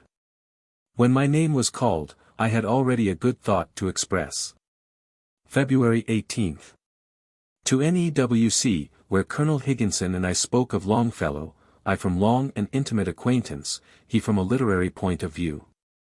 He said, I thought rightly, that we are too near him to be able to judge his merits as a poet, time must test them. February 27. In evening went with the Jewett sisters to the celebration of Longfellow's centennial. I had copied my verses written for the first author's reading in Longfellow, rather hoping that I might be invited to read them. This did not happen. I had had no reason to suppose that it would, not having been thereunto invited. Had a seat on the platform among the poet's friends, myself one of the oldest of them. It seemed as if I could hardly hold my tongue, which, however, I did. I remembered that God has given me many opportunities of speaking my thoughts. If he withheld this one, I am bound to suppose it was for the best. I sat on the platform, where Sarah Jewett and I were the only women in the charmed circle. Item.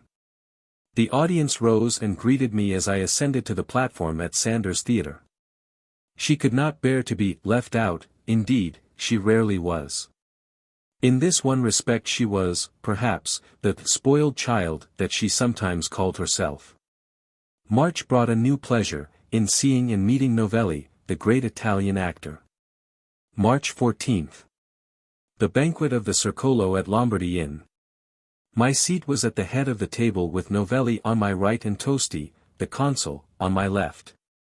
Had some pleasant talk with each. Then I had a good inspiration for part of my speech, in which I mentioned the egg used by Columbus, and made to stand, to show that things held to be impossible often proved possible. I said that out of this egg was hatched the American eagle. Madame Novelli shed tears at this, and Novelli kissed my hand.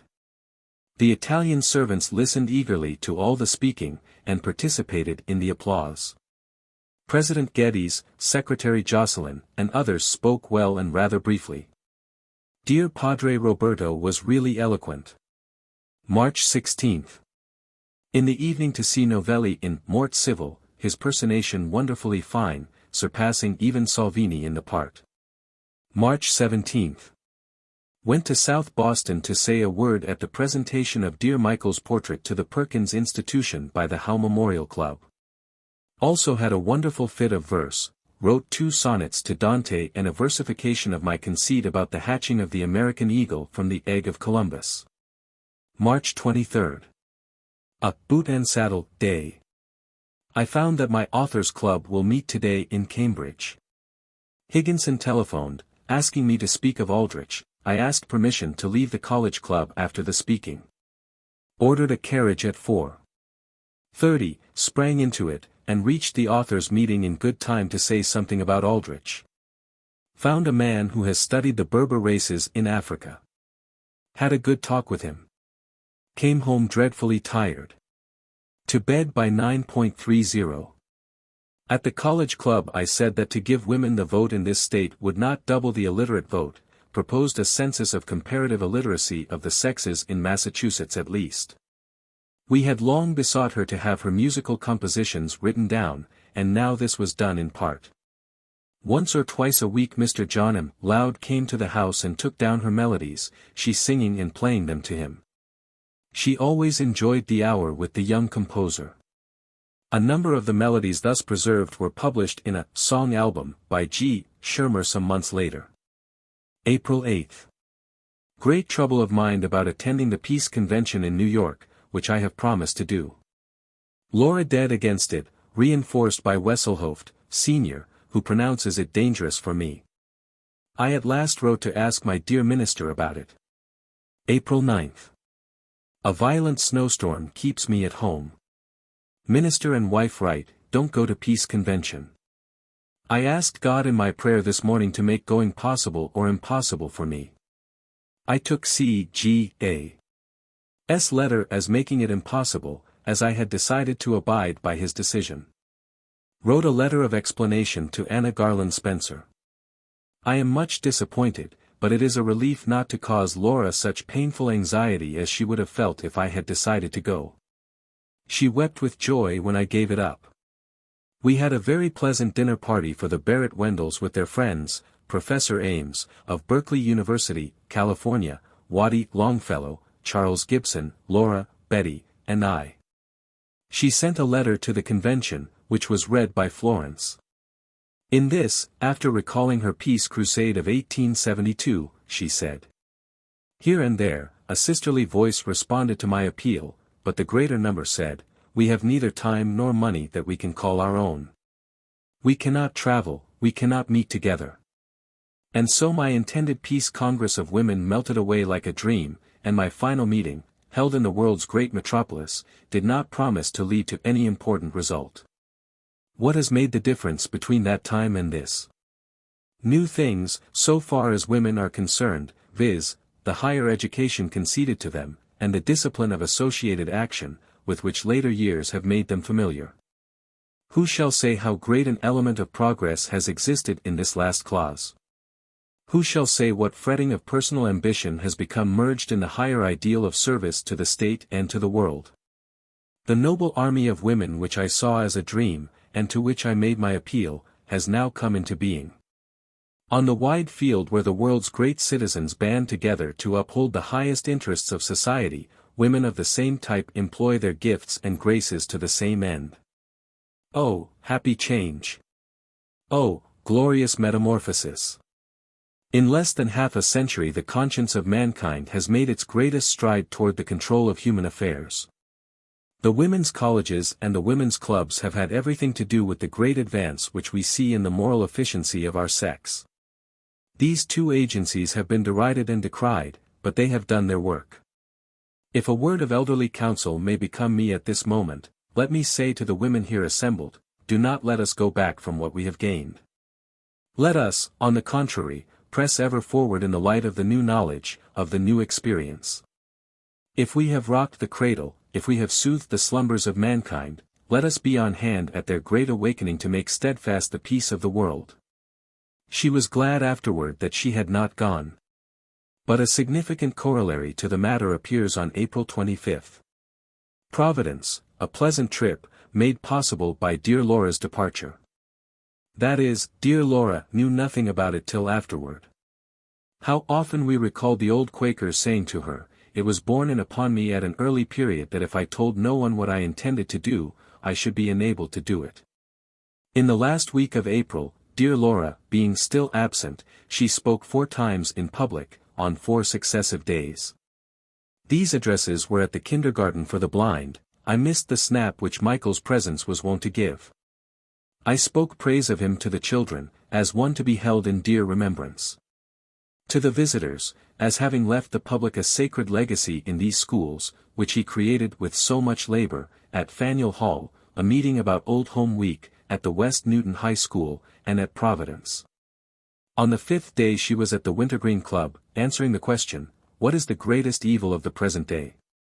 False estimates of values, vehement striving for what hinders rather than helps our spiritual development. After this bout she was glad to rest a day or two, but in another week was ready for the Woman's Suffrage Festival. I to open it, evening, Faneuil Hall. A day of rushing. Lady Mary and Professor Gilbert Murray to breakfast at 9 a.m. Which I much enjoyed. Then my little music man, who took 3 tunes, then a snatch at preparation for the evening's exercises. Jack and Elizabeth Chapman in the afternoon. At 4:45 got a little rest and sleep. At 5:40 drove to Faneuil Hall, which I found not so full as sometimes. Thought miserably of my speech. Light to read it very dim. I called to order, introduced Mr. White and the ladies' quartet, then read my poor little scribble. I was thankful to get through my part, and my speech in print wasn't bad at all. In May she preached at the Church of the Disciples. A culmination of anxiety for this day, desired and yet dreaded. My head growled a little at waking, but not badly. My voice seemed all right, but how about the matter of my sermon? Was it all worth while, and on Whitsunday too? I wore my white cashmere dress. Laura went with me to church. C.G.A. was there. As he led me to the pulpit, the congregation rose. The service was very congenial and calming to my anxiety. I read the sermon quite audibly from beginning to end. It was listened to with profound attention, if I may say so. May 20th. Marion Crawford arrived soon after 3 for a little visit. He looks greatly improved in health since I last saw him. He must have passed through some crisis and come out conqueror. He has all his old charm. She was lamenting the death of her cousin and childhood playfellow, Dr. Valentine Mott Francis, when a much greater affliction fell upon her in the death of her son-in-law, David Prescott Hall. This hurts me, she writes, like a physical pain. To Florence. Oak Glen, July 3, 1907. My dearest dear Flossie. You are quite right in saying that we greatly need the consoling belief in a future life to help us bear the painful separation which death brings. Surely, the dear Christ believed in immortality, and promised it to faithful souls. I have myself derived great comfort from this belief, although I must confess that I know nothing about it. You may remember what Downer said to your dear father, I don't know anything about it, but Jesus Christ certainly believed in immortality, and I pin my faith on him, and run for luck. Alice and her trio of babes came safe to hand this morning. Francis at once began to spread the gravel from outdoors on the best staircase, but desisted when forbidden to do so. Farewell, dearest child. You have had a grievous loss. And will feel it more and more. We must trust in God, and take our sorrows believing in the loving fatherhood. Maud writes me that she suffers an irreparable loss in dear David's death. Your loving mother. Much work was on hand this summer, a poem for Old Home Week in Boston, another for the Cooperstown Centennial, a paper on the elegant literature of 50 years since, one for the Delineator, on the 3 greatest men I have known. These were Ralph Waldo Emerson, Theodore Parker, and Dr. Howe. She spent much time and pains on this article. She read Elliott Cabot's Life of Emerson, which she thought certainly a good piece of work, but deficient, it seems to me, in the romantic sympathy which is the true interpretation of Emerson and of all his kind. She hammered hard on the 2 poems, with good results.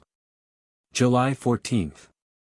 I can hardly believe it, but my miserable verses, reread today, seemed quite possible, if I can have grace to fill out their sketchiness. Last word tonight, I think I have got a poem. Nil desperandum. July 24. Difficult to exaggerate the record of my worry this morning. I feel a painful uncertainty about going to Boston to read my poem for Old Home Week. Worse than this is my trouble about 2 poems sent me while in Boston, with original music, to be presented to the Committee for Home Week, which I have entirely forgotten and neglected. To do this was far from my intention, but my old head fairly gave out in the confusion of the various occasions in which I was obliged to take an active part. She yielded to entreaty and stayed at home, and was rewarded by a most gratifying letter from Edward Everett Hale, telling me that Josiah Quincy read my poem with real feeling, and that it was warmly received. My prayer is answered. I have lived to see my dear girl again. I give thanks earnestly and heartily, but seem for a time paralyzed by her presence. With the early autumn came a great pleasure in a visit to the new, green piece, the house which her son had built at Bedford Hills, New York. She was delighted with the house and garden. The journal tells of all manner of pleasant gaieties. September 12. Fanny had a luncheon party even pleasanter than yesterday's. Reverend Mr. Luker is a grandson of Dominic Lynch, who used to come to my father's house in my childhood and break my heart by singing Lord Ullyn's Daughter. I remember creeping under the piano once to hide my tears. He sang all the more melodies with great expression. This, his descendant, looks a good deal like him. Was bred a lawyer. My good Uncle Cutler twice asked him whether he would study for the ministry. He said, "No, my uncle," said the second time, "what shall it profit a man if he gain the whole world and lose his own soul?" This word, he told me, came back to him. Worked a good deal on my poem. At least thought much, and altered a little. This was the poem which prefaces this chapter and which was written for the forthcoming Unitarian Convention in Boston. She had been at work on it for some time, first trying to try for it, and later hammering and polishing with great care. It came to me like a flash, she says, but had to be much thought over and corrected. And again, it was given to me something as was my battle hymn. October 25. Wrote to a very bumptious child, 13 years old, who proffers me her friendship and correspondence, claiming to have written poems and magazine contributions praised by noted authors. I sent her back her letter, with 3 or 4 corrections and a little advice, kindly meant, but which may not be so taken. She will probably turn and rend me, but I really felt it might do her good. November 14. Gardener. A good meditation. The sense of God in the universe seems to be an attribute of normal humanity. We cannot think of our own personal identity without at the same time imagining a greater self from which we derive. This idea may be crude and barbarous, great minds have done much to make it otherwise, Christ most of all with his doctrine of divine love, providence, and forgiveness. The idea of a life beyond this one seems also to appertain to normal humanity. We had best accept this great endowment which philosophy seeks to analyze much as a boy will take a watch to pieces, but cannot put it together again so that it will work. November 15. Another long sitting and meditation. What have individual philosophers done for religion? As I recall what I could learn of the Kantian philosophy, I think that it principally taught the limitations of human knowledge, correcting thereby the assumptions of systems of thought and belief to absolute authority over the thinker and believer. He calls conscience the categorical imperative, but that term in no wise explains either the origin or authority of the moral law. His rule of testing the rectitude of the act by the way in which, if it were made universal, it would affect the well-being of society, is useful, but simply pragmatic, not in William James's sense. The German idealism, the theory by which we evolve or create all that occupies our senses and our mind, appears to me a monstrous expanse of egotism. No doubt, dialectics serve as mental athletics, and speculative thought may be useful as an exercise of the mental powers, but processes which may be useful in this way might be very unfit to be held as permanent possessions of persuasion. It occurs to me that it might be more blessed to help the souls in hell than to luxuriate with saints in heaven. November 20. Boston. Began my screed on the joys of motherhood for the Delineator. Wrote Current Calamo. November 23. Rather an off day. Found T. W. Higginson's little volume of verses, presented to me on my 70th birthday, and read a good deal in it. When the Colonel gave it to me, he read a little poem, 66, very charmingly. Seems to me that I ought to have read this little book through long before this time. One of the sweetest poems in it is about the blue-eyed baby that they lost after some 6 weeks' happy possession. I sent a pretty little baby wreath for it, feeling very sorry for them both. November 28. Much troubled about my Whittier poem. December 3. Thanks be to God. I have written my Whittier rhyme. It has cost me much labor, for I have felt that I could not treat a memory so reverend with cheap and easy verses. I have tried to take his measure, and to present a picture of him which shall deserve to live. 150. Mr. and Mrs. Cobden Sanderson, the English suffragists, were in Boston this winter. They dined with her, and proved very agreeable. Mrs. Sanderson's visit ought to help suffrage mightily, she is in such dead earnest for it. After dinner I proposed that each one should name his favorite Browning poem.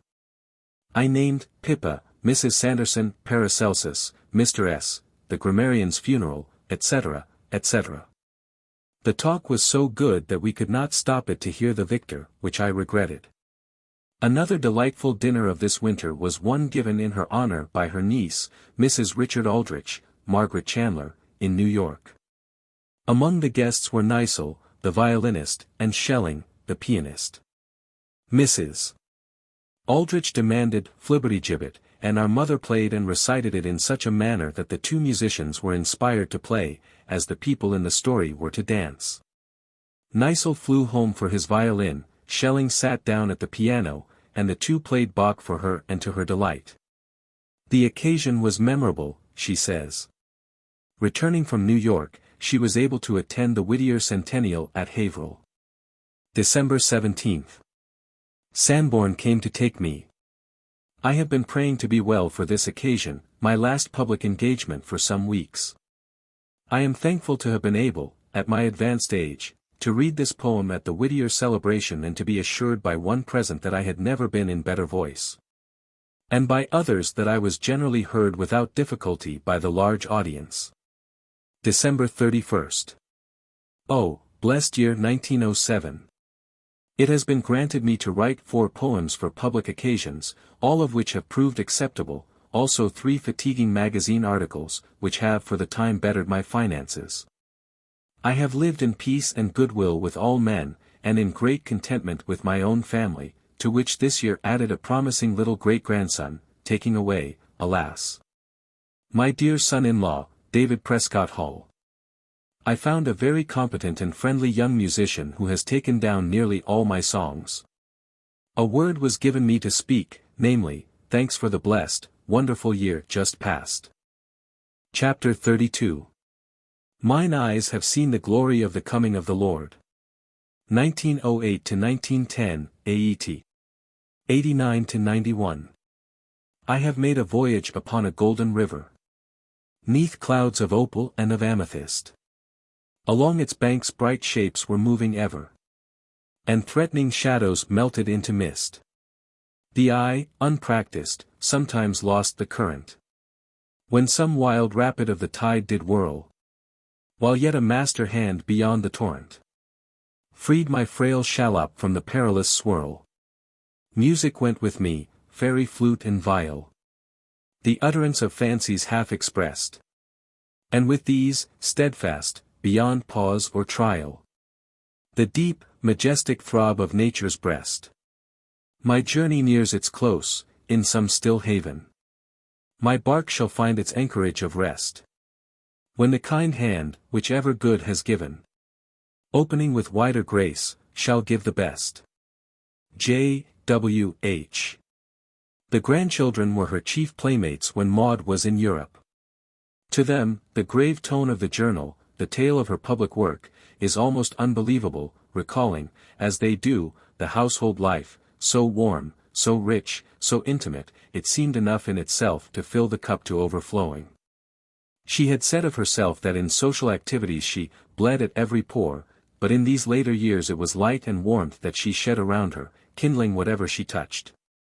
At her fire, as at Uncle Sam's, we warmed our hands and our hearts.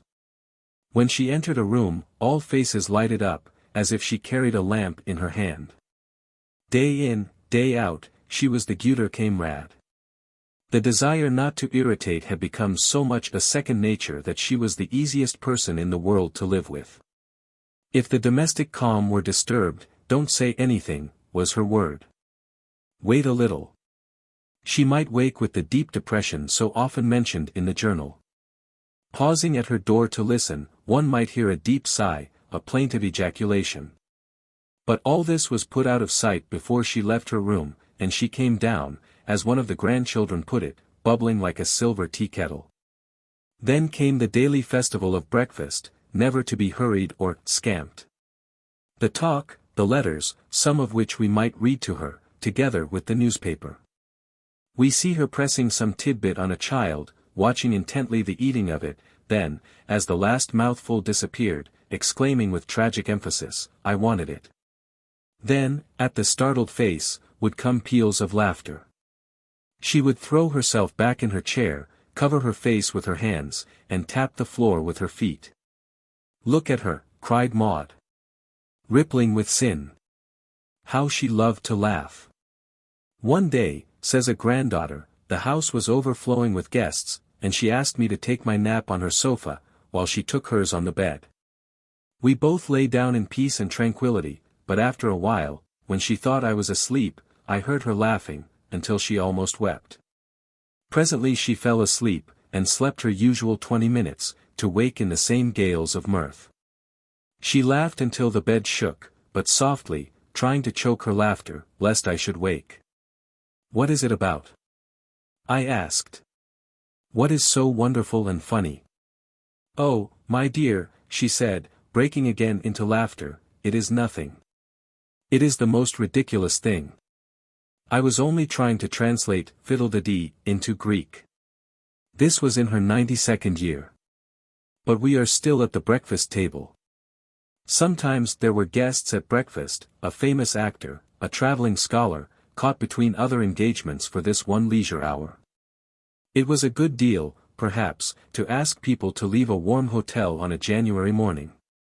But it was warm enough by the soft coal blaze of the dining-room fire. Over the coffee and rolls, sausages and buckwheat cakes, leisure reigned supreme, not the poet's retired leisure, but a friendly and laughter-loving deity. Everybody was full of engagements, harried with work, pursued by business and pleasure, no matter. The talk ranged high and far, and the morning was half gone before they separated. Soon after breakfast came the game of ball, played adieu with daughter or grandchild. The ball was tossed back and forth, the players counting meanwhile up to 10 in various languages. She delighted in adding to her vocabulary of numerals, and it was a good day when she mastered those of the Kutch-Kutch Eskimo. Then came the walk, gallantly taken in every weather save the very worst. She battled with the west wind, getting the matter over as quickly as might be. "It is for my life," she would say. But on quiet, sunny days she loved to linger along Commonwealth Avenue, watching the parade of babies and little children, stopping to admire this one or chat with that. This function accomplished, she went straight to her desk, and P.T. reigned till noon. It was a less rigorous P.T. than that of our childhood. She could break off in a moment now, give herself entirely, joyously, to the question of dinner for the expected guest, of dress for the afternoon reception, then drop back into Aristotle or Aeschylus with a happy sigh. It was less easy to break off when she was writing. We might be begged for half a moment, as if our time were fully as precious as her own, but there was none of the distress that interruption brought in earlier years. Perhaps she took her writing less seriously. She often said, "Oh, my dear, I am beginning to realize at last that I shall never write my book now, my magnum opus, that was to be so great." She practiced her scales faithfully every day, through the later years. Then she would play snatches of forgotten operas, and the granddaughter would hear her, if she thought no one was near, singing the brilliant arias in "A Sweet Thread of a Voice." After her practicing, if she were alone, she would sit at the window and play her twilight game, counting the passing, 1 for a biped, 2 for a quadruped, 10 for a white horse, and so on. In the evening, before the Victor concert, came the reading aloud. This was one of her great pleasures. No history or philosophy for the evening reading, she must have a novel, not a problem novel, these she detested. A good stirring tale, with plenty of action in it. She thrilled over, with fire and sword, Kim, the master of Ballantrae. She could not bear to hear of financial anxieties or of physical suffering. It gives me a pain in my knee. We see her now, sitting a little forward in her straight-backed chair, holding the hand of the reading granddaughter, alert and tense. When a catastrophe appears imminent, "Stop a minute," she cries. "I cannot bear it." And the reader must pause while she gathers courage to face disaster with the hero, or dash with him through peril to safety. She would almost be sorry when the doorbell announced a visitor. Almost, not quite, for flesh and blood were better than fiction. If the caller were a familiar friend, how her face lighted up. "Oh! Now we can have whist." The table is brought out, the mother of pearl counters, a Cutler relic. We remember that Mr. Ward did not allow cards in his house, and the order for the rest of the evening is a clear fire, a clean hearth, and the rigor of the game. It was a happy day when, as chanced once or twice, Mr. Ernest Schelling, coming on from New York to play with the Boston Symphony Orchestra, offered to come and play to her, all by herself, whatever she wanted, and for as long as she liked. She never forgot this pleasure, nor the warm kindness of the giver. One day Mr. Abel Lefranc, the French lecturer of the year at Harvard, came to lunch with her. He apologized for only being able to stay for the luncheon hour, owing to a press of engagements and work that had grown overpowering. He stayed for 2 hours and a half after luncheon was over, and during all that time the flow of poignant, brilliant talk, held the third in the little company absorbed. She was entirely at home in French, and the Frenchman talked over the problems of his country as if to a compatriot. A few days afterwards a Baptist minister from Texas, a powerfully built and handsome man, came to wait on her. He also stayed 2 hours, and we heard his "Amen," and "Bless the Lord for that," and her gentler "Bless the Lord, indeed, my brother," as their voices, fervent and grave, mingled in talk. She never tried to be interested in people. She was interested, with every fiber of her being. Little household doings, the economies and efforts of brave young people, she thrilled to them all. Indeed, all human facts roused in her the same absorbed and reverent interest. These are Boston memories, but those of Oak Glen are no less tender and vivid. There, too, the meals were festivals, the midday dinner being now the chief one, with its following hour on the piazza. Grandmother, in her hooded chair, with her cross-stitch embroidery or hooked rug, daughters and grandchildren gathered round her. Horace and Xenophon were on the little table beside her, but they must wait till she had mixed and enjoyed her social salad. At Oak Glen, too, she had her novel and her whist, bezique or dominoes, as the family was larger or smaller. She never stooped to solitaire. A game must be an affair of companionship, of the social tie, in defense of which Bro Sam, in his youth, had professed himself ready to die. Instead of the Victor concert, she now made music herself, playing four-hand pieces with Florence, the music daughter, trained in childhood by Otto Dressel. This was another great pleasure. Did any one, we wonder, ever enjoy pleasures as she did? These duets were for the afternoon. She almost never used her eyes in the evening. They were perfectly good, strong eyes. In the latter years she rarely used glasses. But the habit dated back to the early 50s, and might not be shaken. We see her, therefore, in the summer afternoons, sitting at the piano with Florence, playing Galatea, Dry Thy Tears. Handel's old tie-wig music, as she called his operas. Or, if her son were there, she would play accompaniments from the Messiah, or Elijah, rippling through the difficult music, transposing it, if necessary to suit the singer's voice, with ease and accuracy. Musicians said that she was the ideal accompanist, never asserting herself, but giving perfect sympathy in support to the singer. We return to the journal. January, 1908. I had prayed the dear Father to give me this one more poem, a verse for this year's Decoration Day, asked for by Amos Wells, of Christian Endeavor belonging. I took my pen and the poem came quite spontaneously. It seemed an answer to my prayer, but I hold fast the thought that the great Christ asked no sign from God and needed none, so deeply did he enter into life divine. I also thought, regarding Christ and Moses, that we must be content that a certain mystery should envelop these heroic figures of human history. Our small measuring tape or rod is not for them. If they were not exactly in fact what we take them to be, let us deeply reverence the human mind which has conceived and built up such splendid and immortal ideals. Was not Christ thinking of something like this when he made the sin against the Holy Ghost and its manifestations the only unpardonable error? He surely did not mean to say that it was beyond the repentance which is the earnest of forgiveness to every sin. A day or two after this she met at luncheon young Reverend Mr. Fitch. He is earnest and clear-minded, and should do much good. I spoke of the cup, of life, but advised him to use the spoon for stirring up his congregation.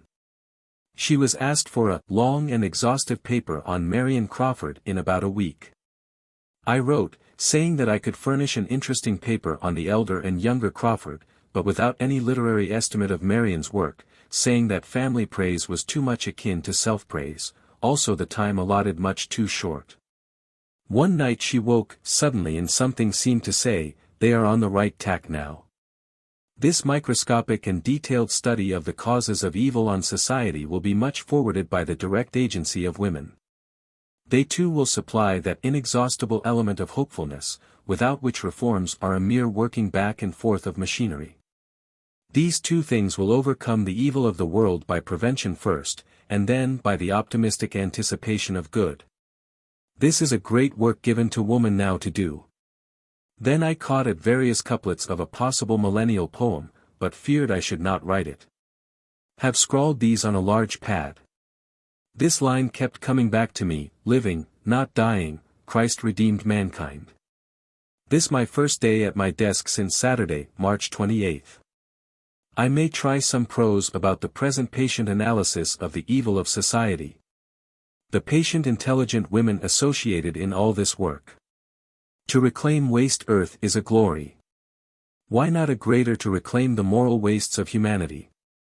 This midnight vision impressed her deeply, and through the succeeding days she wrote it out in full, bit by bit. On the envelope containing it is written, an account of my vision of the world regenerated by the combined labor and love of men and women. In it she saw men and women of every clime working like bees to unwrap the evils of society and to discover the whole web of vice and misery and to apply the remedies.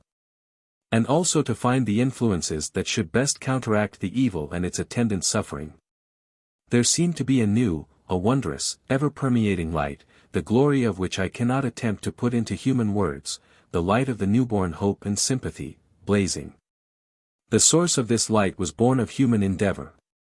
She saw, the men and the women, standing side by side, shoulder to shoulder, a common lofty and indomitable purpose lighting every face with a glory not of this earth. All were advancing with one end in view, one foe to trample, one everlasting goal to gain. And then I saw the victory. All of evil was gone from the earth. Misery was blotted out. Mankind was emancipated and ready to march forward in a new era of human understanding, all-encompassing sympathy and ever-present help, the era of perfect love, of peace-passing understanding. Mrs. Humphrey Ward was in Boston this spring, and there were many pleasant festivities in her honor. A luncheon with Mrs. Humphrey Ward at Annie Field's, very pleasant. Edward Emerson there, easy and delightful. A fine reception at the Vaudome, where she and Mrs. Ward stood under a beautiful arch of roses, and exchanged greetings. A delightful call from Mrs. Humphrey Ward. We had much talk of persons admired in England and America. She has great personal attraction, is not handsome, but very simpatica, and is evidently whole-souled and sincere, with much good fellowship. We embraced at parting. In strong contrast to this is her comment on a writer whose work did not appeal to her. But she has merit, yes, she certainly has merit. In fact, with a flash, she is meretricious. May brought the free religious banquet, at which she compared the difference of sect to the rainbow which divides into its beauty the white light of truth, and the State Federation of Women's Clubs, where another apt comparison occurred to her. I compared the old order among women to the juxtaposition of squares set cornerwise to each other, the intensity of personal feeling and interest infusing an insensible antagonism into our relations with each other.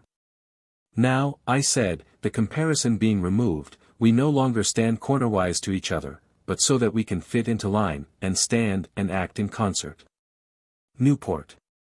I begin to feel something of the labor and sorrow of living so long.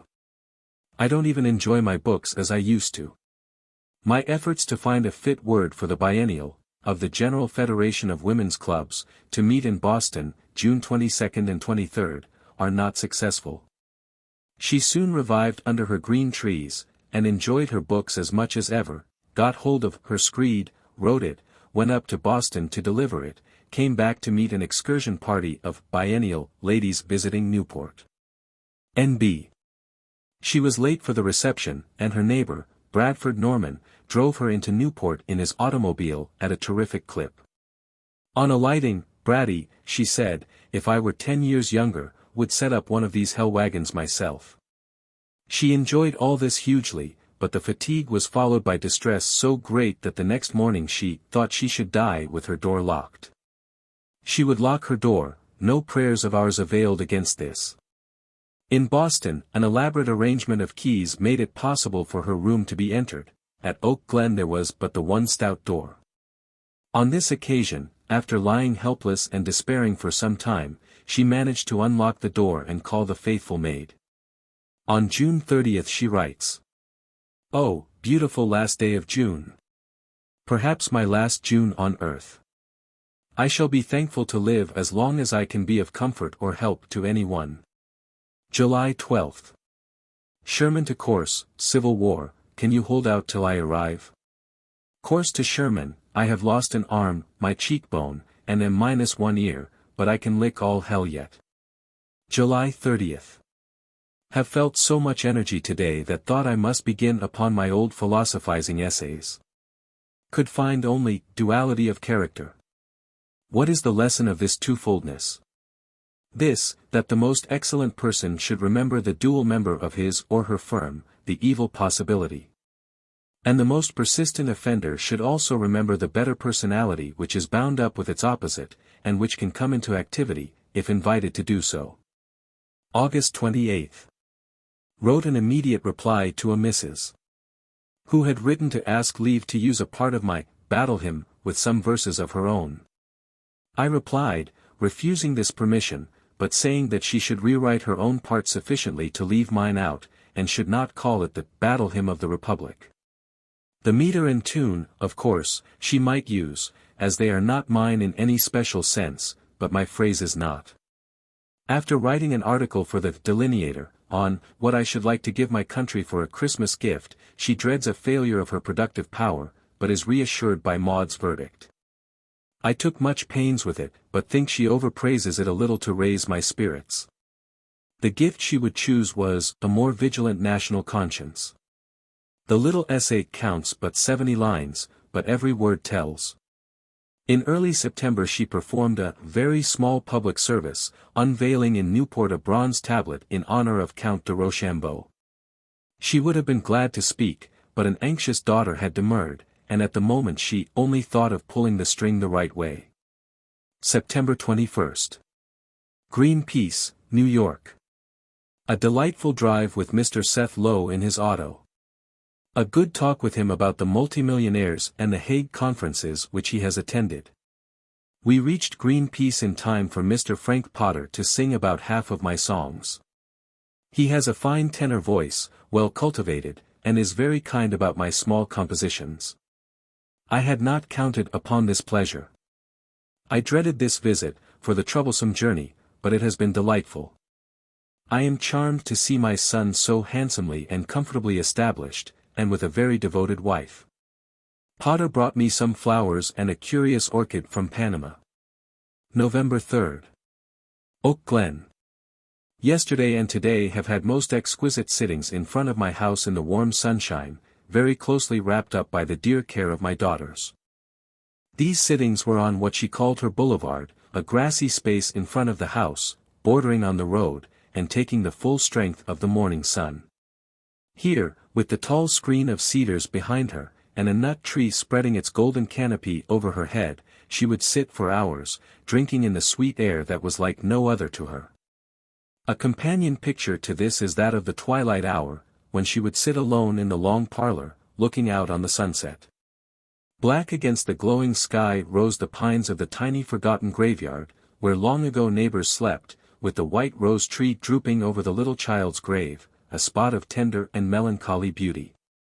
All about were the fields she loved, fragrant with clover and wormwood, vocal with time-keeping crickets. Here she would sit for an hour, meditating, or repeating to herself the odes of Horace, or some familiar hymn. Horace was one of her best friends, all her life long. She knew many of the odes by heart, and was constantly memorizing new ones. They filled and brightened many a sleepless or weary hour. Here, when the children came back from their walk, they would find her, quiet and serene, but ready instantly to break into laughter with them, to give herself, as always, entirely and joyously. Now and then she wrote down a meditation. Here is one. A thought comes to me today which gives me great comfort. This is that, while the transitory incidentals of our life, important for the moment, pass out of it, the steadfast divine life which is in our earthly experience, perseveres, and can never die nor diminish. I feel content that much of me should die. I interpret for myself Christ's parable of the tares sown in the wheat field. As regards the individual, these tares are our personal and selfish traits and limitations. We must restrain and often resist them, but we cannot and must not seek to eradicate them, for they are important agents not only in preserving, but also in energizing our bodily life. Yet they are, compared with our higher life, as the tares compared with the wheat, and we must be well content to feel that, when the death harvest comes, these tares will fall from us and perish, while the wheat will be gathered into the granary of God. I do not desire ecstatic, disembodied sainthood, because I do not wish to abdicate any one of the attributes of my humanity. I cherish even the infirmities that bind me to my kind. I would be human, and American, and a woman. Paul of Tarsus had one or two ecstasies, but I feel sure that he lived in his humanity, strenuously and energetically. Indeed, the list he gives us of his trials and persecutions may show us how much he lived as a man among men, even though he did once cry out for deliverance from the body of death, whose wants and pains were a sore hindrance to him in his unceasing labors. That deliverance he found daily in the service of truth, and finally once for all, when God took him. Another thought upholds me. With the recurrence of the cycle, I feel the steady tramp and tread of the world's progress. This spring is not identical with last spring, this year is not last year. The predominant fact of the universe is not the mechanical round and working of its forces, but their advance as moral life develops out of and above material life.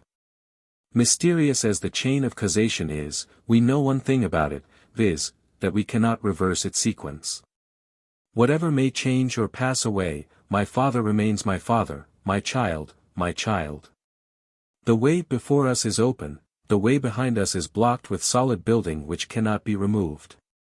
And in this great onward order, life turns not back to death, but goes forward to other life, which we may call immortality. If I would turn backward, I stand still in paralyzed opposition to the mighty sweep of heavenly law. It must go on, and if I could resist and refuse to go with it, I should die a moral death, having isolated myself from the movement which is life. But, do what I will, I cannot resist it. I am carried on perforce, as inanimate rocks and trees are swept away in the course of a resistless torrent. Shall I then abdicate my human privilege which makes the forces of nature angels to help and minister to me? Let me, instead, take hold of the guiding cords of life with resolute hands and press onward, following the illustrious army whose crowned chiefs have gone before. They too had their weakness, their sorrow, their sin. But they are set as stars in the firmament of God, and their torches flash heavenly light upon our doubtful way, aye, even upon the mysterious bridge whose toll is silence. Beyond that silence reigns the perfect harmony. November 6th.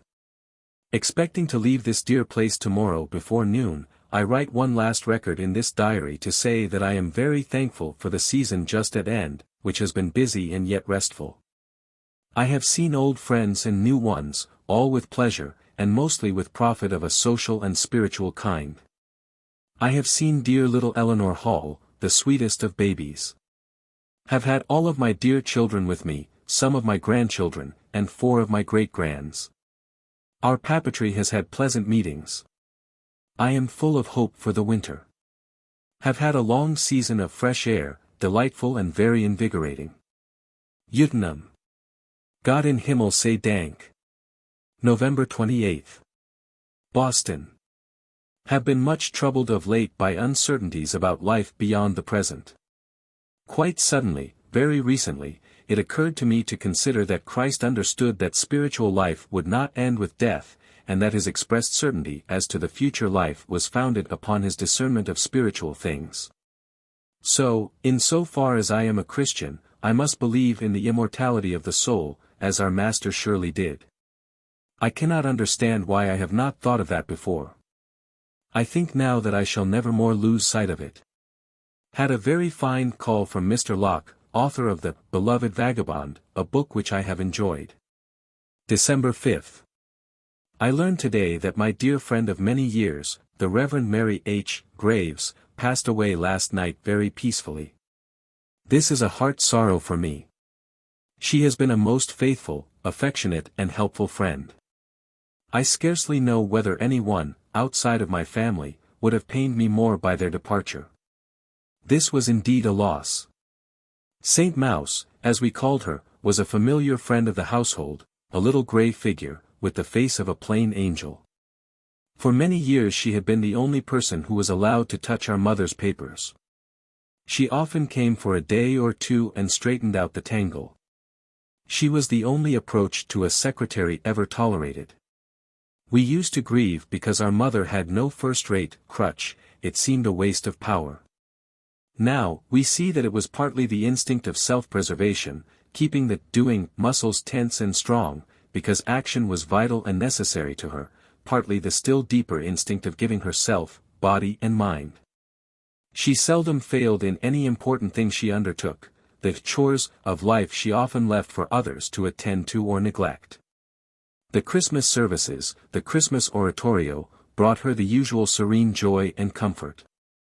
She insists that Handel wrote parts of the Messiah in heaven itself. Where else could he have got, comfort ye, thy rebuke, thou shalt break them, and much besides?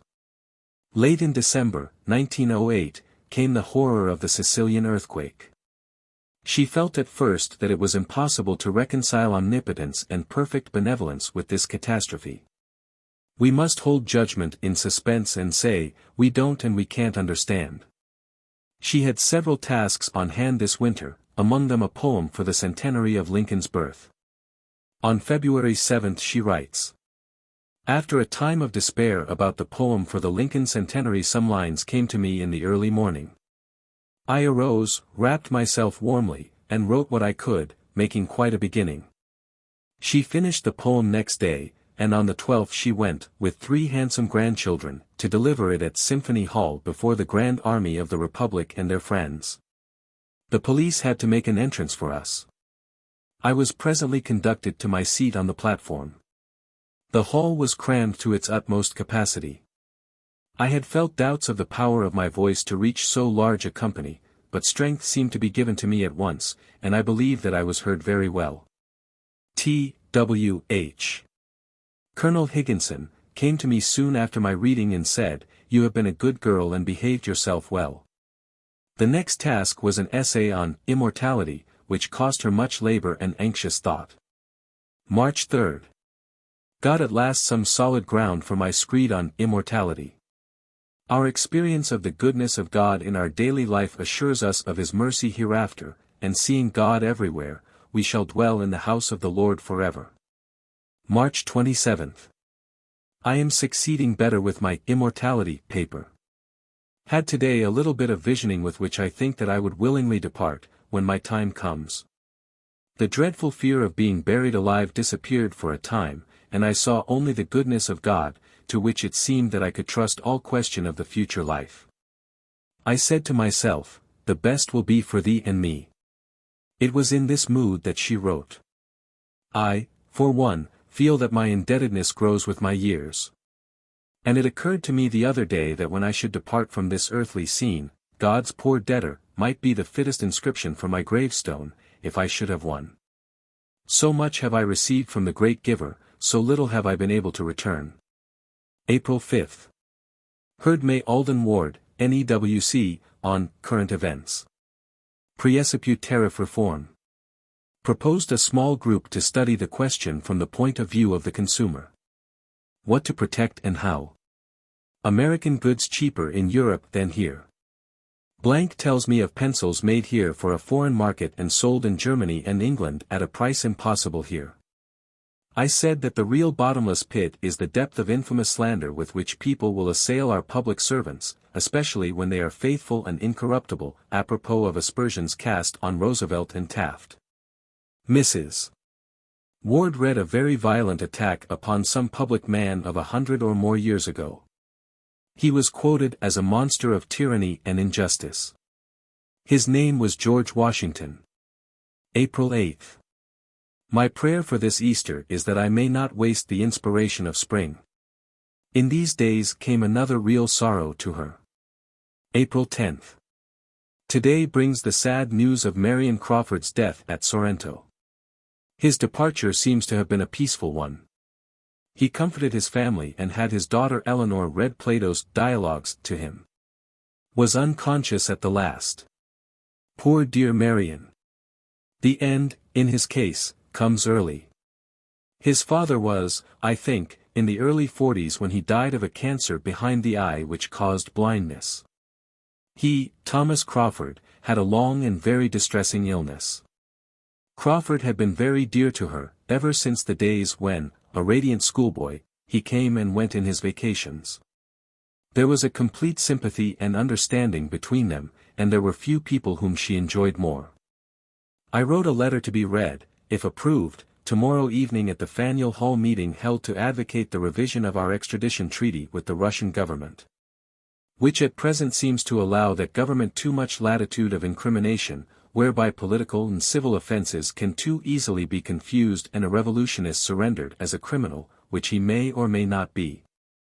Later in the month she writes.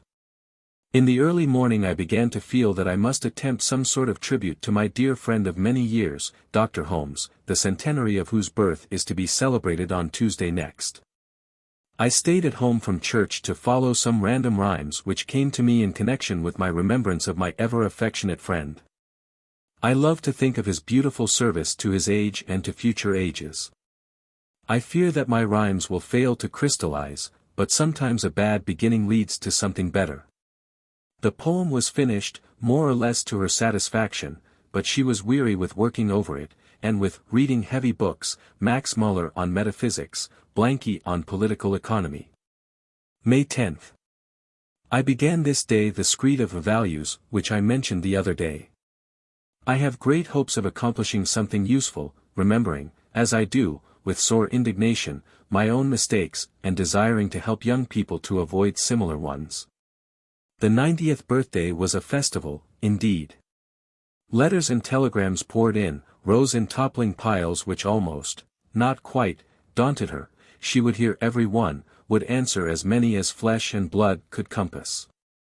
Here is one of them. Most hearty congratulations on your 90th birthday from the boy you picked up somewhere in New York and placed in the New York Orphan Asylum on April 6, 1841. Sorry I have never been able to meet you in all that time. You were one of the board of trustees at that time. Respectfully and thankfully. William Davidson. I was then about 5 years old, now 73. Writing to her friend of many years, Mrs. Ellen Mitchell, she says. Your birthday letter was and is much valued by me. Its tone of earnest affection is an element in the new inspiration recently given me by such a wonderful testimony of public and private esteem and goodwill as has been granted me in connection with my attainment of 90 years. It all points to the future. I must work to deserve what I have received. My dearest wish would be to take up some thread of our AAW work, and continue it. I rather hope that I may find the way to do this in the study of economics which I am just starting with a small group. To Mrs. Harriet Prescott Spofford. Dear Mrs. Spofford. You wrote me a lovely letter on my 90th birthday. I cannot help feeling as if the impression expressed by you and so many other kind friends of my personal merits must refer to some good work which I have yet to do. What I have done looks small to me, but I have tried a good deal for the best I have known. This is all I can say. I am much touched by your letter, and encouraged to go on trying. Don't you think that the best things are already in view? The opportunities for women, the growing toleration and sympathy in religion, the sacred cause of peace. I have lived, like Moses, to see the entrance into the promised land. How much is this to be thankful for? My crabbed hand shows how time abridges my working powers, but I march to the brave music still, as you and many of the juniors do. Wishing that I might sometimes see you, believe me. Yours with affectionate regard. Julia Ward Howe. Close upon the birthday came another occasion of the kind which we, in these later years, at once welcomed and deplored. She enjoyed nothing so much as a function, and nothing tired her so much. On June 16, Brown University, her husband's alma mater and her grandfather's, conferred upon her the degree of Doctor of Laws. She went to Providence to receive it in person, and thus describes the commencement exercises to Mrs. Mitchell. The ordeal of the doctorate was rather trying, but was made as easy as possible for me. The venerable old church was well filled, and was quite beautiful. I sat in one of the front pews. 2 learned people led me to the foot of the platform from which President Founts, with some laudatory remarks, handed me my diploma, while some third party placed a picturesque hood upon my shoulders. The band played the air of my battle hymn, and applause followed me as I went back to my seat. So there. Her companion on that occasion writes. She sat listening quietly to the addresses, watched each girl and boy just starting on the voyage of life as they marched to the platform and received from the president's hand the scrap of paper. The parchment diploma, reward of all their studies. Her name was called last. With the deliberate step of age, she walked forward, wearing her son's college gown over her white dress, his mortarboard cap over her lace veil. She seemed less moved than any person present. She could not see what we saw, the tiny gallant figure bent with 80 years of study and hard labor. As she moved between the girl students who stood up to let her pass, she whispered, "How tall they are. It seems to me the girls are much taller than they used to be." Did she realize how much shorter she was than she once had been? I think not. Then, her eyes sparkling with fun while all other eyes were wet, she shook her hard-earned diploma with a gay gesture in the faces of those girls, cast on them a keen glance that somehow was a challenge, "Catch up with me if you can." She had labored long for the higher education of women, suffered estrangement, borne ridicule for it, the sight of those girl graduates, starting on their life voyage equipped with a good education, was like a sudden realization of a lifelong dream. Uplifted her, gave her strength for the fatigues of the day. At the dinner given for her and the college dignitaries by Mrs. William Goddard, she was at her best. She was asked for a 4th of July message to the Sunday school children of the Congregational Church, and wrote, "I want them to build up character in themselves and in the community. To give to the country just so many men and women who will be incapable of meanness or dishonesty, who will look upon life as a sacred trust, given to them for honorable service to their fellow men and women. I would have them feel that, whether rich or poor, they are bound to be of use in their day and generation, and to be mindful of the Scripture saying that, "No man liveth unto himself." We all have our part to do in keeping up the character and credit of our country. For her sake we should study to become good and useful citizens. In the summer of 1909 the Cretan question came up again. Once more Turkey attempted to regain active possession of Crete, once more the voice of Christendom was raised in protest. She had no thought this time of being too old. Being called upon for help, she wrote at once to President Taft, praying him to find some way to help the Cretans in the terrible prospect of their being delivered over, bound hand and foot, to Turkish misrule. She was soon gladdened by a reply from the President, saying that he had not considered the Cretans as he should, but promising to send her letter to the Secretary of State. "I thank God most earnestly," she writes, "for even thus much. Today, I feel that I must write all pressing letters, as my time may be short." Accordingly she composed an open letter on the Cretan question. It is rather crude, but it is from my heart of hearts. I had to write it. Suffrage, too, had its share of her attention this summer. There were meetings at Marble House, Newport, in which she was deeply interested. She attended one in person. To the next she sent the second and third generations, staying at home herself to amuse and care for the fourth. On the last day of August she records once more her sorrow at the departure of the summer. She adds, "God grant me to be prepared to live or die, as he shall decree. It is best, I think, to anticipate life, and to cultivate forethought."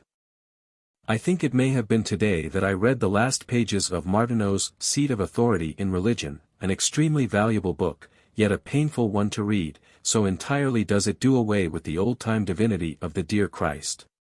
But it leaves him the divinity of character, no theory or discovery can take that away. Late September brought an occasion to which she had looked forward with mingled pleasure and dread, the celebration of the Hudson-Fulton Centennial in New York. She had been asked for a poem, and had taken great pains with it, writing and rewriting it, hammering and polishing. She thought it finished in July, yet 2 days before the celebration she was still retouching it. I have been much dissatisfied with my Fulton poem. Lying down to rest this afternoon, instead of sleep, of which I felt no need, I began to try for some new lines which should waken it up a little, and think that I succeeded. I had brought no manuscript paper, so had to scrawl my amendments on Sanborn's old long envelope. Later in the day 2 more lines came to her, and again 2 the day after. Finally, on the morning of the day itself, on awakening, she cried out, "I have got my last verse." The occasion was a notable one. The stage of the Metropolitan Opera House was filled with dignitaries, delegates from other states, foreign diplomats in brilliant uniforms. The only woman among them was the little figure in white, to greet whom, as she came forward on her son's arm, the whole great assembly rose and stood. They remained standing while she read her poem in clear unfaltering tones. The applause that rang out showed that she had once more touched the heart of the public. This poem was printed in Collier's Weekly, unfortunately from a copy made before the last verse was finished to her mind. This distressed her. "Let this be a lesson," she said. "Never print a poem or speech till it has been delivered, always give the 11th hour its chance." This 11th hour brought a very special chance. A few days before, the world had been electrified by the news of Peary's discovery of the North Pole. It was the general voice that cried through her lips, "The flag of freedom crowns the pole." The following letter was written while she was at work on the poem. To Laura.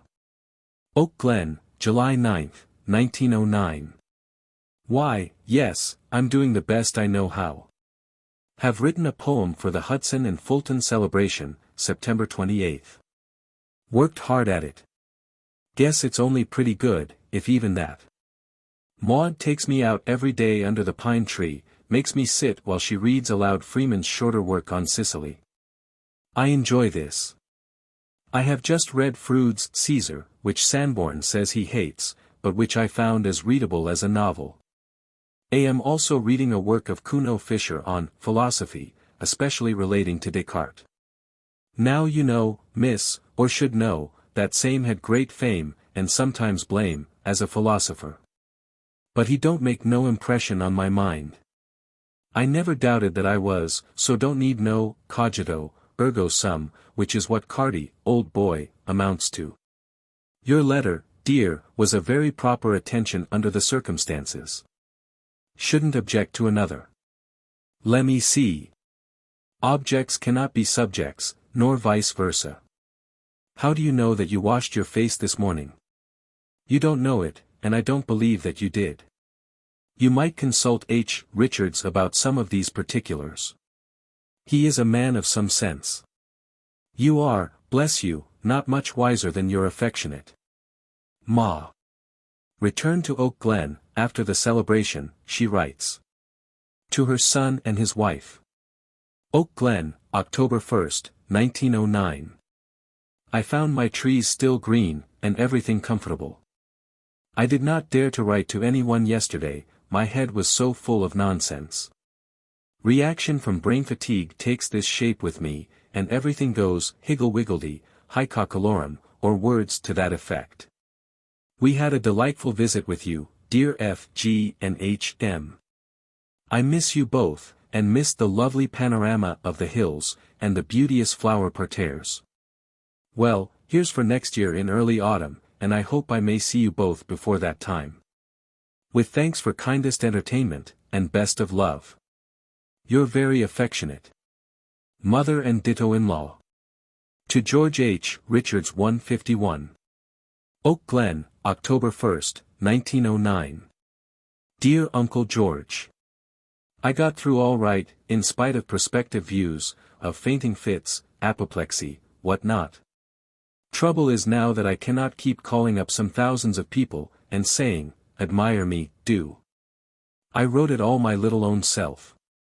Seriously, there is a little reaction from so much excitement. But I hope to recover my senses in time. I improved the last 2 stanzas much when I recited the poem. The last line read. The flag of freedom crowns the pole. I tell you, I brought it out with a will, and they all, the audience, made a great noise.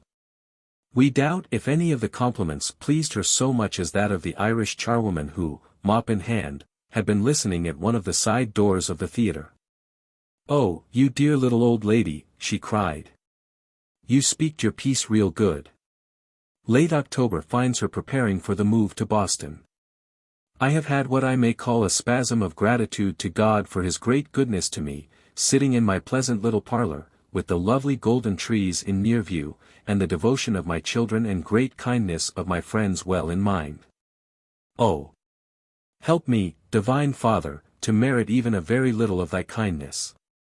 In this autumn she was elected a member of the American Academy of Arts and Letters, and in December she wrote for its first meeting a poem called The Capitol. She greatly desired to read this poem before the association, and Maud, albeit with many misgivings, agreed to take her on to Washington. This was not to be. On learning of her intention, 3 officers of the association, William Dean Howells, Robert Underwood Johnson, and Thomas Nelson Page, sent her a round-robin telegram, begging her not to run the risk of the long winter journey. The kindly suggestion was not altogether well taken. Ha, she flashed out. They think I am too old, but there's a little ginger left in the old blue jar. She soon realized the wisdom as well as the friendliness of the round robin, and confided to the journal that she had been in 2 minds about it. On Christmas Day she writes. Thanks to God who gave us the blessed Christ. What a birth was this! 2,000 years have only increased our gratitude for it. How it has consecrated babyhood and maternity. 2 infants, grown to man's estate, govern the civilized world today, Christ and Moses. I am still thankful to be here in the flesh, as they were once, and oh! that I may never pass where they are not. The winter of 1909-10 was a severe one, and she was more or less housed, yet the days were full and bright for her. Life, she cried one day, is like a cup of tea, all the sugar is at the bottom, and again, oh! I must go so soon, and I am only just ready to go to college. When it was too cold for her to go out, she took her walk in the house, with the windows open, pacing resolutely up and down her room and the room opposite. She sat long hours at her desk, in patient toil. She was always picking up dropped stitches, trying to keep every promise, answer every note. Went through wastepaper basket, redeeming some bits torn to fragments, which either should be answered or recorded. Wrote an autograph for Mr. Blank. It was asked for in 1905. Had been put away and forgotten. She got too tired that morning, and could not fully enjoy the Authors' Club in the afternoon. Colonel Higginson and I sat like two superannuated old idols. Each of us said a little say when the business was finished. It is not recalled that they presented any such appearance to others. She went to the opera, a mingled pleasure and pain. It was the Huguenots, much of which was known to me in early youth, when I used to sing the Rataplan chorus with my brothers. I sang also Valentine's Prayer, Parmi les fleurs mon rêve si ranimi, with obbligato bassoon accompaniment, using the cello instead. I know that I sang much better that night than usual, for dear Uncle John said to me, "You singed good." Poor Hughie played the cello. Now, I listened for the familiar bits, and recognized the drinking chorus in Act First, the Rataplan in Act 2d. Valentine's Prayer, if given, was so overlaid with fioritura that I did not feel sure of it. The Page's pretty song was all right, but I suffered great fatigue, and the reminiscences were sad. Through the winter she continued the study of economics with some 15 members of the New England Woman's Club. She read Bergson too, and now and then got completely bogged in him, finding no central point that led anywhere. About this time she wrote. Some rules for everyday life. 1. Begin every day with a few minutes of retired meditation, tending to prayer, in order to feel within yourself the spiritual power which will enable you to answer the demands of practical life. 2. Cultivate systematic employment and learn to estimate correctly the time required to accomplish whatever you may undertake. 3. Try to occupy both your mind and your muscles, since each of these will help the other, and both deteriorate without sufficient exercise. 4. Remember that there is great inherent selfishness in human nature, and train yourself to consider adequately the advantage and pleasure of others. 5. Be thankful to be useful. 6. Try to ascertain what are real uses, and to follow such maxims and methods as will stand the test of time, and not fail with the passing away of a transient enthusiasm. 7. Be neither over-distant nor over-familiar in your intercourse. Friendly rather than confidential, not courting responsibility, but not declining it when it of right belongs to you. 8. Be careful not to falsify true principles by a thoughtless and insufficient application of them. 9. Though actions of high morality ensure in the end the greatest success, yet view them in the light of obligation, not in that of policy. 10. Whatever your talents may be, consider yourself as belonging to the average of humanity, since, even if superior to many in some respects, you will be likely to fall below them in others. 11. Remember the Christian triad of virtues. Have faith in principles, hope in God, charity with and for all mankind. A windy March found her rather miserably ailing. Dr. Langmaid came, and pronounced her lungs sound as a bass drum, nothing amiss save a throat irritated by wind and dust. Thereupon she girded herself and buckled to her next task, a poem for the centenary of James Freeman Clarke. I have despaired of a poem which people seem to expect from me for the dear James Freeman centennial. Today the rhymes suddenly flowed, but the thought is difficult to convey. The reflection of heaven in his soul is what he gave, and what he left us. April 1st. Very much tossed up and down about my poem. April 2nd. Was able at last, D.G. to make the poem explain itself. Rosalind, my incorruptible critic, was satisfied with it. I think and hope that all my trouble has been worth while. I bestowed it most unwillingly, having had little hope that I could make my figure of speech intelligible. I am very thankful for this poem, cannot be thankful enough. This was her third tribute to the beloved minister, and is, perhaps, the best of the three. The thought which she found so difficult of conveyance is thus expressed. Lifting from the past its veil. What of his does now avail? Just a mirror in his breast, that revealed a heavenly guest. And the love that made us free. Of the same high company. These he brought us, these he left. When we were of him bereft. She thus describes the occasion. Coughed in the night, and at waking suffered much in mind, fearing that a wild fit of coughing might make my reading unacceptable and even ridiculous. Imagine my joy when I found my voice clear and strong, and read the whole poem, 44 lines, without the slightest inclination to cough. This really was the granting of my prayer, and my first thought about it was, what shall I render to the Lord for all his goodness to me? I thought, I will interest myself more efficiently in the great questions which concern life and society at large. If I have the word for the moment, as some think, I will take more pains to speak it. A little later came a centenary which, alas, she did not enjoy. It was that of Margaret Fuller, and was held in Cambridge. She was asked to attend it, and was assured that she would not be expected to speak. This kindly wish to spare fatigue to a woman of 91 was the last thing she desired. She could hardly believe that she would be left out. She, who had known Margaret, had talked and corresponded with her. They have not asked me to speak, she said more than once as the time drew near. She was reassured, of course they would ask her when they saw her. I have a poem on Margaret. Take it with you.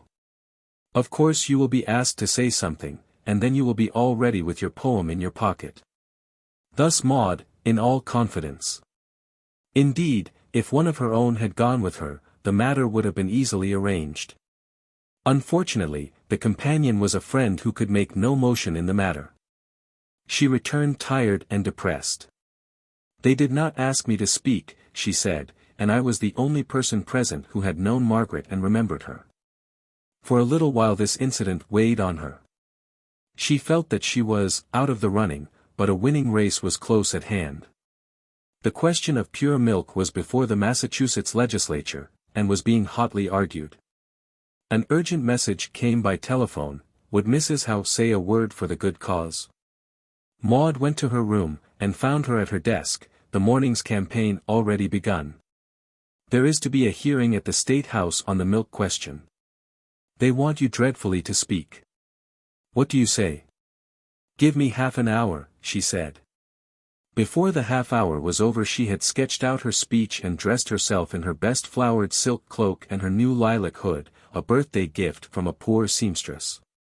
Arrived at the State House, she sat patiently through many speeches. Finally she was called on to speak. It was noticed that no oath was required of her. As she rose and came forward on her daughter's arm, "You may remain seated, Mrs. Howe," said the benevolent chairman. "I prefer to stand," was the reply. She had left her notes behind, she did not need them. Standing in the place where, year after year, she had stood to ask for the full rights of citizenship, she made her last thrilling appeal for justice. "We have heard," she said, "a great deal about the farmers and the dealers' side of this case. We want the matter settled on the ground of justice and mercy. It ought not to take long to settle what is just to all parties. Justice to all. Let us stand on that. There is one deeply interested party, however, of whom we have heard nothing. He cannot speak for himself, I am here to speak for him, the infant." The effect was electrical. In an instant the tired audience, the dull or dogged or angry debaters, woke to a new interest, a new spirit. No farmer so rough, no middleman so keen, no legislator so apathetic, but felt the thrill. In a silence charged with deepest feeling all listened as to a prophetess, as, step by step, she unfolded the case of the infant as against farmers and dealers. As Arthur Dean Hill, counsel for the Pure Milk Association, led her from the room, he said, "Mrs. Howe, you have saved the day." This incident was still in her mind on her 91st birthday, a few days later. My parlors are full of beautiful flowers and other gifts, interpreted by notes expressive of much affection, and telegrams of the same sort. What dare I ask for more? Only that I may do something in the future to deserve all this love and gratitude. I have intended to deserve it all and more. Yet, when in thought I review my life, I feel the waste and loss of power through want of outlook. Like many another young person, I did not know what my really available gifts were. Perhaps the best was a feeling of what I may call, the sense of the moment, which led a French friend to say of me, Madame, how possédez le mot un degré remarquable. I was often praised for saying just the right word, and I usually did this with a strong feeling that it ought to be said. Early in June, just as she was preparing for the summer flitting, she had a bad fall, breaking a rib. This delayed the move for a week, no more, the bone knitting easily. She was soon happy among her green trees, her birds singing around her. The memories of this last summer come flocking in, themselves like bright birds. She was so well, so joyous, giving her lilies with such full hands, it was a golden time. As the body failed, the mind, or so it seemed to us, grew ever clearer, the veil that shrouds the spirit ever more transparent. She saw things hidden. One day a summer neighbor came, bringing her son, a handsome, athletic fellow, smartly dressed, a fine figure of gilded youth. She looked at him a good deal, presently she said suddenly, "You write poetry." The lad turned crimson, his mother looked dumbfounded. It proved that he had lately written a prize poem, and that literature was the goal of his ambition. Another day she found a philosopher hidden in what seemed to the rest of the family merely a callow boy in pretty white duck clothes. So she plucked out the heart of each man's mystery, but so tenderly that it was yielded gladly, young and old alike feeling themselves understood. Among the visitors of this summer none was more welcome than her great-grandson, Christopher Birkhead, 152, then an infant in arms. She loved to hold and watch the child, brooding over him with grave tenderness. It was a beautiful and gracious picture of past and future. Maud had just written a book on Sicily, and, as always, our mother read and corrected the galley proofs. She did this with exquisite care and thoughtfulness, never making her suggestions on the proof itself, but on a separate sheet of paper, with the number of the galley, the phrase, and her suggested emendations. This was her invariable custom. The writer must be perfectly free to retain her own phrase, if she preferred it. Walking tired her that summer, but she was very faithful about it. "Zacco," she would command John Eliot, "take me for a walk." The day before she took to her bed, he remembers that she clung to him more than usual and said, "It tires me very much." This after walking twice round the piazza. Once more, he encouraged. "No, I have walked all I can today. Let me take you back to your room this way," he said, leading her back by the piazza.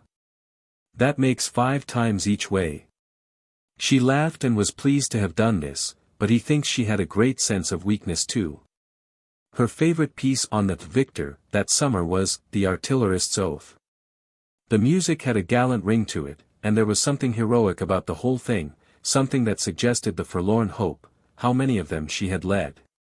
When 9 o'clock came, she would ask for this piece by the nickname she had given it, taken from one of its odd lines. "I'll wed thee in the battle's front." While the song was being given, she was all alert and alive, even if she may have been sleepy earlier in the evening.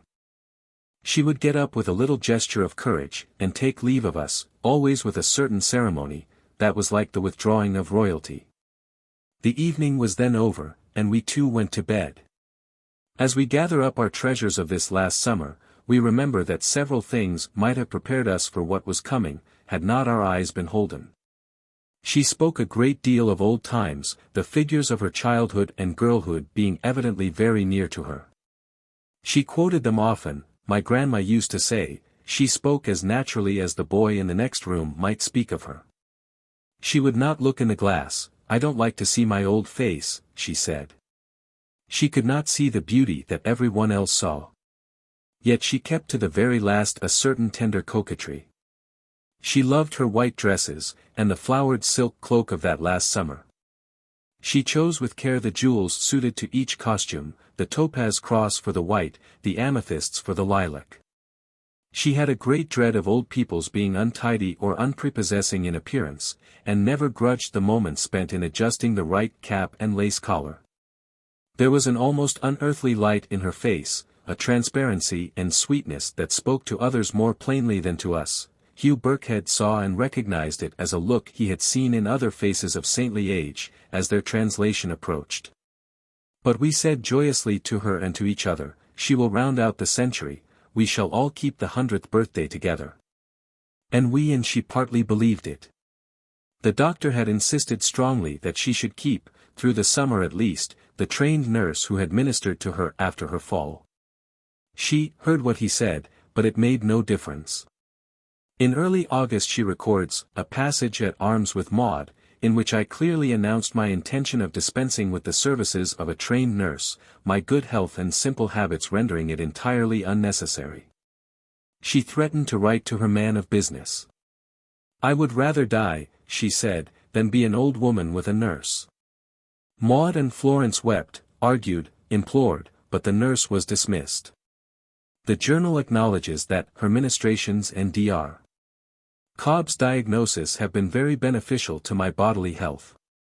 On the same day she records the visit of a Persian prince, who had come to this country chiefly to see two persons, the President of the United States and Mrs. Julia Ward Howe.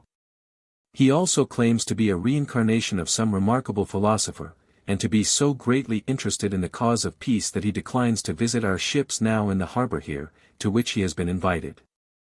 Reading Theodore Parker's sermon on Wisdom and Intellect, she found it so full of notable sayings that she thought, a little familiar book of daily inspiration and aspiration might be made from his writings. She wrote to Mr. Francis J. Garrison suggesting this, and suggesting also, what had been long in her mind, the collecting and publishing of her occasional poems.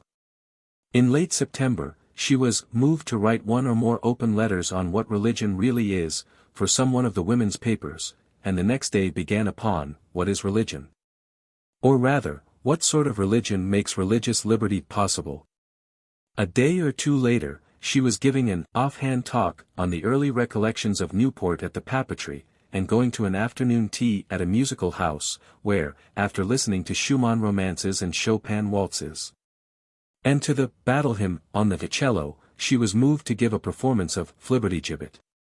This occasion reminded her happily of her father's house, of Henry, playing tolerably on the cello, Marion studying the violin, Sam's lovely tenor voice. Now came the early October days when she was to receive the degree of Doctor of Laws from Smith College. She hesitated about making the tiresome journey, but finally, grudging the trouble and expense, "I decide to go to Smith College, for my degree, but think I won't do so any more." She started accordingly with daughter and maid, for Northampton, Massachusetts. It was golden weather, and she was in high spirits. Various college dignitaries met her at the station. One of these had given up a suite of rooms for her use. She was soon established in much peace and comfort. Wednesday, October 5th, was a day of perfect autumn beauty. She was early dressed in her white dress, with the college gown of rich black silk over it, the mortarboard covering in like manner her white lace cap. Thus arrayed, a wheeled chair conveyed her to the great hall, already packed with visitors and graduates, as was the deep platform with college officials and guests of honor. Opposite the platform, as if hung in air, a curving gallery was filled with white-clad girls, some 2,000 of them. As she entered they rose like a flock of doves, and with them the whole audience. They rose once more when her name was called, last in the list of those honored with degrees. And as she came forward, the organ pealed, and the great chorus of fresh young voices broke out with, "Mine eyes have seen the glory of the coming of the Lord." It was the last time. Later in the day the students of Chapin House brought their guest book, begging for her autograph. She looked at Laura with a twinkle. "Do you think they would like me to write something?" Assured on that point, she waited a moment, and then wrote after her signature. "Wandered to Smith College. In pursuit of knowledge. Leaves so much the wiser." Nothing can surprise her. She reached home apparently without undue fatigue. "She will be more tired tomorrow," we said, but she was not. Her son came for the weekend, and his presence was always a cordial. Sunday was a happy day. In the evening we gathered round the piano, she playing, son and daughters singing the old German student songs brought by Uncle Sam from Heidelberg 70 years before. On the Tuesday she went to the papeterie, and was the life and soul of the party, sparkling with merriment. Driving home, it was so warm that she begged to have the top of the carriage put back, and so she enjoyed the crowning pageant of the autumn, the full hunter's moon and the crimson ball of the sun both visible at once. Wednesday found her busy at her desk, confessing to a slight cold, but making nothing of it. The next day bronchitis developed, followed by pneumonia. For several days the issue seemed doubtful, the strong constitution fighting for life. 2 devoted physicians were beside her, one the friend of many years, the other a young assistant. The presence of the latter puzzled her, but his youth and strength seemed tonic to her, and she would rest quietly with her hand in his strong hand. On Sunday evening the younger physician thought her convalescent, the elder said, if she pulls through the next 24 hours, she will recover. But she was too weary. That night they heard her say, God will help me. And again, toward morning, I am so tired. Being alone for a moment with Maud, she spoke one word, a little word that had meant, goodbye, between them in the nursery days. So, in the morning of Monday, October 17th, her spirit passed quietly on to God's keeping. Those who were present at her funeral will not forget it. The flower-decked church, the mourning multitude, the white coffin borne high on the shoulders of 8 stalwart grandsons, the words of age-long wisdom and beauty gathered into a parting tribute, the bugle-sounding taps. As she passed out in her last earthly triumph, the blind children singing round the grave on which the autumn sun shone with a final golden greeting. We have told the story of our mother's life, possibly at too great length, but she herself told it in 8 words. Tell me, Maud asked her once, what is the ideal aim of life? She paused a moment, and replied, dwelling thoughtfully on each word. To learn, to teach, to serve, to enjoy.